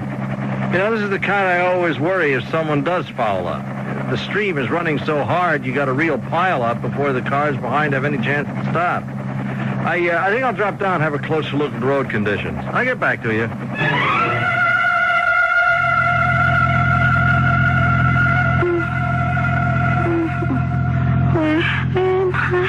You'd be better off if you never woke up, Denise. My hands. It's hot. My feet. Stay asleep, Denise. Sleep. It won't hurt as much. What are you doing? This is where you get off. No! I didn't ask for it, Denise. You did. Holy choke! What is it? Some guy shoved someone out of a car. Oh, no! Hey, Sam, what's going on? You heard me. I saw this guy shove her out. I think it was a woman. Then he cut off the Queen Park exit, going like a bat out of hell. Well, what happened to the woman? I'm not sure it was a woman, but whoever it was, the cars are panic stopping now. 15, maybe 20 of them have just gone over her before they could stop. Oh, what? All hell is broken loose down there. I'll get you an air spot so you can report. No, never mind that. I'm taking off after that guy. Oh, that was no accident. It was deliberate. I'm going to stay on his tail till you get the police to intercept him. He's headed north on Queen Parkway, and I am right on top of him. I'll keep in touch. You raised the cop bridge? They're on their way, Sam. They'll set up a roadblock around Stammet and beyond. Now, where are you? I'm right over his tail. Hey, he's seen me now. He's trying to run away from me. He hasn't got a prayer.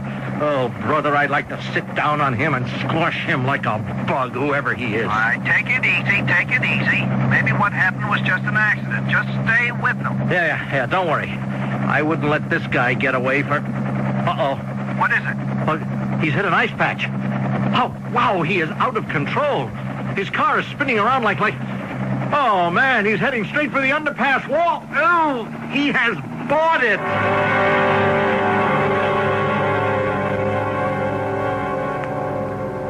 Just because sometimes life pays off even, I figured I'd buy you a beer, Mr. Bendix. Well, I appreciate it, Captain Fuchs, but it was nothing special. Now, I thought perhaps maybe you'd think it was. You know who the guy was you trailed in your copter before he crashed? No. It happened to be a guy named Morgan Denning.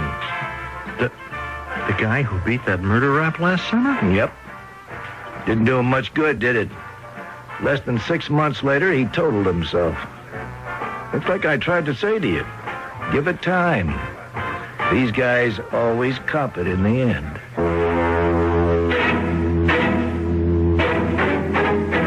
I always wonder, when I think of this story, what went through the mind of that frantic man, Morgan Denning, when, after he rolled Denise out onto the highway, he found that his crime had been witnessed by a silent watcher from the sky. No wonder he lost his head, and in panic, also lost his life, a fact that no one will mourn. I'll be back shortly.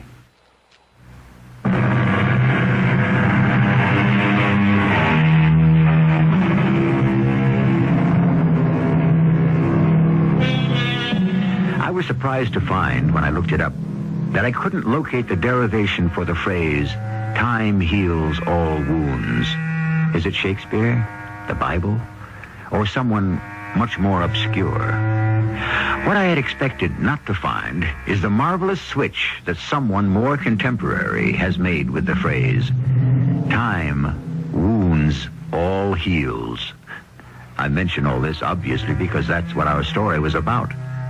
Does anyone know whose quotations each of these is? Our cast included Mandel Kramer, Earl Hammond, Sam Gray, and E.V. Juster. The entire production was under the direction of Hyman Brown.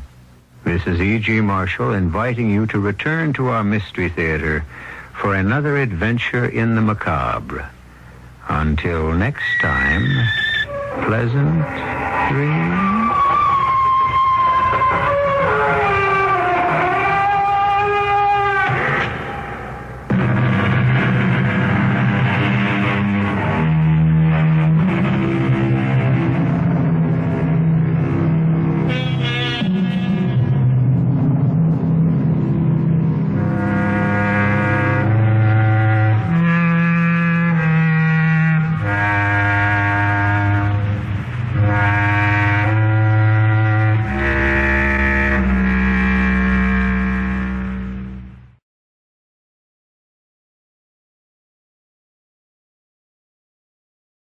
The CBS Radio Mystery Theater presents...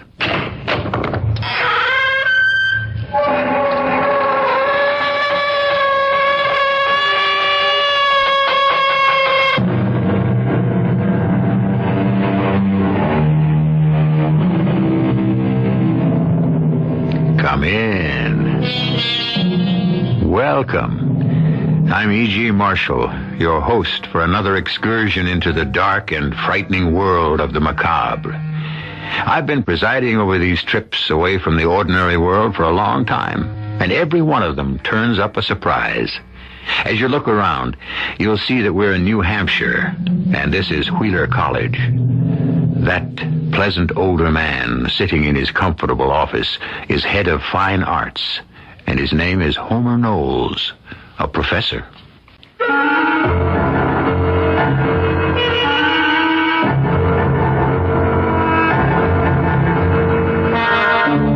Our mystery drama, The Figure in the Moonlight, was written especially for the Mystery Theater by Roy Windsor and stars Patricia Elliott and Paul Hecht.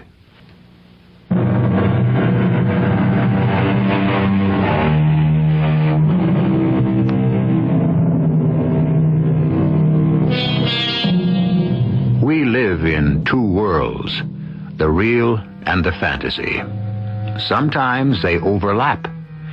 When we sleep, our subconscious becomes active, and when we awake, we may discover that it has provided us with a solution to a problem, or with an inspiration. Maybe the expression, "let me sleep on it," acknowledges the power of our shadow mind. The subconscious is, of course, a fact. The extent of its power is unknown. For example, is it possible that subconscious thought exists and has force even after death? Let us consider that as we eavesdrop on Professor Homer Knowles late one snowy afternoon. Come in, Ted. Come in. Huh. Am I late? Oh, no. It's nothing important. Good. Ben and I became so absorbed in what he calls the importance of continuity. Ben... Oh, Ben Ware, of course. Yes, one of the best graduate students we've ever had, Homer. Oh, yes, exceptional. Now, what's this mundane subject you wanted to discuss? A bequest to the college. Ah, I like that. Who's bestowed what on us? Mrs. Albert Pope. Pope? Don't think I know her.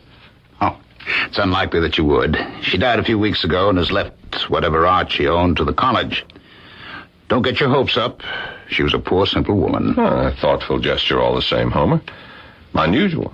You knew her, of course. Yes, slightly. The college has paid her a pension for years. Her husband was superintendent of our fine arts building for a long time. And you arranged it so her husband's pension would go to her. That's like you. Oh, it's the only decent thing to do. Of course. Sure it was. Your irony is transparent. So is your sentimentality. Now, all of us know it, Homer. And we respect you for it. And the bequest? Would you pick it up for us, Ted? Oh, yeah, of course. Thank you. Look it over and evaluate it. There won't be many pieces.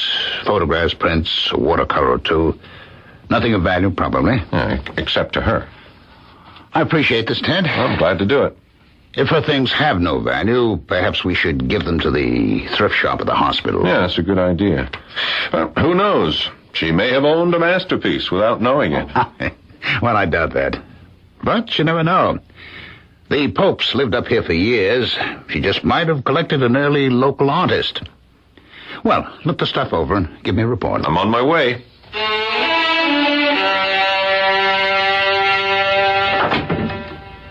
Is that you, Ted? Hi, darling. Here, give me a hand. Now what have you dragged home? The soul of Mrs. Albert Pope. Give it to me in English, Professor. No, I mean it. Here, take this old photo album. All right. Yeah, this big portfolio is heavy. Where did you get all this junk? Homer had me pick it up from Mrs. Pope, the late Mrs. Pope. She gave all this stuff to the college. I gave it a quick glance. Find anything? You know my dream. It won't come true this time, Diane. No, there's no treasure here. But there is one thing that's interesting. Here, let me hang up my coat and I'll show you. But Ben's expected any minute. It's almost 7. Oh, it is? Oh, I didn't realize it was so late. Oh, this will only take a second, Diane. Now, come on. I want you to see this and take a look. Hey. Oh, it's really quite lovely. Yeah, it's pretty good engraving. All the other stuff has no real value. Reproductions, mostly Van Gogh. 2 of the sunflowers are Renoir. She had good taste. Yeah, and a lot of photographs. Ben might like them. He collects pictures of old New Hampshire houses. Then he ought to have this engraving. Hey, that's an idea. Well, what do you think of it? I like it. That's a fine Victorian house and grounds. Whose house is it? Do you know? No idea. Yeah, it is a pretty good engraving. Clean lines, flagstone path leading up to a wide front porch, 3 floors. Nicely framed by firs. Look, the house plantings are very well done. But? No, you know as well as I do, Di. It really needs a figure in the foreground to give the picture a focal point. As it is, it's just an engraving of a house. A beautiful house. Yeah, but the engraving is only architectural, like a plan. Has no meaning. It's just a house. Who's the artist? I don't know. It's unsigned. Yeah. With a figure in the foreground, the engraving would come alive. Well, Ben will still like it. Well, there's no reason he shouldn't have it. Or some of the old photographs. He's a bug on the past. What he doesn't want, I'll take over to the hospital thrift shop. They can sell them. It must be Ben. I'll wash up and be right back, Di. You play host. Hi. Hey, come in. Why, you look pretty, Diane. Flattery earns you a cocktail. And thank you. Where did you get your manners? Most art students are reclusive. Well, I'm absorbed by art, but I can also see beauty around me. Oh, you're too much. Ted will be right out. He came home just a few minutes ago. Hey, look. Oh, what's all that? The aesthetic side of the late Mrs. Pope. Look it over and take what you want. I have to check on dinner. Oh, here's Ted. Hello, Ben. What can I fix for you? The usual? Yeah, please. Well, why don't you sit down in front of the fire? Who is Mrs. Pope? I'll tell you all about her in a minute. Not that I know much more than you do. Here you are. White and as cold as a ski lift. Half an hour and we eat. Here you are, darling. Thank you. A toast. Right on. Here's to us. Who's like us? Damn few. I'd love it. Where did you pick that up, Ben? When I was in college in Chicago years ago. Oh, yeah, I keep forgetting that you're from the Midwest. Why did you abandon Chicago with its arts institute and the universities with their, excellent fine arts departments and come to this little cottage? I love New Hampshire. And then there's Professor Knowles and Ted. They know everything. Hardly, Ben. Oh, more than I'll ever know. You really like the climate? Yeah, I really do. Real winter. Unspoiled forests, clean air, remoteness, the snow. All of it keeps your perspective straight. Maybe yours. Mine freezes up. Give him the pictures, Ted. Yes. The Mrs. Albert Pope collection. She left that meager pile to the college, and, there's one picture you might admire. No. Stay where you are. It's quite a good engraving of some old mansion. You collect pictures of old homes, don't you, Ben? Yeah. I like them. They give me a sense of... continuity? Yeah, and stability. Yeah, here we are. Oh, wow, it's beautiful. That's a beautiful house. Yep, that's a pretty good engraving. All it lacks is a figure in the foreground to give it a focal point. No, there is a figure in the foreground. No, wrong. Oh, there is, really. Take a look. Oh, but both Diane and I Let me see. There. You see? Next to the path. The figure of a man on his hands and knees crawling towards the house. But I swear... I'd swear, too. When you showed me the engraving, Ted, there was no figure. Well, maybe you just glanced at it. No. We looked at it under the light. There was nothing in the foreground. Well, there is now. A man furtively crawling across the lawn toward the porch.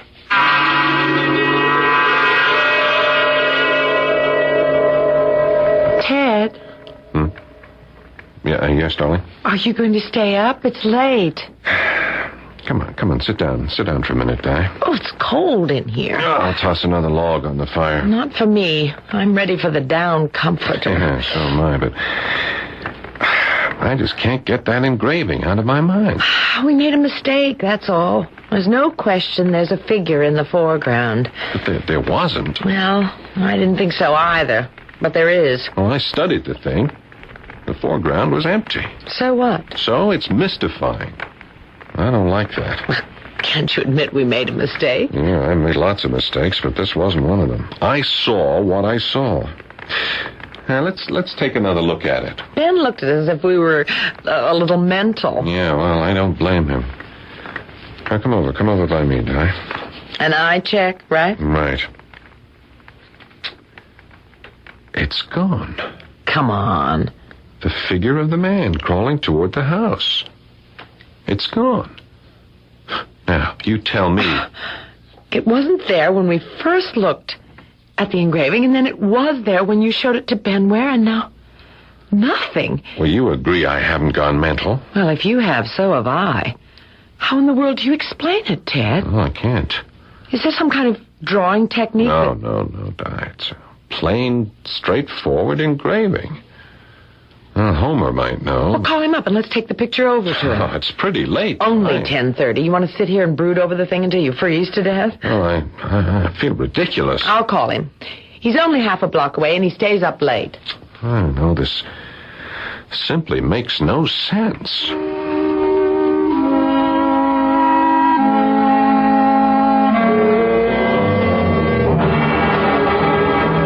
Ted, you expect me to believe that the engraving had no figure in the foreground, and that then one appeared, and that now it's gone again? Well, see for yourself, Homer.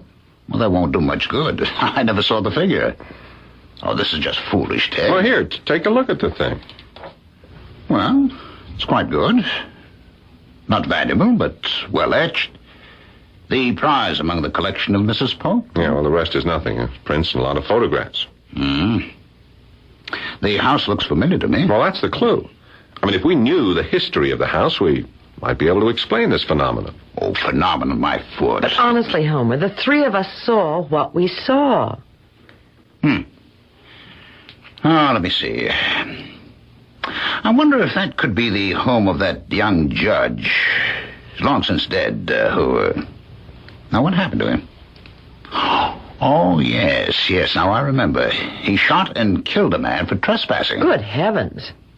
Well, why the devil would Mrs. Pope have the engraving? Now, who was the judge? Oh, I just can't remember. It was years ago. Maybe as many as 25. Did you say he killed a man? Well, can you remember who? It might have made news. Oh, not as much as you might think, Ted. It was an occurrence. Murder is an occurrence? Up here, a man's property is inviolate, Stan. Homer, who was killed? Oh, my goodness. I remember now. It was Albert Pope. Aha. The Fine Arts Building Yes, that's right. A man with a bad habit. When he went hunting, he wandered everywhere. He trespassed. The judge... I wish I could remember his name. Well, he warned Albert once, and the next time fined him and jailed him for a week. And the third time, the judge shot and killed him. Yes, that's right. Incredible. And the judge lived happily ever after. I don't know. Well, that's some story, Homer. It's pretty grim, but it has nothing to do with your disappearing figure. All the same, I'd like to know the whole story. Huh. You've aroused my curiosity. Let me check into it. I'd appreciate it, Homer. You may smile at what we told you, but unless Di and Ben and I are deluded, that engraving has the power to change itself. I mean, it's weird. The only explanation is supernatural.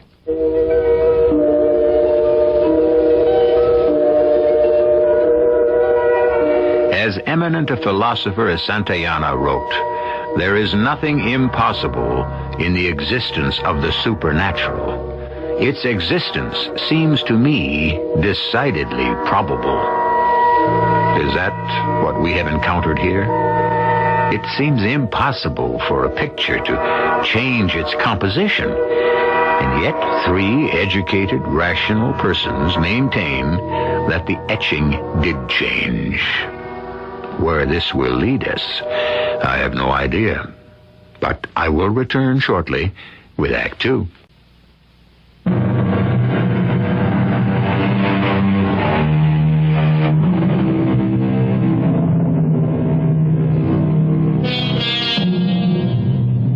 We've gotten ourselves into a byway in the strange world of the macabre. And it has led us to a small college town in New Hampshire and to an etching of an old mansion that seems to have the power to change its composition. There's no rational explanation for it. Is there an irrational one? The subject puzzles and disturbs Ted Morris, an assistant professor of fine arts. Perhaps the history of the house will reveal a secret, a clue. But even as he thinks it, he smiles in disbelief. Oh, boy, I just... Since when have you begun talking to yourself, Ted? Oh, yes. Good morning, Ben. My mother says persons who talk to themselves are crazy. No, she's absolutely correct. I have gone over the edge. I see. That's why you sit there behind your desk grading papers and mumbling to yourself? Is that what I'm doing? Yeah, that's what you were doing. What is it? Ben, there is no figure of a man crawling across the lawn up to the house. But we saw it. No, it wasn't there when I first looked at the engraving. Then you picked it up, and there it was. And last night, I looked again. The figure was gone. That's crazy. Oh, we are.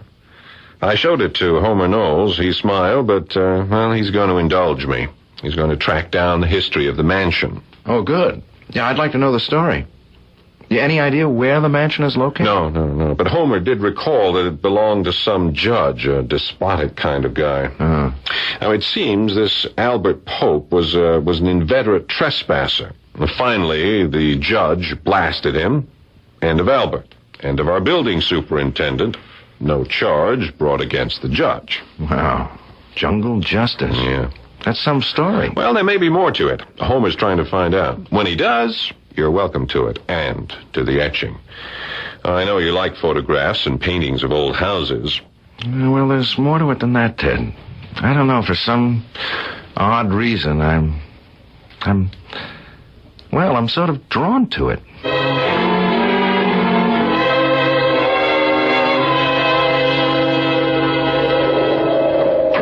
What a pleasant surprise. I haven't dropped in at a bad time, have I, Diane? Come in, Homer. I'm just starting a fire. Let me take your coat. Thank you, my dear. And the package? No. I want to show you something. Set down engraving. Had any luck about the history of the house? I'll come to that. But, take a look at the thing. I can't believe it. Well. So I'm not crazy. When you showed me the picture last night, there was no figure in it. Now, look then. Yes. A figure crouching on the porch. Very sinister. A creeping man. He vanished, and now he appears again, this time on the porch. You know, we're seeing something being acted out. I refuse to believe it. Now, this is nonsense. It's a very old engraving. Changes in the atmosphere may account for these subtle changes. I can't explain it, but that must be it. And our imagination. No, that won't do. We are not imagining what we can see. Now, I want to know about that house, the judge, and that creeping figure. Now, what have you learned, Homer? The mansion belonged to a Judge Asa Lawrence, a young firebrand. Came to the bench in his 40s. Where? Earned his degree in Boston, went into practice in Orton, and became a judge in 1950. He had a rather heavy hand, really enforced the law. And shot and killed Albert Pope. Oh, no question about that. Oh, he must have been mad. No, he wasn't. The amateur deer hunters from Boston and New York still swarm all over the area during the seasons, and they shoot at anything that moves. Sometimes at each other. And they can't read. The no trespassing signs mean nothing to them. They've got their guns, and by George, they're going to shoot something. Yes, they're a menace. Well, Judge Lawrence fined them dizzy. But he murdered Albert Pope. Oh, he warned him time and time again. Fined and jailed him. But Albert did what he pleased. And his wife became a widow. Anything else, Homer? What about the judge's mansion? It burned to the ground. The judge died from smoke inhalation. When? Recently? No. It's about 3 years after he killed Pope. And when did all this take place? Roughly? I'd say about 1954. So that's the story. There's more to it than that, Homer. I would like to reconstruct the whole tragedy from Pope's death to the fire in the mansion. Well, for goodness sake, why? Because there is something significant we don't know. I think so, too. Something's been unfolding before our eyes. You know what I think? Go on, Doc. I think we've been watching the man who set fire to the judge's house. Oh, my dear Diane. No, it's an idea. You're hallucinating, both of you. What about the fire, Homer? Can we find out? Well, I would imagine so. Someone in Orton may remember it. What about the newspapers? I don't think the Boston papers... Well, no, that's an idea. They might have carried a line or two about the judge's death. Let me check further. I'll leave the engraving with you. Ted! Oh, my. I simply will not believe it. Yes.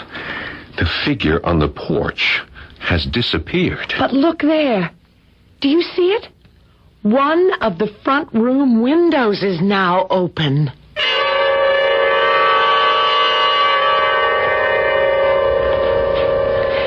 Ted, dear, may I suggest we pack our bags and make our getaway from this forsaken spot? Oh, it's got you, has it? It's driving me up the wall. That engraving is, well, it's evil. Oh, forget about it, darling. How can I? How can you? We have to explain what's happened to it, Ted, or the whole thing will nag at us until we see ghosts in every corner. Do you believe in the supernatural? No, of course not.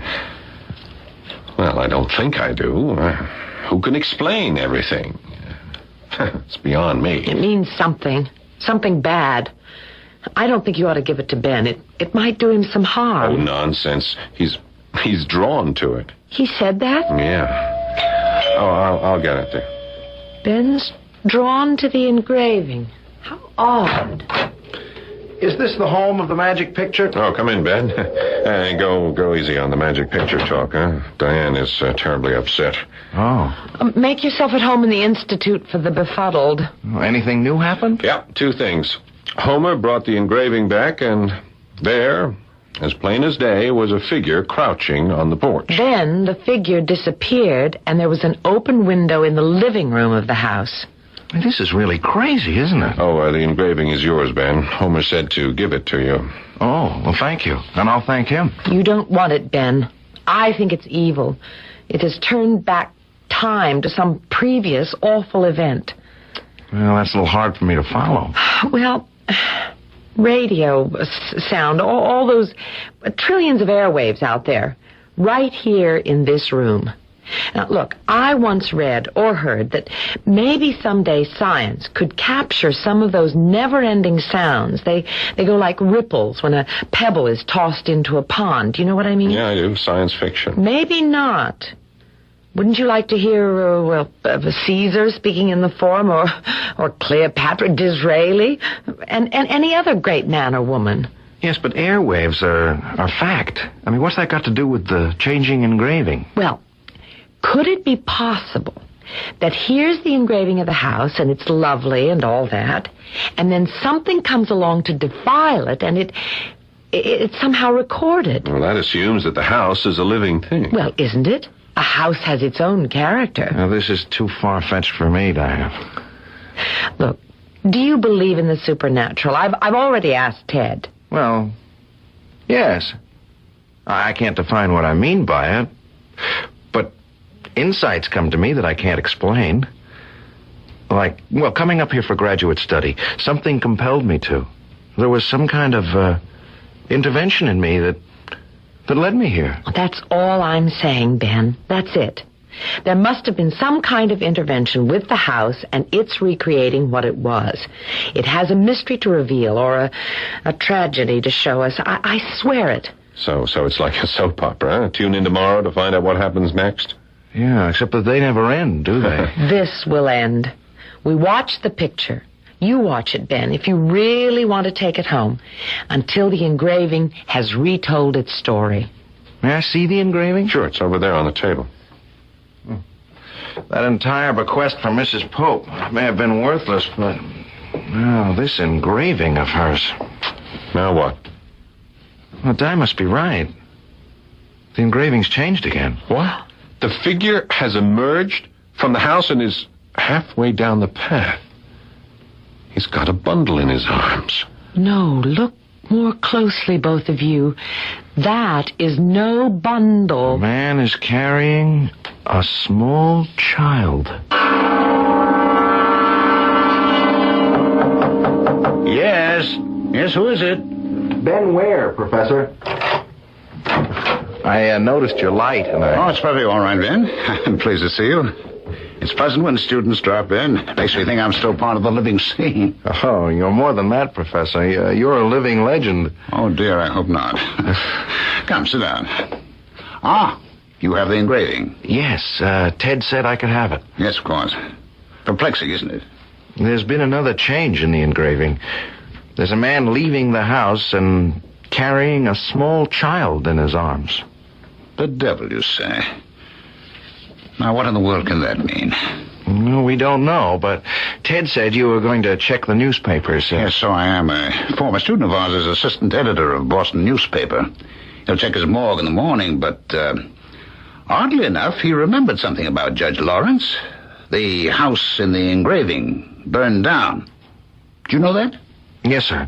I'm more interested in what happened earlier, at the time that Albert Pope was murdered. Well, I do know a little about that, Ben. After Albert was shot and killed, his brother Steve arrived with murder in his eyes. Even before the funeral, the brother was threatening to kill Judge Lawrence. But he didn't? No. The judge died in the fire, and that was 3 years later. Did the brother try to get even with the judge? I don't know. Well, that's what I'm interested in, Professor. Well, why is that, my boy? Because of the figure in the picture. Was it the judge who was running away with a child of his own? You think the child was abducted? Well, from the changes we've seen in the picture, a man sneaked into the house and came out carrying a child. I see. Not likely to be the judge. Did Judge Lawrence preside here? No, in Orton, a few miles away. Maybe I'll drive over there and ask some questions. Someone's sure to remember the fire, but I don't think you'll learn much about the murder. Albert Pope lived here. Yeah, but I might learn something about the judge. You know, how old he was when he died. Was he married? Did he have children? What's become of the survivors? And the story doesn't end with that man sneaking out of the house. Oh, perhaps not. If I learn anything from Boston, I'll tell Ted. Yeah, I'll do the same if I learn anything in Orton. I suggest that you begin in the general store. It's the gossip center. Enjoy your engraving. I'm going to photograph it tonight. You are? Well, for heaven's sake, why? The old mansion burned down, remember? Are you suggesting? No, I like the etching. I just want to be sure I have a record of it. Just in case it disappears. No matter what the outcome may be of the engraving that unexplainably altered itself, first to show a foreground figure, then an open window, and then the figure leaving the old mansion with a child in his arms. We're at a loss to rationalize this phenomenon. History may supply the answer. After Professor Knowles talks with that Boston newspaper editor, we may know more. I'll return with Act 3 shortly.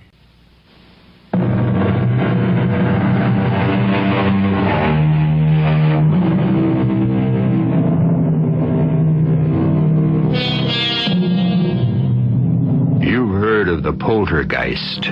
That word is German for noise and ghost. Many will attest to visits by these noisy phantoms. They're noisy, all right. Rapping here and moving objects there. They exist. No question about it. Well, if they can manifest themselves as supernatural visitors, why can't we accept what we have already heard? An old engraving of a house alters itself, and what the beholder sees begins to piece together a tragic story of long ago. So far, we know of a murder, a death in a fire, and we have had a hint of an abduction. It is late the next day at Ted Morris's house. Ben may stop by Homer if he returns early enough from Orton. You know, he was correct about one part of the story, Ted.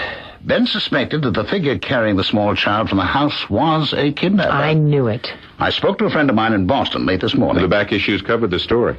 And briefly, it's an ugly story. Someone kidnapped the judge's child? Now, Diane, let's take it step by step. Huh? Albert Pope was murdered. His brother Steve came up here from Chicago for the funeral. He was outraged at Judge Lawrence. And a week later, the judge's small boy, about 3 years old, was abducted. The brother did it. Well, that's what everyone assumed, but there was no proof. Steve Pope was arrested in Chicago, but he was freed for lack of evidence. But there is more to it than that, Ted. Whoever kidnapped the child committed murder. No. The governess was stabbed to death. Good Lord. I wondered how a man could break into the house and walk away with a small boy without being detected. And the judge's wife? That's another part of this tragic story. She had died in childbirth. Perhaps that explains in part why Judge Lawrence was such a harsh man. He married late, and by the time he was 40, he'd lost his wife, and then his little boy was abducted. What a tragic story. Yes, I'm rather sorry I unearthed it. And they never found a trace of the child? None. The search went on for months. The loss, Judge Lawrence's 2 losses, seemed to break his spirit. How is it possible for... No, I suppose it is possible. I was about to ask how a child can just vanish. Well, in a big city, it's not all that difficult. The child is abandoned at an orphanage or at a home. But they'd report it, Ted. Well, they should, but just read the papers. There's always a story of an abandoned child. Well, there's the whole story. Yeah, and the etching recreated the facts. Yes, the essential ones. The story without an ending. Has this Steve Pope ever been back here? Or did you ever speak to Albert's widow about all this? No, but I have been wondering how Mrs. Pope came to acquire the engraving. My guess is that she simply bought it. Yeah, but why would Mrs. Pope want a picture of the home of a man who killed her husband? She may have wanted it as a reminder of her husband's murder. Yes, as a talisman. Albert was a happy-go-lucky fellow. His wife was somewhat hard. Yeah, with a grim sense of humor. Homer, one more question. Can we find a picture of Judge Lawrence? A photograph? Even one of him in his robes? Oh, I should think so. Would you ask your Boston friend to mail us one? I should think there'd be an official picture of the judge in the Orton courthouse. Of course. Why'd you want it, Di? I'd rather not say. You might laugh. Let me say only that, I've got a hunch.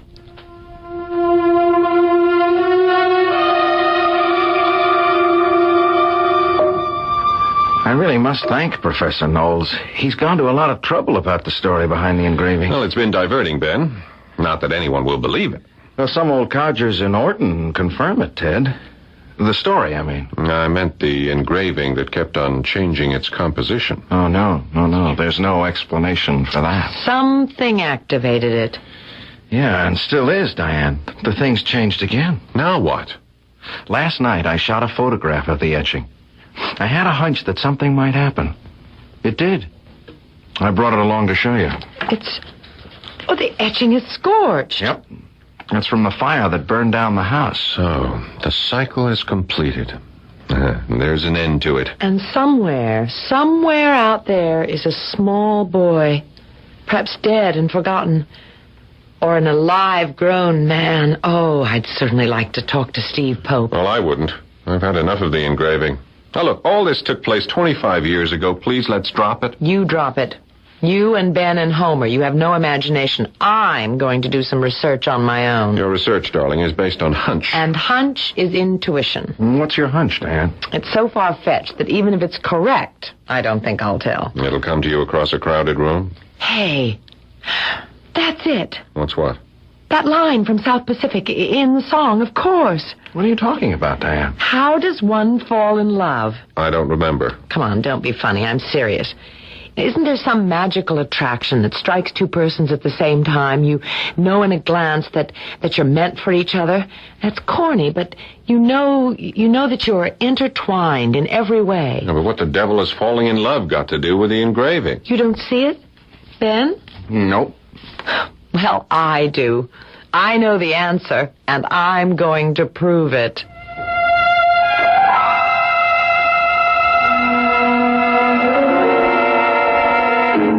Now, Diane, why won't you tell me? Because if I'm wrong, I'd look like a fool, and I don't want to cause embarrassment. Would you give me a hint? I'd rather not, Ted. You'll just have to wait until tomorrow. Have you some wild theory about Steve Pope? No, that's not it. If the police couldn't convict him, I sure can't.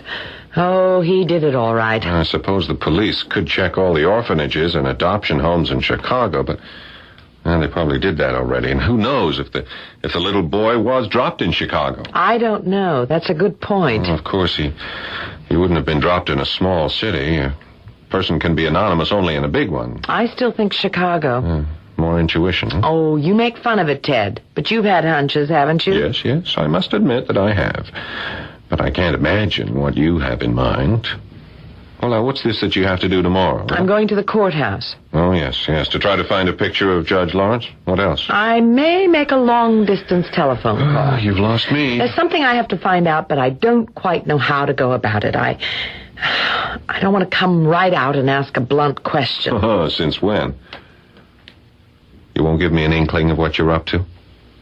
All right. Just an inkling. Shoot. Think about the engraving.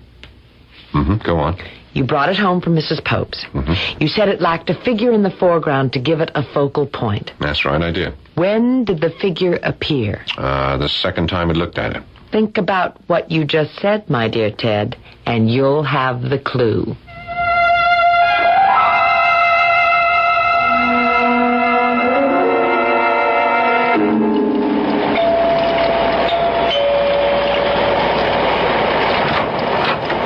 Hello, Diane. Ben, come in. Oh, what a grisly day. Oh, I love it. You have to be crazy, but thanks for coming to my rescue. Drop your coat and come in. I have hot coffee. Great. Ted had to take the car. I know. He's giving a lecture in Putney. I'll be glad to drive you to Orton. Oh, that's very kind of you, Ben. Do sit down. This will warm you up. Oh, thank you. Are the roads passable? Yeah, sure. And Orton's not far away. Nice little town. I had a good visit there. Did I tell you I saw the judge's former estate? No. The house is gone, I suppose. It leveled years ago, and the rubble's been hauled away. The land's been developed. Who owns it now, do you know? Some real estate company, Country Homes. They've sold off a number of 3-acre estates. The judge owned about 50 acres. Must have been something back in the 50s. Beautiful property facing the river. Judge, landowner, artist. Quite a man. And he was only 40 when he died. When you receive your Master of Fine Arts, what then, Ben? Back to Chicago? Oh, no. No, New Hampshire's in my blood. I hope to teach here at the college or at one of the nearby prep schools. And your parents? Wouldn't they like to have you closer by? Well, they've never understood me. Oh, no, not another one of those. Oh, no, of course not. No, they're wonderful. They wanted me to take a good job in something in Chicago. You know, get married, have children, visit every week. You know, the conventional. And along you come and you like art with a capital A. Yeah, right. They shook their heads, but they never stood in my way. They're great. You'll meet them at commencement. They know all about you and Ted. How do you explain your interest in fine arts? Have you ever tried? No, I can't. There's nothing in their background to suggest an interest of that kind. Oh? My dad's a shipping clerk in a big book company. Mom's just a housewife. Any brothers and sisters? No, they never could have any children of their own. After you mean? No. What I said. Then? I was adopted.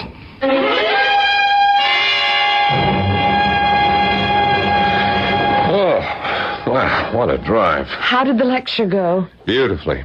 Did Ben drive you over to Orton? Yep. You found what you wanted? Yep. Hey, would you knock off the country dialect and tell all? No. Wait a second.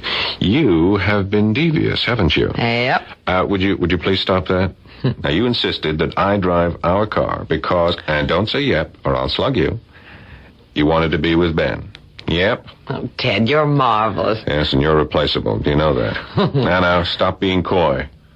Did you find a picture of Judge Lawrence? I found more than that. My intuition was correct. Well, tell all. Not so fast. Telephone Homer and insist he come right over this minute. I want both of you to hear what I have to say. And then, and I'm not joking, Ted, we have a vital decision to make.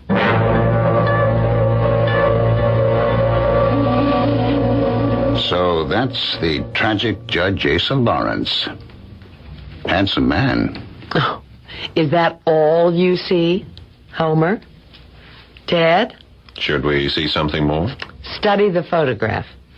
Make allowance for the old-fashioned hairstyle. Now, doesn't he remind you of someone? Oh, my. It's the image of Ben Ware. Why, so it is. What an astonishing coincidence. Oh, coincidence. Why do you think Ben was, well, as he said, drawn to the engraving? Why does he, a young man from Chicago, Love, New Hampshire. And, Ted, it was when Ben picked up the engraving that it began to change. That's astonishing. And wait until you hear this. Ben was adopted. Judge Asa Lawrence was Ben's father, and Ben was the little boy kidnapped soon after Albert Pope's death, taken to Chicago, abandoned, and adopted by Ben's foster parents, the Wares. Incredible. But true. So, now, gentlemen, what do we do? I don't know. Homer? Conceal your discovery, Diane. Ben's a happy young man, and Ware is a good name. If we tell him what we know, his life would be violently disrupted. The publicity would be unnerving. We'd cause trouble for Ben's foster parents, and gain what? Nothing. But he'd inherit... Oh, after almost 25 years, Ted, I doubt if there's anything to inherit. That's my advice. I agree with it, Homer. Yep, so do I. I hope the judge would understand.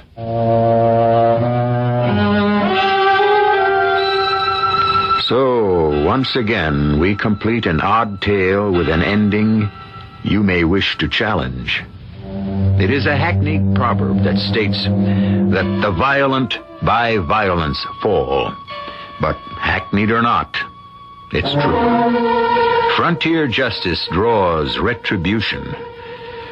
That is the tragic moral to be drawn from what we have heard. I'll return shortly.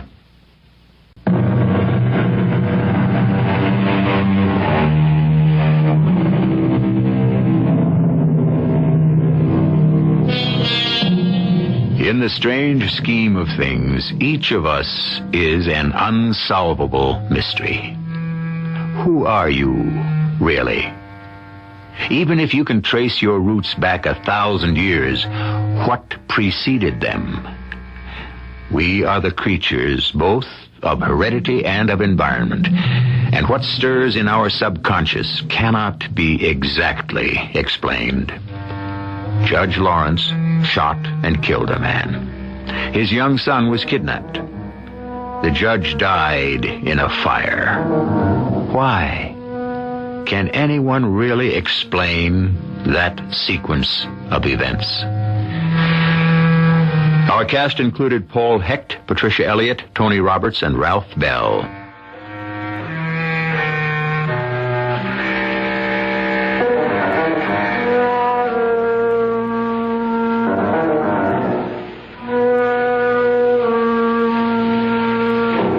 E.G. Marshall inviting you to return to our Mystery Theater for another adventure in the macabre. Until next time, pleasant dreams.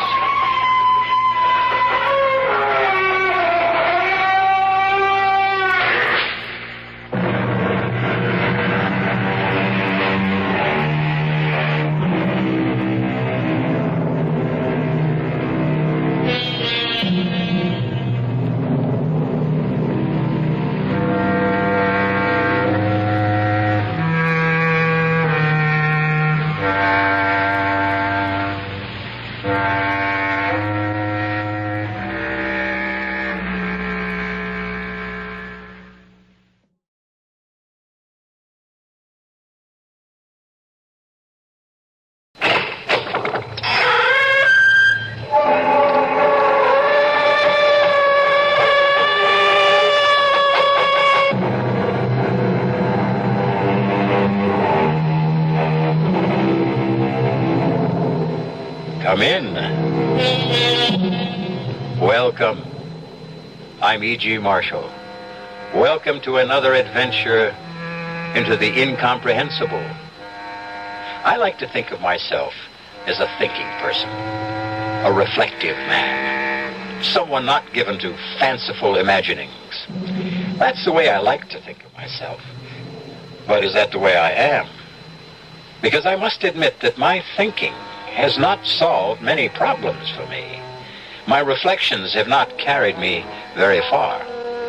So now and again I find it extremely salutary to indulge in fanciful imaginings, to take a short walk into the world of obscurantism. For, as you will hear one of our characters say, the mind makes so many mistakes.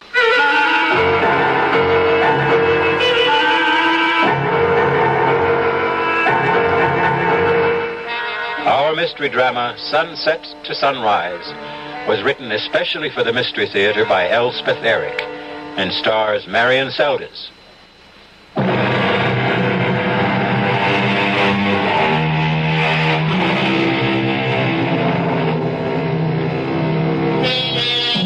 How monstrous, you say? To want to live on in wickedness rather than die quietly? Perhaps you're right. Oh, of course you are right. And yet, don't we all hope we won't have to die? Not yet, and not altogether? Is this only monstrous? Or is it strangely admirable? In a perverse sort of way, of course. It's over. I've done it. And the mutilated body lies silent and still at my feet. Let her release come soon. Let me try to explain how I came to do this awful thing. It will be necessary to go back, far back, even to the day I was born, or farther than that, to the hour when, awash in her warm blood, I felt myself pushed down that dark canal into the chilling light.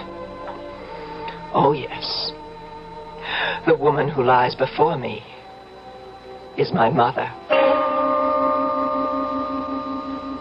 But I shall content myself with reverting to the day of her funeral. A gray and dismal day. A long line of villagers passed by the open coffin. I waited with my father until the last of them should have finished viewing the corpse. Marie isn't here. She will be, Father. And Peter? Oh, I'm not so sure about Peter. His own mother not to be here? He's drowning his sorrow, I think. Oh, you were right about Marie. Here she comes. But how strange she looks. How quite distraught. I wouldn't know why. She never had any affection for her mother-in-law. Shh. Hello, Marie. We were worried. Oh, I'm not too late, am I? No, the funeral hasn't even started. I mean, they haven't closed the coffin. Not yet. Good. I suppose Peter's... Where does your brother go when he's needed somewhere? To a bar. I know. At least today, Marie, try to think kindly of your husband. You think kindly of him? He's your son. Shh. We can move up now. Marie, you go first. No. Let your father go first. Father? Oh, all right. How sad. How small he looks. Yes. Small. You go next, Marie.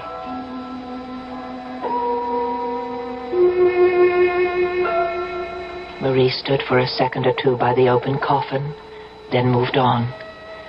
Now it was my turn. My eyes filled suddenly with tears. And when I looked down at the quiet body, the expressionless face of my mother, I could scarcely make out her features. I shook the tears away, and I made an effort to see her clearly. Across her breast lay a long spray of wild roses. Without conscious thought, I did what I had never done while she lived. I leaned over and kissed her on the lips.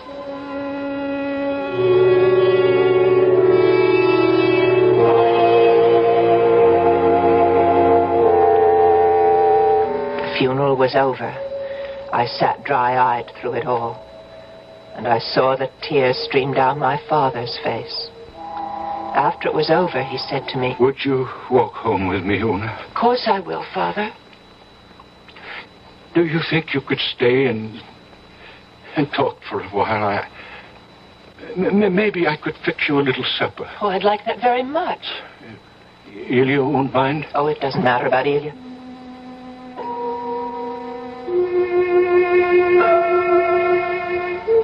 I took his hand. He let me have it like a trusting child. And we started down the road. The familiar landscape had embraced me all my life. And now it brought back sights and sounds from long ago. And on this day, most particularly, the sight and sound of my mother as I had known her. I saw her handsome, flushed face. I heard her voice. How sharper than a serpent's tooth to have a thankless child. Oh, what have I done that was so wrong? Why am I being punished? To be given a daughter with no shame, no morals, no sense of decency. My father trudged on beside me without speaking. His tears had dried. He looked as he'd always looked. Very sweet, very simple. She had been the single love of his life. I had never heard him speak of any other woman. He'd fallen in love with her when she was 16 and waited 5 years to marry her. It was my mother who got me to marry him. But he wasn't really of my world. Nothing intellectual about him. What could you expect of a farmer? But marry him she did. And he never asked for anything else. The 2 children she bore him, first my brother Peter, then me. Well, we were simply 2 minor gifts she added to the supreme one of herself. And Peter always belonged more to her than to him. It's hell to be poor, Peter. Never let it happen to you. Oh, the stories I could tell you about what poverty can do to the ardent soul. It took Peter a while to get started, but once he got his foot on the ladder, he climbed steadily to the top. And along the way, he married the prettiest girl in town, the dark-eyed Marie. We're here, Ewan. What? You were dreaming. We're at the house. Oh, yeah, I must have been dreaming. Oh, it's a long time. Very long time since you've been in the old house. 2 years. You're happy living with Ilya? I don't ask to be happy. But you're pleased with the arrangement? It pleases us both. Go on in. It looks the same. Well, nothing's changed. Can I get you something? A hot drink? No. You sit down and I'll get you something. Oh, take off your coat. Let me help you. Yes, thank you. What's this? What's inside your coat? What? Oh, that I forgot. Well, it's sewn in. Did you do that? What is it? Well, it's a sprig of blackthorn. Well, that's what I thought. Why is it sewn inside your coat? Marie put it there. Well, what on earth for? Una, sit down now. You know, Marie's a strange girl. She came here from another country and where they believe strange things. Such as what? Well, you must know. Ilya must have told you. Ilya's parents were gypsies, but he's not. But he hasn't forgotten, has he? What they believe, the gypsies. You don't mean that you... They believe in the living dead. The dead who refuse to die. You mean vampires? That is what you mean, isn't it? I never said I believe. But you let her sew the blackthorn into your coat? But I couldn't stop her. But why now? Why today? Oh. You don't mean... Mother? Marie believes your mother has become a vampire. I wanted to laugh. We were sober, hard-working, God-fearing people. We were not superstitious, given to odd beliefs. But I looked into my father's face, and I could not laugh. I've never believed, but... But what? I have heard that people of great energy, enormous will, with a surpassing belief in themselves, these are the people who will not die. They refuse to die. When death is upon them, they are so angry that they will not submit. You know, Una, what energy your mother had, what a dominating person she was, how much she believed in herself. She never believed in us, only in herself. That's the way she was.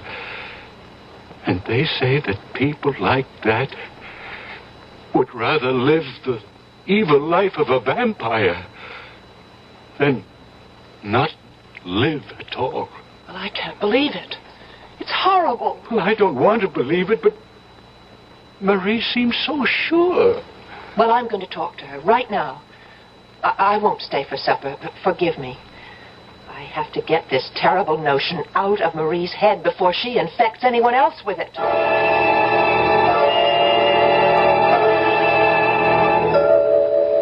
I walked to the village, to the affluent section of the village where Marie and Peter lived. Their house sat on a beautiful green lawn surrounded by an iron fence with a big gate. I pushed it open, and I went inside and up the long gravel path. Una, don't come any nearer. Don't be absurd, Marie.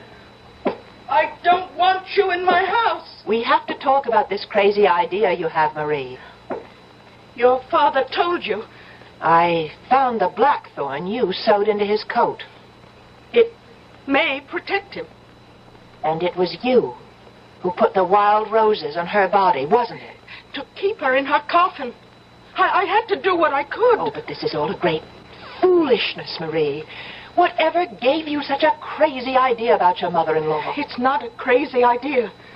I felt it even before she died. I sensed that she'd never leave us alone. She'd rather turn into something loathsome and feed off us, drain our strength, drink our blood. And it's happening. It's happening. You want to come in the house? Come. I want you to come in. I want you to see your brother. Is Peter all right? All right? I don't know what you call all right. But look at him. There on the sofa.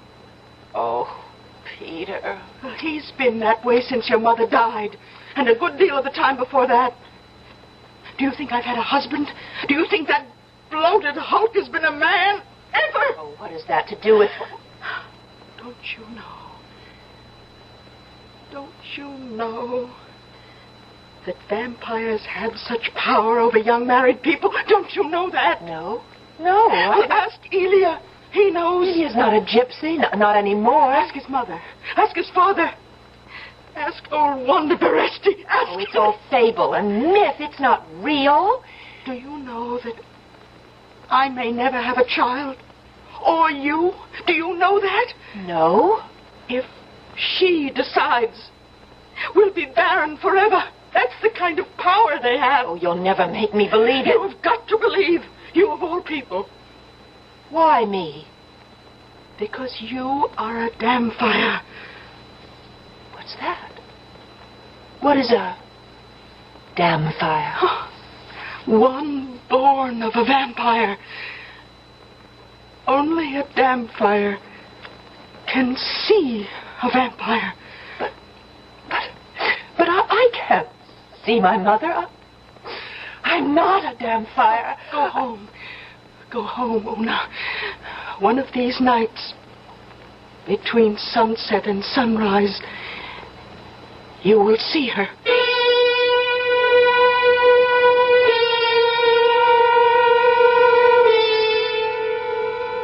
Vampires. Vampires and their offspring, the Damfires. They may shock you, repel you, terrify you, but never, never will they bore you. We'll be back shortly with Act 2.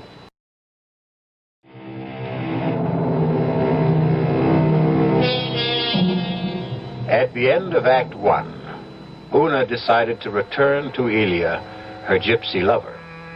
A gypsy from the remotest regions of Transylvania, where all the best vampires come from. At least all the best stories about vampires come from there, and Ilya knows them all. But they're all superstition, Una. Handed down from generation to generation. You don't believe them? I used to when I was very young. You see, the stories were always about very, very powerful people. I think they couldn't get used to the idea that very powerful people could actually die. My mother was a very powerful woman. Ah, but she died, like everybody else, sooner or later. You never really knew my mother. I wasn't welcome in her house. I think I only came here to live with you to spite her. All my life she told me how immoral I was, how wicked, how filled with wild desires. And you were? Yes. And you knew where to take those wild desires, didn't you? Yes. And what man to give them to? Yes. Well, lucky me. It was to show her, to say yes to her. Yes, I am like that. Yes, I'm what you say. Yes, I'm loose and immoral and wicked and all those things. And yes, you're right not to love me because I'm not lovable. I'm hateful and vile. No, yes. No. You are not hateful. Oh, you don't know. I know enough. Lie still now. Let me hold you. Yes. Hold me. Huh? What's that? What's what? I thought I heard something. I don't hear anything. Don't you hear it? Listen. You don't... It's a bat. Bat? Turn on the light. No, please. I don't want to see it. Ilya, get rid of it. I won't touch it. What are you doing? I'm putting on my clothes. Why? Why? It's your mother. It's your mother, Una. She's back. It's not. You said you didn't. Never mind what I said. I was wrong. It's a bat in the rafters. It's not my mother. How do you know? How do you know for sure? Be. The old women were right. They come back, you see. No. They come back to live off the living and suck our blood. Ilya, where are you going? To my mother's house. Ilya, don't go. Ilya. Mother?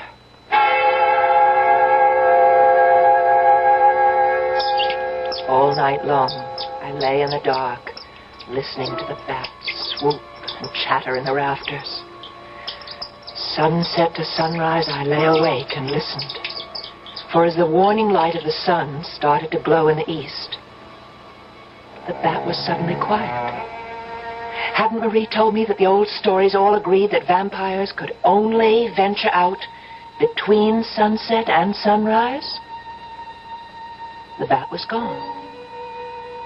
And I was alone. Then came a pounding at the door. I got out of bed and I went to answer it. Had Ilya come back? Had he thought better of his foolish fears and come back? Ilya? Oh, Peter. Let me in, Una. Yes, come in. I have to talk to you. You're very drunk. Never mind. Never mind about that. I have to ask you something important. Well, first tell me why you didn't come to our mother's funeral. Never mind about that either. Marie was there. Marie was not there. Not for the funeral. She went to the church to put some wild roses on the body. She didn't stay to see her buried. Not that she's really buried. Not that she'll ever be really buried. She'll be around for a long time till she's drained us all dry, and long after that, maybe forever, who knows? Do vampires ever really die? Peter, stop that. Our mother is not a vampire. Is it true? Marie says it's true. Is what true, Peter? Did you kiss her? When she was lying in her coffin, did you really kiss her? Yes, I did. Oh no. Why did you do that? I don't know quite.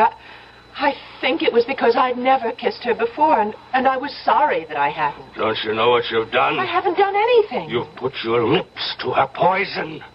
You've made yourself like her. I haven't done anything. I said goodbye to her. I kissed her goodbye, that's all. Don't you know that vampires spread their foul contagion on the living? Isn't it bad enough that you and I are damn fires just because she gave us birth? Stop it. I don't want you to talk this way. You and I can see her. Have you seen her? Of course I haven't. I have.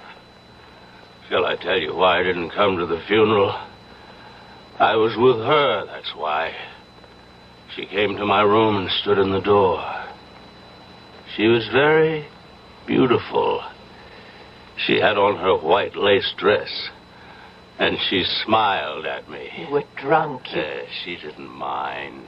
She just smiled.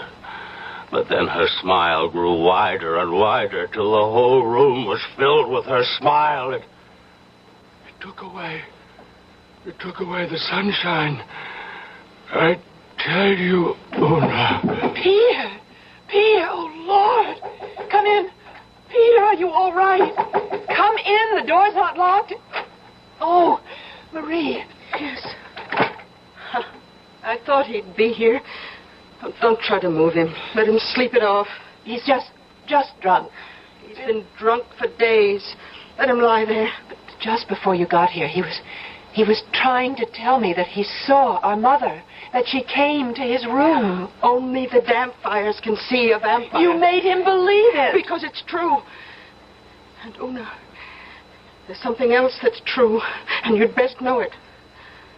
Only a damp fire can kill a vampire. Kill? The best we others can do is try to protect ourselves with the blackthorn and the wild roses and all that. I will not listen. There is something you can do. You could help us to protect ourselves. Marie, I just don't believe in this superstitious... You don't. But we do.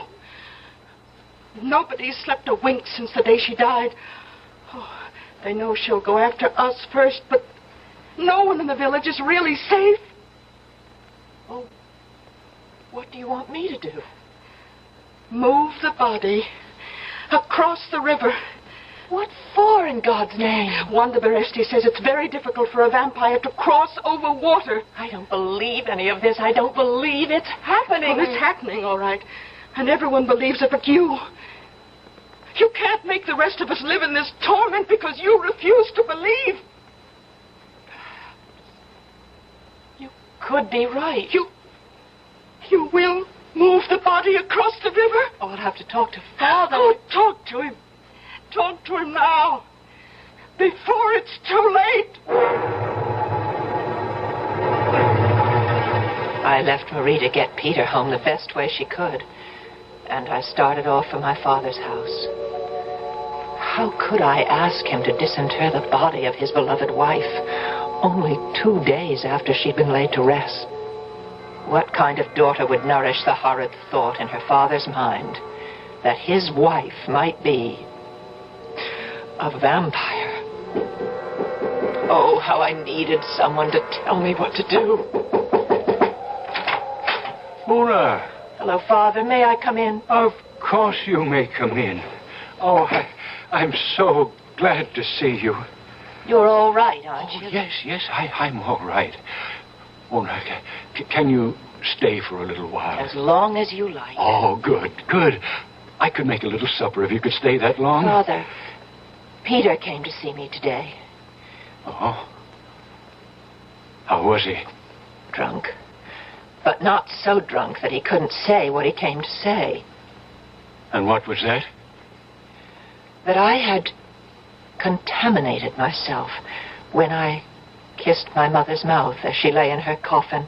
Oh, my dear girl. Do you believe that, Father? Oh, my dear, I'm so confused. You do believe it? I don't know what to believe anymore. And Marie came to see me, too. Oh, yes? Well, what did she want? Marie wants Mother's coffin moved to the other side of the river. Oh, your mother is buried in the family plot. I promised her. Why does she want the body moved? Marie says that to cross water is very hard for vampires.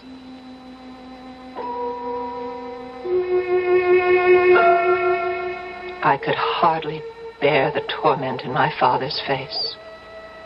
It's so hard when everyone around you believes one thing, to stand alone and believe another.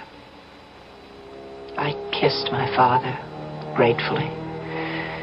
Grateful for his kindness, his patience. He asked me to stay the night. There was still my old room. I lay down on the narrow bed, but my eyes would not close. I stared at the black square I knew to be the window. Beyond the door, I could hear my father washing the supper dishes. Then I heard it. Very faint, but unmistakable. Someone tapping on the window pane. I lay rigid in the narrow bed. And then I heard...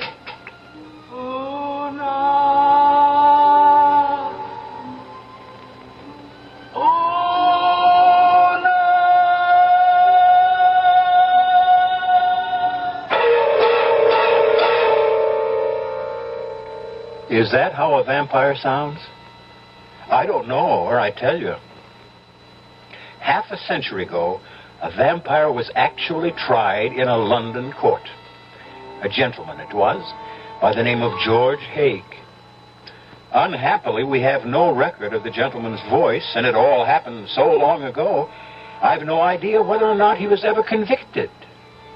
I'll be back shortly.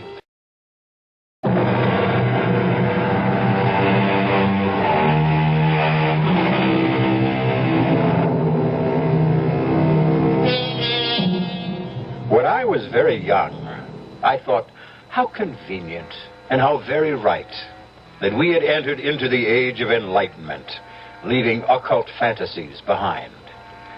As I grew a little older, I was not so sure.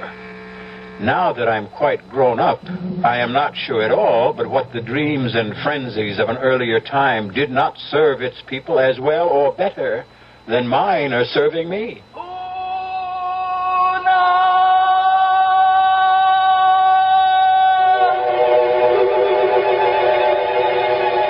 From the bed and ran to the window.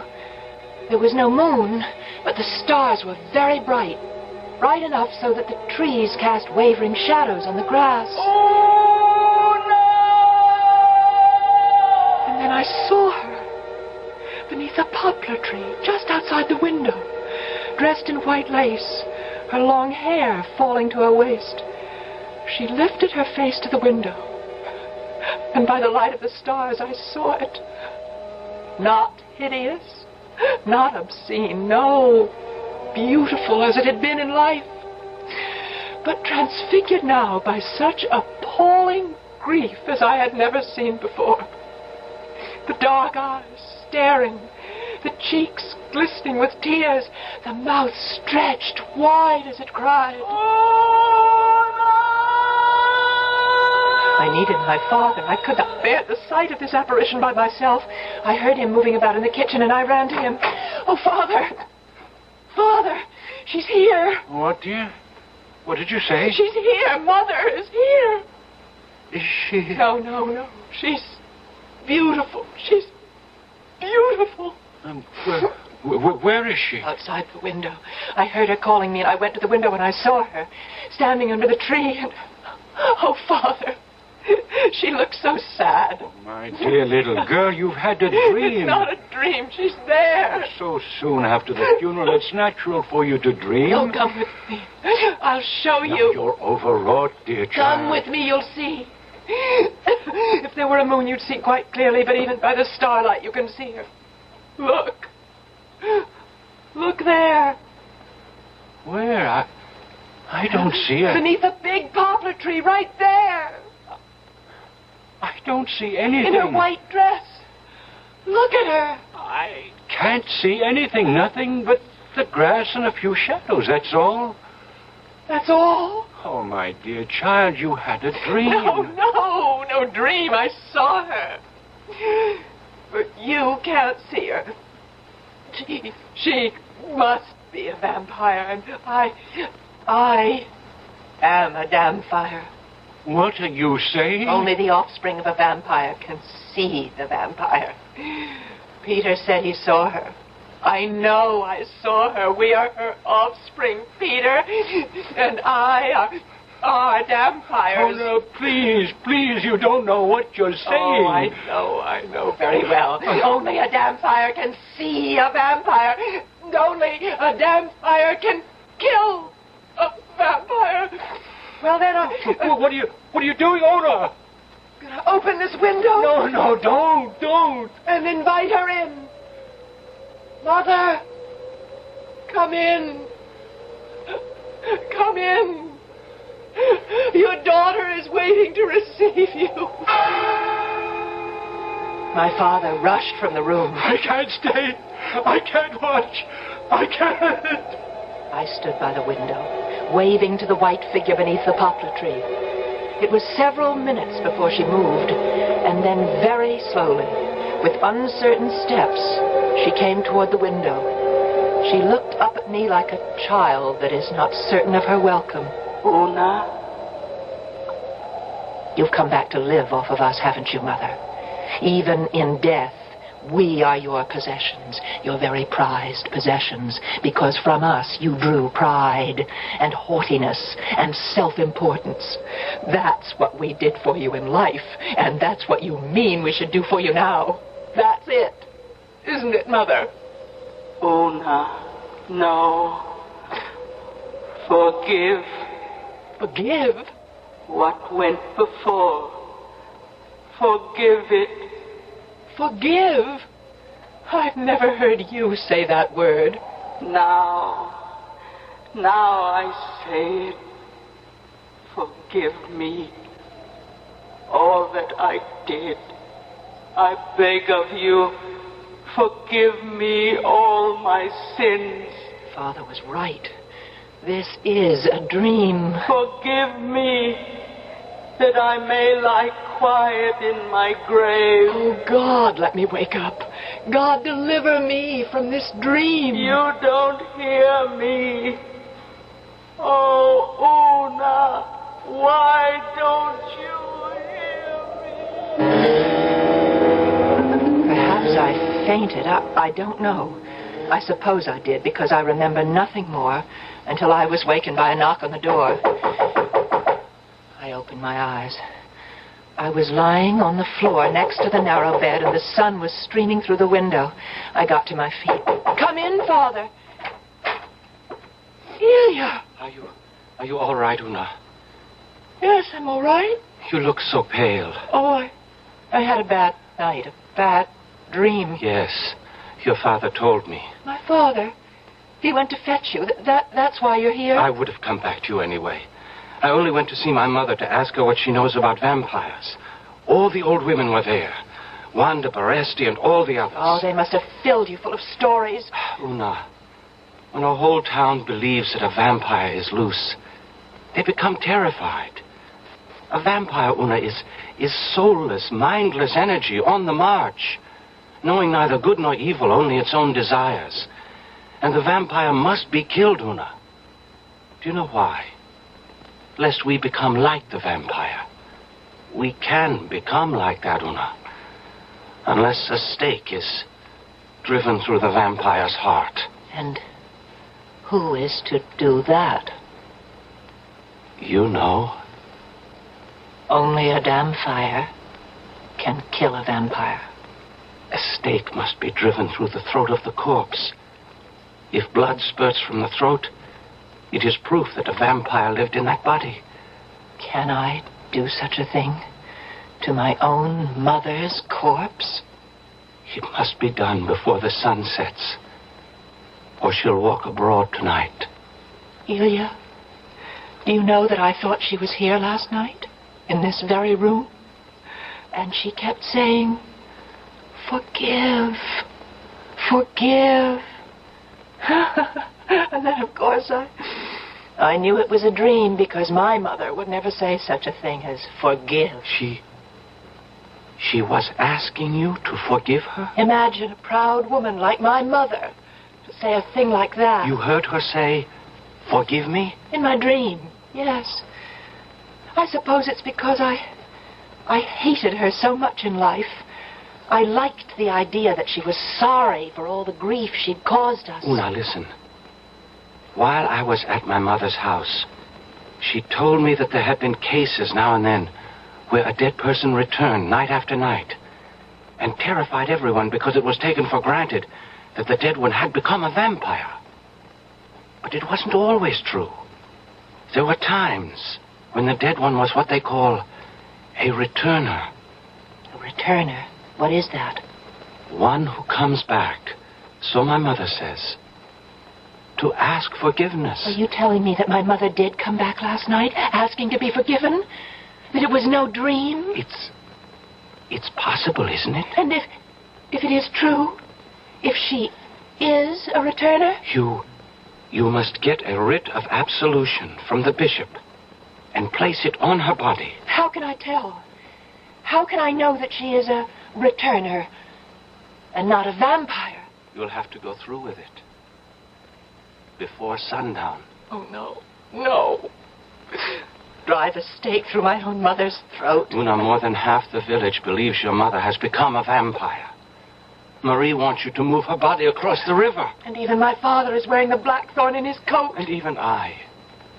When I heard the bat in the rafters, I thought it might be your mother. You must have the grave opened, Una, and the coffin. And before the sun goes down, you must drive the stake into your mother's throat. Then we shall see whether she is a returner or that foul creature of the night, a vampire.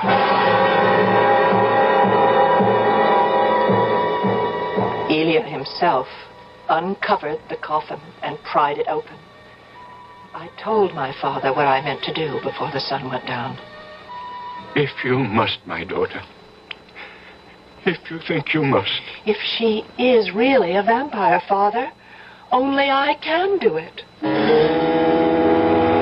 And I went to Peter and Marie. You wouldn't ask me to do it, Una. No, I wouldn't ask you, Peter. You're very brave, Una. I'd have been content if you'd only moved her body across the river. There's so much talk in the village. So much fear, so much horror. We must settle this thing once and for all.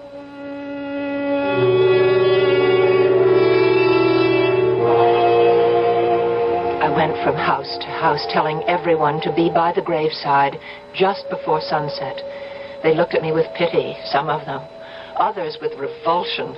But all promised to be there, and so it happened. I wish to thank you all for coming here. You all know of the belief that is spread through our village. Many of you share in it. My own family leans toward it. The belief that the body of the woman who lies here is not a corpse, but the shell that houses a vile and loathsome being, a vampire. That this vampire threatens the lives of all of us, and the sanity, the spirit, and the soul of any who escape with their lives. Listen, I have here a stake. The sun is setting. While there is still a little light, I shall drive this stake through my mother's throat. If blood gushes forth, then I shall have killed a vampire. I shall also have murdered my mother. If no blood comes from the body, we will know that she is no more than a returner who is asking forgiveness for the wrong she did in life. As we all one day will have to ask for forgiveness for the wrong we have done. Yes. Pray for me. Pray for me. Pray for yourselves. And if you can give her your forgiveness, the bishop will give her absolution. I hold the stake high for all of you to see. And now! There is no blood. Go. Send for the bishop.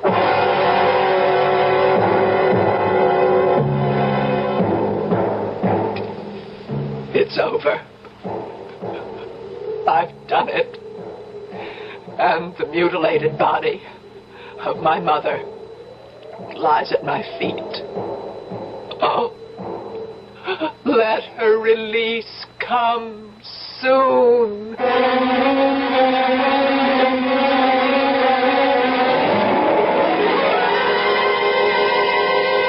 What was it someone said, speaking of vampires, that they are soulless energy on the march?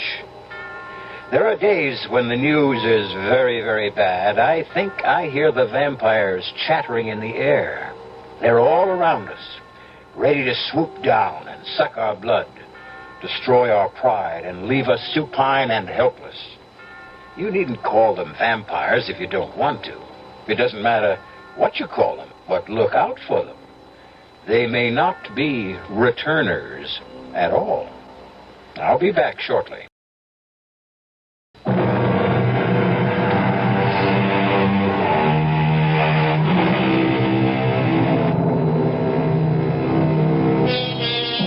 Ah, sweet mystery of life.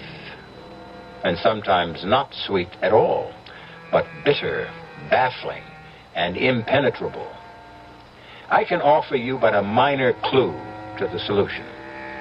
Given humanity with its weaknesses and its imperfections, life could not be otherwise. Life is not the mystery. We are. Our cast included Marion Seldes, Bryna Rayburn, William Johnston, and William Redfield. The entire production was under the direction of Hyman Brown. This is E.G. Marshall inviting you to return to our Mystery Theater for another adventure in the macabre. Until next time, pleasant dreams.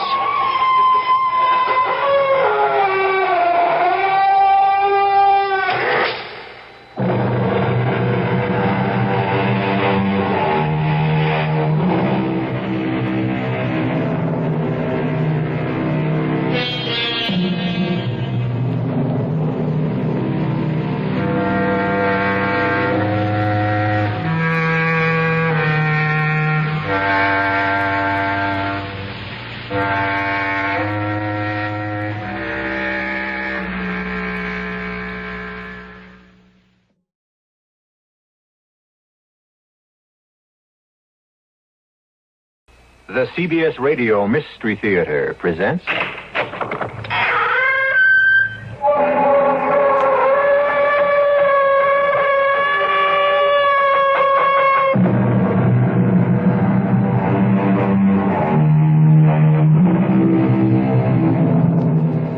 Come in.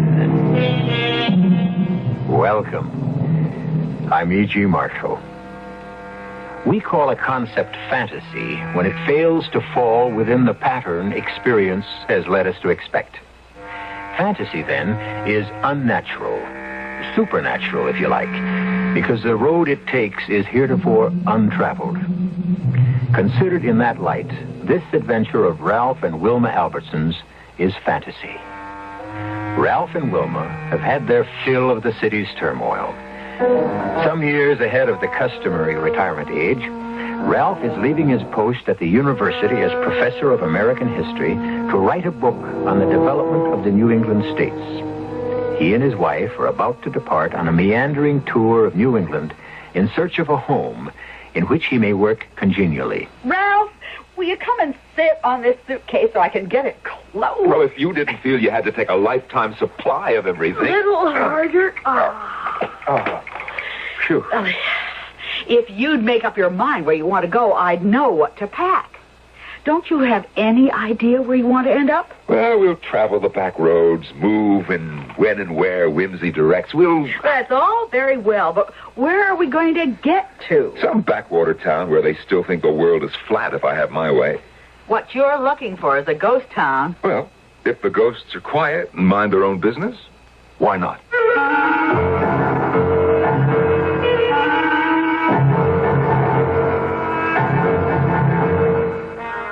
Our mystery drama, Sleepy Village, was written especially for the Mystery Theater by Fielden Farrington and stars Norman Rose and Martha Greenhouse.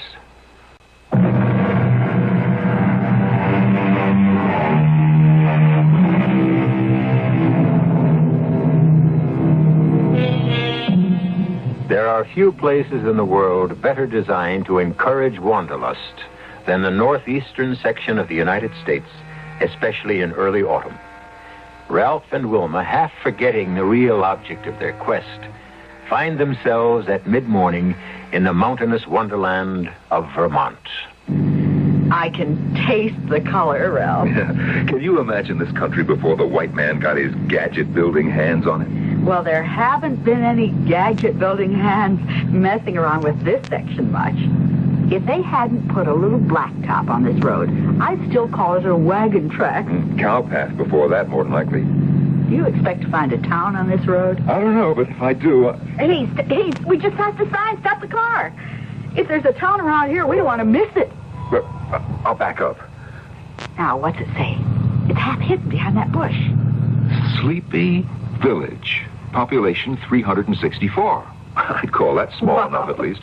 Well, if there's anything at all in a name, you've found what you're looking for. Can't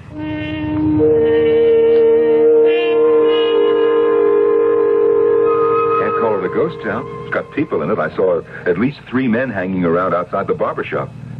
Oh, yes, and they saw us, too. I think it's just about the most beautiful little town I've ever seen. Well, now, I'll remind you that you said that. Wow, that must be the town hall. You know, I don't see a real estate office. Are you serious? It's a perfect little gem of a town, Ralph. Let's park and ask somebody. The town's only about 4 blocks long. I'll wait here. You go ask one of those men in front of the barber shop. Okay. Oh, you know, you look like an awful city slicker. I am a city slicker. Excuse me. I wonder if you might tell me where to find a real estate dealer? Fella sells houses and all? That's right. Man you'd want to see, I expect, would be Ellis Perkins. He's the mayor. Oh, where would I find him? This, right over yonder in the village hall. It might be there. Might not. Well, I'll have a look. Thank you very much. We have to see the mayor. The mayor? He must sell real estate on the side.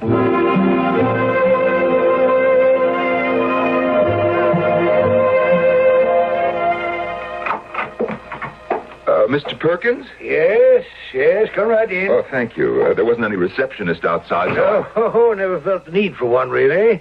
People just walk in and out. My name's Ellis Perkins. Oh, I'm Ralph Albertson, Mr. Perkins, and this is Mrs. Albertson. How do you do? How do you do? I am pleased to meet you. Sit down, please sit down. You wouldn't believe how rare a stranger is. Yeah, well, I'll get right to the point, Mr. Perkins. We've been looking for a place like this, a quiet little place, you know, to settle down in, permanently. Have you now? Well, there is a house available, just one. You quite sure that you want to be this far removed from worldly things? Well, that's exactly what we do want. Yes. Peace and quiet. I find the city lately it's just too much for me. I see. Do you feel the same way about it, Mrs. Albertson? Oh, why, yes. Not as strongly as my husband, perhaps, but now I've seen your town. Yeah, good. Well, it's just about lunchtime. Oh, well, if you have an engagement... No. Nothing of the sort. You can come to my house and have lunch with me, of course. Oh, no, really? We couldn't impose on you. No. We'll get a bite somewhere and meet you later. No, I won't hear of it. You're coming home with me. We'll enjoy a good country lunch. As we call it, dinner, you know. Oh. And then we'll proceed to a discussion of whether or not our Sleepy Village is the place you're looking for.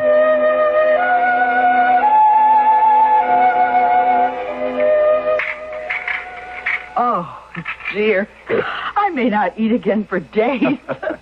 Do you always eat like this at lunchtime? Ham steak, home fried potatoes, green beans. Well, it's really the main meal. Supper isn't quite as elaborate, except on occasion. Well, it certainly was delicious. I'd be fat as a pig if I had a lunch like this every day. Everybody ready for the apple pie? Oh, my goodness. Too much? Oh, yes. No, Lucas. I guess you better save the pie for supper. Want me to bring the coffee in here, Mr. Perkins, or in the sitting room? In the sitting room, I think, Lucas. Where should we go in? More comfortable talking in there than around the table. Now, if Lucas does everything else as well as he cooks, he's really a gem, Mr. Perkins. Does he live in? Oh, yes, has for 10 years or more now. Take that chair, won't you, Mrs. Albertson? Thank you. Yes, used to be my dear wife's favorite. Want me to pour, Mr. Perkins, or just leave the tray? Put it on the coffee table here. I'll pour. You go have your dinner now, Lucas. Want anything, just holler. Yes. Lucas is the only family I have since my wife passed over. He gets restless sometimes, talks about leaving me, but I don't think he ever will. I don't know what I'd do if he did. Cream and sugar, both of you? Real cream? No, thanks. We both take it black. What a pity. Well, now, let's get down to the business of finding out whether or not you and Sleepy Village would suit each other. Well, the town suits me fine. We'll have to look at the house, of course. Oh, yes, of course. What is your profession, Mr. Albertson? I was a college professor, American history. Oh. But I decided to leave that and, work on a book I've had in mind. Good, very good. The village could use a good historian. Interesting history this place has. You'd be fascinated. Yes, I can imagine. Lucas makes good coffee, too. Well, now, I don't mean to pry, but are you people who have a great many friends? That is, to whom old friends are terribly important? Oh, well, we have an average number of friends, I suppose, although I can't see what... Well, living in an isolated place like this might be... Well, if we miss them, we'll ask them to come and see us. Yes. But you are looking for a place where you can get away from people, and I assume that includes friends as well as strangers. Mr. Perkins, I don't understand what difference all this makes to you. Oh, I'm sorry. I hope I haven't offended you. It's a very small village, Mr. Albertson, and, the relationships are very close. Intimate, you might say. We find we have to make sure we're getting the sort of people who will blend. Oh, I see. A sort of gentleman's agreement. Is that what you mean? Oh, no. Nothing like that at all, no. Nothing whatever. It's just, how can I make you understand? It's just that come-ins and go-ins upset our people terribly. We can't have people moving in and then just packing up and moving out again. It's, that's quite impossible. I think perhaps the best plan would be not to move in the first place. Oh, dear. I've done this very badly. I've given you the wrong impression altogether. Ralph, don't you think... Well, it's such a sweet little place, and maybe the reason we like it so much is that Mr. Perkins does make sure he has the right people before going on with it. Not just anybody would fit in here. You have to admit that. Would it help, Mr. Albertson, if I said I'd be very happy indeed to have you and Mrs. Albertson come and live in our community? There. You see, Ralph? Well, all right. At least we'll look at the house. Splendid. Well, I'll go and make the arrangements right now. Before you have a chance to change your minds.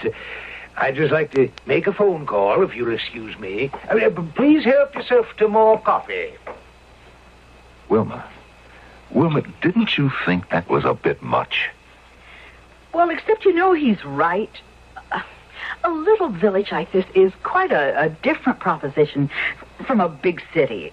It wouldn't be a good thing for either the villages or us if we moved in and then all hated each other. I suppose not, but it's very strange all the same. Oh, Lucas, I was just telling Mr. Perkins the coffee's up to your standard. Very good. May I speak to you in confidence? What? Oh, well, yes, of course. Have you decided to stay? Well, nothing's been settled yet. Mr. Perkins is making arrangements now for us to see the house. Oh, but that don't mean, does it, that you're dead set on staying? Oh, no, of course not. The house may not be suitable at all. Although I'll be surprised if it isn't. Well, if it does work out so that you can't stay, I'd like to ask Wait just a minute. Can't stay? Well, I mean to say, if it works out so as you don't, I'd be most beholden to you if you'd let me come with you when you go. Oh, well, of course, if you want to ride, we'd be perfectly willing to take you along. But Mr. Perkins was just saying... Oh, he don't want me to go. I know that. But it's not fair, is it, to keep a man against his wishing? I'll talk to you again after you've... I'll talk to you later on. All right. Don't tell Mr. Perkins we spoke. Well, that was pretty spooky, wasn't it? Yeah, I think Lucas has been watching too many late movies. You know, this whole setup seems... I don't know. We'll see the house, at least. Oh, we're going to like it, Ralph. It's going to be just what we're looking for. Well, splendid. Couldn't have worked out better. Oh, I know you're going to love it here. Mr. Perkins, when can we see the house? In due time. What do you mean, in due time? Well, what I arranged for just now on the phone was for you to meet the village fathers.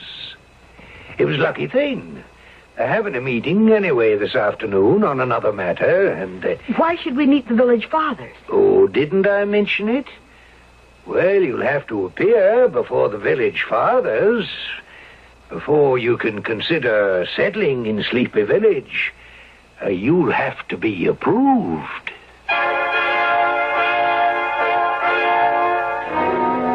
If a man wants to buy a house in a town that he finds attractive, if he has the money to pay for it, even if one house comprises the entire market, doesn't it seem odd to ask him to appear before the town's governing body and establish his worthiness? But Sleepy Village is a place of many, many odd characteristics. We'll encounter more of them when I return shortly with Act 2.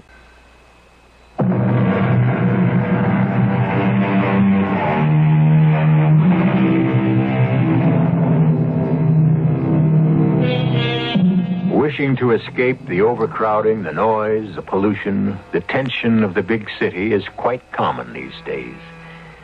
But perhaps there is such a thing as going too far in the other direction.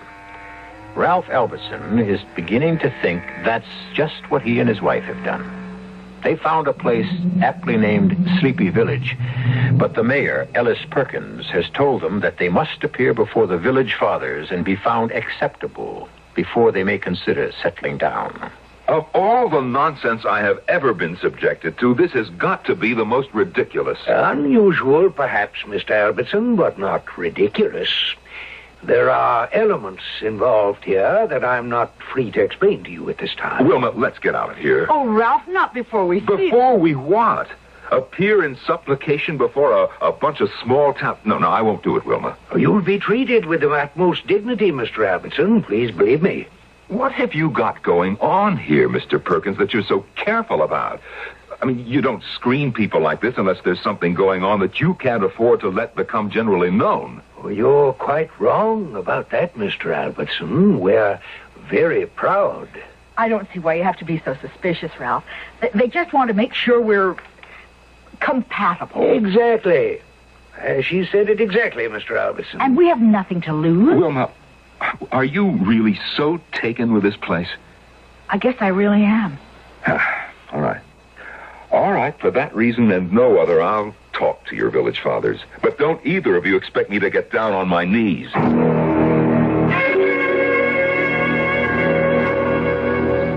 Meeting starts promptly at 3:30. Oh, Ralph, surely you don't think... I think we're damn fools for having any part of this, if you really want to know what I think. Mr. Perkins. Yes, Lucas?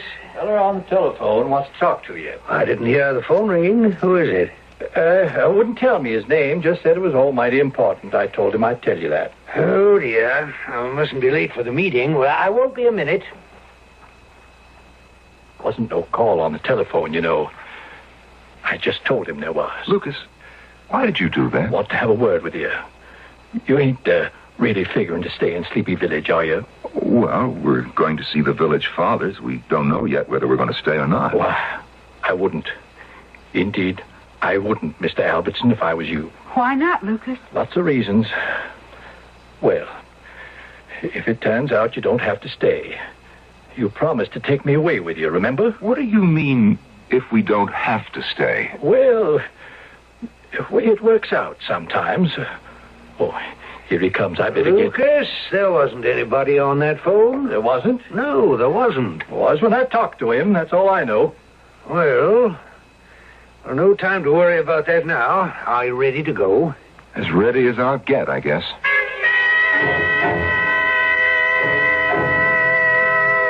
Mr. Albertson is an historian of considerable repute.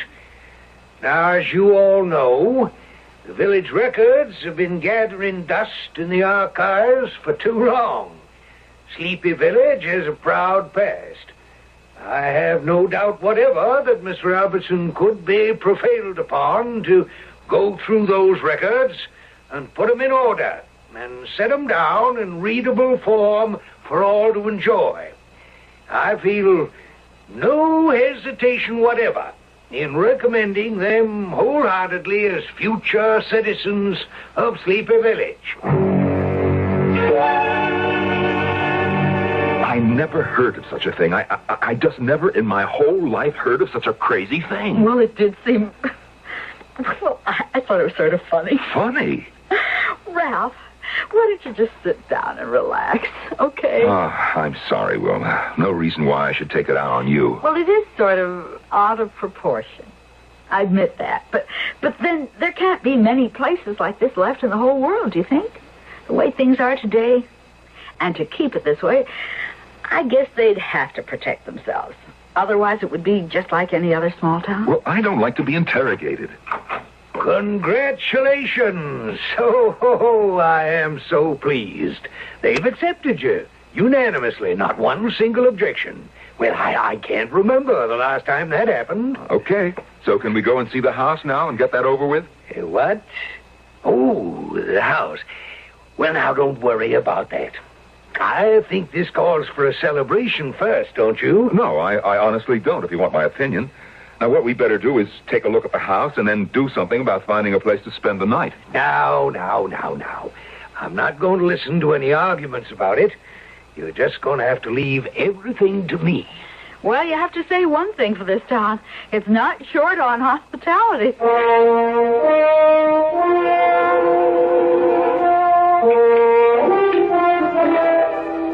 Mr. Albertson, I know that today has been an upsetting experience for you, appearing before the village fathers and all, but that's all in the past now, don't you see? You're one of us now, or same as. You and Mrs. Albertson belong here. It's been decided. Oh, decided. Now, look, you and your village fathers have spent the day checking us out. Has it occurred to you at all to wonder how you look to us? I'm as fussy about who lives next door to me as my next door neighbor is. Ralph, please, don't you think... And I don't like people prying into my business. I don't like people sitting in judgment, deciding whether or not I'm good enough to mingle with. You use the word neighbor, Mr. Albertson. That's not quite the right word. We're closer than neighbors here. We're more in the nature of a family. Let's say you were considering adopting the child. Now, you'd want to know something about him, wouldn't you? His background, what it'd be like living in the same house with him. Mr. Perkins, I did not come here to be adopted. I came here thinking that maybe, just maybe, I might want to buy a house and settle down here. But at this moment, it doesn't seem like a very good idea. Oh, dear. Mrs. Albertson, you don't feel the same way your husband does, do you? Not as strongly, I guess, but I can see his point. Well, it'll work itself out. Would you two care for another sip of brandy before bedtime? No, thank you. If we're going to find a motel with a vacancy, I think we'd better start looking right now. Oh, no. That won't be necessary. Nearest motel that I know of, it's just the other side of Morebury anyway, and that's close onto a 50-mile drive. All the more reason for starting now. And my guest room upstairs is a good deal more comfortable than any motel room you're apt to find around these parts. Mr. Perkins, I really do appreciate your hospitality. I don't want you to think that I don't, but... Look, I'm sorry, but this is nonsense. This just isn't the way things are done. You'll find that things are not done in Sleepy Village the way they're done outside. Really, Mr. Albertson, we're exactly what you came looking for. And now you're resisting it. Why? If you can believe that such a place might exist, believe it strongly enough to set out on a journey looking for it, why do you find it so difficult to believe that it does exist once you found your way to it? You know, he's right, Ralph. There's just something creepy about it. All right, we'll spend the night here. Mr. Perkins, I'm sorry if I've seemed rude, but no, it's very kind of you, I'm sure. Yes, thank you. We'll stay.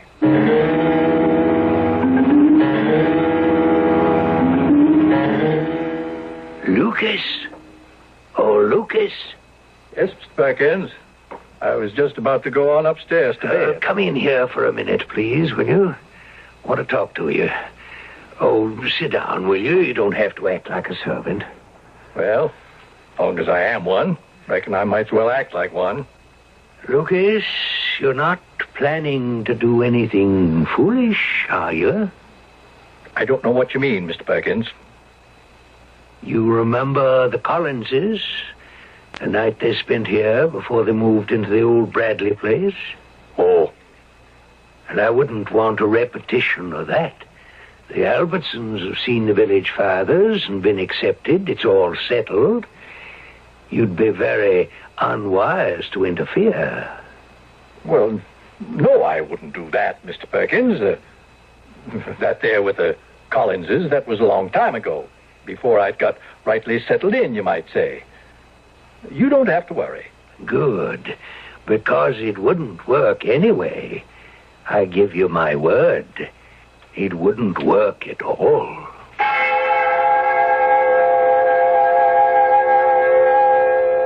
Wilma, I suppose you think I've overreacted, but this is the damnedest thing I ever heard of. Yes, but it's kind of sweet.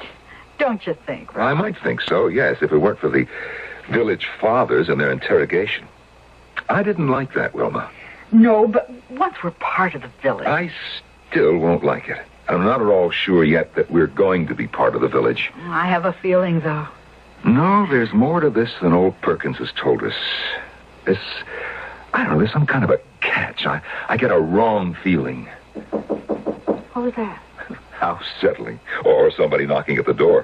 Somebody knocking? I'll see who it is. Oh, yes, Lucas.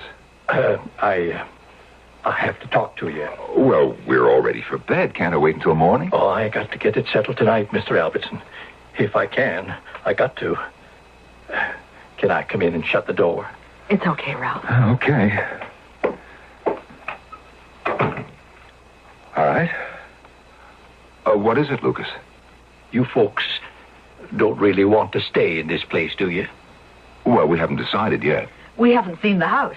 We like the town, all right. But, of course, we can't decide anything definite until we've seen the house. House ain't got nothing to do with it, Mrs. Albertson. Nothing whatsoever. Of course it has.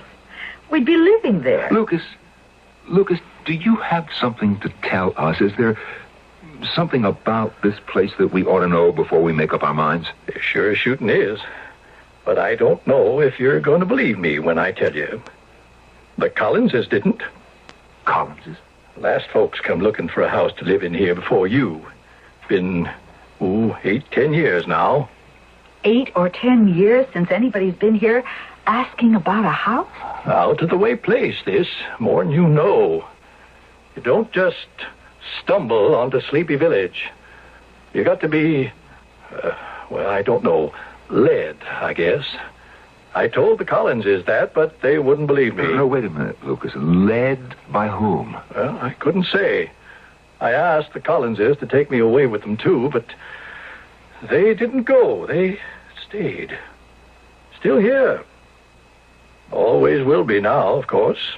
I can't understand why you keep asking people to take you away with them, Lucas. I mean, if you want to leave Sleepy Village, why don't you just leave? Oh, no. Wait, it wouldn't work. It wouldn't if I tried it all by myself. I think you ought to make up your mind to get out of here, Mr. Albertson, not just so as you can take me with you, but for your own good. Maybe they'll still let you go. Let us go? Well, damn well let us go if we want to go. I sure hope so. We could still leave tonight. Better chance to get away after dark than in the daytime. Now, look, you're going to have to explain that, Lucas. If you want us to take you away with us in case we go, well, you're going to have to tell us what is going on here. Well, they're all dead, you know. Not me. I don't think. But all the rest of them's dead as dead can be. Been dead for years. A village full of dead people? People who walk the streets, speak with a down east accent, overeat at dinner time, quarrel, behave, in other words, as we expect living people to behave? Well, to clear that one up, it would be necessary to define death, which would involve defining life. Would you care to try? Perhaps the definitions will be forthcoming when I return shortly with Act 3.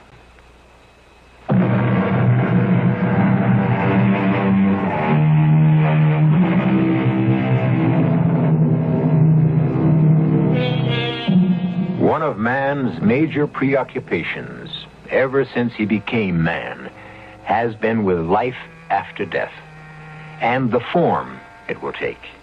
That it will take some form, he must believe, for the mortal span is too brief to be acceptable as the entire package. He delves and seeks and pries, and sometimes, at strange moments snatched from the commonplace, he seems to get a glimpse. Oh, but you can't possibly go. It's never happened before. Then this will be the first time, Mr. Perkins, because we are going. Well, now, I'll tell you what we'll do. We'll go and have a look at your house, and then come back here and discuss it over a good, hearty breakfast. How does that strike you? Well, frankly, it leaves me cold. We'll get our breakfast along the road somewhere. Oh, dear. Mrs. Albertson? I have to agree with my husband. It seems a shame, but I don't see how we could possibly be happy here. Not that I believe what Lucas says for a minute, but... What does Lucas say? Oh, that's not important. We're grateful for your hospitality, Mr. Perkins, and we both agree that you have a beautiful little village here, but, well, it's just not for us. Now, we're all packed. We'll be out of here in a few minutes.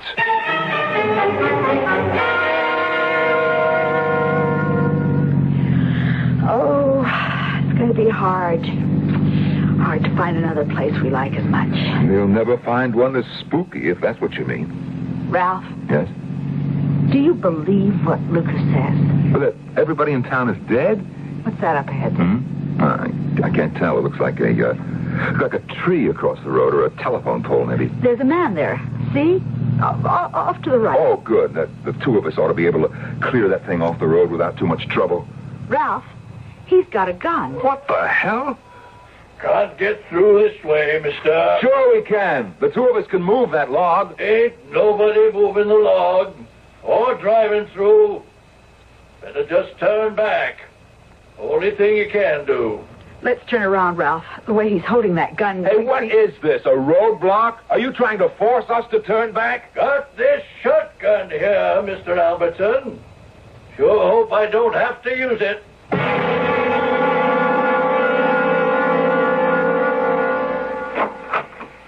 I was waiting for you to come back. Well, now, do sit down.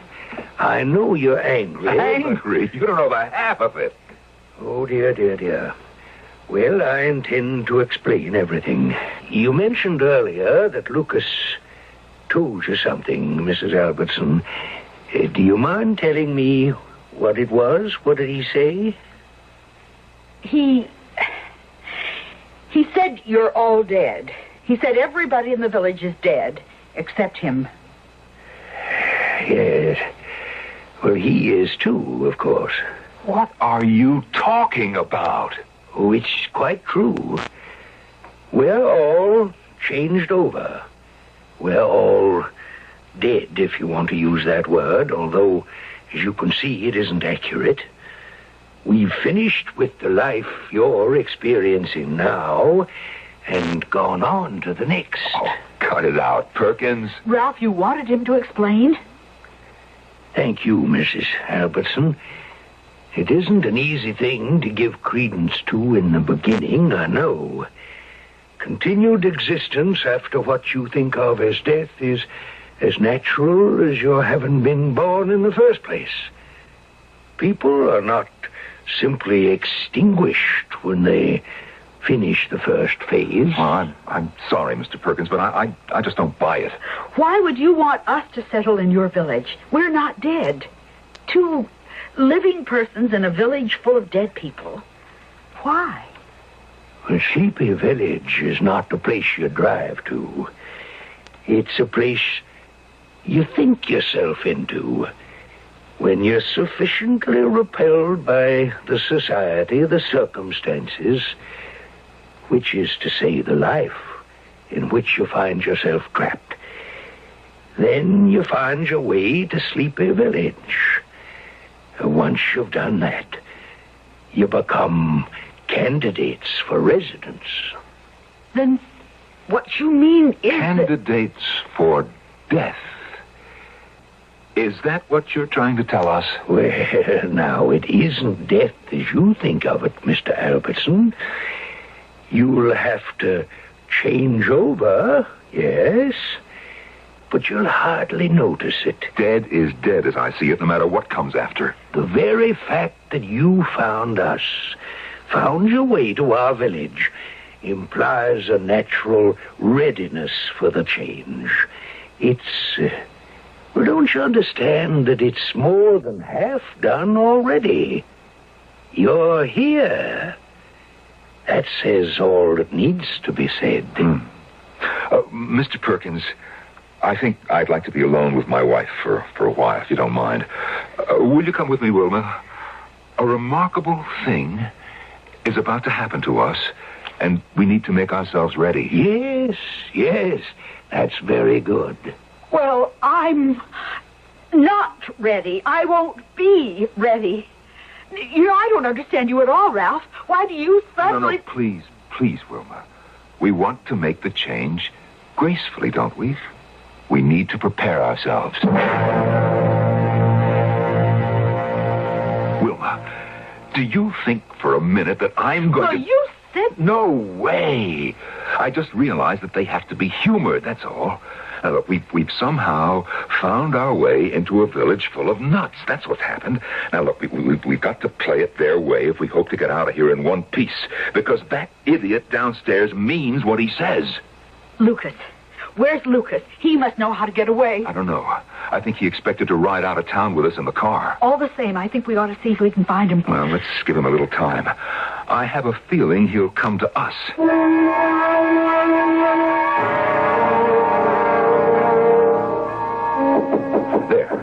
There, that'll be Lucas. Lucas, come in. Where is Perkins? Went out a while back. I waited a few minutes before I come up just to make sure he wasn't still snooping around. I expect he's making the arrangements about you folks right this minute. Arrangements? Well, you know, they won't want to waste any more time than they have to. Well, you folks been cutting up. Lucas, can you get us out of here? I think I can sneak us out all right. Ain't gonna be easy, though. Lucas, if you knew the roads would be blocked, then you weren't expecting just to ride out of town with us in the car, were you? Might have yesterday. Hid in the trunk or somewheres. Well, if it's just a matter of walking out, not going by car, why haven't you done it long ago? Why wait for somebody to take you? It's a funny thing. I've gone as far as the village line 100 times or more. But I just don't seem to be able to push my way across it somehow, standing there all by myself. I can't say why. Well, what makes you think it would be any easier if we were with you? I always figured if I had somebody there with me, holding my hand, as you might say, I could make her. Never do it without, I know that. All right. Can we leave now? Have to leave your car behind and your suitcases and them things. Well, we'll come back for them. I intend to come back here with the police and clean this place out. Yep. Well, I wouldn't count on it if I were you.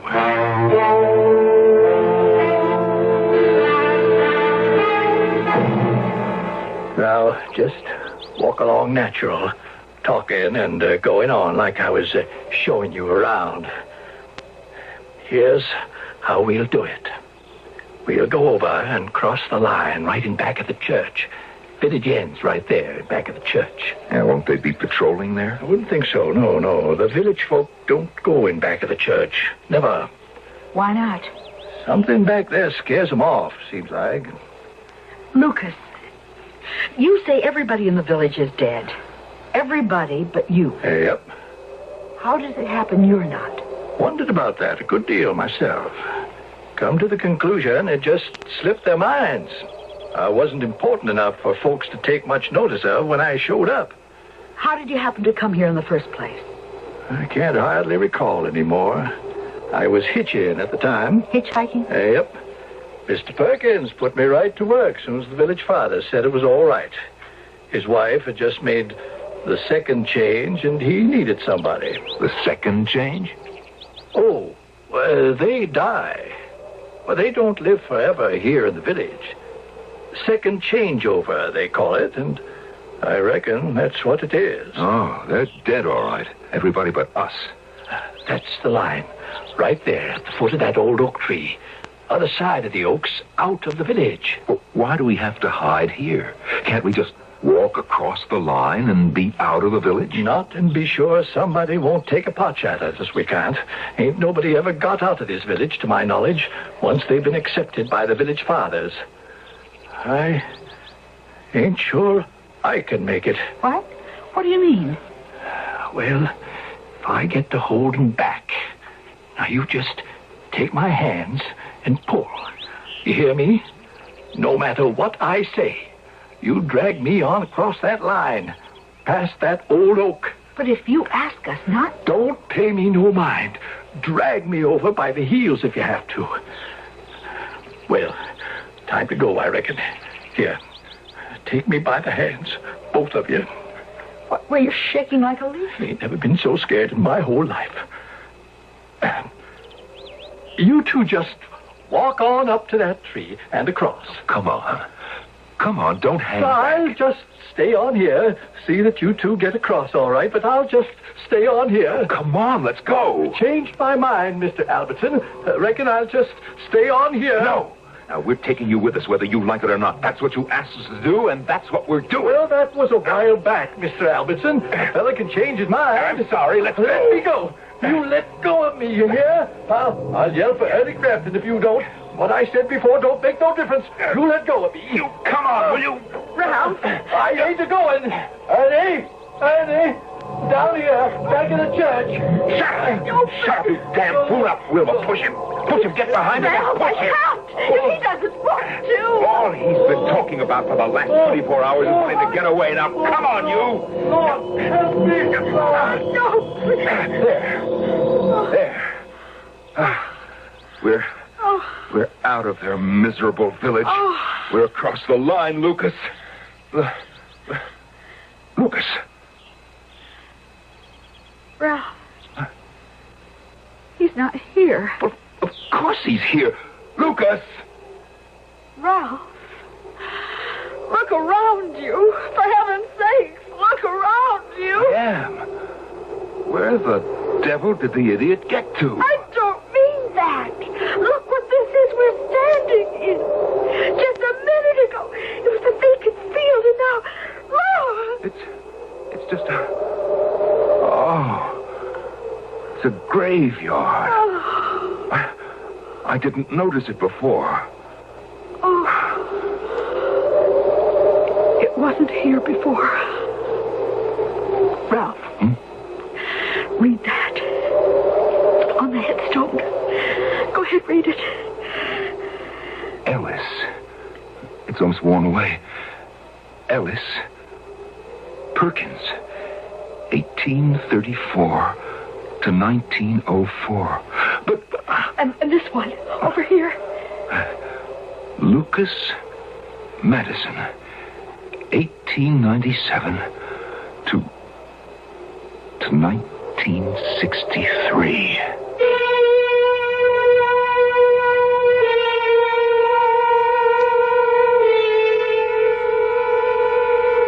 Alice Perkins died in 1904 and Lucas Madison in 1963? Well, that's what it said on the headstones. And when Ralph and Wilma looked for it, the village wasn't there.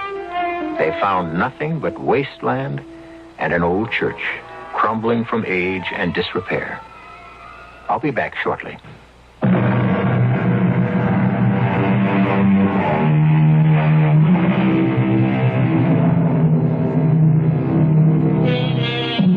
Wilma and Ralph Albertson found a fine old colonial house eventually in a lovely little town in Connecticut. And Wilma says dreamily sometimes as they sit down to lunch, I wonder what Ellis Perkins is having for dinner today and who's fixing it for him.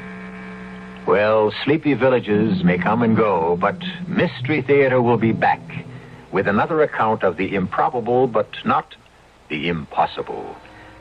Our cast included Norman Rose, Martha Greenhouse, Kurt Benson, and Ken Harvey. The entire production was under the direction of Hyman Brown.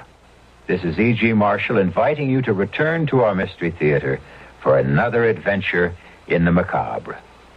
Until next time, pleasant dreams.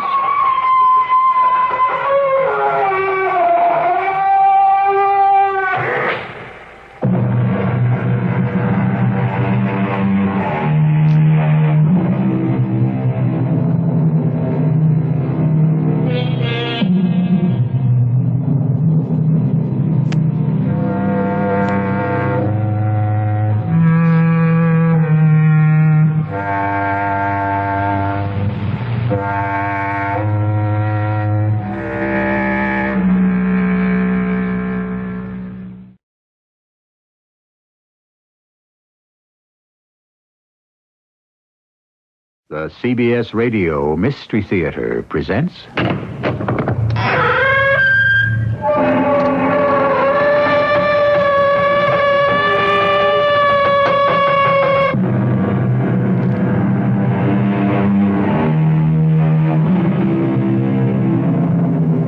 Come in.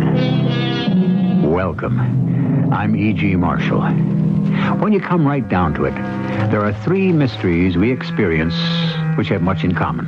The mystery of dreams, the mystery of hope, and the mystery of evoking imagination. Mystery Theater best fulfills the last one, but it is the first two enigmas we will explore today. Hope, the fantasy of our waking hours, and dreams, those visions of both night and day to make our lives more bearable.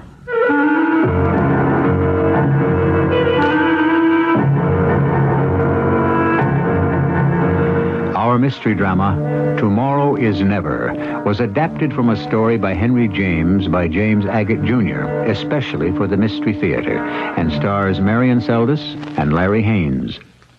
I'll be back shortly with Act One.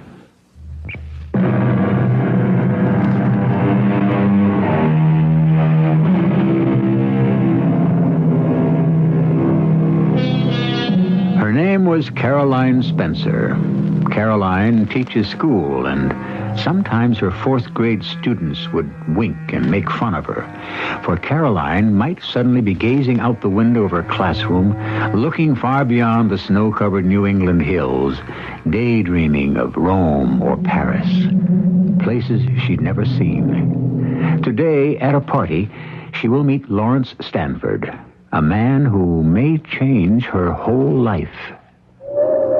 Aunt Peg, thanks for inviting me over. Oh, Lawrence Stanford, don't stand in the doorway. Come in or it'll be snowing in my hall. First, let me thaw out. It's cold out there. Take your coat off. I will. Be patient with me. Oh, I'm glad you braved the storm to come to my party. People are so rude. Hardly anyone has arrived yet. You'd think they'd have the decency to let me know. Oh, Aunt Peg, are you being fair? The drifts are 3 feet high. Not everyone is used to climbing the Alps like I am. Vermont is nothing compared to that. Well, so it's snowy. You'd think they'd find some other means of letting me know. I see you've brought along your album of photographs, as I asked you to. I am just the person for you who will be fascinated. Oh, I don't mind showing my pictures in the slightest. That way I don't have to be witty or charming or even talk. Evidence of my travels. Talk for me. Well, stop talking now and join us in the parlor. Oh, Caroline. Yes, Mrs. Pegasus? May I introduce you to Lawrence Stanford? Lawrence, this is Caroline Spencer. Lawrence is my nephew and my neighbor when he isn't gallivanting about the world. How do you do, Mr. Stanford? A pleasure. Now, I have a special purpose in mind. Introducing you to... Lawrence, young as he is a world traveler. Oh, how wonderful. There, you see, Lawrence? Here is a young lady to whom traveling is the ne plus ultra. Well, as Paganini said to the King of Prussia only yesterday, I just happened to bring my violin. Oh, stop fooling, Lawrence. What my nephew means is that he brought a whole portfolio of pictures of the places he's been to. Oh, I understood that. Oh, did you? Aunt Peg, I think I hear someone at the door. Good. Hopefully someone else has braved the storm to join us. Miss Spencer, whether you're ready for it or not, and whether I am or not, it's travel time for both of us. Let's sit over here by the fire.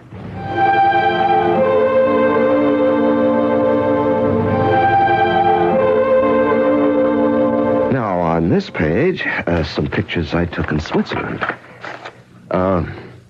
You sure I'm not boring you? We've already been through half my photographs. Oh, no, not a bit. I'm quite fascinated. Please go. Oh, that lake is like glass. Have you been on the shore, too? That big building? Oh, that's the castle of Chalon on Lake Geneva. Yes, many times. Chalon.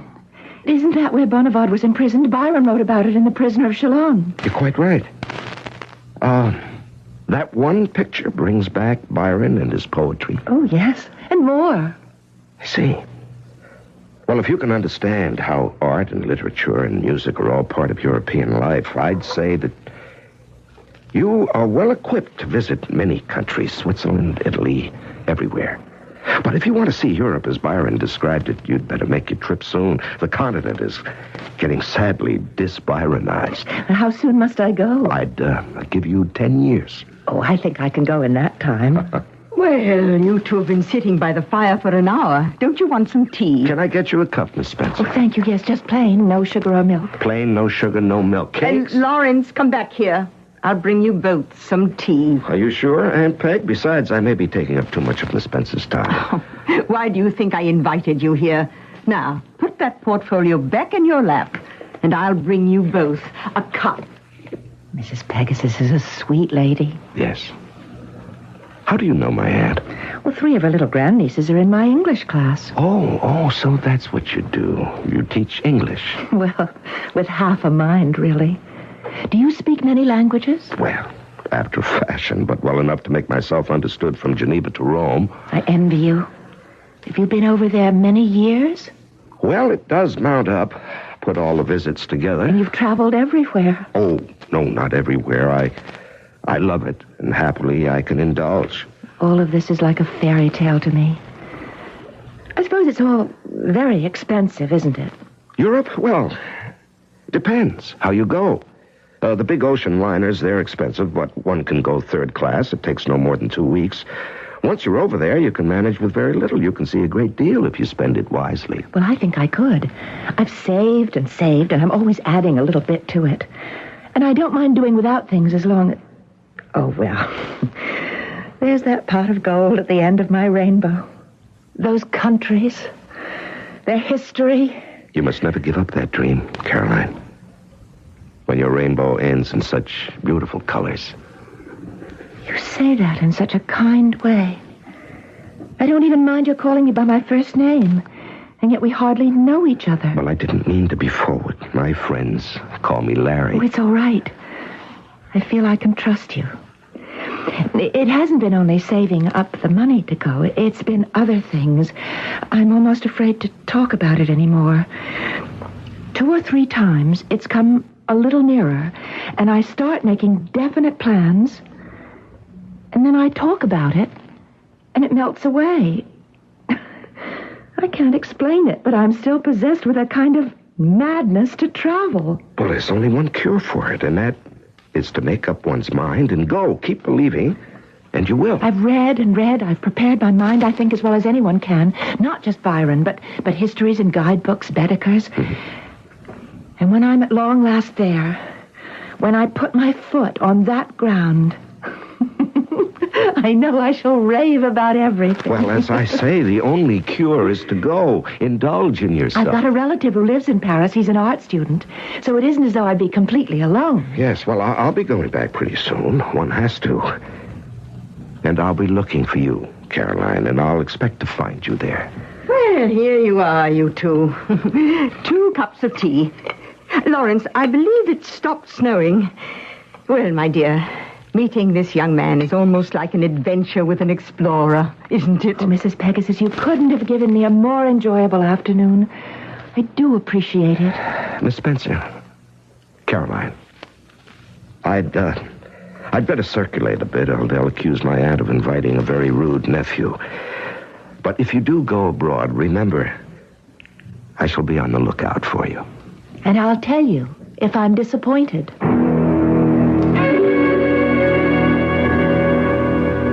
That was how I met Caroline Spencer. Almost 3 years went by. I was living in Paris. And in October, I'd gone to the French port, Le Havre, to meet my brother Freddie and his wife. I got there late. Their ship had already docked, and I finally found them at the Grand Hotel. Larry, how good to see you. You never get any older. We wondered what happened to you. The train was late leaving the Gare Saint-Lazare, and then every farmer in northern France took it into his head to drive his cows across the tracks just as our boat train wanted to pass. How is Elizabeth? Oh, not well at all. Not a good start to a vacation. Oh, what is it? Oh, you know, still feels the boat under her. She's in the next room now, trying to sleep. Well, aren't we taking the 4:30 back to Paris? It's unlikely, Larry. Better to spend the night here, and when Elizabeth's had a good sleep, to start off fresh tomorrow. But we'll see. Well, if that's the case, Freddie, the first thing to do is for you and me to find ourselves a cafe on the waterfront and have a spot of cognac. At 2 in the afternoon, cognac? Freddie, my boy, you are in France, and when you get to Rome, I expect you'll do as the Romans do. But till you get there, while you're here, you'll do as the French do. Cognac at 2.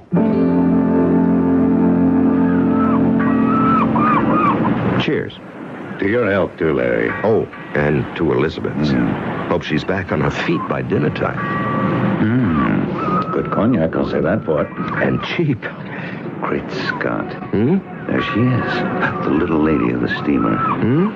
Oh, you mean that girl at the farthest table under the awning? Was she on your boat? On deck from morning till night. She was never sick. And I needn't tell you how rough the Atlantic can be in October. You know, every day she'd sit there, just as she's doing now, hands folded, looking out at the horizon ahead, every single day, as though hypnotized. So why don't you go speak to her? Oh, I don't know her. We never met. She talked to no one. You know, I have an idea. She's a Yankee schoolmistress on her first trip to Europe. Yes, I think you're right.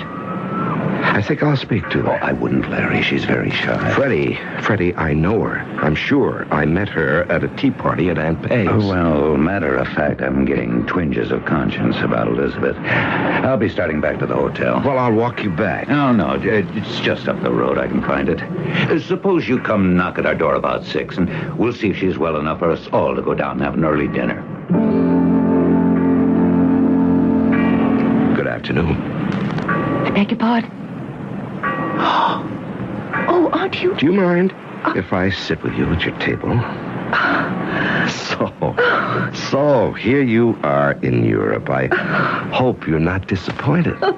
It was you who showed me photographs of your travels. You're Mrs. Pegasus' nephew. I remember that afternoon so very well. Yes, so do I. So do I, Caroline. The last thing you said to me was, I'll tell you if I'm disappointed. And you're not. Oh, I can't begin to tell you how happy I am just to be sitting here in this cafe watching the people. It's like a dream. I've been right here for over an hour, and I don't want to move. Well, if you're that enchanted with poor, prosaic Le Havre, you'll have no admiration left for better things. There are so many more beautiful places just waiting for you. And why are you still in Le Havre anyway? Why haven't you gone on to Paris? It's quite a long story. It's because of my cousin, George. You see, he has all my money. It happens. There seems to be no end of naivete, of trusting people who believe the best of others. Caroline Spencer seems to be one of those, but not so Larry Stanford, who is beginning to feel compassion, if not care and conscience for this neophyte innocent traveler. I'll be back shortly with Act 2.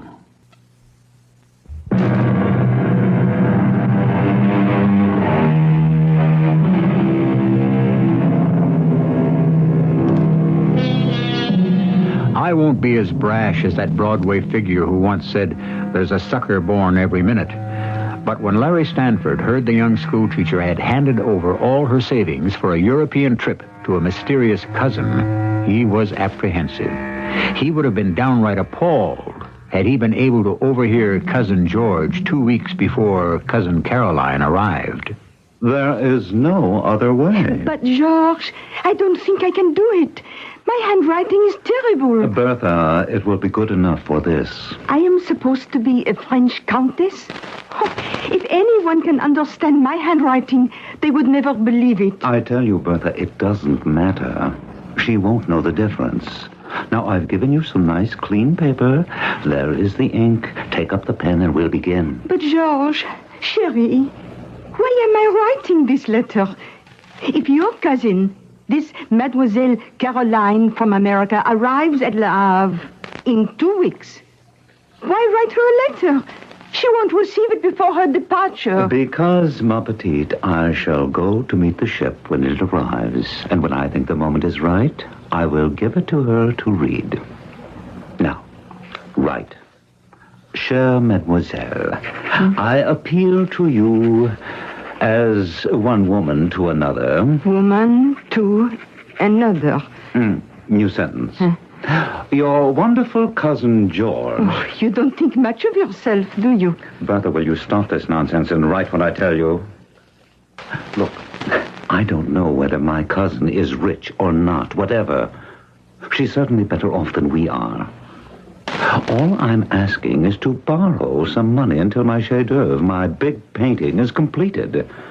Now, does that satisfy you? Then why this, I appeal from one woman to another? What are you up to, George? I want to know. I have a right. We are husband and wife, aren't we? You don't trust me. And why do I have to be a countess? I work in a bakery shop in my spare time.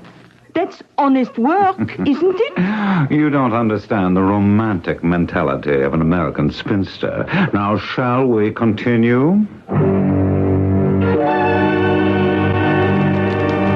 When Caroline told me she'd handed her American dollars over to her cousin, I admit I was more than suspicious. I became alarmed.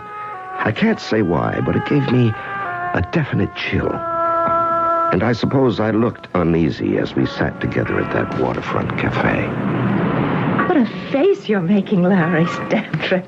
It's all right. I hope so, Caroline. Then stop frowning. No, I'm wincing at the thought that half an hour after you land in Europe, your funds should have passed into someone else's hands. Is this cousin... George? George. Is he going to travel with you? Only as far as Paris. He's an art student. Yes, you told me that. He was an art student 3 years ago. I've always thought that so splendid. I wrote to him when I was sailing, but I never expected him to come all the way here to Le Havre. I mean, that's very kind of him, don't you think? He's very kind and very bright. Yes. But you say he has your money. Where did he go? Just to the bank to change some of my dollars. He said I should wait for him here. I haven't minded it a bit. I see. And when Cousin George returns, are you going to Paris? Well, George thinks I should stay here for a few days. Here? Poor man. Why do you say that? Well, something's troubling him. He said when he came back with my French money, he'd have something important to tell me, and that we shouldn't really decide anything until he's told it to me. Ah, I thought so. He's been so thoughtful, so how can I not listen to him? Caroline, you did not come all this distance to listen to troubles, but to go to new places. Oh, I will. I have it all planned. That's him. Is he coming back? The tall one? Yeah, the one with the swagger stick and the red hair. And the velvet jacket. Don't you just love the velvet jacket? And the slouch hat. That's my cousin. I told you we'd be along. George, over here. How do you do? I'm Lawrence Stanford. I'm an old friend of Caroline's. Hello. Oh, you were on the ship with her. Don't stand there, George. Sit down. He's got my chair. Well, fetch another one, silly. Larry, please stay.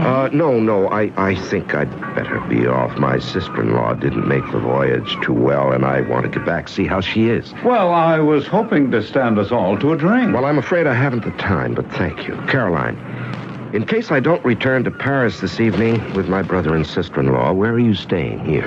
I've put her into La Belle Normande. Isn't that a pretty name? It's a lovely old inn. Yes, it's a good place. I've been there myself. I know my way around, old chap. Au revoir.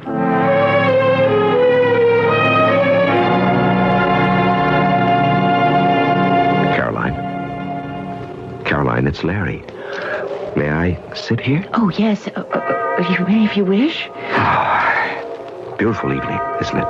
Yeah. My brother and his wife have decided to spend the night, and we'll all go to Paris tomorrow. So I thought I'd come over to La Belle Normande and see if you were still here. Oh, I'm still here. Have you been crying? Me? Yes. Yes, I thought something was wrong. You're sitting here in the dark. Lots of stars in the sky. Caroline, tell me what happened. Oh, how can you tell? By the way, you've gathered yourself together as if you'd been hit and were trying to ward off any more blows. Your cousin gave you bad news, isn't that it? Between the time I left you this afternoon and now. You've had a very bad time of it. No, not I. It's George who's been having one. He has great worries, and he asked me to... Oh, you won't be angry with me. Angry with you? No, never. He was in dreadful need of money. In want of yours, you mean? Oh, of any he could get. Honorably, of course. Oh, of course, honorably. And mine was all that was available. And he has taken all of it from you. Well, I gave him what I had. Oh, great Scott, Caroline. Is that what you call his getting money honorably, all you had? He's just badly in debt. Yes, no doubt he is, but what was the rush to take yours? Well, I felt so much for him. Yes, so do I. I hope at least he's going to give it back to you very soon. Oh, yes, as soon as he can. And when will that be? When he's finished his great painting. Oh, Caroline, you can't accept that. His great picture. He's an art student. Where is he now? He's in the dining room having his dinner. Why aren't you eating with him? Oh, I wasn't hungry. I wanted to be under the sky in this little courtyard. Well, you do understand, Larry. Look at that beautiful little outside staircase and the fountain with a small statue. I have to stay out here as much as I can, soaking it all up, breathing it. Caroline, listen to me. Where else in the world could you find such a place? I don't know what to say to you. You see romance everywhere, and this man, this cousin of yours... Caroline, you're too generous. He made the debts himself. He ought to pay for them himself. Oh, he's been foolish. George admits that. He told me everything. He threw himself on my charity. It's not only for him, it's for his wife, the poor young thing. Oh, so he has a poor young wife now. Well, he married 2 years ago. Secretly. Oh, why secretly? She was a countess. Oh, you sure of that? Yes, she's written me the most beautiful letter. Asking you, whom she's never seen, for money? Asking me for confidence and sympathy. She's been cruelly treated by her family for marrying George. He told me that she's a beautiful young widow of a high-born count. I want you to read her letter. She begins by saying she appeals to me. One woman to another. Caroline, I'd rather not read it. You see, they're going to have a baby. There's not enough money even to feed it. How could I refuse George? My dear Caroline, my concern is for you. I don't want you to be stripped of every dollar you've saved for this trip for such a rigmarole. But it's not a rigmarole. I mean, how could I enjoy Europe knowing George and the Countess are suffering? Oh, yes, the Countess. Look here, she signed it, Countess Bertha. Mm-hmm. Oh, I shan't live any worse than I've lived. And besides, the next time I come, I'll go first to England to see Stratford, where Shakespeare lived. You speak of next time. What of this time? You're being used unfairly, Caroline. You've worked for that money. I don't know how many years. I'll be coming back. And I'll stay with George and the Countess. He said so. He insisted. And by that time, I'll have everything back that I loaned him. It's a loan, you know. You mean you're going home right away? Well, I've nothing left for the tour. You gave it all up. Well, it's just a loan. George insisted on signing notes for all of it, every dollar, even though I told him we're family. How large an amount, Caroline? Well, I've kept enough to take me back. Please, Larry, don't feel sorry for me.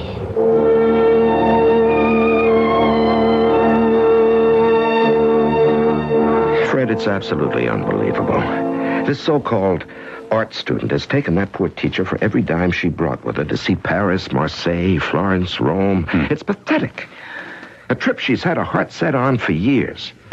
Now, this man has shattered her dream and made her feel sorry for him in the bargain. He's made her believe he was doing her a favor by accepting her savings.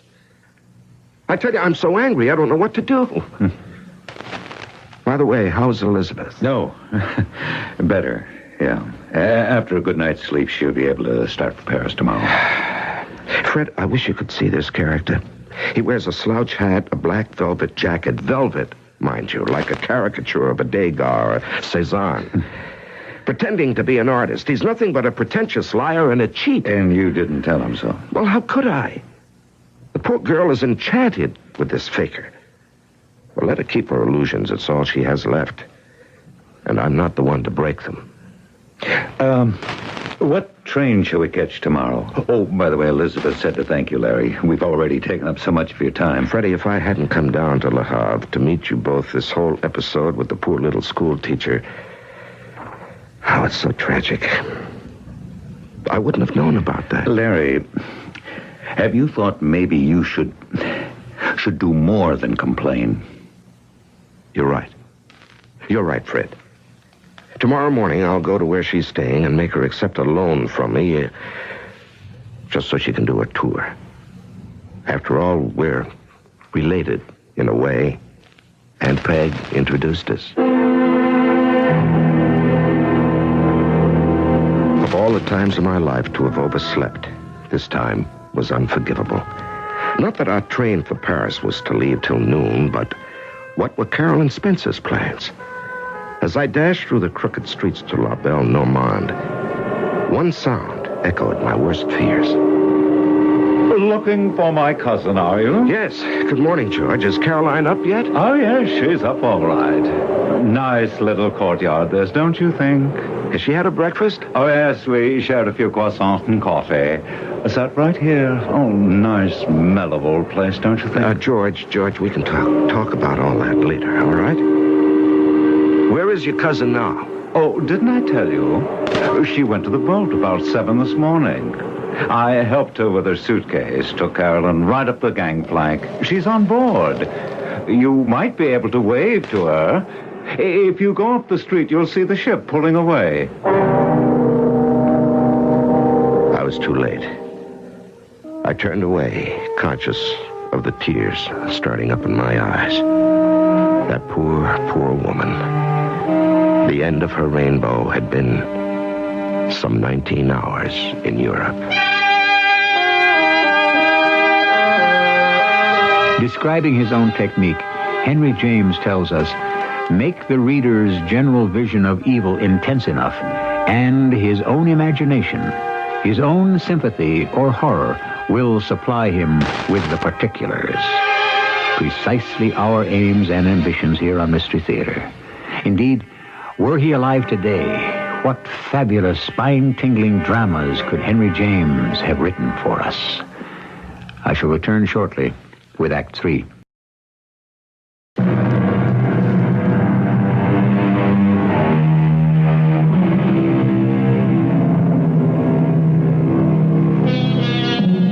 The anguish wish we suffer at time present lessens with time passing. So it was with Larry Stanford. For a long time, he did not forgive himself for having literally missed the boat and allowing circumstances to take over Caroline Spencer's life. But months went by, then years. I'm not saying he forgave himself, but he did forget. And then... Suddenly, it all came back to me. 5 years after that dreadful episode at Le Havre, I found myself back home in America. It was spring. Again, I was a guest at one of Aunt Peg's tea parties with the same alderman and his wife, a selectman, a few teachers, but no Caroline. Oh, doesn't my nephew look well? After 5 years' absence from his homeland? One hears all sorts of things about Americans abroad. The weather is disagreeable, the food unpleasant.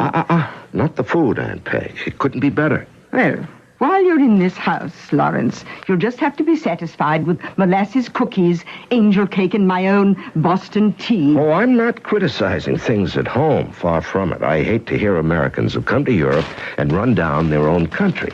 I didn't think you remained long enough in one place to meet many Americans, Lawrence. Which reminds me, does that little Miss Spencer still teach school hereabouts? Caroline Spencer? Indeed she does. You'll find her quite changed, poor dear. She hasn't really been very sprightly since her visitor arrived. What visitor? Well, why don't you run along and see for yourself? She's had a visitor for long? Oh, longer than she expected. No question about that. Frankly, Lawrence, I think it's an imposition. She's quite a changed person now. Lives most abominably, and all to accommodate her visitor. Looks 10 years older than she should. A great pity.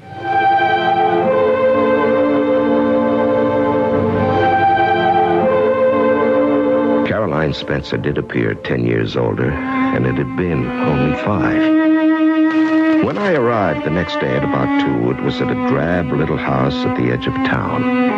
Caroline looked at me as though she wished I hadn't come, and then led me through a hallway up the back stairs to a tiny room which looked out on a small woodshed and 2 clucking hens. Isn't this a bright, cheery room? Yes, lovely. I didn't expect to see you ever again. Well, I waited for you over there to come back, but you never came.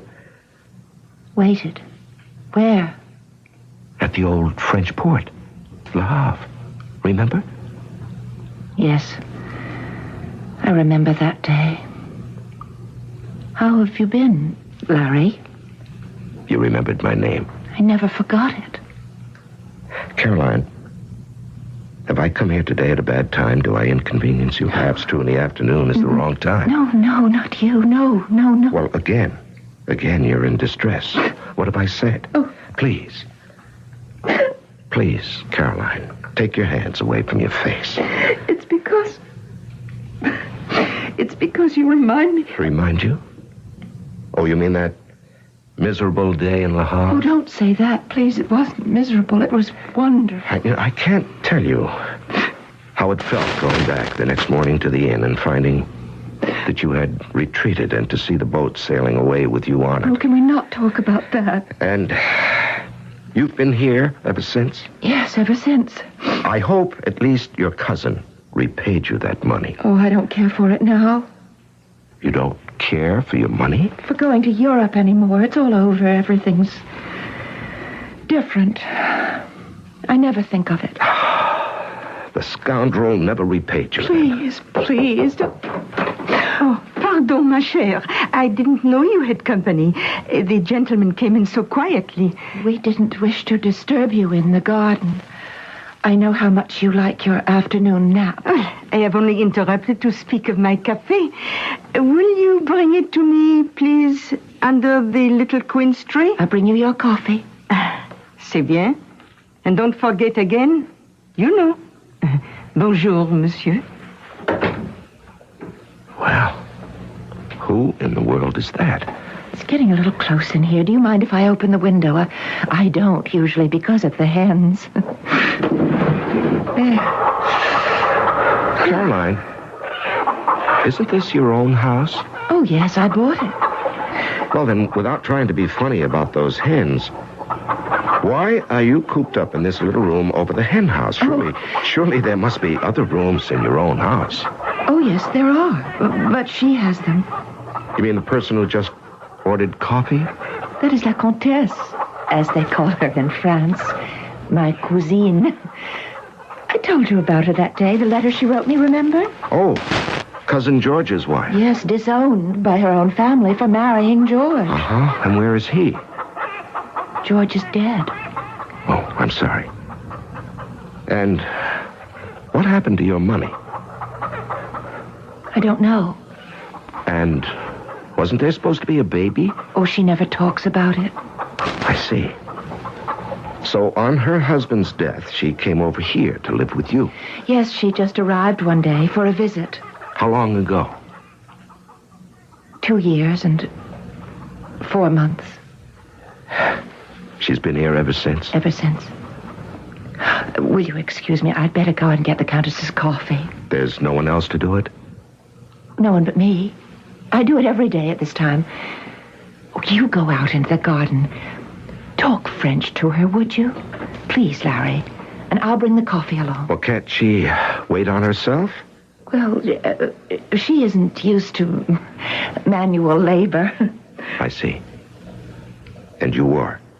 Hand and foot, no doubt. Her family is of the oldest Provençal nobility. Oh, sure. I could see it written all over her. Now, please, Larry, don't spoil everything. Go outside. I'll be there in 10 minutes.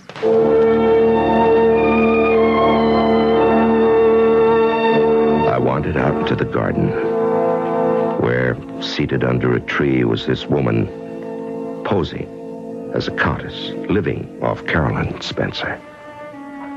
As I walked across the grass toward her, I knew in an instant all about her.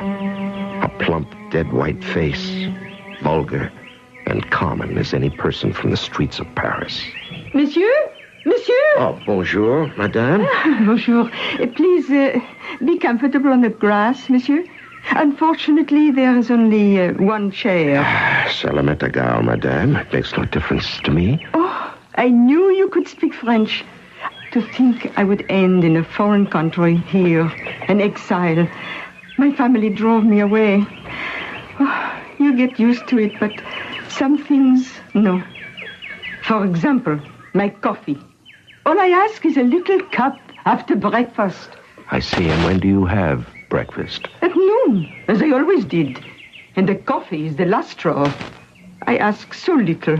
A cup of black coffee with a drop of cognac. My cousine is charmante, but she cannot understand the habit of a lifetime.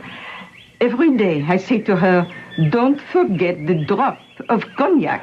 Well, let me go back into the house and see if I can rush things along. Caroline? Caroline, where are you? In the kitchen. I've forgotten where I left the tray. I'm so nervous these days. The coffee is boiling over on the stove. No, it has to boil like that to get black, or she won't drink it. Caroline, don't you see what she's doing? You've got to stop letting people walk all over you. Oh, people only walk on me because I want them to. What? Bring me that small cup. Oh, that one's dirty. I'll get one from the shelf up here. Caroline, look out. The pan of coffee. It's spilling. Oh, my goodness. It's all over you. Where's the butter? Butter? Yes. Do you have any butter in the kitchen to put on your hand and wrist to stop the burns?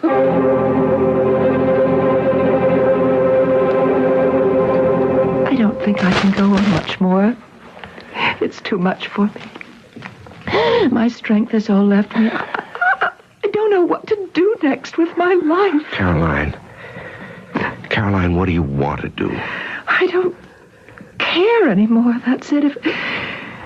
If only I could start my life over. I'm afraid no one can do that. I think you're the only person I've ever known, Larry, who didn't cheat me somehow. Even Cousin George? Oh, I suspected he wasn't what he made himself out to be, but I thought it was wicked to be suspicious. And his wife? She doesn't seem to behave like someone of noble birth, does she? Perhaps I just don't know Europeans, but... Well, she's all I've got now. What else is there left for me? I've been cheated and made use of. My life is absolutely worthless. Is that what you tell your little students? Caroline, why must life be worthless? Why do you let people walk all over you? Are you afraid of life? Afraid? Why all this make-believe? Making yourself believe that by taking care of this vulgar, pretentious creature who happened to marry your cousin George, that this is Europe. That with her in the house, sipping your coffee, you're in a cafe at Le Havre. It's no such thing. Now, why do you fool yourself like this, Caroline? Life hasn't cheated you. You've cheated yourself.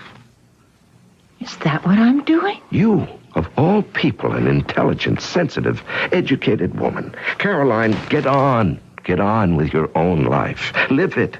Not vicariously. Experience it firsthand. Oh, I'm so ashamed, Larry. You should be. Now, you must make that trip. And more than one. You owe it not only to yourself, but to all the little ones in your classes. Just think what you could tell them, what you've seen with your own eyes. How's your hand? I feel much better. Good. Then you cook up some more black coffee, and I'll go out and tell the widow George it's on the way. Monsieur, whatever has happened to that wretched girl and my coffee? There was a slight accident in the kitchen. Miss Spencer burned her hand. Oh, no wonder. Clumsy little fool. Ma chère belle. My morning coffee. Hold the tray near to me, ma petite. I do hate reaching for things, you know. It smells delicious. Now, to taste. No. Mademoiselle Caroline, what was your cousin George say? You have again forgotten in my coffee a drop of cognac. I didn't forget, Berta. I merely decided, since this was the very last cup I should ever again serve you, I brought it the way I prefer it. Incroyable.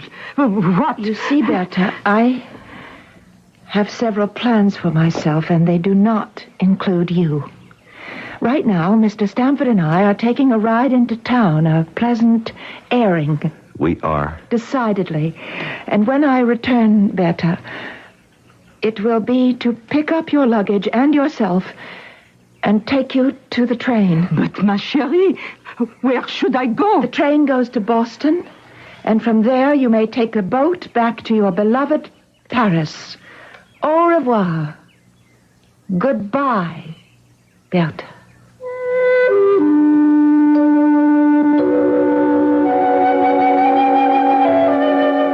Was it common sense or the urging of a friend that caused the final turning of Caroline Spencer? The unfathomable and mysterious ways of man's behavior never cease to confound us. And as Byron himself said, never take a female's actions for granted. I shall rejoin you shortly.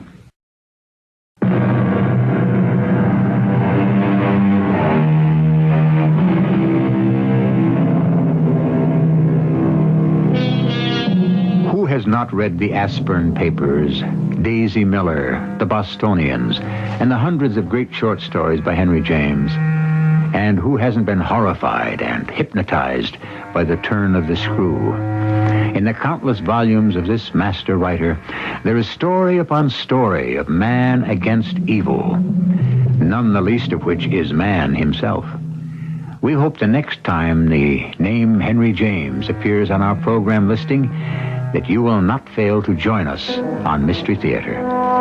Our cast included Marion Seldes, Larry Haynes, Ray Owens, and Bryna Rayburn. The entire production was under the direction of Hyman Brown.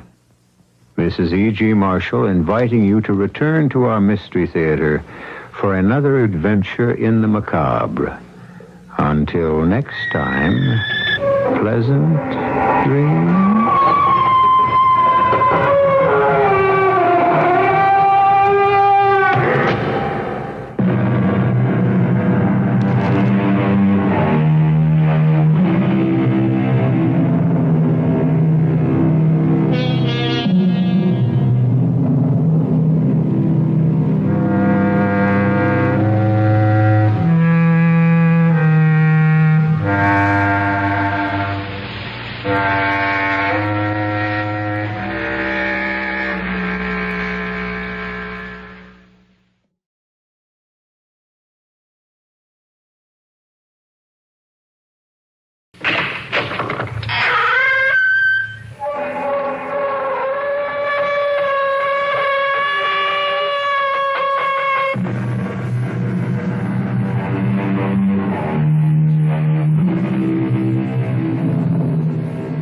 Come in. Welcome. I'm E.G. Marshall. Let's say it's a bright summer day with the sky high and blue, and you are half dozing in the shade of a tree out in the country or on your patio. A dense, dark shadow passes over you, and for the briefest moment, you shudder to the marrow of your bones with such intense cold that, for that moment, heart, breathing, feeling, life stops dead. You open your eyes and look up, but there is nothing in the clear sky. Then you will know that over you has passed one of the ghost planes.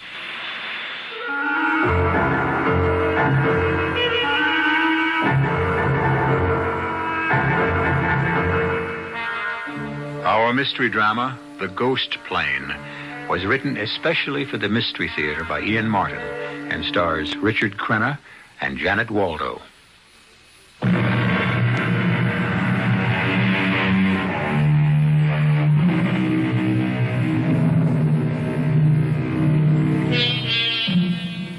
For all intents and purposes, the plane in which we are traveling is not different from any normal jet, a 707 or perhaps a DC-9, with two exceptions, perhaps.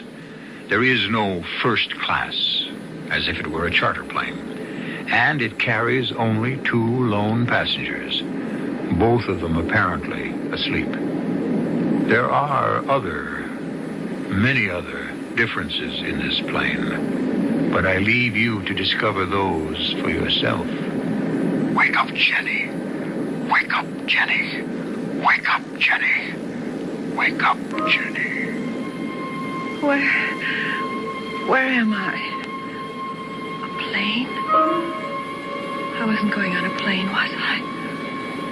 Or was I? If I am, where to? What for? I can't be awake. It doesn't feel... And yet I'm not asleep, I know that. I can hear the engines, feel the vibration. Oh, there's a stewardess. Except she looks so old. I never saw an old stewardess on a plane before. But at least I can ask her. Oh, why did she have to stop by him? I hope they don't talk too long. Herb Moss, wake up. Herb Moss, wake up. Herb Moss, wake up. I must have fallen asleep. It's funny, I don't feel tired. I can't remember. Chicago? St. Louis? No, I didn't have an out-of-town trip this week. Did I? Wasn't I up at the lake? Well, then, how... Oh, stewardess! Yes, sir. Can I help you? The seatbelt light is out, so I guess it's safe to smoke? In the rear of the plane, it is permitted to smoke. Oh, thanks. Yeah, how about rustling me up a double martini, real dry, to go with that? Oh, I'm sorry, Mr. Moss. There are no drinks served on this plane. Not even a little wine with dinner? No meals are served either. No. That's the way it is with charter flights, huh? You could call this a charter flight. Yes, sir. It's not a through flight, I guess. There'll be some set-downs. That's correct, sir. Well, I hope for your sake business wasn't all that bad. Just two of us. How many are you expecting at the next stop? I don't know that yet. Excuse me. I think I want it up front, Mr. Moss. May I be of assistance, Miss Wallace? I know you're going to think this is real dumb of me, but I fell asleep, and waking up, I'm so spaced out, I can't remember.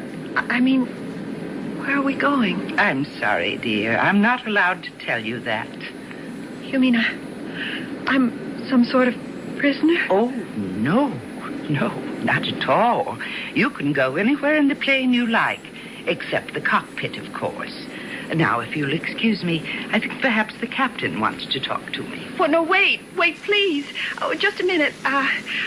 There's so many things I want to ask you. It really wouldn't do any good. I wouldn't be able to answer. Well, just one thing. Is this some sort of a hospital plane or something? I've told you all I can tell you. Oh, Lord, what is it? Some awful dream. Oh, I'm scared. Oh, Mom, Pop. Someone, please. I'm so scared. Oh, excuse me, miss. Oh. Hi. Hello. Well, there are only two of us on the whole plane, so, well, to tell you the truth, I could use some company. So could I.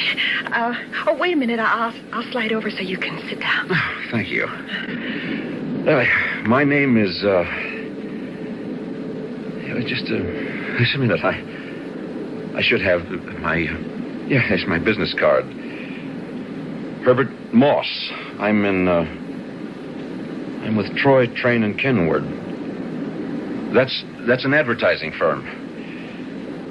Well, as long as we're talking together, I think I should ask your name. Me?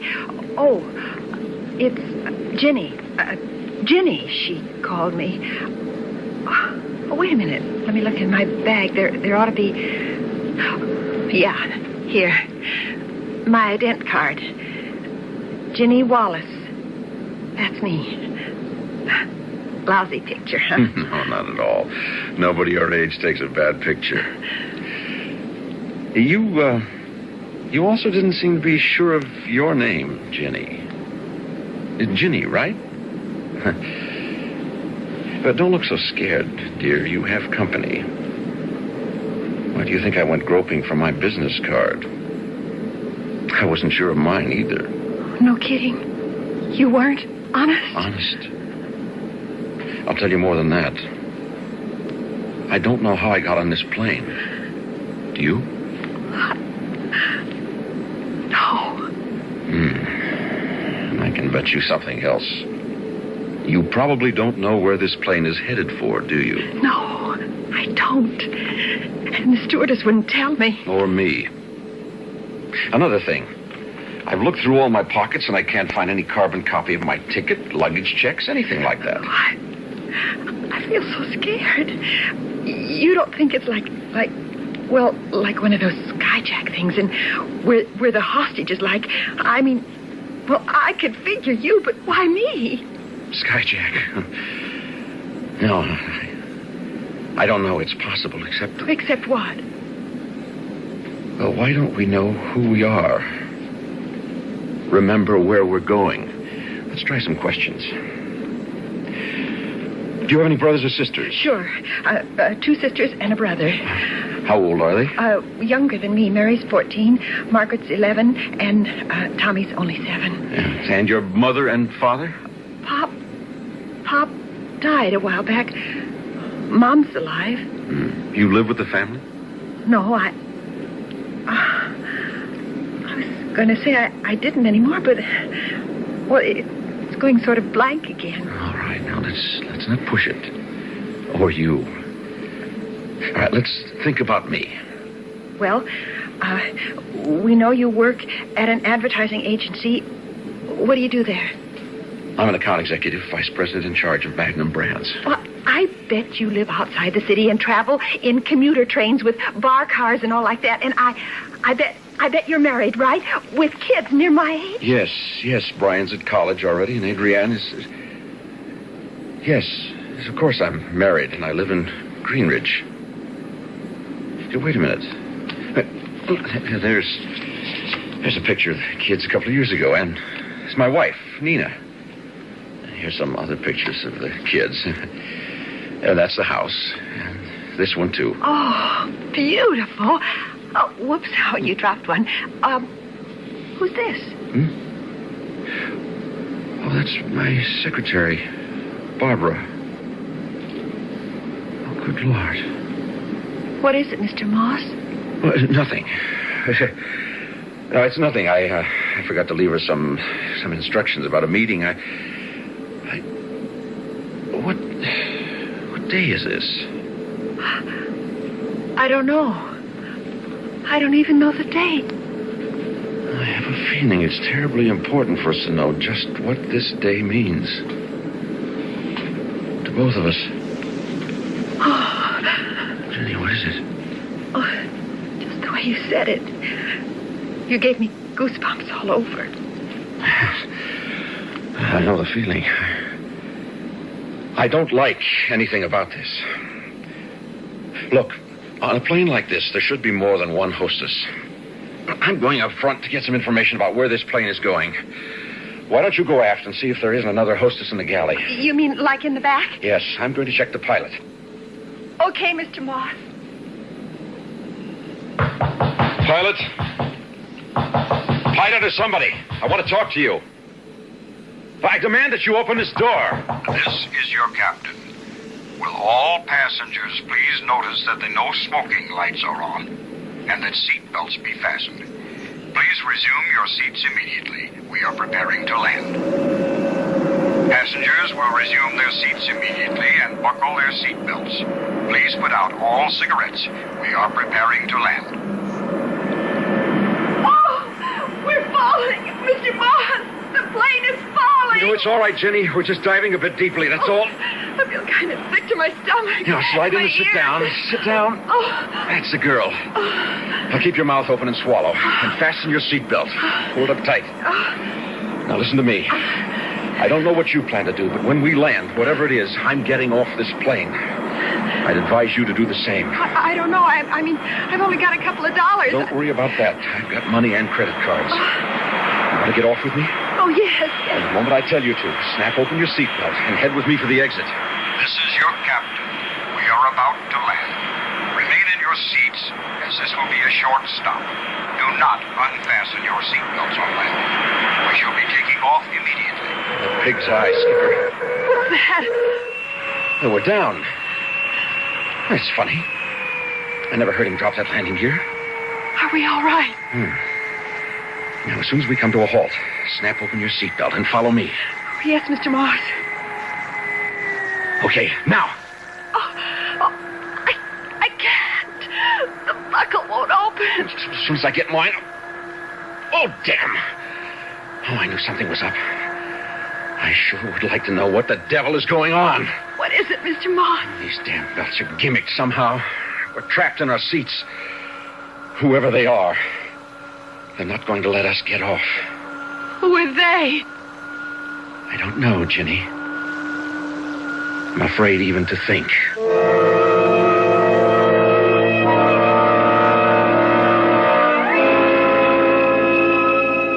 Still, it is a good question. Who are they? Where is this strange plane headed with its cargo of only 2 passengers? Why is the hostess an elderly woman? And what is the rest of the crew like? And why have they stopped at, wherever they have stopped? And who else or what else is coming aboard?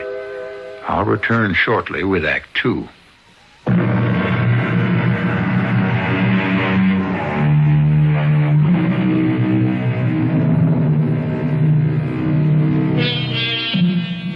The strange plane rests on the ground, its engines idling easily, and nothing happens. In their seats, Ginny Wallace and Herb Ross have given up struggling with the seat belts, which refuse to unclasp, pinning them helplessly in their seats. The cockpit door remains closed. The sense of unimaginable and pending action is so palpable that both have dropped their voices almost to a whisper. Can you see where we are out the window? Nothing. Now rub the window off. I can't reach. I did, but it's just that white mist, sort of like a cloud. I mean, outside. No lights? No movement you can see? No. What's going to happen to us? I don't. What's that? Shh. Bring them on board. Who is it? I can't see over the back of the seat. I don't know about the passengers, but it's the stewardess who was up front. How did she get to the rear of the plane? I don't know. Shh. That's it. Mr. Schaefer in K1. Strap him in and... Stewardess? In a moment, Mr. Moss. Miss Newman in S1. And Mr. Downing in S2. Make them secure. Stewardess, I demand to be released and let off at this stop. Thank you, boys. As soon as you're out, we'll button up and take off. Stewardess, do you hear me? Didn't you hear? Why won't you listen? We are in the takeoff run. Please do not smoke and make sure that all safety belts are fastened. Not release until a light goes off. Did not release. It's the laughs. Who has a chance? Can't you stop it, Mr. Moss? Some way? Yes, I can't, Jenny. I think you must be beginning to realize that as well as I do. Wake up, Danny Schaefer. Wake up, Danny Schaefer. Wake up, Danny Schaefer. Wake up. Where am I? What is this? A plane? Are you quite comfortable, Mr. Schaefer? Who the devil are you? The stewardess. You gotta be kidding. An old dame like you? Hey, what kind of an airline is this, anyhow? At the proper time, you'll know. Excuse me, I have other passengers to attend to. Wake up, Carol Newman. Carol Newman. Carol Newman. Carol Newman. I don't want to wake up. I don't ever want to wake up. I took care about that. What am I doing on a plane? Who's this guy next to me? I don't fly tourist. Wait a minute. Let me think. Wake up, Bruce Downing. Wake up, Bruce Downing. No. Oh, no, I couldn't. Not now. Not now. I made the big chance. I can't blow it. I can't. Only I have. I know it. Damn motor is still running. It's still... What? I'm not under the car. I'm on a plane. It's all right. It must be all right. Quite all right, Mr. Downing. Yeah? I say for the moment, it's quite all right. Where are we headed? On the passage you booked. Now, if you'll excuse me, I have to make quite a few preparations. Hey, wait a minute. Damn. What's the matter with this buckle? He's messing around with it. I tried. Some new safety gimmick, I suppose. Won't release till the seatbelt light goes off. Oh, well. What's the difference? You mind if I smoke? No. If you have a stick, I'll join you. Oh, no grass, ma'am. I mean, I'm strictly keep off the grass these days. Just straight old filter tip. Did I ask for anything more? You didn't have to. We're two of a kind, right? And what does that mean? We've been down a lot of the same roads. Yeah. I've been down the same roads, I guess. Just a few more of them than you, Sonny. You weather pretty well. And a couple of years doesn't give you any right to that Sonny. You can call me Bruce. Bruce will do. I'm Carol. I've got a case of the who the hell am I, how did I get here blues, too. I was hoping you could clue me in. About what, for example? This flight. Where we're going. How I got here. You think I'd be much help? You notice what I'm wearing? Yeah. It's nice. Sort of. Yeah, I see what you mean. No use asking you if you've got a ticket. Scarcely. In a negligee, you can pretty well tell everything I've got. I'll get a blanket from the hostess. Do you have a ticket? Not that I can find. And you have no idea how or why you're here? No. Well, kind of hazy. But, no. Oh, damn. If we could only get out of these seat belts. What for? You see that couple sitting down front? The older man and the chick in the jeans? Yeah. I've got a crazy notion they were already on the plane before it landed. Or anyway, before it picked us up. Maybe they have some answer. What about the mean-looking kid with the frizzy up ahead? One with a knife he's trying to cut the belt with. I don't think I want to tangle with that character. He's riding the edge of something. This is your captain. We have now reached our cruising altitude. And for a brief period, till our next stop, we suggest you loosen your seatbelts if you so desire, and stretch out a little. Smoking is permitted in the rear half of the plane. Mr. Moss, Yes, Jenny? what did you mean about me beginning to realize what's happening as well as you do? Aren't you beginning to remember things? I'm not sure. It's like a bad dream. Things that couldn't really happen have happened to me only. And the worst of all is, I don't know how to say it, how to explain. You don't have to, Jenny. I know. I feel the same way. Sooner or later, we're going to have to face it. No. Jenny, my poor, dear little girl. Excuse me for breaking up the love scene, but I'm looking for a couple of answers, man. There's no smoking in this section of the plane. You gotta be putting me on, man. There's 5 of us here. That's all there are. Who cares? Them other 2 are lit up. In the proper section. And the lady beside me doesn't smoke. Oh, you mean love child here?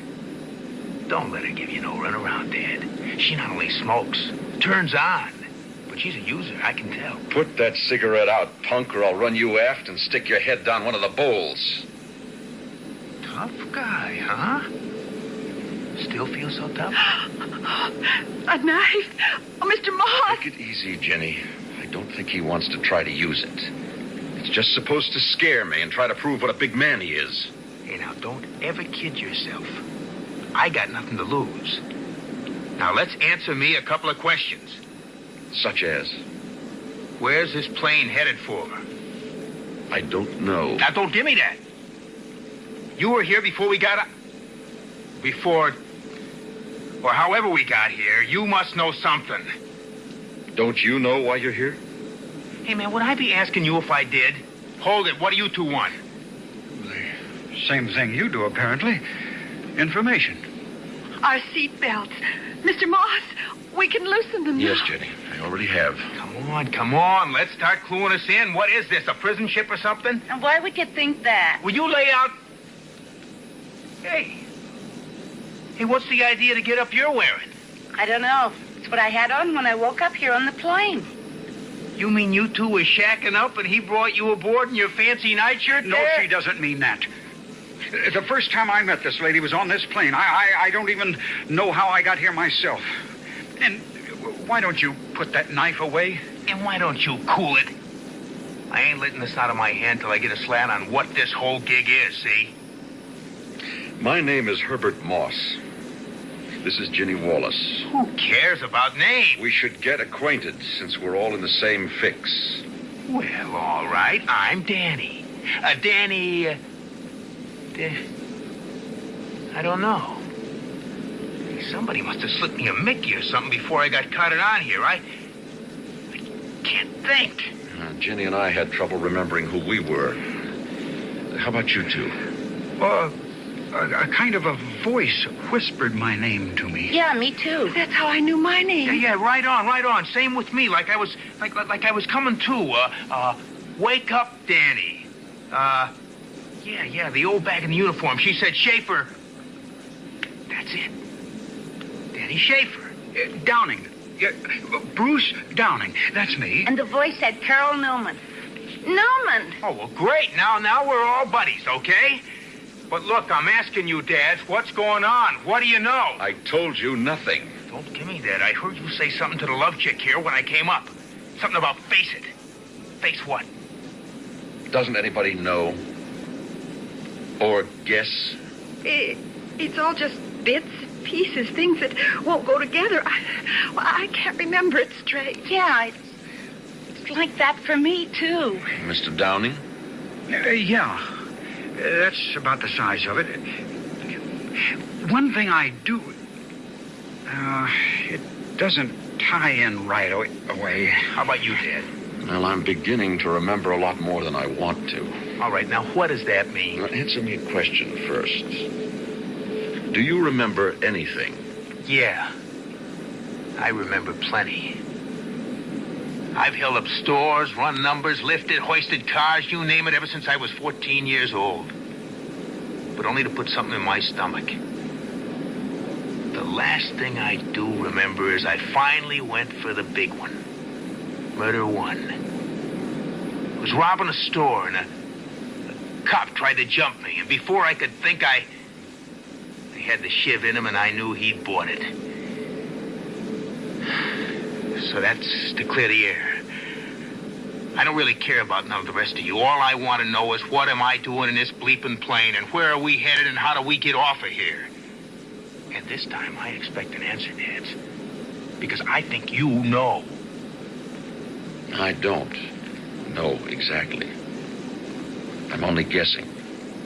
For two reasons. Spill them. First, you all heard Danny. He's done plenty to be ashamed of, even if he wouldn't admit it. I think the first part of that statement is what all of us have in common. We're all deeply ashamed of something or things we've done. That's number one. What would I be ashamed of? Or me? I didn't do anything wrong. Shut up! What's the other thing we got in common? Take a look at your windbreaker, Danny. Yeah, what about it?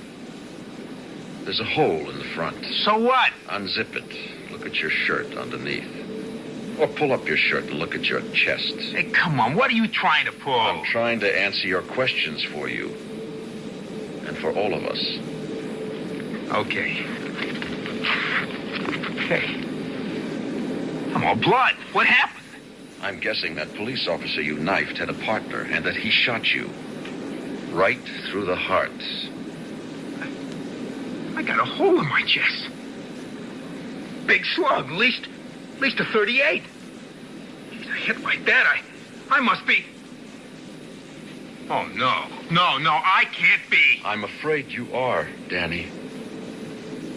I'm afraid all of us are. You mean we're dead? This is your captain. Will you please be sure that you are seated and have fastened your seatbelts? Please extinguish all cigarettes. We are coming in for a landing now. Thank you. Better fasten up, everyone. What for? Not me. I'm getting off this plane when it lands, understand? They won't allow you to. You might as well follow orders. If he increases the pitch anymore, you'll be rolling all over the floor. You could break your neck. What difference does it make if I'm dead? I don't know that for sure. I'm only guessing because I think I remember that I am dead.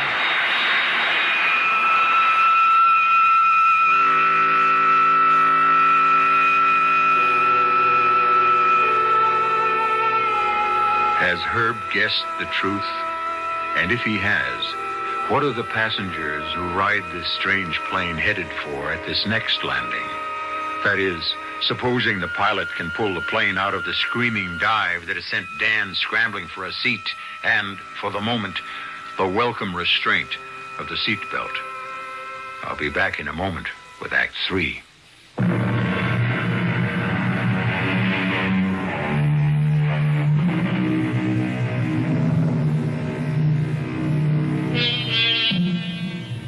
Again, the great plane lies earthbound, or at least not in the act of flying. Again, swirling mists mask whatever may lie outside the cabin where 5 people sit imprisoned now. And again, the motherly but elusive stewardess superintends the boarding of new passengers. This time, only one, who is seated in the very rear. And now, with his arrival, there is a new surprise. Ladies and gentlemen, may I have your attention, please? Hey, look, I want to talk to you. I want to get off. Please, quiet. Please help us. We want to get off. Be quiet and listen to me, please. I have something to explain. This will be the last stop before your destination. The passenger who has just come on board is the Reverend Dr. Pell. He will join you as soon as you are airborne. I will not be with you for the rest of the flight. May I wish you all goodbye and good luck.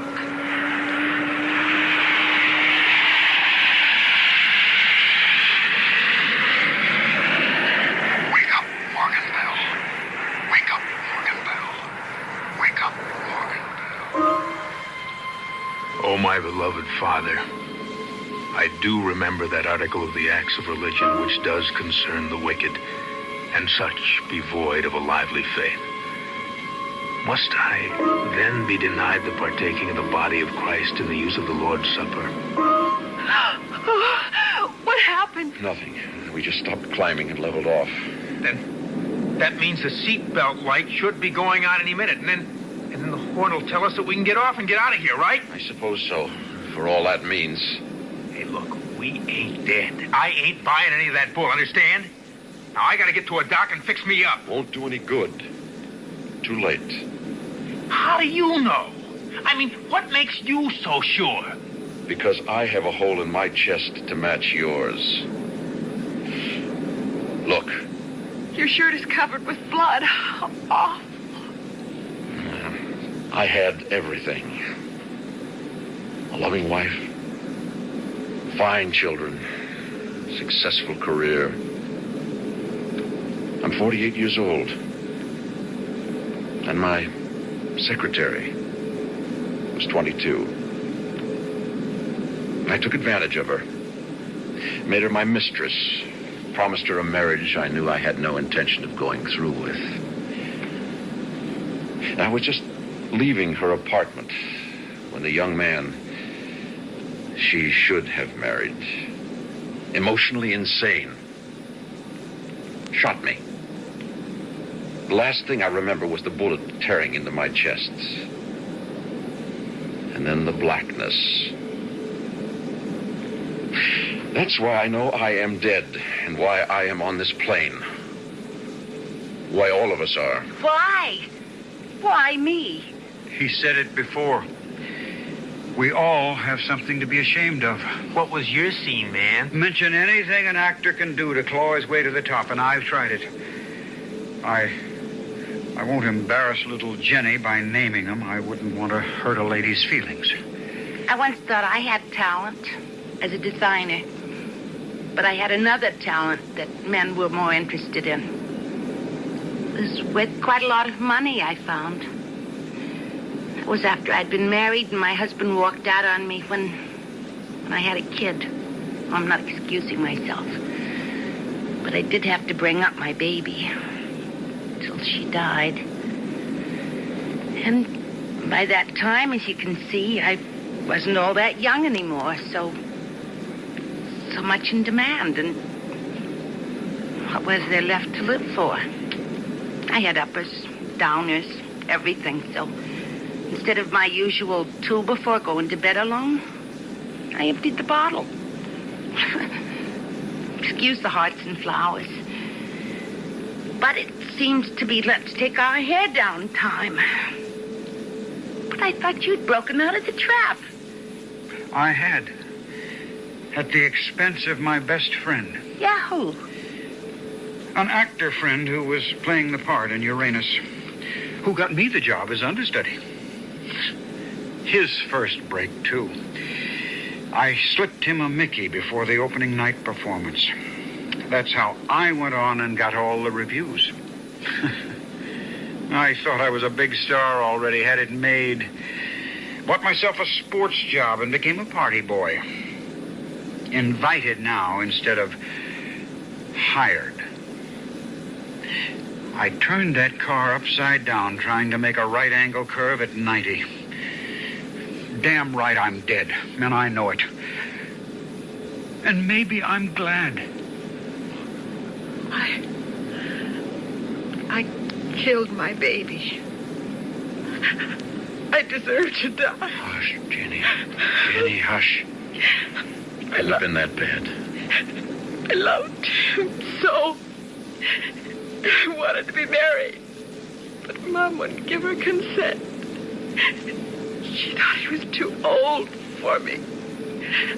I thought if I was having his baby, Mom would have to agree about marriage. I waited till after 3 months, and I told her.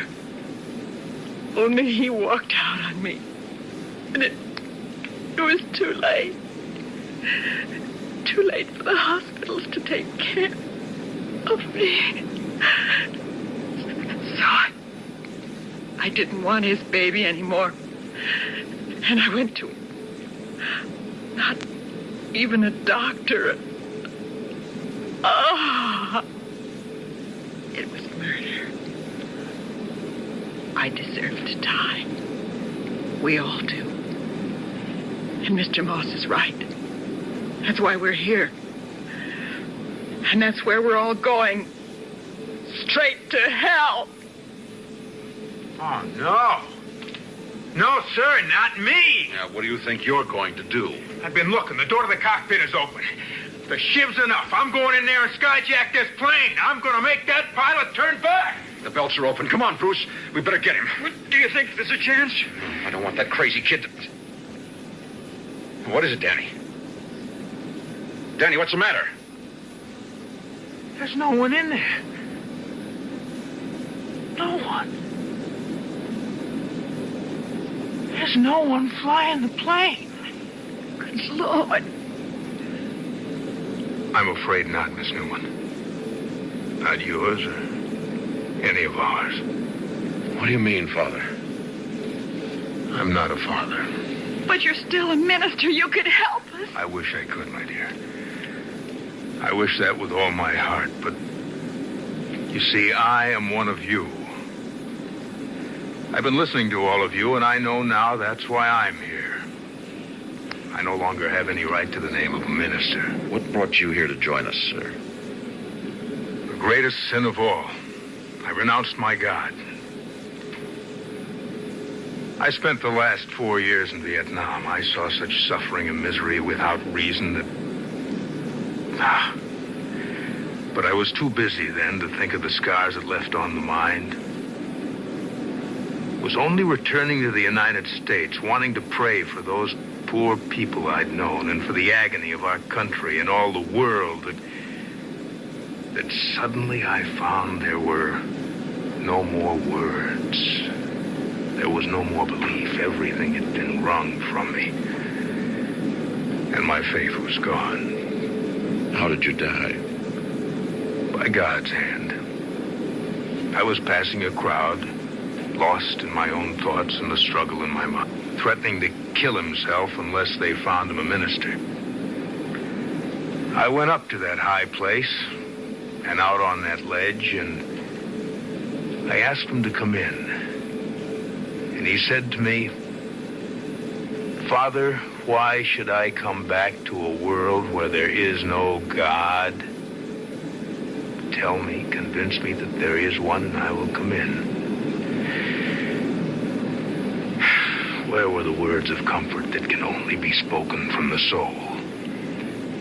I, who had picked this mission to devote my life to, had none to offer.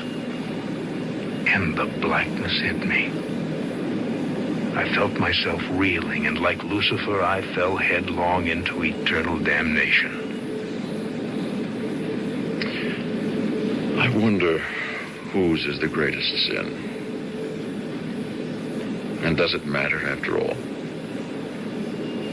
I'd guess that religion has touched me less than any one of you. But I still have hope.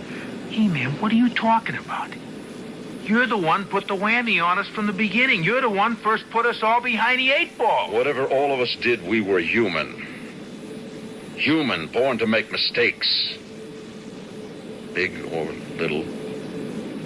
If we didn't, we'd be God. Or gods. Each of us carries our private hell within us. I cannot conceive of anything beyond that as punishment. The whole idea of God surely means compassion. What's that? We're landing. Without any approach? In midair? What does it mean? Hey, help me. Hey, knock it off, Danny. Hey, ain't you scared? Sure. But not so much after what Mr. Moss said. Plane's coming to a halt. Bruce, you said we were two of a kind. Yeah. Then can I hang on to you? I'm terrified. Sit down, everyone. Let's not waste time. Who are you? Traffic control, of course. Are we in hell? Not yet. May I ask where we are? This is sort of a halfway station. We have your dossiers. You have all made mistakes of greater or lesser value. That's neither here nor there. You have reached what is usually called the point of no return. That is, the point on a journey where you are exactly halfway. And so you have a choice. Do you wish to continue, or would you like to go back to where you were before the moment of finite death? You mean we are not condemned everlastingly? No one has judged you as yet, but yourselves. None of you returns to face an easy life, but if you want to, you may. You mean there is a God who offers us a second chance? Of course. Everyone deserves that, don't you think?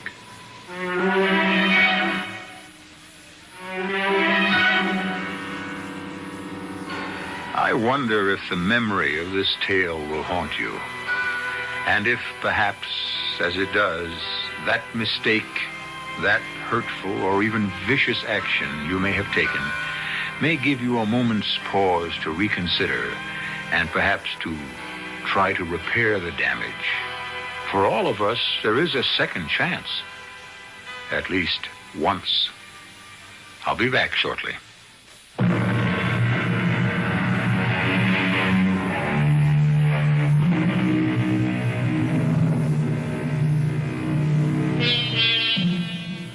A girl named Ginny Wallace had a fine baby girl.